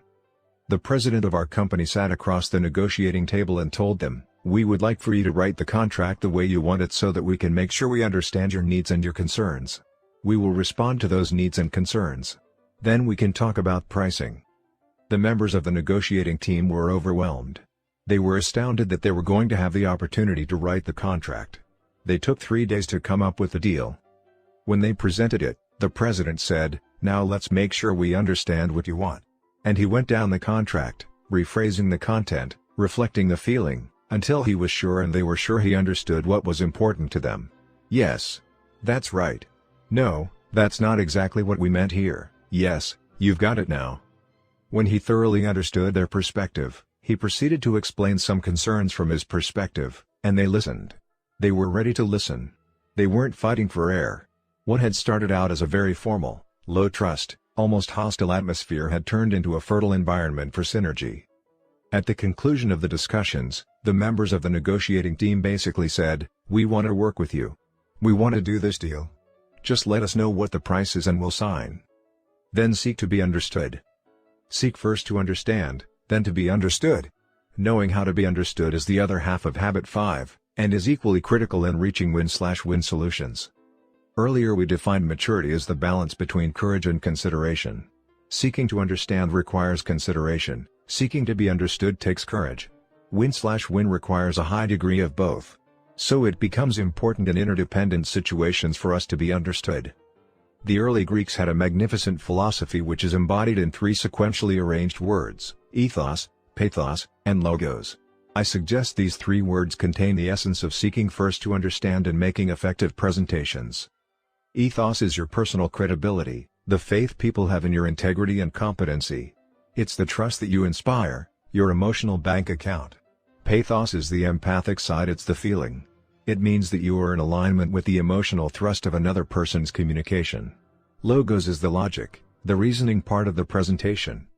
Notice the sequence: ethos, pathos, logos your character, and your relationships, and then the logic of your presentation. This represents another major paradigm shift. Most people, in making presentations, go straight to the logos, the left brain logic, of their ideas. They try to convince other people of the validity of that logic without first taking ethos and pathos into consideration.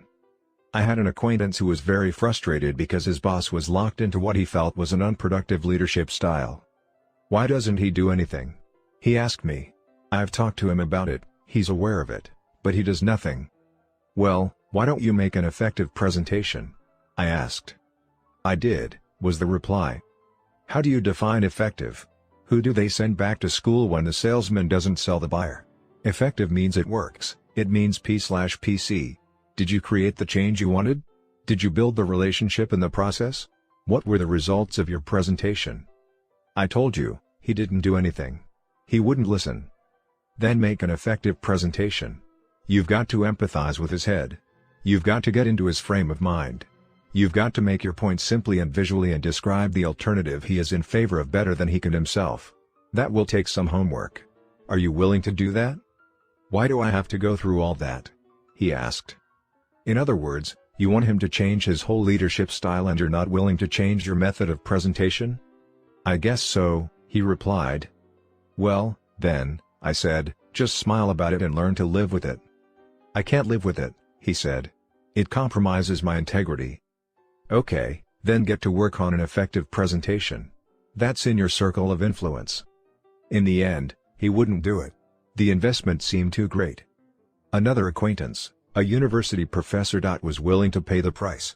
He approached me one day and said, "Stephen, I can't get to first base in getting the funding I need for my research because my research is really not in the mainstream of this department's interests." After discussing his situation at some length, I suggested that he develop an effective presentation using ethos, pathos, and logos. I know you're sincere and the research you want to do would bring great benefits. Describe the alternative they are in favor of better than they can themselves. Show that you understand them in depth. Then carefully explain the logic behind your request. Well, I'll try, he said. Do you want to practice with me? I asked. He was willing, and so we dress rehearsed his approach. When he went in to make his presentation, he started by saying, "Now let me see if I first understand what your objectives are, and what your concerns are about this presentation and my recommendation." He took the time to do it slowly, gradually. In the middle of his presentation, demonstrating his depth of understanding and respect for their point of view, a senior professor turned to another professor, nodded, turned back to him, and said, "You've got your money." When you can present your own ideas clearly, specifically, visually, and most important, contextually in the context of a deep understanding of their paradigms and concerns, you significantly increase the credibility of your ideas. You're not wrapped up in your own thing, delivering grandiose rhetoric from a soapbox. You really understand. What you're presenting may even be different from what you had originally thought because in your effort to understand, you learned. Habit 5 lifts you to greater accuracy, greater integrity, in your presentations. And people know that. They know you're presenting the ideas that you genuinely believe, taking all known facts and perceptions into consideration, that will benefit everyone. One-on-one. Habit 5 is powerful because it is right in the middle of your circle of influence. Many factors and interdependent situations are in your circle of concern: problems, disagreements, circumstances, other people's behavior. And if you focus your energies out there, you deplete them with little positive results. But you can always seek first to understand. That's something that's within your control.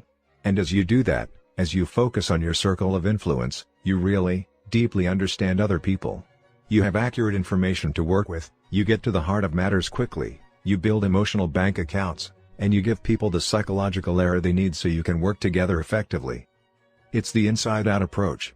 And as you do it, watch what happens to your circle of influence. Because you really listen, you become influenceable. And being influenceable is the key to influencing others.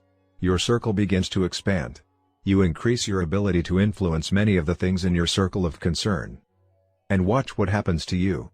The more deeply you understand other people, the more you will appreciate them, the more reverent you will feel about them. To touch the soul of another human being is to walk on holy ground. Habit 5 is something you can practice right now. The next time you communicate with anyone, you can put aside your own autobiography and genuinely seek to understand. Even when people don't want to open up about their problems, you can be empathic. You can sense their hearts, you can sense the hurt, and you can respond, "You seem down today." They may say nothing. That's all right. You've shown understanding and respect. Don't push, be patient, be respectful. People don't have to open up verbally before you can empathize. You can empathize all the time with their behavior. You can be discerning, sensitive, and aware, and you can live outside your autobiography when that is needed. And if you're highly proactive, you can create opportunities to do preventive work. You don't have to wait until your son or daughter has a problem with school or you have your next business negotiation to seek first to understand. Spend time with your children now, one-on-one. Listen to them, understand them. Look at your home, at school life, at the challenges and the problems they're facing, through their eyes. Build the emotional bank account. Give them air. Go out with your spouse on a regular basis. Have dinner or do something together you both enjoy. Listen to each other, seek to understand. See life through each other's eyes. My daily time with Sandra is something I wouldn't trade for anything. As well as seeking to understand each other, we often take time to actually practice empathic listening skills to help us in communicating with our children. We often share our different perceptions of the situation, and we role-play more effective approaches to difficult interpersonal family problems. I may act as if I am a son or daughter requesting a special privilege even though I haven't fulfilled a basic family responsibility, and Sandra plays herself. We interact back and forth and try to visualize the situation in a very real way so that we can train ourselves to be consistent in modeling and teaching correct principles to our children. Some of our most helpful role plays come from redoing a past difficult or stressful scene in which one of us blew it. The time you invest to deeply understand the people you love brings tremendous dividends in open communication. Many of the problems that plague families and marriages simply don't have time to fester and develop. The communication becomes so open that potential problems can be nipped in the bud. And there are great reserves of trust in the emotional bank account to handle the problems that do arise. In business, you can set up one-on-one time with your employees. Listen to them, understand them. Set up human resource accounting or stakeholder information systems in your business to get honest, accurate feedback at every level, from customers, suppliers, and employees. Make the human element as important as the financial or the technical element. You save tremendous amounts of time, energy, and money when you tap into the human resources of a business at every level. When you listen, you learn. And you also give the people who work for you and with you psychological air. You inspire loyalty that goes well beyond the 8 to 5 physical demands of the job. Seek first to understand. Before the problems come up, before you try to evaluate and prescribe, before you try to present your own ideas, seek to understand. It's a powerful habit of effective interdependence. When we really, deeply understand each other, we open the door to creative solutions and third alternatives. Our differences are no longer stumbling blocks to communication and progress. Instead, they become stepping stones to synergy. Application suggestions. 1. Select a relationship in which you sense the emotional bank account is in the red. Try to understand and write down the situation from the other person's point of view. In your next interaction, listen for understanding, comparing what you are hearing with what you wrote down. How valid were your assumptions?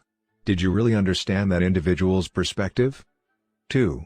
Share the concept of empathy with someone close to you. Tell them or who you want to work on really listening to others and ask for feedback in a week. How did you do? How did it make that person feel? 3. The next time you have an opportunity to watch people communicate, cover your ears for a few minutes and just watch. What emotions are being communicated that may not come across in words alone? 4. Next time you catch yourself inappropriately using one of the autobiographical responses, probing, evaluating, advising, or interpreting, try to turn the situation into a deposit by acknowledgement and apology. I'm sorry, I just realized I'm not really trying to understand. Could we start again? 5. Base your next presentation on empathy. Describe the other point of view as well as or better than its proponents, then seek to have your point understood from their frame of reference. Habit 6. Synergize. Principles of creative cooperation. I take as my God the hope of a saint, in crucial things, unity in important things, diversity in all things, generosity. Inaugural address of President George Bush. When Sir Winston Churchill was called to head up the war effort for Great Britain, he remarked that all his life had prepared him for this hour. In a similar sense, the exercise of all of the other habits prepares us for the habit of synergy. When properly understood, synergy is the highest activity in all life, the true test and manifestation of all of the other habits put together. The highest forms of synergy focus the 4 unique human endowments, the motive of win/win, and the skills of empathic communication on the toughest challenges we face in life. What results is almost miraculous. We create new alternatives, something that wasn't there before. Synergy is the essence of principle-centered leadership. It is the essence of principle-centered parenting. It catalyzes, unifies, and unleashes the greatest powers within people. All the habits we have covered prepare us to create the miracle of synergy. What is synergy? Simply defined, It means that the whole is greater than the sum of its parts. It means that the relationship which the parts have to each other is a part in and of itself.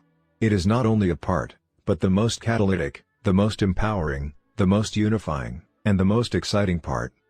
The creative process is also the most terrifying part because you don't know exactly what's going to happen or where it is going to lead. You don't know what new dangers and challenges you'll find. It takes an enormous amount of internal security to begin with the spirit of adventure, the spirit of discovery, the spirit of creativity. Without doubt, you have to leave the comfort zone of base camp and confront an entirely new and unknown wilderness. You become a trailblazer, a pathfinder. You open new possibilities, new territories, new continents, so that others can follow. Synergy is everywhere in nature. If you plant two plants close together, the roots commingle and improve the quality of the soil so that both plants will grow better than if they were separated. If you put two pieces of wood together, they will hold much more than the total of the weight held by each separately. The whole is greater than the sum of its parts. 1 + 1 = 3 or more. The challenge is to apply the principles of creative cooperation, which we learn from nature, in our social interactions. Family life provides many opportunities to observe synergy and to practice it. The very way that a man and a woman bring a child into the world is synergistic. The essence of synergy is to value differences, to respect them, to build on strengths, to compensate for weaknesses. We obviously value the physical differences between men and women, husbands and wives. But what about the social, mental, and emotional differences? Could these differences not also be sources of creating new, exciting forms of life, creating an environment that is truly fulfilling for each person, that nurtures the self-esteem and self-worth of each, that creates opportunities for each to mature into independence and then gradually into interdependence? Could synergy not create a new script for the next generation, one that is more geared to service and contribution, and is less protective, less adversarial, less selfish, one that is more open, more trusting, more giving, and is less defensive, protective, and political, one that is more loving, more caring, and is less possessive and judgmental? Synergistic communication. When you communicate synergistically, you are simply opening your mind and heart and expressions to new possibilities, new alternatives, new options. It may seem as if you are casting aside habit to begin with the end in mind, but, in fact, you're doing the opposite. You're fulfilling it. You're not sure when you engage in synergistic communication how things will work out or what the end will look like, but you do have an inward sense of excitement and security and adventure, believing that it will be significantly better than it was before. And that is the end that you have in mind. You begin with the belief that parties involved will gain more insight, and that the excitement of that mutual learning and insight will create a momentum toward more and more insights, learnings, and growth. Many people have not really experienced even a moderate degree of synergy in their family life or in other interactions. They've been trained unscripted into defensive and protective communications or into believing that life or other people can't be trusted. As a result, they are never really open to habit 6 and to these principles. This represents one of the great tragedies and wastes in life, because so much potential remains untapped, completely undeveloped and unused. Ineffective people live day after day with unused potential. They experience synergy only in small, peripheral ways in their lives. They may have memories of some unusual creative experiences, perhaps in athletics, where they were involved in a real team spirit for a period of time. Or perhaps they were in an emergency situation where people cooperated to an unusually high degree and submerged ego and pride in an effort to save someone's life or to produce a solution to a crisis. To many, such events may seem unusual, almost out of character with life, even miraculous. But this is not so. These things can be produced regularly, consistently, almost daily in people's lives. But it requires enormous personal security and openness and a spirit of adventure. Most all creative endeavors are somewhat unpredictable. They often seem ambiguous, hit or miss, trial and error. And unless people have a high tolerance for ambiguity and get their security from integrity to principles and inner values, they find it unnerving and unpleasant to be involved in highly creative enterprises. Their need for structure, certainty, and predictability is too high. Synergy in the classroom. As a teacher, I have come to believe that many truly great classes teeter on the very edge of chaos. Synergy tests whether teachers and students are really open to the principle of the whole being greater than the sum of its parts. There are times when neither the teacher nor the student knows for sure what's going to happen. In the beginning, There's a safe environment that enables people to be really open and to learn and to listen to each other's ideas. Then comes brainstorming, where the spirit of evaluation is subordinated to the spirit of creativity, imagining, and intellectual networking. Then an absolutely unusual phenomenon begins to take place. The entire class is transformed with the excitement of a new thrust, a new idea, a new direction that's hard to define, yet it's almost palpable to the people involved. Synergy is almost as if a group collectively agrees to subordinate old scripts and to write a new one. I'll never forget a university class I taught in leadership philosophy and style. We were about 3 weeks into a semester when, in the middle of a presentation, one person started to relate some very powerful personal experiences which were both emotional and insightful. A spirit of humility and reverence fell upon the class, reverence toward this individual and appreciation for his courage. This spirit became fertile soil for a synergistic and creative endeavor. Others began to pick up on it, sharing some of their experiences and insights and even some of their self-doubts. The spirit of trust and safety prompted many to become extremely open. Rather than present what they prepared, they fed on each other's insights and ideas and started to create a whole new scenario as to what that class could mean. I was deeply involved in the process. In fact, I was almost mesmerized by it because it seemed so magical and creative. And I found myself gradually loosening up my commitment to the structure of the class and sensing entirely new possibilities. It wasn't just a flight of fancy, there was a sense of maturity and stability and substance which transcended by far the old structure and plan. We abandoned the old syllabus, the purchased textbooks and all the presentation plans, and we set up new purposes and projects and assignments. We became so excited about what was happening that in about 3 more weeks, we all sensed an overwhelming desire to share what was happening with others. We decided to write a book containing our learnings and insights on the subject of our study principles of leadership. Assignments were changed, new projects undertaken, new teams formed. People worked much harder than they ever would have in the original class structure, and for an entirely different set of reasons. Out of this experience emerged an extremely unique, cohesive, and synergistic culture that did not end with the semester. For years, alumni meetings were held among members of that class. Even today, many years later, when we see each other, we talk about it and often attempt to describe what happened and why. One of the interesting things to me was how little time had transpired before there was sufficient trust to create such synergy. I think it was largely because the people were relatively mature. They were in the final semester of their senior year, and I think they wanted more than just another good classroom experience. They were hungry for something new and exciting, something that they could create that was truly meaningful. It was an idea whose time had come for them. In addition, the chemistry was right. I felt that experiencing synergy was more powerful than talking about it, that producing something new was more meaningful than simply reading something old. I've also experienced, as I believe most people have, times that were almost synergistic, times that hung on the edge of chaos and for some reason descended for it. Sadly, people who are burned by such experiences often begin their next new experience with that failure in mind. They defend themselves against it and cut themselves off from synergy. It's like administrators who set up new rules and regulations based on the abuses of a few people inside an organization, thus limiting the freedom and creative possibilities for many, or business partners who imagine the worst scenarios possible and write them up in legal language, killer-rig the whole spirit of creativity, enterprise, and synergistic possibility. As I think back on many consulting and executive education experiences, I can say that the highlights were almost always synergistic. There was usually an early moment that required considerable courage, perhaps in becoming extremely authentic, in confronting some inside truth about the individual or the organization or the family which really needed to be said, but took a combination of considerable courage and genuine love to say it. Then others became more authentic, open, and honest, and the synergistic communication process began.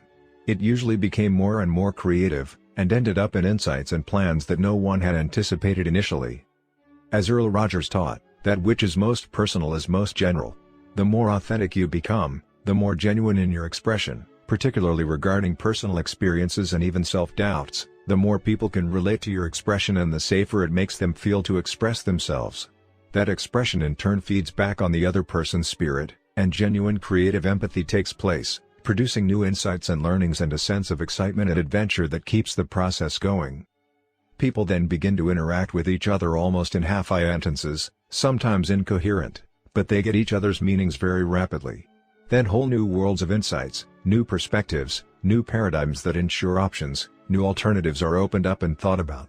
Though occasionally these new E's are left up in the air, they usually come to some kind of closure that is practical and useful. Synergy in business.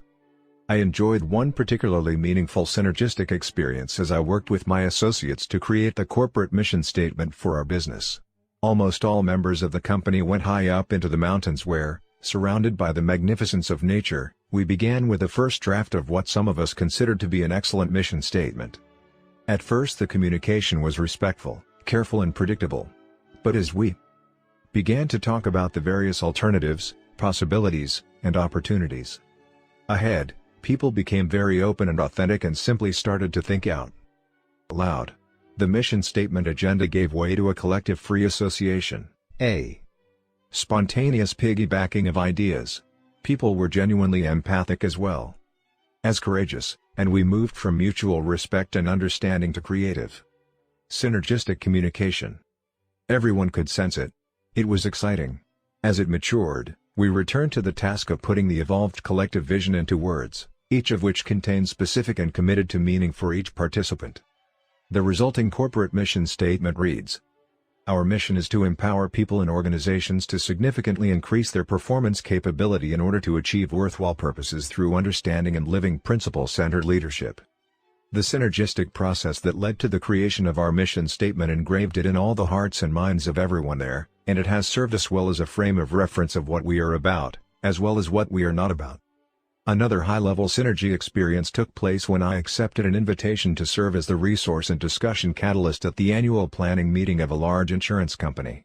Several months ahead, I met with the committee responsible to prepare for and stage the two-day meeting, which was to involve all the top executives. They informed me that the traditional pattern was to identify 4 or 5 major issues through questionnaires and interviews, and to have alternative proposals presented by the executives. Past meetings had been generally respectful exchanges, occasionally deteriorating into defensive win-slash-lose ego battles. They were usually predictable, uncreative, and boring. As I talked with the committee members about the power of synergy, they could sense its potential. With considerable trepidation, they agreed to change the pattern. They requested various executives to prepare anonymous white papers on each of the high-priority issues, and then asked all the executives to immerse themselves in these papers ahead of time in order to understand the issues and the differing points of view. They were to come to the meeting prepared to listen rather than to present, prepared to create and synergize rather than to defend and protect. We spent the first half-day in the meeting teaching the principles and practicing the skills of habits 4, 5, and 6. The rest of the time was spent in creative synergy. The release of creative energy was incredible. Excitement replaced boredom. People became very open to each other's influence and generated new insights and options. By the end of the meeting, an entirely new understanding of the nature of the central company challenge evolved. The white paper proposals became obsolete. Differences were valued and transcended. A new common vision began to form. Once people have experienced real synergy, they are never quite the same again. They know the possibility of having other such mind-expanding adventures in the future. Often attempts are made to recreate a particular synergistic experience, but this seldom can be done. However, the essential purpose behind creative work can be recaptured. Like the Far Eastern philosophy, we seek not to imitate the masters, rather we seek what they saw. We seek not to imitate past creative synergistic experiences, rather we seek new ones around new and different and sometimes higher purposes. Synergy and communication. Synergy is exciting. Creativity is exciting. It's phenomenal what openness and communication can produce. The possibilities of truly significant gain, of significant improvement are so real that it's worth the risk such openness entails.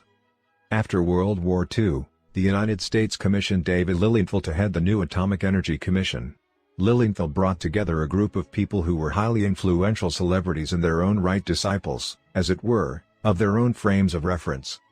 This very diverse group of individuals had an extremely heavy agenda, and they were impatient to get at it. In addition, the press was pushing them. But Lilienthal took several weeks to create a high emotional bank account.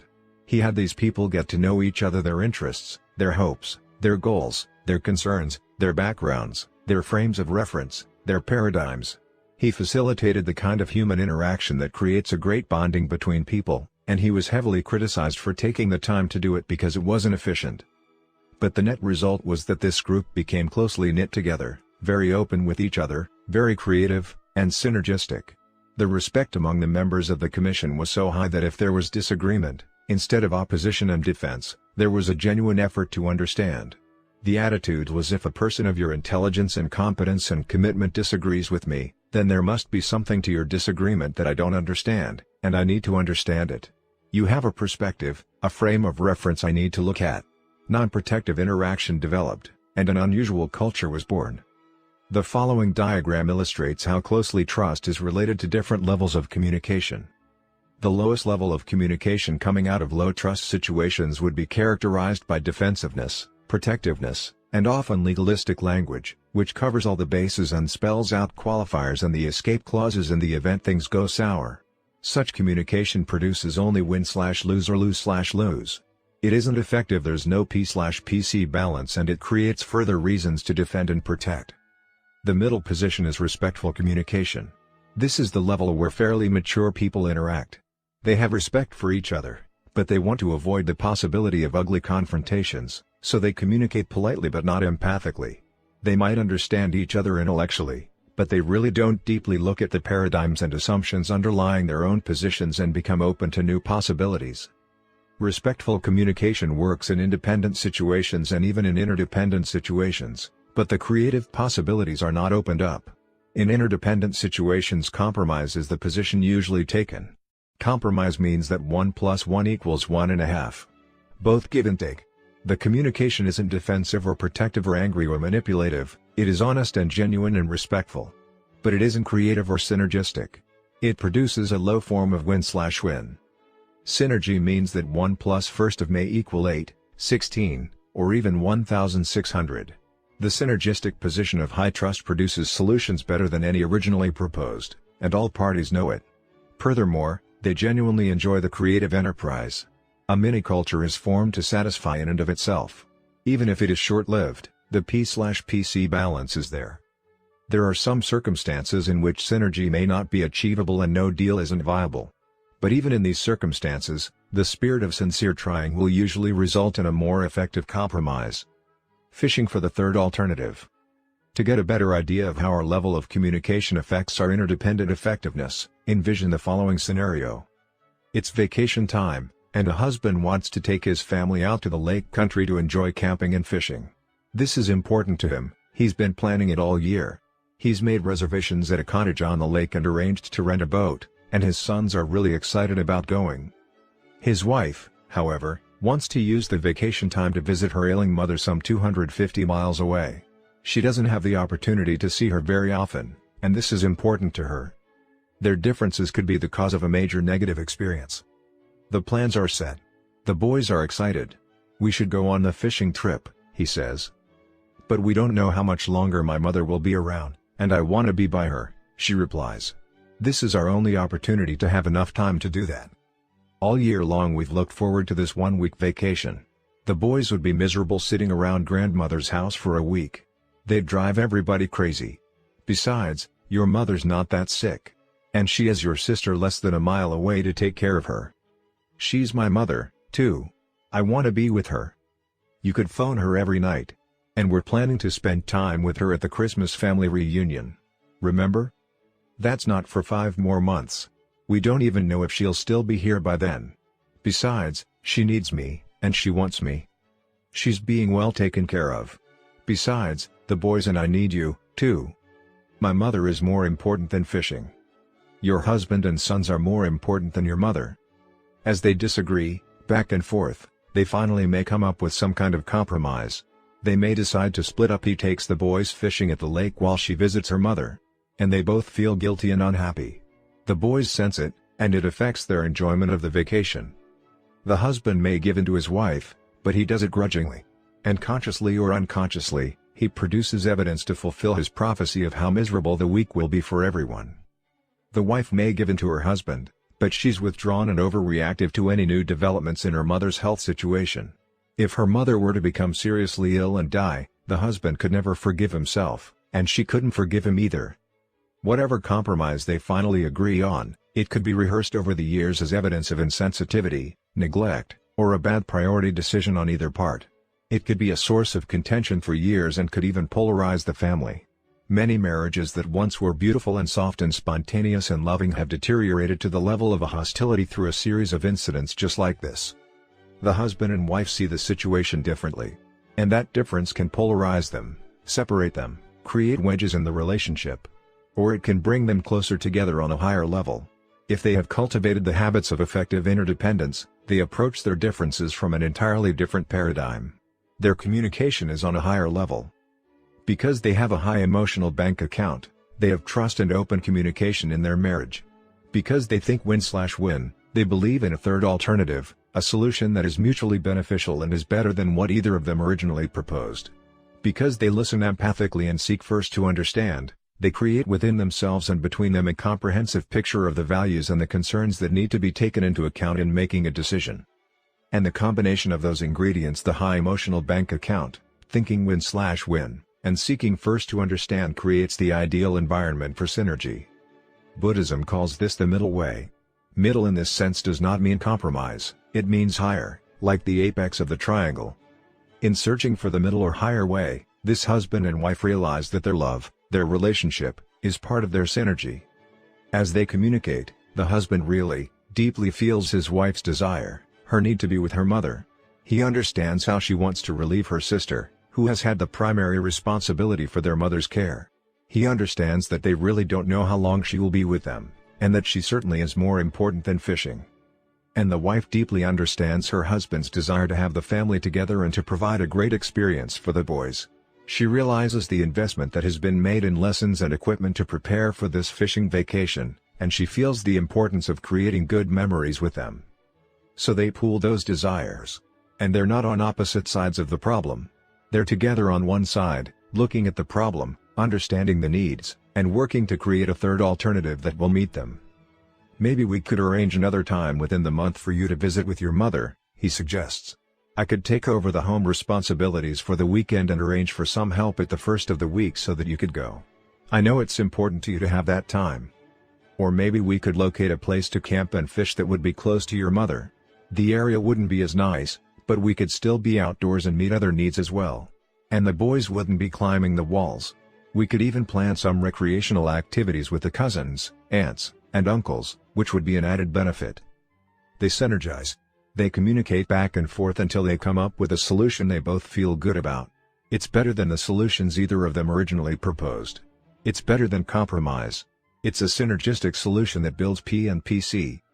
Instead of a transaction, it's a transformation. They get what they both really want and build their relationship in the process. Negative synergy. Seeking the third alternative is a major paradigm shift from the dichotomous, either/or mentality. But look at the difference in results. How much negative energy is typically expended when people try to solve problems or make decisions in an interdependent reality? How much time is spent in confessing other people's sins, politicking, rivalry, interpersonal conflict, protecting one's backside, masterminding, and second-guessing? It's like trying to drive down the road with one foot on the gas and the other foot on the brake. And instead of getting a foot off the brake, most people give it more gas. They try to apply more pressure, more eloquence, more logical information to strengthen their position. The problem is that highly dependent people are trying to succeed in an interdependent reality. They're either dependent on borrowing strength from position power and they go for win/lose, or they're dependent on being popular with others and they go for lose/win. They may talk win/win technique, but they don't really want to listen, they want to manipulate. And synergy can thrive in that environment. Insecure people think that all reality should be amenable to their paradigms. They have a high need to clone others, to mold them over into their own thinking. They don't realize that the very strength of the relationship is in having another point of view. Sameness is not oneness, uniformity is not unity. Unity, or oneness, is complementariness, not sameness. Sameness is uncreative, and boring. The essence of synergy is to value the differences. I've come to believe that the key to interpersonal synergy is interpersonal synergy, that is synergy within ourselves. The heart of interpersonal synergy is embodied in the principles in the first 3 habits, which give the internal security sufficient to handle the risks of being open and vulnerable. By internalizing those principles, we develop the abundance mentality of win/win and the authenticity of habit 5. One of the very practical results of being principle-centered is that it makes us whole, truly integrated. People who are scripted deeply in logical, verbal, left-brain thinking will discover how totally inadequate that thinking is in solving problems which require a great deal of creativity. They become aware and begin to open up a new script inside their right brain.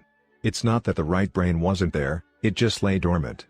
The muscles had not been developed, or perhaps they had atrophied after early childhood because of the heavy left brain emphasis of formal education or social scripting. When a person has access to both the intuitive, creative, and visual right brain, and the analytical, logical, verbal left brain, then the whole brain is working. In other words, there is psychic synergy taking place in our own head. And this tool is best suited to the reality of what life is, because life is not just logical, it is also emotional. One day I was presenting a seminar which I titled, Manage from the Left, Lead from the Right, to a company in Orlando, Florida. During the break, the president of the company came up to me and said, "Stephen, this is intriguing. But I have been thinking about this material more in terms of its application to my marriage than to my business. My wife and I have a real communication problem. I wonder if you would have lunch with the two of us and just kind of watch how we talk to each other?" "Let's do it," I replied. As we sat down together, we exchanged a few pleasantries. Then this man turned to his wife and said, "Now, honey, I've invited Stephen to have lunch with us to see if he could help us in our communication with each other. I know you feel I should be a more sensitive, considerate husband. Could you give me something specific you think I ought to do?" His dominant left brain wanted facts, figures, specifics, parts. "Well, as I've told you before, it's nothing specific. It's more of a general sense I have about priorities." Her dominant right brain was dealing with sensing and with the gestalt, the whole, the relationship between the parts. "What do you mean, a general feeling about priorities? What is it you want me to do? Give me something specific I can get a handle on." "Well, it's just a feeling." Her right brain was dealing in images, intuitive feelings. "I just don't think our marriage is as important to you as you tell me it is." "Well, what can I do to make it more important? Give me something concrete and specific to go on." "It's hard to put into words." At that point, he just rolled his eyes and looked at me as if to say, "Stephen, could you endure this kind of dumbness in your marriage?" "It's just a feeling," she said, "a very strong feeling." "Honey," he said to her, "that's your problem. And that's the problem with your mother. In fact, it's the problem with every woman I know." Then he began to interrogate her as though it were some kind of legal deposition.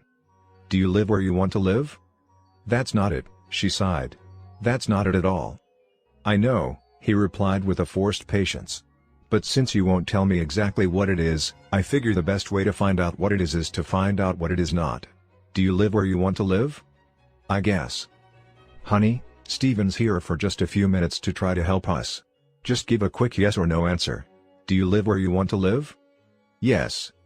"Okay. That's settled. Do you have the things you want to have?" "Yes." "All right. Do you do the things you want to do?" This went on for a little while, and I could see I wasn't helping at all. So I intervened and said, "Is this kind of how it goes in your relationship?" "Every day, Stephen," he replied. "It's the story of our marriage," she sighed. I looked at the two of them and the thought crossed my mind that they were two half-brained people living together. "Do you have any children?" I asked. "Yes, 2. "Really?" I asked incredulously. "How did you do it?" "What do you mean, how did we do it?" "You were synergistic," I said. 1 + 1 usually equals 2. But you made 1 + 1 = 4. Now that's synergy. The whole is greater than the sum of the parts. So how did you do it?" "You know how we did it," he replied. "You must have valued the differences," I exclaimed. "Valuing the differences." Valuing the differences is the essence of synergy, the mental, the emotional, the psychological differences between people. And the key to valuing those differences is to realize that all people see the world, not as it is, but as they are. If I think I see the world as it is, why would I want to value the differences? Why would I even want to bother with someone who's off track? My paradigm is that I am objective, I see the world as it is. Everyone else is buried by the minutiae, but I see the larger picture. That's why they call me a supervisor, I have supervision. If that's my paradigm, then I will never be effectively interdependent, or even effectively independent, for that matter. I will be limited by the paradigms of my own conditioning. The person who is truly effective has the humility and reverence to recognize his own perceptual limitations and to appreciate the rich resources available through interaction with the hearts and minds of other human beings. That person values the differences because those differences add to his knowledge, to his understanding of reality. When we're left to our own experiences, we constantly suffer from a shortage of data. Is it logical that two people can disagree and that both can be right? It's not logical, it's psychological. And it's very real. You see the young lady, I see the old woman. We're both looking at the same picture, and both of us are right. We see the same black lines, the same white spaces. But we interpret them differently because we've been conditioned to interpret them differently. And unless we value the differences in our perceptions, unless we value each other and give credence to the possibility that we're both right, that life is not always a dichotomous either/or, that there are almost always third alternatives, we will never be able to transcend the limits of that conditioning. All I may see is the old woman. But I realize that you see something else. And I value you. I value your perception. I want to understand. So when I become aware of the difference in our perceptions, I say, good. You see it differently. Help me see what you see. If two people have the same opinion, one is unnecessary.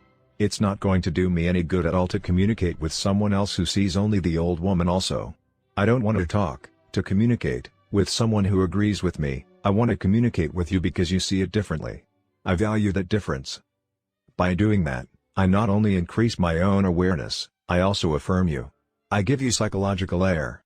I take my foot off the brake and release the negative energy you may have invested in defending a particular position. I create an environment for synergy. The importance of valuing the difference is captured in an often quoted fable called The Animal School, written by educator Dr. R.H. Reeves. Once upon a time, the animals decided they must do something heroic to meet the problems of a new world, so they organized a school. They adopted an activity curriculum consisting of running, climbing, swimming and flying. To make it easier to administer, all animals took all the subjects. The duck was excellent in swimming, better in fact than his instructor, and made excellent grades in flying, but he was very poor in running. Since he was low in running, he had to stay after school and also drop swimming to practice running. This was kept up until his web feet were badly worn and he was only average in swimming. But average was acceptable in school, so nobody worried about that except the duck. The rabbit started at the top of the class in running, but had a nervous breakdown because of so much makeup in swimming. The squirrel was excellent in climbing until he developed frustrations in the flying class where his teacher made him start from the ground up instead of from the treetop down. He also developed Charlie horses from overexertion and he got a C in climbing and a D in running. The eagle was a problem child and had to be disciplined severely.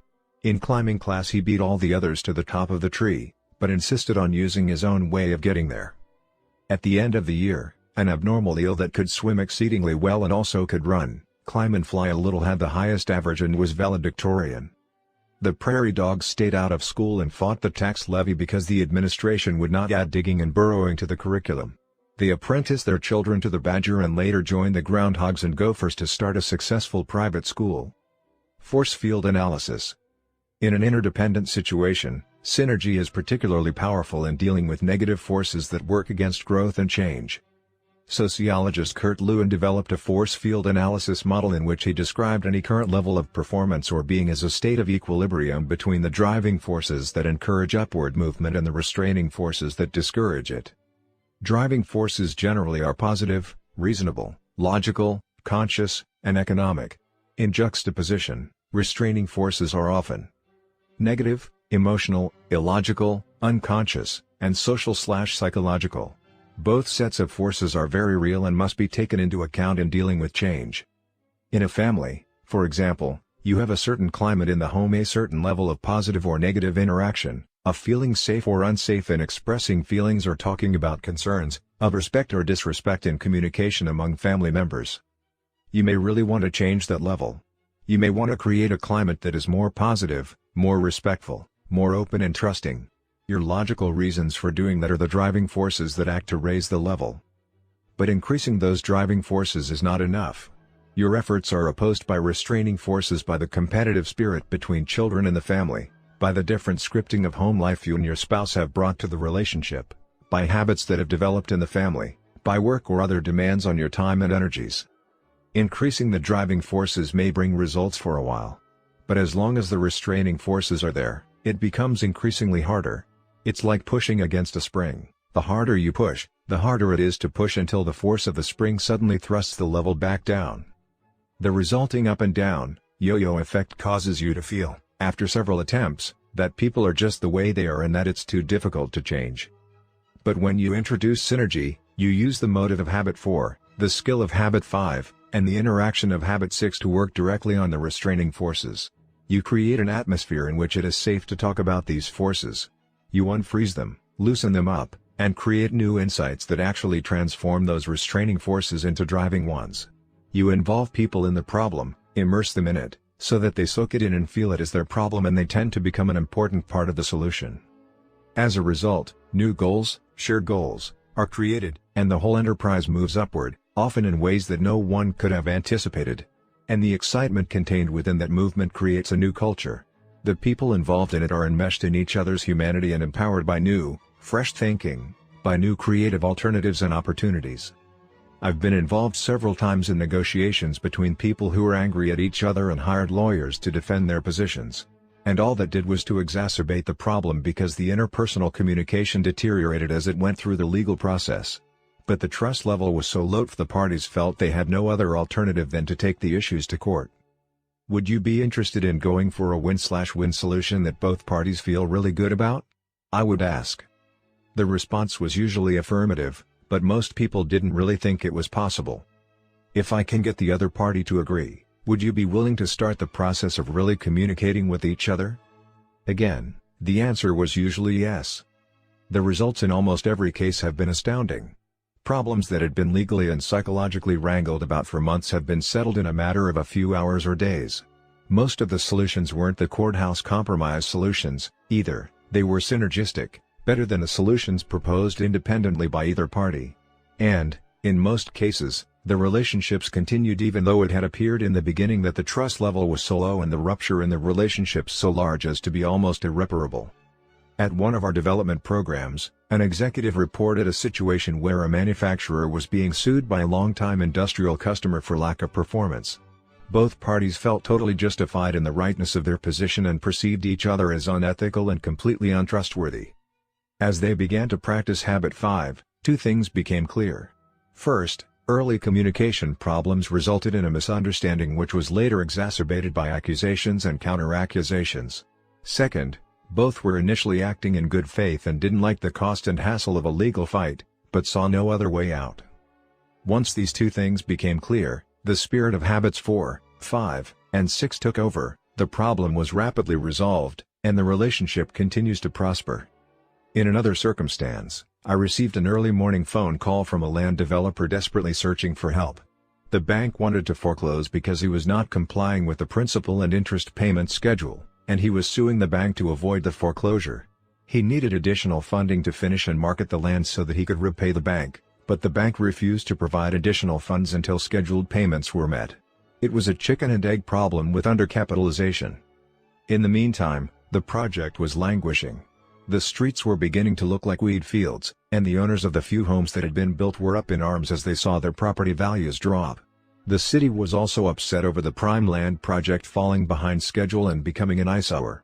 Tens of thousands of dollars in legal costs had already been spent by the bank and the developer, and the case wasn't scheduled to come to court for several months. In desperation, this developer reluctantly agreed to try the principles of habits 4, 5, and 6. He arranged a meeting with even more reluctant bank officials. The meeting started at 8 a.m. in one of the bank conference rooms. The tension and mistrust were palpable. The attorney for the bank had committed the bank officials to say nothing. They were only to listen, and he alone would speak. He wanted nothing to happen that would compromise the bank's position in court. For the first hour and a half, I taught habits 4, 5, and 6. At 9:30 I went to the blackboard and wrote down the bank's concerns based on our prior understanding. Initially the bank officials said nothing, but the more we communicated win-win intentions and sought first to understand, the more they opened up to explain and clarify. As they began to feel understood, the whole atmosphere changed, and a sense of momentum, of excitement over the prospect of peacefully settling the problem was clearly evident. Over the attorney's objections the bank officials opened up even more, even about personal concerns. When we walk out of here, the first thing the bank president will say is, "Did we get our money?" What are we going to say? By 11 o'clock, the bank officers were still convinced of their rightness, but they felt understood and were no longer defensive and officious. At that point, they were sufficiently open to listen to the developers' concerns, which we wrote down on the other side of the blackboard. This resulted in deeper mutual understanding and a collective awareness of how poor early communication had resulted in misunderstanding and unrealistic expectations, and how continuous communication in a win-win spirit could have prevented the subsequent major problems from developing. The shared sense of both chronic and acute pain combined with a sense of genuine progress kept everyone communicating. By noon, when the meeting was scheduled to end, the people were positive, creative, and synergistic and wanted to keep talking. The very first recommendation made by the developer was seen as a beginning win-win approach by all. It was synergized on and improved, and at 12:45 p.m. the developer and the two bank officers left with a plan to present together to the Homeowners Association and the city. Despite subsequent complicating developments, the legal fight was aborted and the building project continued to a successful conclusion. I am not suggesting that people should not use legal processes. Some situations absolutely require it. But I see it as a court of last, not first, resort. If it is used too early, even in a preventive sense, sometimes fear in the legal paradigm creates subsequent thought and action processes that are not synergistic. All nature is synergistic. Ecology is a word which basically describes the synergism in nature. Everything is related to everything else. It's in the relationship that creative powers are maximized, just as the real power in these 7 habits is in their relationship to each other, not just in the individual habits themselves. The relationship of the parts is also the power in creating a synergistic culture inside a family or an organization. The more genuine the involvement, the more sincere and sustained the participation in analyzing and solving problems, the greater the release of everyone's creativity, and of their commitment to what they create. This, I'm convinced, is the essence of the power in the Japanese approach to business, which has changed the world marketplace. Synergy works, it's a correct principle. It is the crowning achievement of all the previous habits. It is effectiveness in an interdependent reality. It is teamwork, team building, the development of unity and creativity with other human beings. Although you cannot control the paradigms of others in an interdependent interaction or the synergistic process itself, a great deal of synergy is within your circle of influence. Your own internal synergy is completely within the circle. You can respect both sides of your own nature, the analytical side and the creative side. You can value the difference between them and use that difference to catalyze creativity. You can be synergistic within yourself even in the midst of a very adversarial environment. You don't have to take insults personally. You can sidestep negative energy, you can look for the good in others and utilize that good, as different as it may be, to improve your point of view and to enlarge your perspective. You can exercise the courage in interdependent situations to be open, to express your ideas, your feelings, and your experiences in a way that will encourage other people to be open also. You can value the difference in other people. When someone disagrees with you, you can say, "Good. You see it differently." You don't have to agree with them, you can simply affirm them.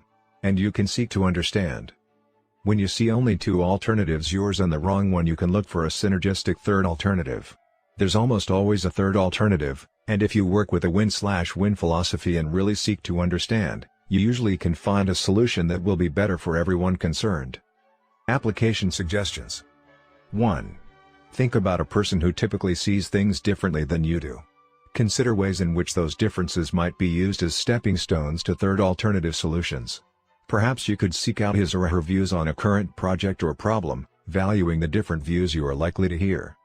2. Make a list of people who irritate you. Do they represent different views that could lead to synergy if you had greater intrinsic security and valued the difference? 3. Identify a situation in which you desire greater teamwork and synergy. What conditions would need to exist to support synergy? What can you do to create those conditions? 4. The next time you have a disagreement or confrontation with someone, attempt to understand the concerns underlying that person's position. Address those concerns in a creative and mutually beneficial way. Part 4, Renewal. Habit 7, Sharpen the saw. Principles of balanced self-renewal. Sometimes when I consider what tremendous consequences come from little things, I am tempted to think, there are no little things. Bruce Barton. Suppose you were to come upon someone in the woods working feverishly to saw down a tree. "What are you doing?" you ask. "Can't you see?" comes the impatient reply. "I'm sawing down this tree." You look exhausted. You exclaim, "How long have you been at it?" "Over 5 hours," he returns, "and I'm beat. This is hard work." "Well, why don't you take a break for a few minutes and sharpen that saw?" you inquire. "I'm sure it would go a lot faster." "I don't have time to sharpen the saw," the man says emphatically. "I'm too busy sawing." Habit 7 is taking time to sharpen the saw. It surrounds the other habits on the 7 habits paradigm because it is the habit that makes all the others possible. 4 dimensions of renewal. Habit 7 is personal PC. It's preserving and enhancing the greatest asset you have, you. It's renewing the 4 dimensions of your nature: physical, spiritual, mental, and social/emotional. Although different words are used, most philosophies of life deal either explicitly or implicitly with these 4 dimensions. Philosopher Herb Shepherd describes the healthy balanced life around 4 values: perspective, spiritual, autonomy, mental, connectedness, social, and tone, physical. George Sheehan, the running guru, describes 4 roles: being a good animal, physical, a good craftsman, mental, a good friend, social, and a saint, spiritual. Sound motivation and organization theory embrace these 4 dimensions or motivations: the economic, physical, how people are treated; social, how people are developed and used; mental, and the service, the job, the contribution the organization gives; spiritual. Sharpen the saw basically means expressing all 4 motivations. It means exercising all 4 dimensions of our nature, regularly and consistently in wise and balanced ways. To do this, we must be proactive. Taking time to sharpen the saw is a definite Quadrant 2 activity, and Quadrant 2 must be acted on. Quadrant I, because of its urgency, acts on us. It presses upon us constantly. Personal PC must be pressed upon until it becomes second nature, until it becomes a kind of healthy addiction. Because it's at the center of our circle of influence, no one else can do it for us. We must do it for ourselves. This is the single most powerful investment we can ever make in life: investment in ourselves, in the only instrument we have with which to deal with life and to contribute. We are the instruments of our own performance, and to be effective, we need to recognize the importance of taking time regularly to sharpen the saw in all 4 ways. The physical dimension. The physical dimension involves caring effectively for our physical body, eating the right kinds of foods, getting sufficient rest and relaxation, and exercising on a regular basis. Exercise is one of those Quadrant 2, high-leverage activities that most of us don't do consistently because it isn't urgent. And because we don't do it, sooner or later we find ourselves in Quadrant I, dealing with the health problems and crises that come as a natural result of our neglect. Most of us think we don't have enough time to exercise. What a distorted paradigm. We don't have time not to. We're talking about 3 to 6 hours a week, or a minimum of 30 minutes a day, every other day. That hardly seems an inordinate amount of time considering the tremendous benefits in terms of the impact on the other 162 to 165 hours of the week. And you don't need any special equipment to do it. If you want to go to a gym or a spa to use the equipment or enjoy some skill sports such as tennis or racquetball, that's an added opportunity. But it isn't necessary to sharpen the saw. A good exercise program is one that you can do in your own home, and one that will build your body in 3 areas: endurance, flexibility, and strength. Endurance comes from aerobic exercise, from cardiovascular efficiency, the ability of your heart to pump blood through your body. Although the heart is a muscle, it cannot be exercised directly. It can only be exercised through the large muscle groups, particularly the leg muscles. That's why exercises like rapid walking, running, biking, swimming, cross-country skiing, and jogging are so beneficial. You are considered minimally fit if you can increase your heart rate to at least 100 beats per minute and keep it at that level for 30 minutes. Ideally, you should try to raise your heart rate to at least 60% of your maximum pulse rate, the top speed your heart can beat, and still pump blood through your body. Your maximum heart rate is generally accepted to be 220 less your age. So, if you are 40, you should aim for an exercise heart rate of 108, 220. 40 equals 180 x 0.6 equals 108. The training effect is generally considered to be between 72 and 87% of your personal maximum rate. Flexibility comes through stretching. Most experts recommend warming up before and cooling down/stretching after aerobic exercise. Before, It helps loosen and warm the muscles to prepare for more vigorous exercise. After, it helps to dissipate the lactic acid so that you don't feel sore and stiff. Strength comes from muscle resistance exercises like simple calisthenics, push-ups, pull-ups, and sit-ups, and from working with weights.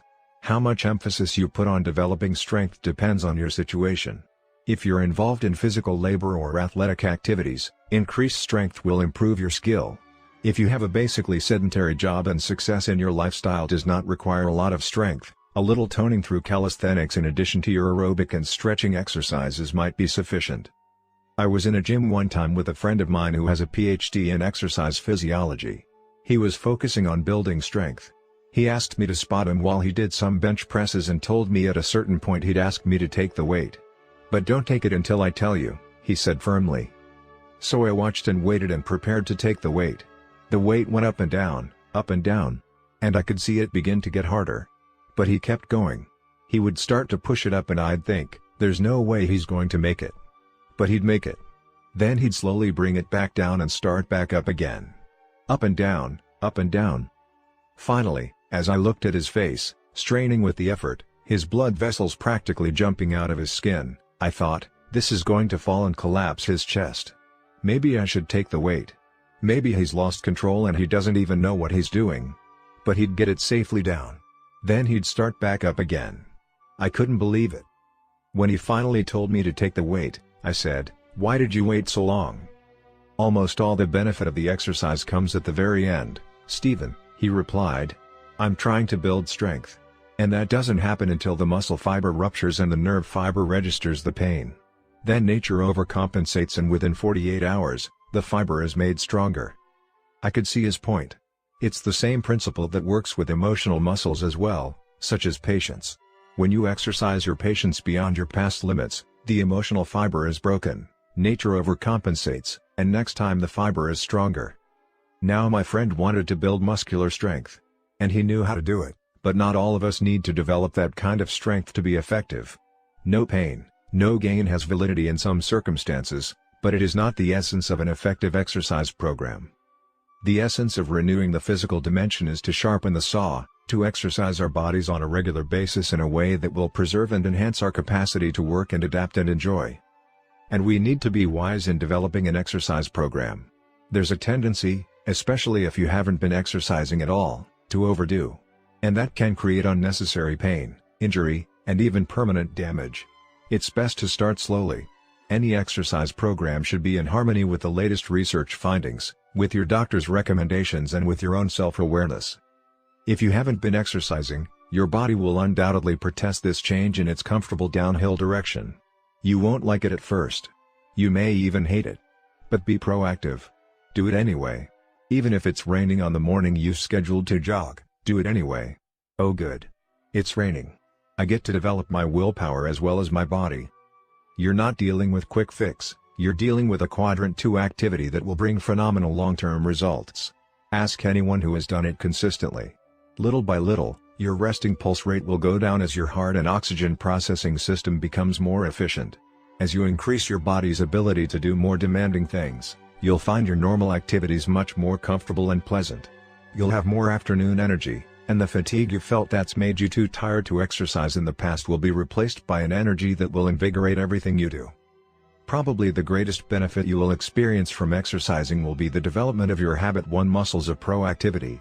As you act based on the value of physical well-being instead of reacting to all the forces that keep you from exercising, your paradigm of yourself, your self-esteem, your self-confidence, and your integrity will be profoundly affected.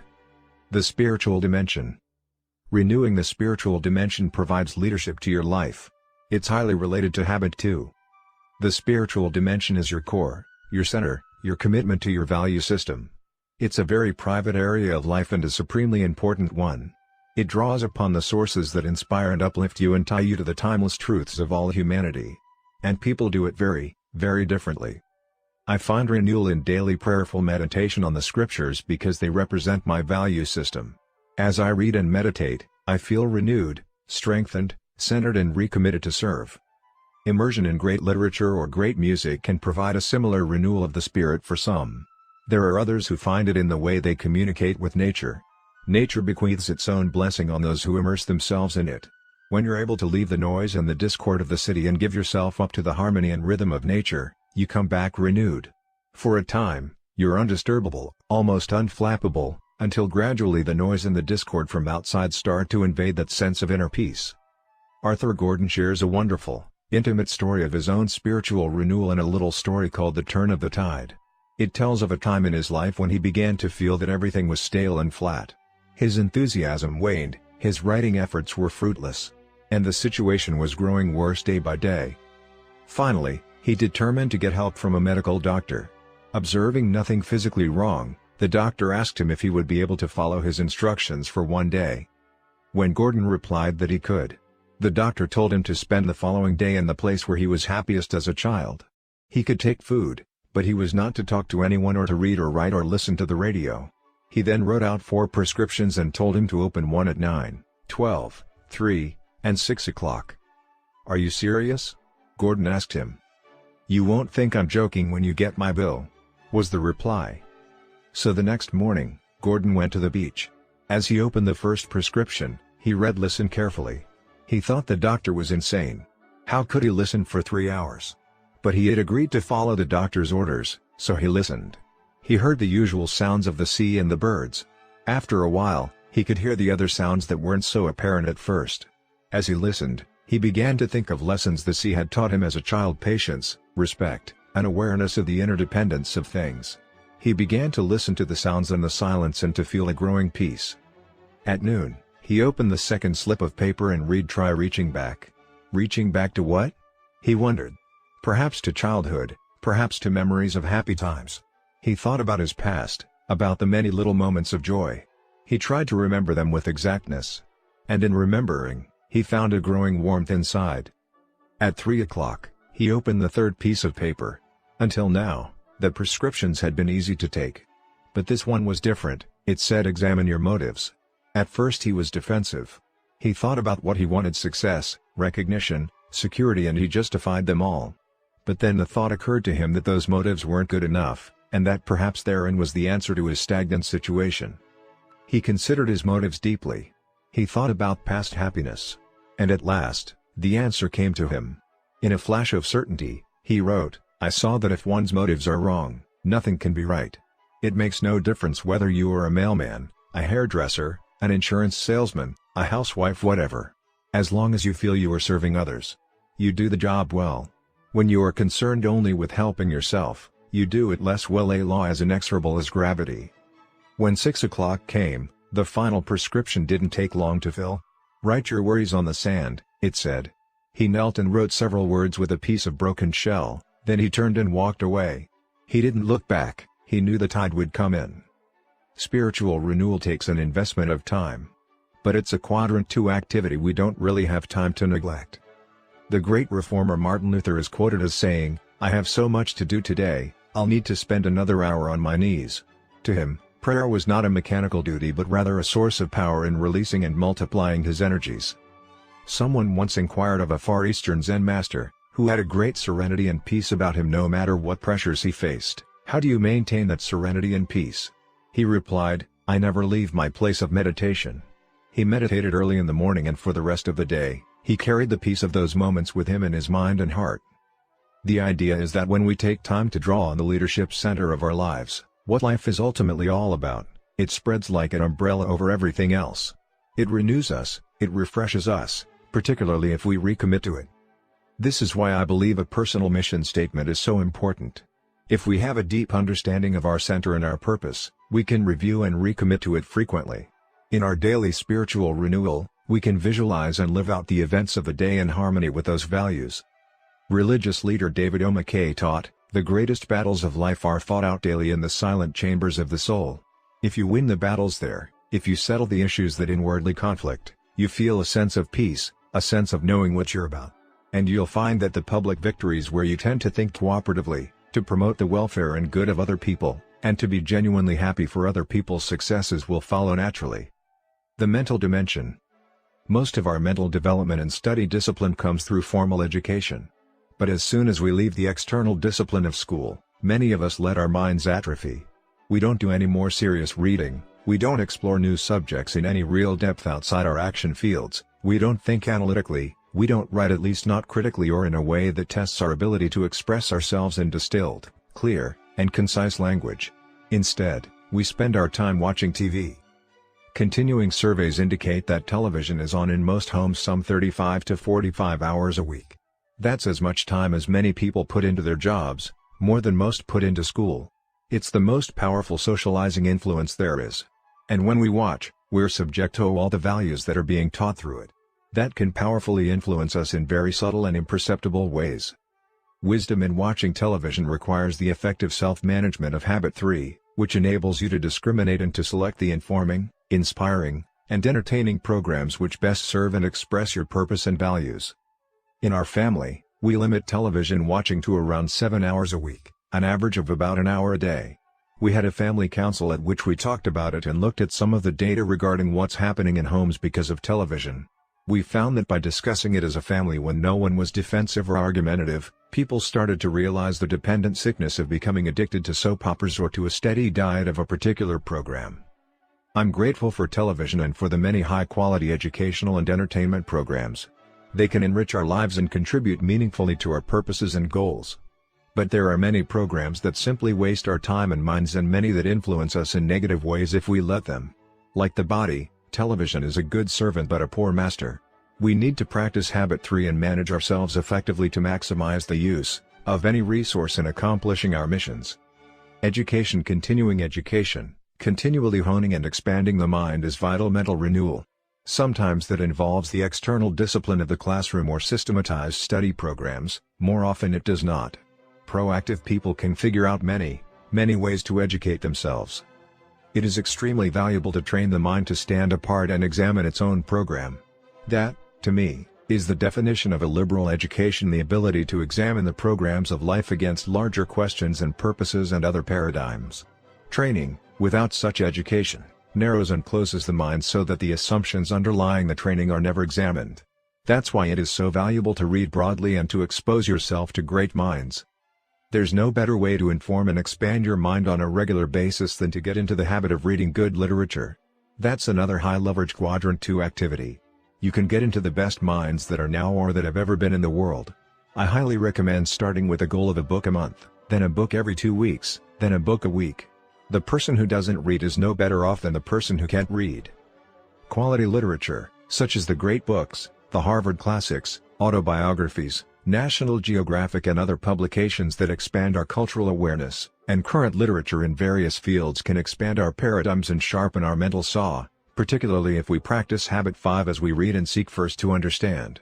If we use our own autobiography to make early judgments before we really understand what an author has to say, we limit the benefits of the reading experience. Writing is another powerful way to sharpen the mental saw. Keeping a journal of our thoughts, experiences, insights, and learnings promotes mental clarity, exactness, and context. Writing good letters communicating on the deeper level of thoughts, feelings, and ideas rather than on the shallow, superficial level of events also affects our ability to think clearly, to reason accurately, and to be understood effectively. Organizing and planning represent other forms of mental renewal associated with habits 2 and 3. It's beginning with the end in mind and being able mentally to organize to accomplish that end. It's exercising the visualizing, imagining power of your mind to see the end from the beginning and to see the entire journey, at least in principles, if not in steps. It is said that wars are won in the general's tent. Sharpening the saw in the first 3 dimensions, the physical, the spiritual, and the mental, is a practice I call the daily private victory. And I commend to you the simple practice of spending 1 hour a day every day doing it, an hour a day for the rest of your life. There's no other way you could spend an hour that would begin to compare with the daily private victory in terms of value and results. It will affect every decision, every relationship. It will greatly improve the quality, the effectiveness, of every other hour of the day, including the depth and restfulness of your sleep. It will build the long-term physical, spiritual, and mental strength to enable you to handle difficult challenges in life. In the words of Phillips Brooks, "Someday, in the years to come, you'll be wrestling with the great temptation, trembling under the great sorrow of your life. But the real struggle is here, now it is being decided whether, in the day of your supreme sorrow or temptation, you shall miserably fail or gloriously conquer. Character cannot be made except by a steady, long-continued process. The social/emotional dimension. While the physical, spiritual, and mental dimensions are closely related to habits 1, 2, and 3 centered on the principles of personal vision, leadership, and management, the social/emotional dimension focuses on habits 4, 5, and 6 centered on the principles of interpersonal leadership, empathic communication, and creative cooperation. The social and the emotional dimensions of our lives are tied together because our emotional life is primarily, but not exclusively, developed out of and manifested in our relationships with others. Renewing our social/emotional dimension does not take time in the same sense that renewing the other dimensions does. We can do it in our normal everyday interactions with other people. But it definitely requires exercise. We may have to push ourselves because many of us have not achieved the level of private victory and the skills of public victory necessary for habits 4, 5, and 6 to come naturally to us in all our interactions. Suppose that you are a key person in my life. You might be my boss, my subordinate, my coworker, my friend, my neighbor, my spouse, my child, a member of my extended family, anyone with whom I want or need to interact. Suppose we need to communicate together, to work together, to discuss a jugular issue, to accomplish a purpose or solve a problem. But we see things differently, we're looking through different glasses. You see the young lady, and I see the old woman. So I practice habit 4. I come to you and I say, I can see that we're approaching this situation differently. Why don't we agree to communicate until we can find a solution we both feel good about? Would you be willing to do that? Most people would be willing to say yes to that. Then I move to habit 5. Let me listen to you first. Instead of listening with intent to reply, I listen empathically in order to deeply, thoroughly understand your paradigm. When I can explain your point of view as well as you can, then I focus on communicating my point of view to you so that you can understand it as well. Based on the commitment to search for a solution that we both feel good about and a deep understanding of each other's points of view, we move to habit 6. We work together to produce third alternative solutions to our differences that we both recognize are better than the ones either you or I proposed initially. Success in habits 4, 5, and 6 is not primarily a matter of intellect, it's primarily a matter of emotion. It's highly related to our sense of personal security. If our personal security comes from sources within ourselves, then we have the strength to practice the habits of public victory. If we are emotionally insecure, even though we may be intellectually very advanced, practicing habits 4, 5, and 6 with people who think differently on jugular issues of life can be terribly threatening. Where does intrinsic security come from? It doesn't come from what other people think of us or how they treat us. It doesn't come from the scripts they've handed us. It doesn't come from our circumstances or our position. It comes from within. It comes from accurate paradigms and correct principles deep in our own mind and heart. It comes from inside-out congruence, from living a life of integrity in which our daily habits reflect our deepest values. I believe that a life of integrity is the most fundamental source of personal worth. I do not agree with the popular success literature that says that self-esteem is primarily a matter of mindset, of attitude that you can psych yourself into peace of mind. Peace of mind comes when your life is in harmony with true principles and values and in no other way. There is also the intrinsic security that comes as a result of effective interdependent living. There is security in knowing that win/win solutions do exist, that life is not always either/or, that there are almost always mutually beneficial third alternatives. There is security in knowing that you can step out of your own frame of reference without giving it up, that you can really, deeply understand another human being. There is security that comes when you authentically, creatively and cooperatively interact with other people and really experience these interdependent habits. There is intrinsic security that comes from service, from helping other people in a meaningful way. One important source is your work, when you see yourself in a contributive and creative mode, really making a difference. Another source is anonymous service. No one knows it and no one necessarily ever will. And that's not the concern. The concern is blessing the lives of other people. Influence, not recognition, becomes the motive. Viktor Frankl focused on the need for meaning and purpose in our lives, something that transcends our own lives and taps the best energies within us. The late Dr. Hans Selye, in his monumental research on stress, basically says that a long, healthy, and happy life is the result of making contributions, of having meaningful projects that are personally exciting and contribute to and bless the lives of others. His ethic was earn thy neighbor's love. In the words of George Bernard Shaw, this is the true joy in life, that being used for a purpose recognized by yourself as a mighty one. That being a force of nature, instead of a feverish, selfish little clod of ailments and grievances complaining that the world will not devote itself to making you happy. I am of the opinion that my life belongs to the whole community, and as long as I live it is my privilege to do for it whatever I can. I want to be thoroughly used up when I die. For the harder I work the more I live. I rejoice in life for its own sake. Life is no brief candle to me. It's a sort of splendid torch which I've got to hold up for the moment, and I want to make it burn as brightly as possible before handing it on to future generations. N. Eldon Tanner has said, "Service is the rent we pay for the privilege of living on this earth." And there are so many ways to serve. Whether or not we belong to a church or service organization or have a job that provides meaningful service opportunities, not a day goes by that we can't at least serve one other human being by making deposits of unconditional love. Scripting others.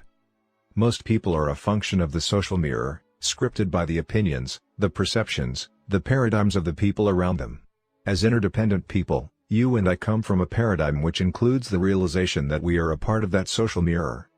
We can choose to reflect back to others a clear, undistorted vision of themselves. We can affirm their proactive nature and treat them as responsible people. We can help script them as principle-centered, value-based, independent, worthwhile individuals. And, with the abundance mentality, we realize that giving a positive reflection to others in no way diminishes us. It increases us because it increases the opportunities for effective interaction with other proactive people. At some time in your life, you probably had someone believe in you when you didn't believe in yourself. They scripted you.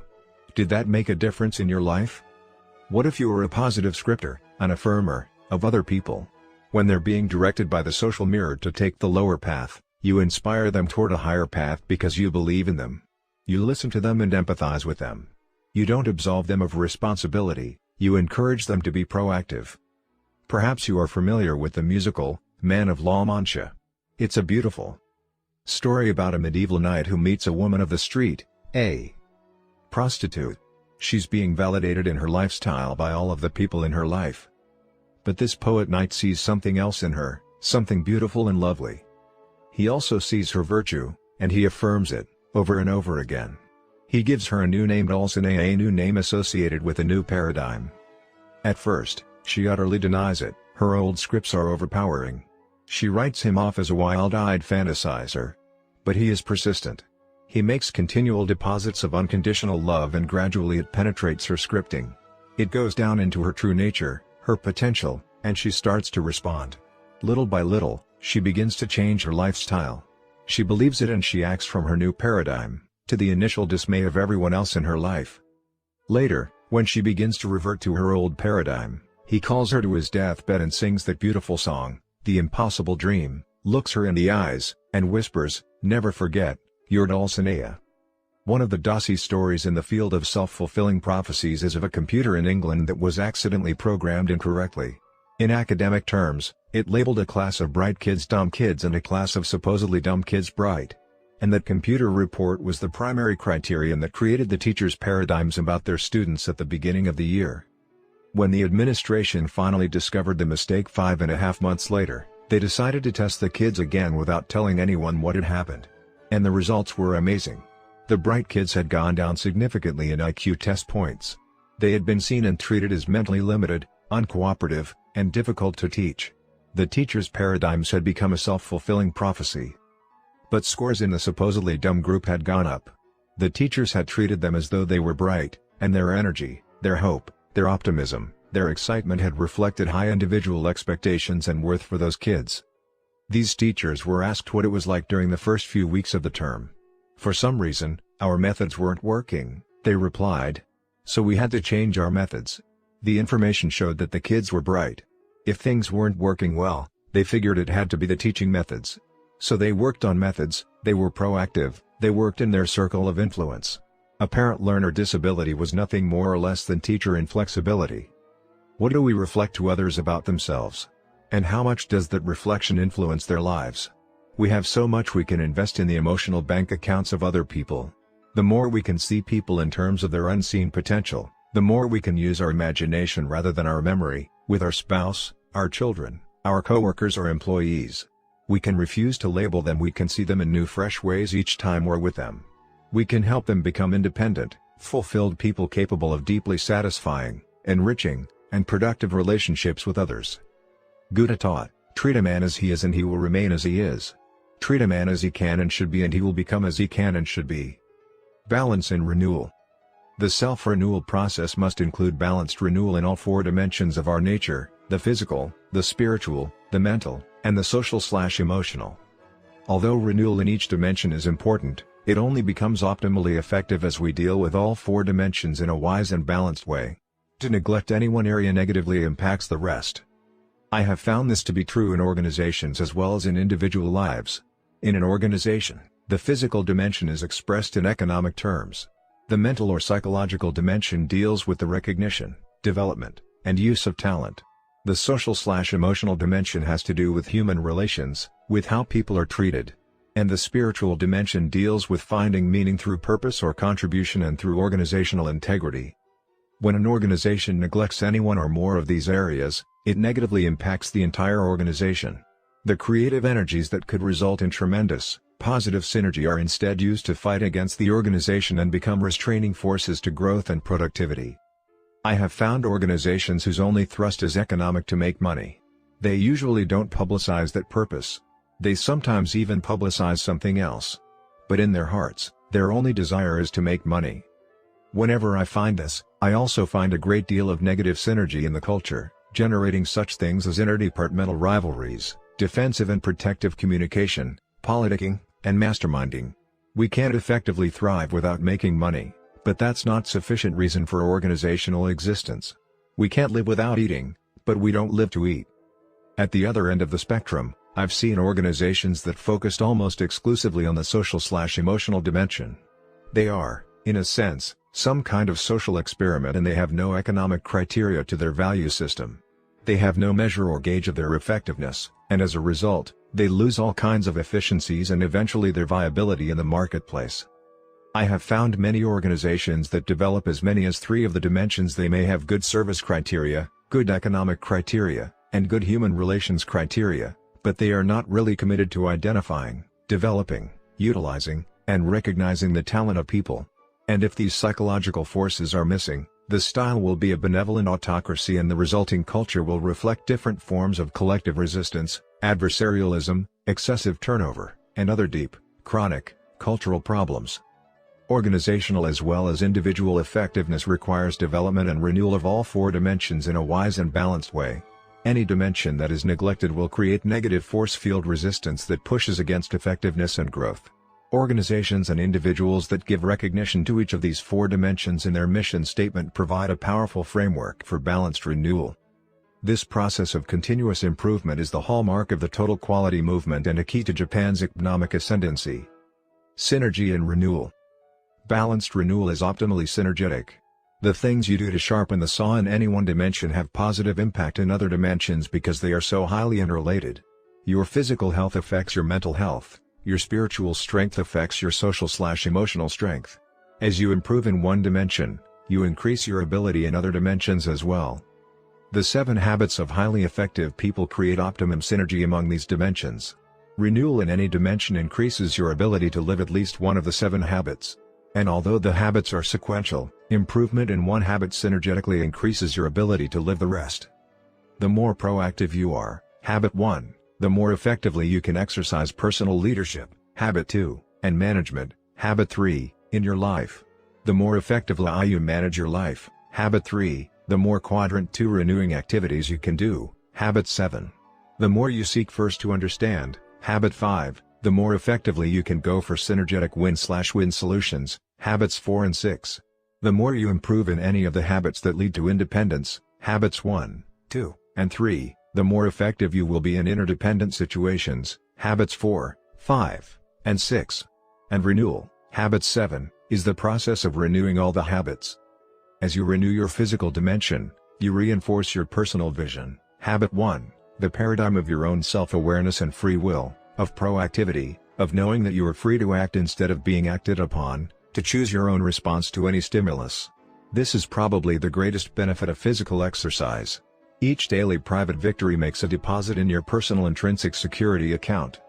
As you renew your spiritual dimension, you reinforce your personal leadership, habit 2. You increase your ability to live out of your imagination and conscience instead of only your memory, to deeply understand your innermost paradigms and values, to create within yourself a center of correct principles, to define your own unique mission in life, to re-script yourself to live your life in harmony with correct principles and to draw upon your personal sources of strength. The rich private life you create in spiritual renewal makes tremendous deposits in your personal security account. As you renew your mental dimension, you reinforce your personal management. Habit 3. As you plan, you force your mind to recognize high leverage quadrant 2 activities, priority goals, and activities to maximize the use of your time and energy, and you organize and execute your activities around your priorities. As you become involved in continuing education, you increase your knowledge base and you increase your options. Your economic security does not lie in your job, it lies in your own power to produce, to think, to learn, to create, to adapt. That's true financial independence. It's not having wealth, it's having the power to produce wealth. It's intrinsic.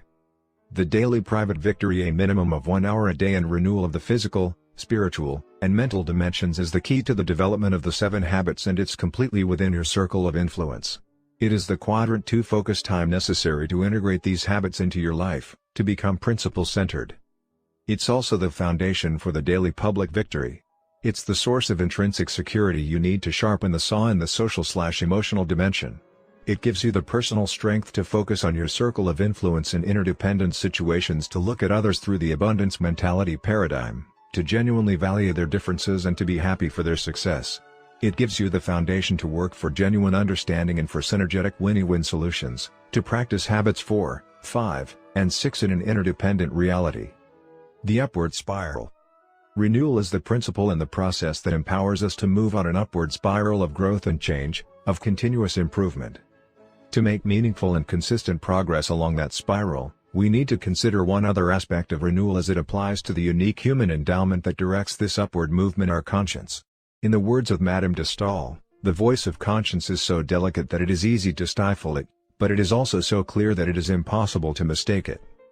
Conscience is the endowment that senses our congruence or disparity with correct principles and lifts us toward them when it's in shape. Just as the education of nerve and sinew is vital to the excellent athlete and education of the mind is vital to the scholar, education of the conscience is vital to the truly proactive, highly effective person. Training and educating the conscience, however, requires even greater concentration, more balanced discipline, more consistently honest living. It requires regular feasting on inspiring literature, thinking noble thoughts and, above all, living in harmony with its still small voice.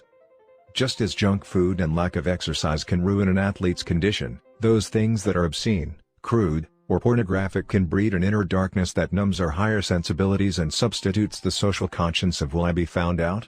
for the natural or divine conscience of what is right and wrong. In the words of Dag Hammarskjöld, you cannot play with the animal in you without becoming wholly animal. Play with falsehood without forfeiting your right to truth, play with cruelty without losing your sensitivity of mind. He who wants to keep his garden tidy doesn't reserve a plot for weeds. Once we are self-aware, we must choose purposes and principles to live by, otherwise the vacuum will be filled, and we will lose our self-awareness and become like groveling animals who live primarily for survival and propagation. People who exist on that level aren't living, they are being lived. They are reacting, unaware of the unique endowments that lie dormant and undeveloped within. And there is no shortcut in developing them. The law of the harvest governs: we will always reap what we sow, no more, no less. The law of justice is immutable, and the closer we align ourselves with correct principles, the better our judgment will be about how the world operates and the more accurate our paradigms or maps of the territory will be.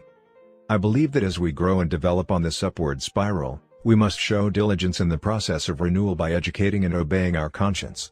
An increasingly educated conscience will propel us along the path of personal freedom, security, wisdom, and power. Moving along the upward spiral requires us to learn, commit, and do on increasingly higher planes. We deceive ourselves if we think that any one of these is sufficient. To keep progressing, we must learn, commit, and do, learn, commit, and do, and learn, commit, and do again. Application suggestions. 1. Make a list of activities that would help you keep in good physical shape, that would fit your lifestyle and that you could enjoy over time. 2. Select one of the activities and list it as a goal in your personal role area for the coming week. At the end of the week, evaluate your performance. If you didn't make your goal, was it because you subordinated it to a genuinely higher value? Or did you fail to act with integrity to your values? 3. Make a similar list of renewing activities in your spiritual and mental dimensions. In your social-emotional area, list relationships you would like to improve or specific circumstances in which public victory would bring greater effectiveness. Select one item in each area to list as a goal for the week. Implement and evaluate. 4. Commit to write down specific sharpen the saw activities in all 4 dimensions every week, to do them, and to evaluate your performance and results. Inside out again. The Lord works from the inside out. The world works from the outside in. The world would take people out of the slums.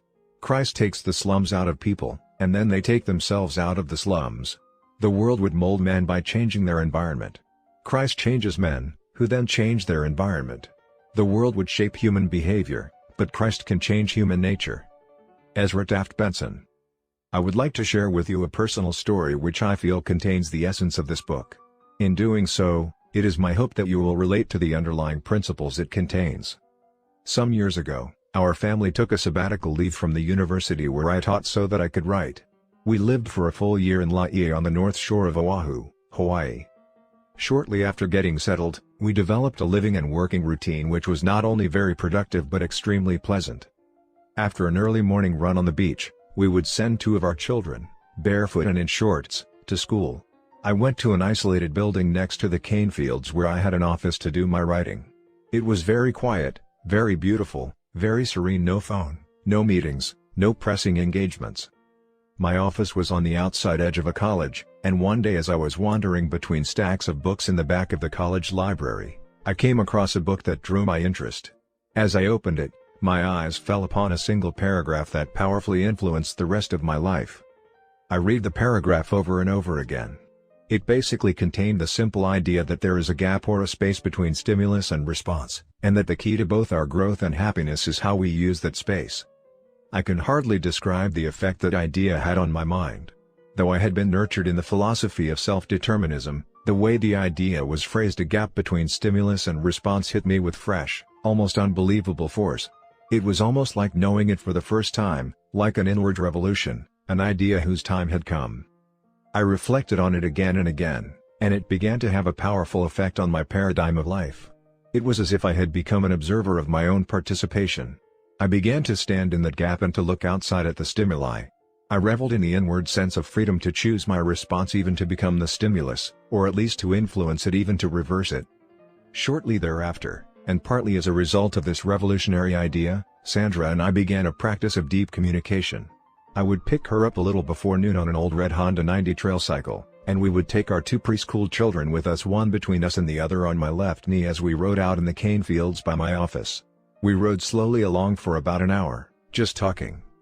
The children looked forward to the ride and hardly ever made any noise. We seldom saw another vehicle, and the cycle was so quiet we could easily hear each other.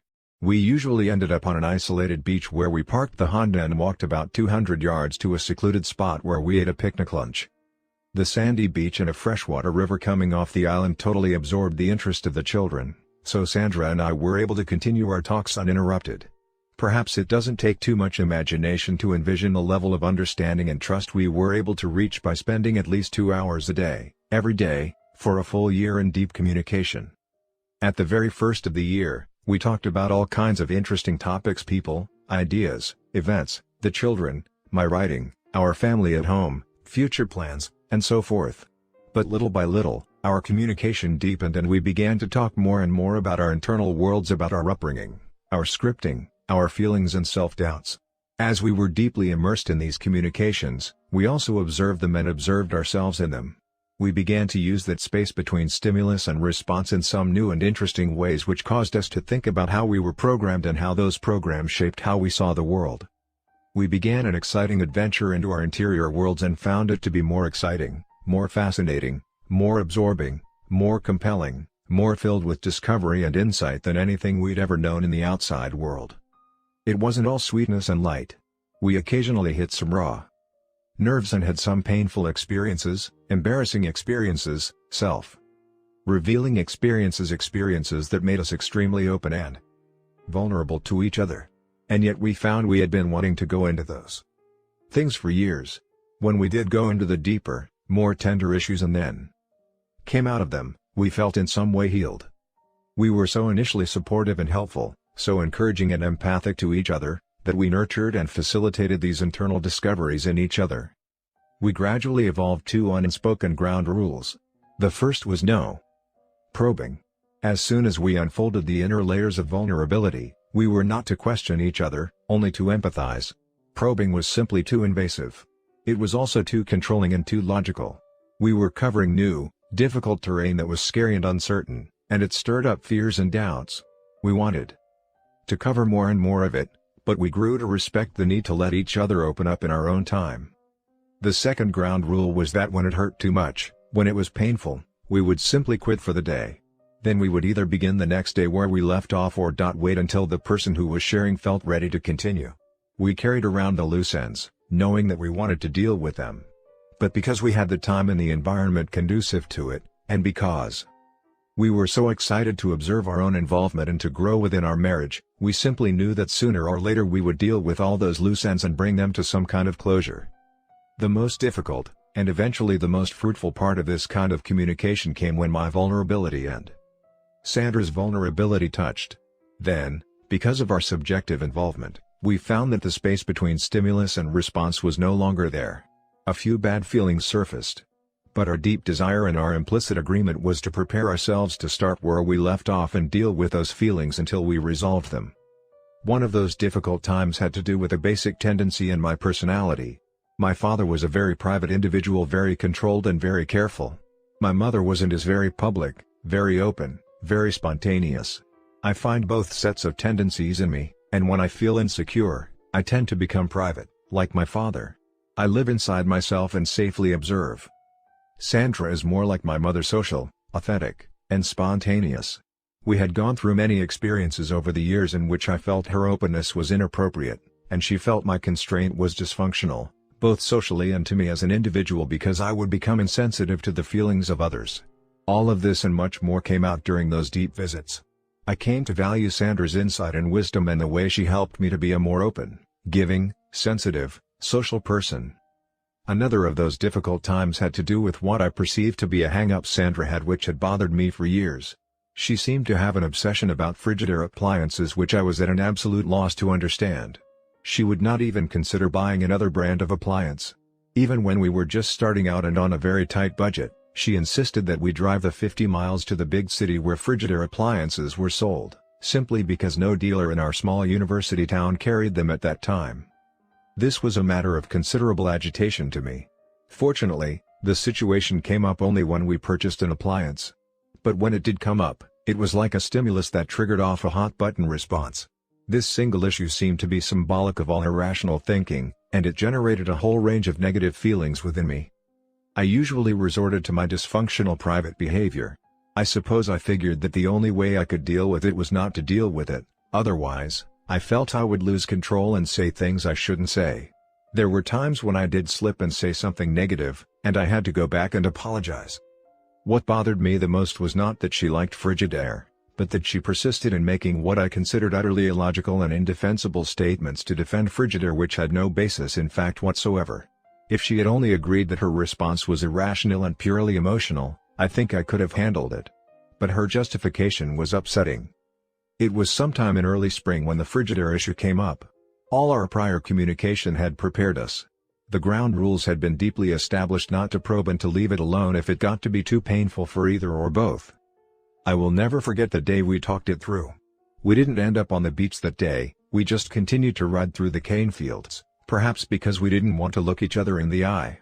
There had been so much psychic history and so many bad feelings associated with the issue, and it had been submerged for so long. It had never been so critical as to rupture the relationship. When you're trying to cultivate a beautiful unified relationship, any divisive issue is important. Sandra and I were amazed at what we learned through the interaction. It was truly synergistic. It was as if Sandra were learning, almost for the first time herself, the reason for her so-called hang-up. She started to talk about her father, about how he had worked as a high school history teacher and coach for years, and how, to help make ends meet, he had gone into the appliance business. During an economic downturn, He had experienced serious financial difficulties, and the only thing that enabled him to stay in business during that time was the fact that Frigidaire would finance his inventory. Sandra had an unusually deep and sweet relationship with her father. When he returned home at the end of a very tiring day, he would lie on the couch, and Sandra would rub his feet and sing to him. It was a beautiful time they enjoyed together almost daily for years.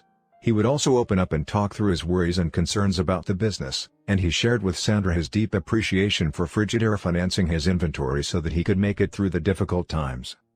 This communication between father and daughter had taken place in a spontaneous way during very natural times, when the most powerful kind of scripting takes place. During those relaxed times, guards are down and all kinds of images and thoughts are planted deep in the subconscious mind. Perhaps Sandra had forgotten about all of this until the safety of that year of communication, when it could come out also in very natural and spontaneous ways. Sandra gained tremendous insight into herself and into the emotional root of her feelings about Frigidaire. I also gained insight and a whole new level of respect. I came to realize that Sandra wasn't talking about appliances, she was talking about her father, and about loyalty to his needs. I remember both of us becoming tearful on that day, not so much because of the insights, but because of the increased sense of reverence we had for each other. We discovered that even seemingly trivial things often have roots in deep emotional experiences. To deal only with the superficial trivia without seeing the deeper, more tender issues is to trample on the sacred ground of another's heart. There were many rich fruits of those months. Our communication became so powerful that we could almost instantly connect with each other's thoughts. When we left Hawaii, we resolved to continue the practice.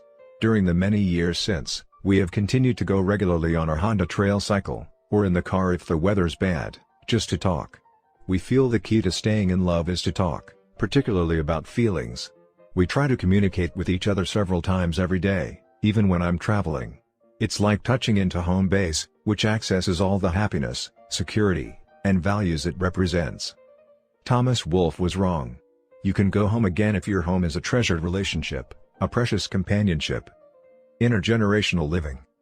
As Sandra and I discovered that wonderful year, the ability to use wisely the gap between stimulus and response, to exercise the four unique endowments of our human nature, empowered us from the inside out. We had tried the outside-in approach. We loved each other, and we had attempted to work through our differences by controlling our attitudes and our behaviors, by practicing useful techniques of human interaction. But our band-aids and aspirin only lasted so long. Until we worked and communicated on the level of our essential paradigms, the chronic underlying problems were still there. When we began to work from the inside out, we were able to build a relationship of trust and openness and to resolve dysfunctional differences in a deep and lasting way that never could come by working from the outside in. The delicious fruits: a rich win-slash-win relationship, a deep understanding of each other, and a marvelous synergy grew out of the roots we nurtured as we examined our programs, re-scripted ourselves, and managed our lives so that we could create time for the important quadrant 2 activity of communicating deeply with each other. And there were other fruits. We were able to see on a much deeper level that, just as powerfully as our own lives had been affected by our parents, the lives of our children were being influenced and shaped by us, often in ways we didn't even begin to realize. Understanding the power of scripting in our own lives, we felt a renewed desire to do everything we could to make certain that what we passed on to future generations, by both precept and example, was based on correct principles. I have drawn particular attention in this book to those scripts we have been given which we proactively want to change. But as we examine our scripting carefully, many of us will also begin to see beautiful scripts, positive scripts that have been passed down to us which we have blindly taken for granted.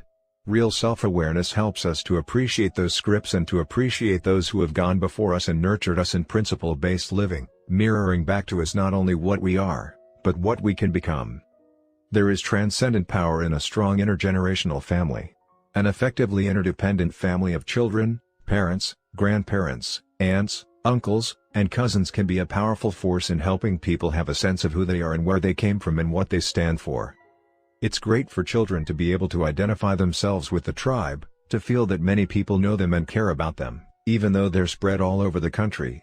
And that can be a tremendous benefit as you nurture your family.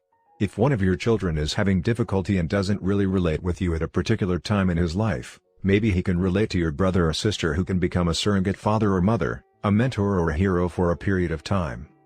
Grandparents who show a great interest in their grandchildren are among the most precious people on this earth. What a marvelous positive social mirror they can be. My mother is like that. Even now, in her late 80s, she takes a deep personal interest in every one of her descendants. She writes us love letters. I was reading one the other day on a plane with tears streaming down my cheeks. I could call her up tonight and I know she'd say, "Stephen, I want you to know how much I love you and how wonderful I think you are." She's constantly reaffirming. A strong intergenerational family is potentially one of the most fruitful, rewarding, and satisfying interdependent relationships. And many people feel the importance of that relationship. Look at the fascination we all had with roots some years ago. Each of us has roots and the ability to trace those roots, to identify our ancestors. The highest and most powerful motivation in doing that is not for ourselves only, but for our posterity, for the posterity of all mankind. As someone once observed, there are only two lasting bequests we can give our children: one is roots, the other wings. Becoming a transition person.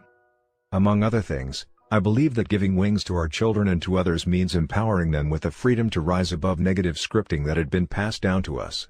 I believe it means becoming what my friend and associate, Dr. Terry Warner, calls a transition person. Instead of transferring those scripts to the next generation, we can change them. And we can do it in a way that will build relationships in the process. If your parents abused you as a child, that does not mean that you have to abuse your own children. Yet there's plenty of evidence to indicate that you will tend to live out that script. But because you're proactive, you can rewrite the script. You can choose not only not to abuse your children, but to affirm them, to script them in positive ways. You can write it in your personal mission statement and into your mind and heart. You can visualize yourself living in harmony with that mission statement in your daily private victory. You can take steps to love and forgive your own parents, and if they are still living, to build a positive relationship with them by seeking to understand. A tendency that's run through your family for generations can stop with you. You're a transition person, a link between the past and the future. And your own change can affect many, many lives downstream. One powerful transition person of the 20th century, Anwar Sadat, left us as part of his legacy of profound understanding of the nature of change. Sadat stood between a past that had created a huge wall of suspicion, fear, hate and misunderstanding between Arabs and Israelis, and a future in which increased conflict and isolation seemed inevitable. Efforts at negotiation had been met with objections on every scale, even to formalities and procedural points, to an insignificant comma or period in the text of proposed agreements. While others attempted to resolve the tense situation by hacking at the leaves, Sadat drew upon his earlier centering experience in a lonely prison cell and went to work on the root. And in doing so, he changed the course of history for millions of people. He records in his autobiography, "It was then that I drew, almost unconsciously, on the inner strength I had developed in cell 54 of Cairo Central Prison, a strength, call it a talent or capacity, for change. I found that faced a highly complex situation, and that I couldn't hope to change it until I had armed myself with the necessary psychological and intellectual capacity. My contemplation of life and human nature in that secluded place had taught me that he who cannot change the very fabric of his thought will never be able to change reality, and will never, therefore, make any progress. Real change comes from the inside out. It doesn't come from hacking at the leaves of attitude and behavior with quick-fix personality ethic techniques. It comes from striking at the root, the fabric of our thought, the fundamental, essential paradigms, which give definition to our character and create the lens through which we see the world. In the words of Amiel, moral truth can be conceived in thought. One can have feelings about it. One can will to live it. But moral truth may have been penetrated and possessed in all these ways, and escape us still. Deeper even than consciousness there is our being itself, our very substance, our nature. Only those truths which have entered into this last region, which have become ourselves, become spontaneous and involuntary as well as voluntary, unconscious as well as conscious, are really our life, that is to say, something more than property. So long as we are able to distinguish any space whatever between truth and us, we remain outside it. The thought, the feeling, the desire or the consciousness of life may not be quite life. To become divine is then the aim of life. Then only can truth be said to be ours beyond the possibility of flaws. It is no longer outside us, nor in a sense even in us, but we are it, and it is we. Achieving unity, oneness with ourselves, with our loved ones, with our friends and working associates, is the highest and best and most delicious fruit of the 7 habits. Most of us have tasted this fruit of true unity from time to time in the past, as we have also tasted the bitter, lonely fruit of disunity, and we know how precious and fragile unity is. Obviously, building a character of total integrity and living the life of love and service that creates such unity isn't easy. It isn't quick fix. But it's possible. It begins with the desire to center our lives on correct principles, to break out of the paradigms created by other centers and the comfort zones of unworthy habits. Sometimes we make mistakes, we feel awkward. But if we start with a daily private victory and work from the inside out, the results will surely come. As we plant the seed and patiently weed and nourish it, we begin to feel the excitement of real growth and eventually taste the incomparably delicious fruits of a congruent, effective life. Again, I quote Emerson, "That which we persist in doing becomes easier, not that the nature of the task has changed, but our ability to do has increased." By centering our lives on correct principles and creating a balanced focus between doing and increasing our ability to do, we become empowered in the task of creating effective, useful, and peaceful lives, for ourselves, and for our posterity. A personal note. As I conclude this book, I would like to share my own personal conviction concerning what I believe to be the source of correct principles. I believe that correct principles are natural laws, and that God, the Creator and Father of us all, is the source of them, and also the source of our conscience. I believe that to the degree people live by this inspired conscience, they will grow to fulfill their natures. To the degree that they do not, they will not rise above the animal plane. I believe that there are parts to human nature that cannot be reached by either legislation or education, but require the power of God to deal with. I believe that as human beings, we cannot perfect ourselves. To the degree to which we align ourselves with correct principles, divine endowments will be released within our nature and enabling us to fulfill the measure of our creation. In the words of Teilhard de Chardin, we are not human beings having a spiritual experience. We are spiritual beings having a human experience. I personally struggle with much of what I have shared in this book. But the struggle is worthwhile and fulfilling. It gives meaning to my life and enables me to love, to serve, and to try again. Again, T.S. Eliot expresses so beautifully my own personal discovery and conviction: we must not cease from exploration. And the end of all our exploring will be to arrive where we began and to know the place for the first time. Afterward, questions I am often asked. Frankly, I've always been embarrassed by personal questions like some in this afterword. But I am asked them so often and with such interest that I've gone ahead and included them here. Many of these questions and answers were also included in Living the 7 Habits. The 7 Habits was published in 1989. Given your experiences in the many years that have followed, what would you change, add, or subtract? I'm not responding lightly, but frankly I wouldn't change anything. I might go deeper and apply wider, but I have had the opportunity to do that in some of the books released since then.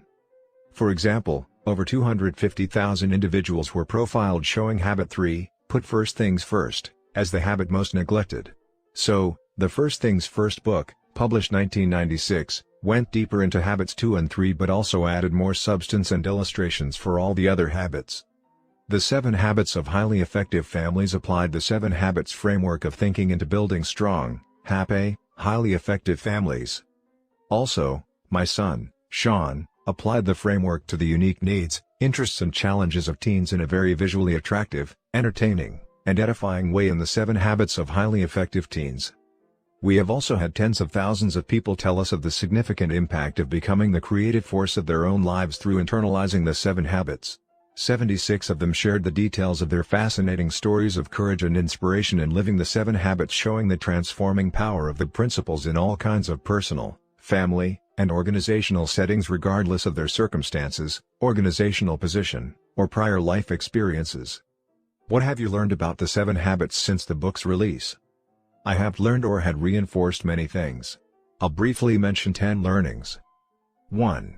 The importance of understanding the difference between principles and values. Principles are natural laws that are external to us and that ultimately control the consequences of our actions. Values are internal and subjective and represent that which we feel strongest about in guiding our behavior. Hopefully we will come to value principles, so that we get the results we want now in a way that enables us to get even greater results in the future, which is how I define effectiveness.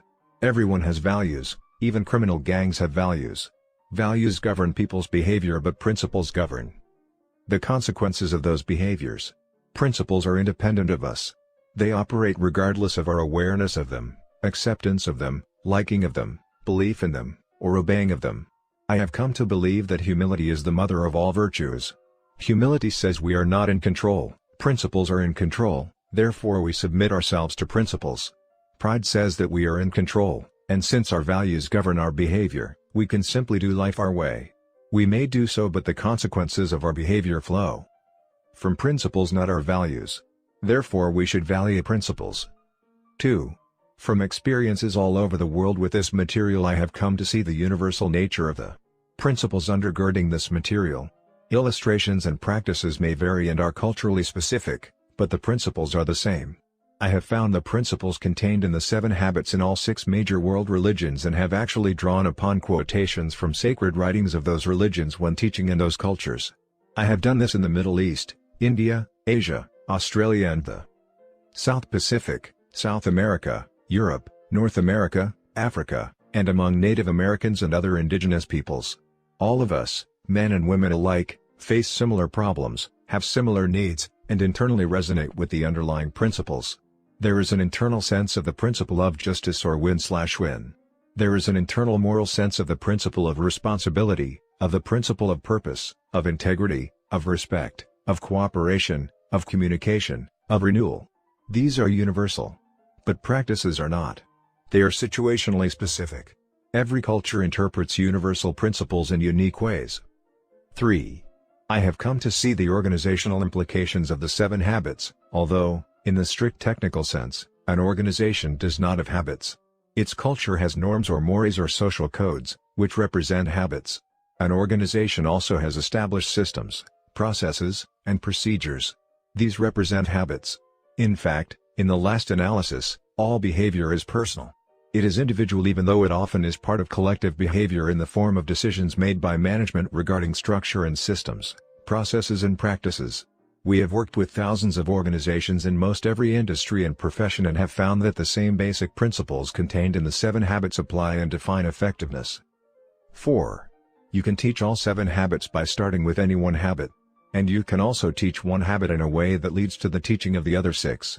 It's like a hologram where the whole is contained in a part and the part is contained in a whole. 5. Even though the 7 habits represents an inside-out approach, it works most successfully when you start with the outside challenge and then take the inside-out approach. In other words, if you are having a relationship challenge, say a breakdown of communication and trust, this will define the nature of the needed inside-out approach in winning the kind of private victory that enables the public victory meeting that challenge. This is the reason I often teach habits 4, 5, and 6 before I teach habits 1, 2, and 3. 6. Interdependence is 10 times more difficult than independence. It demands so much more mental and emotional independence to think win/win when another person is into win/lose, to seek to understand first when everything inside you cries out for understanding, and to search for a better third alternative when compromise is so much easier. In other words, to work successfully with others in creative cooperative ways requires an enormous amount of independence, internal security, and self-mastery.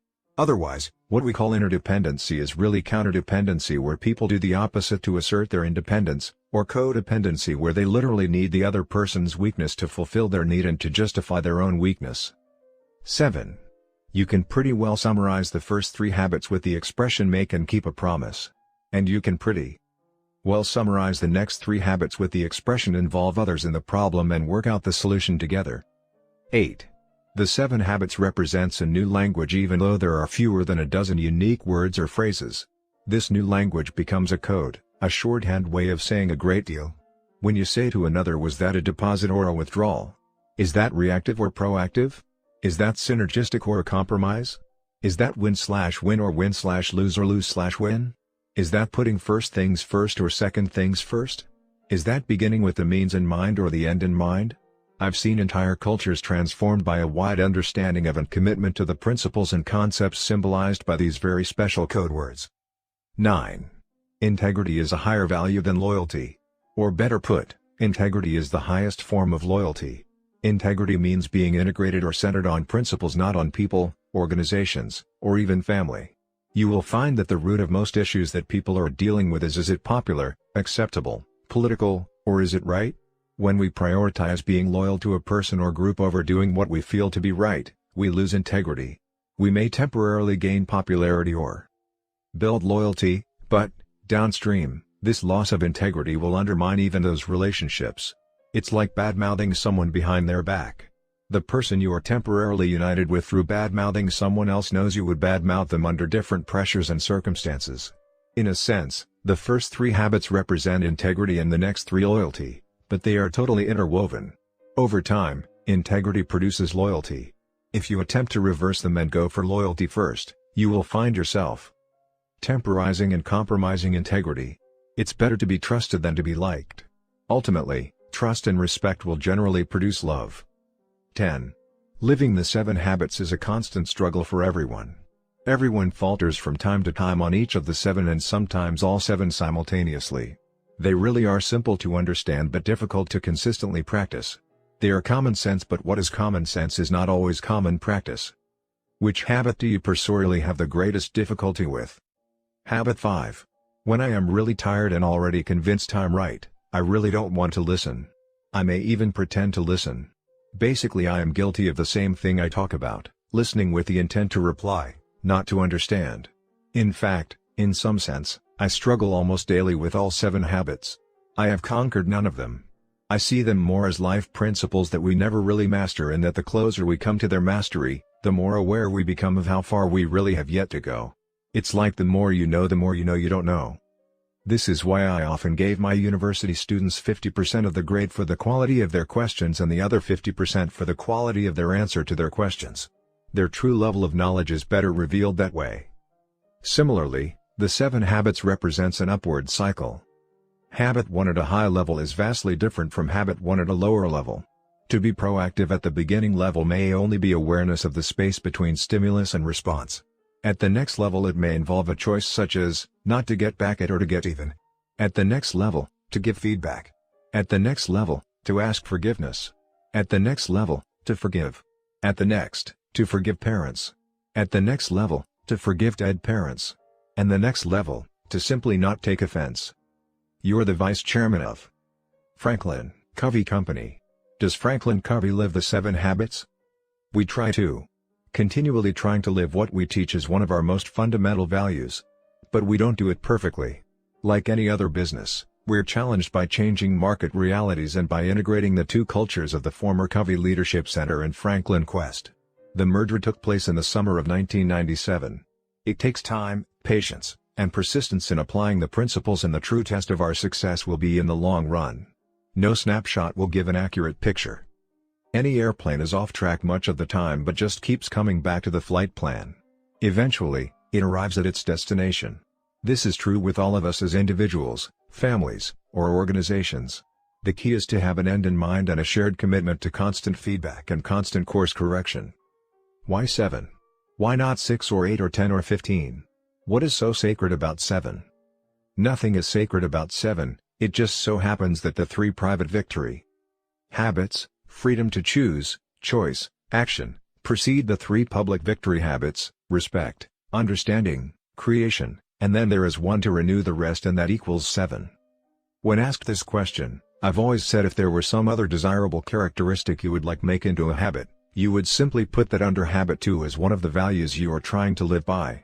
In other words, if punctuality is a desirable trait you want to make a habit, that would be one of the values of habit 2.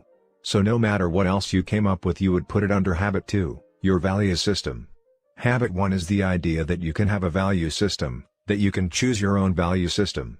Habit 2 is what those choices or values are, and habit 3 is to live by them. So they are very basic, generic, and interconnected.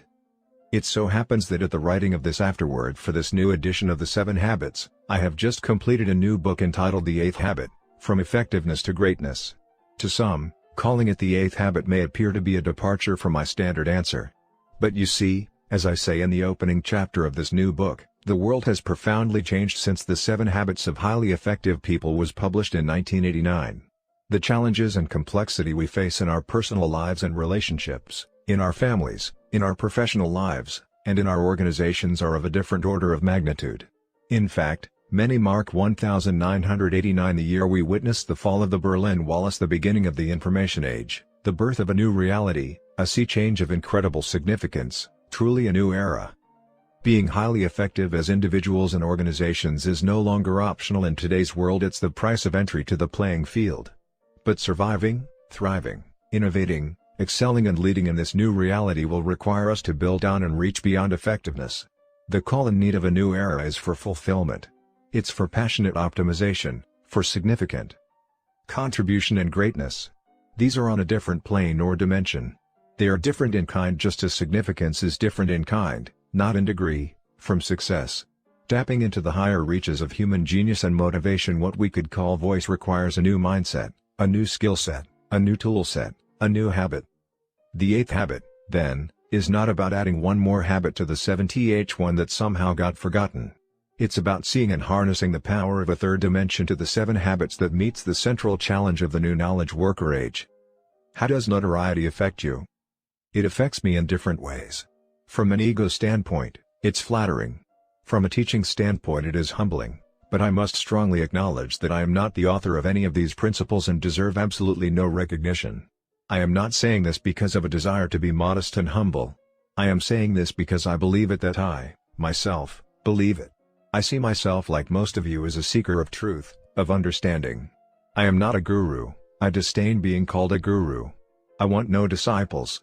I am only trying to promote a discipleship toward principles that are already in people's hearts, that people will live true to their conscience. If you had it to do over again, what is the one thing you would do differently as a business person? I would do more strategic, proactive recruiting and selecting. When you are buried by the urgent and have 1,000 balls in the air, it is so easy to put people that appear to have solutions into key positions.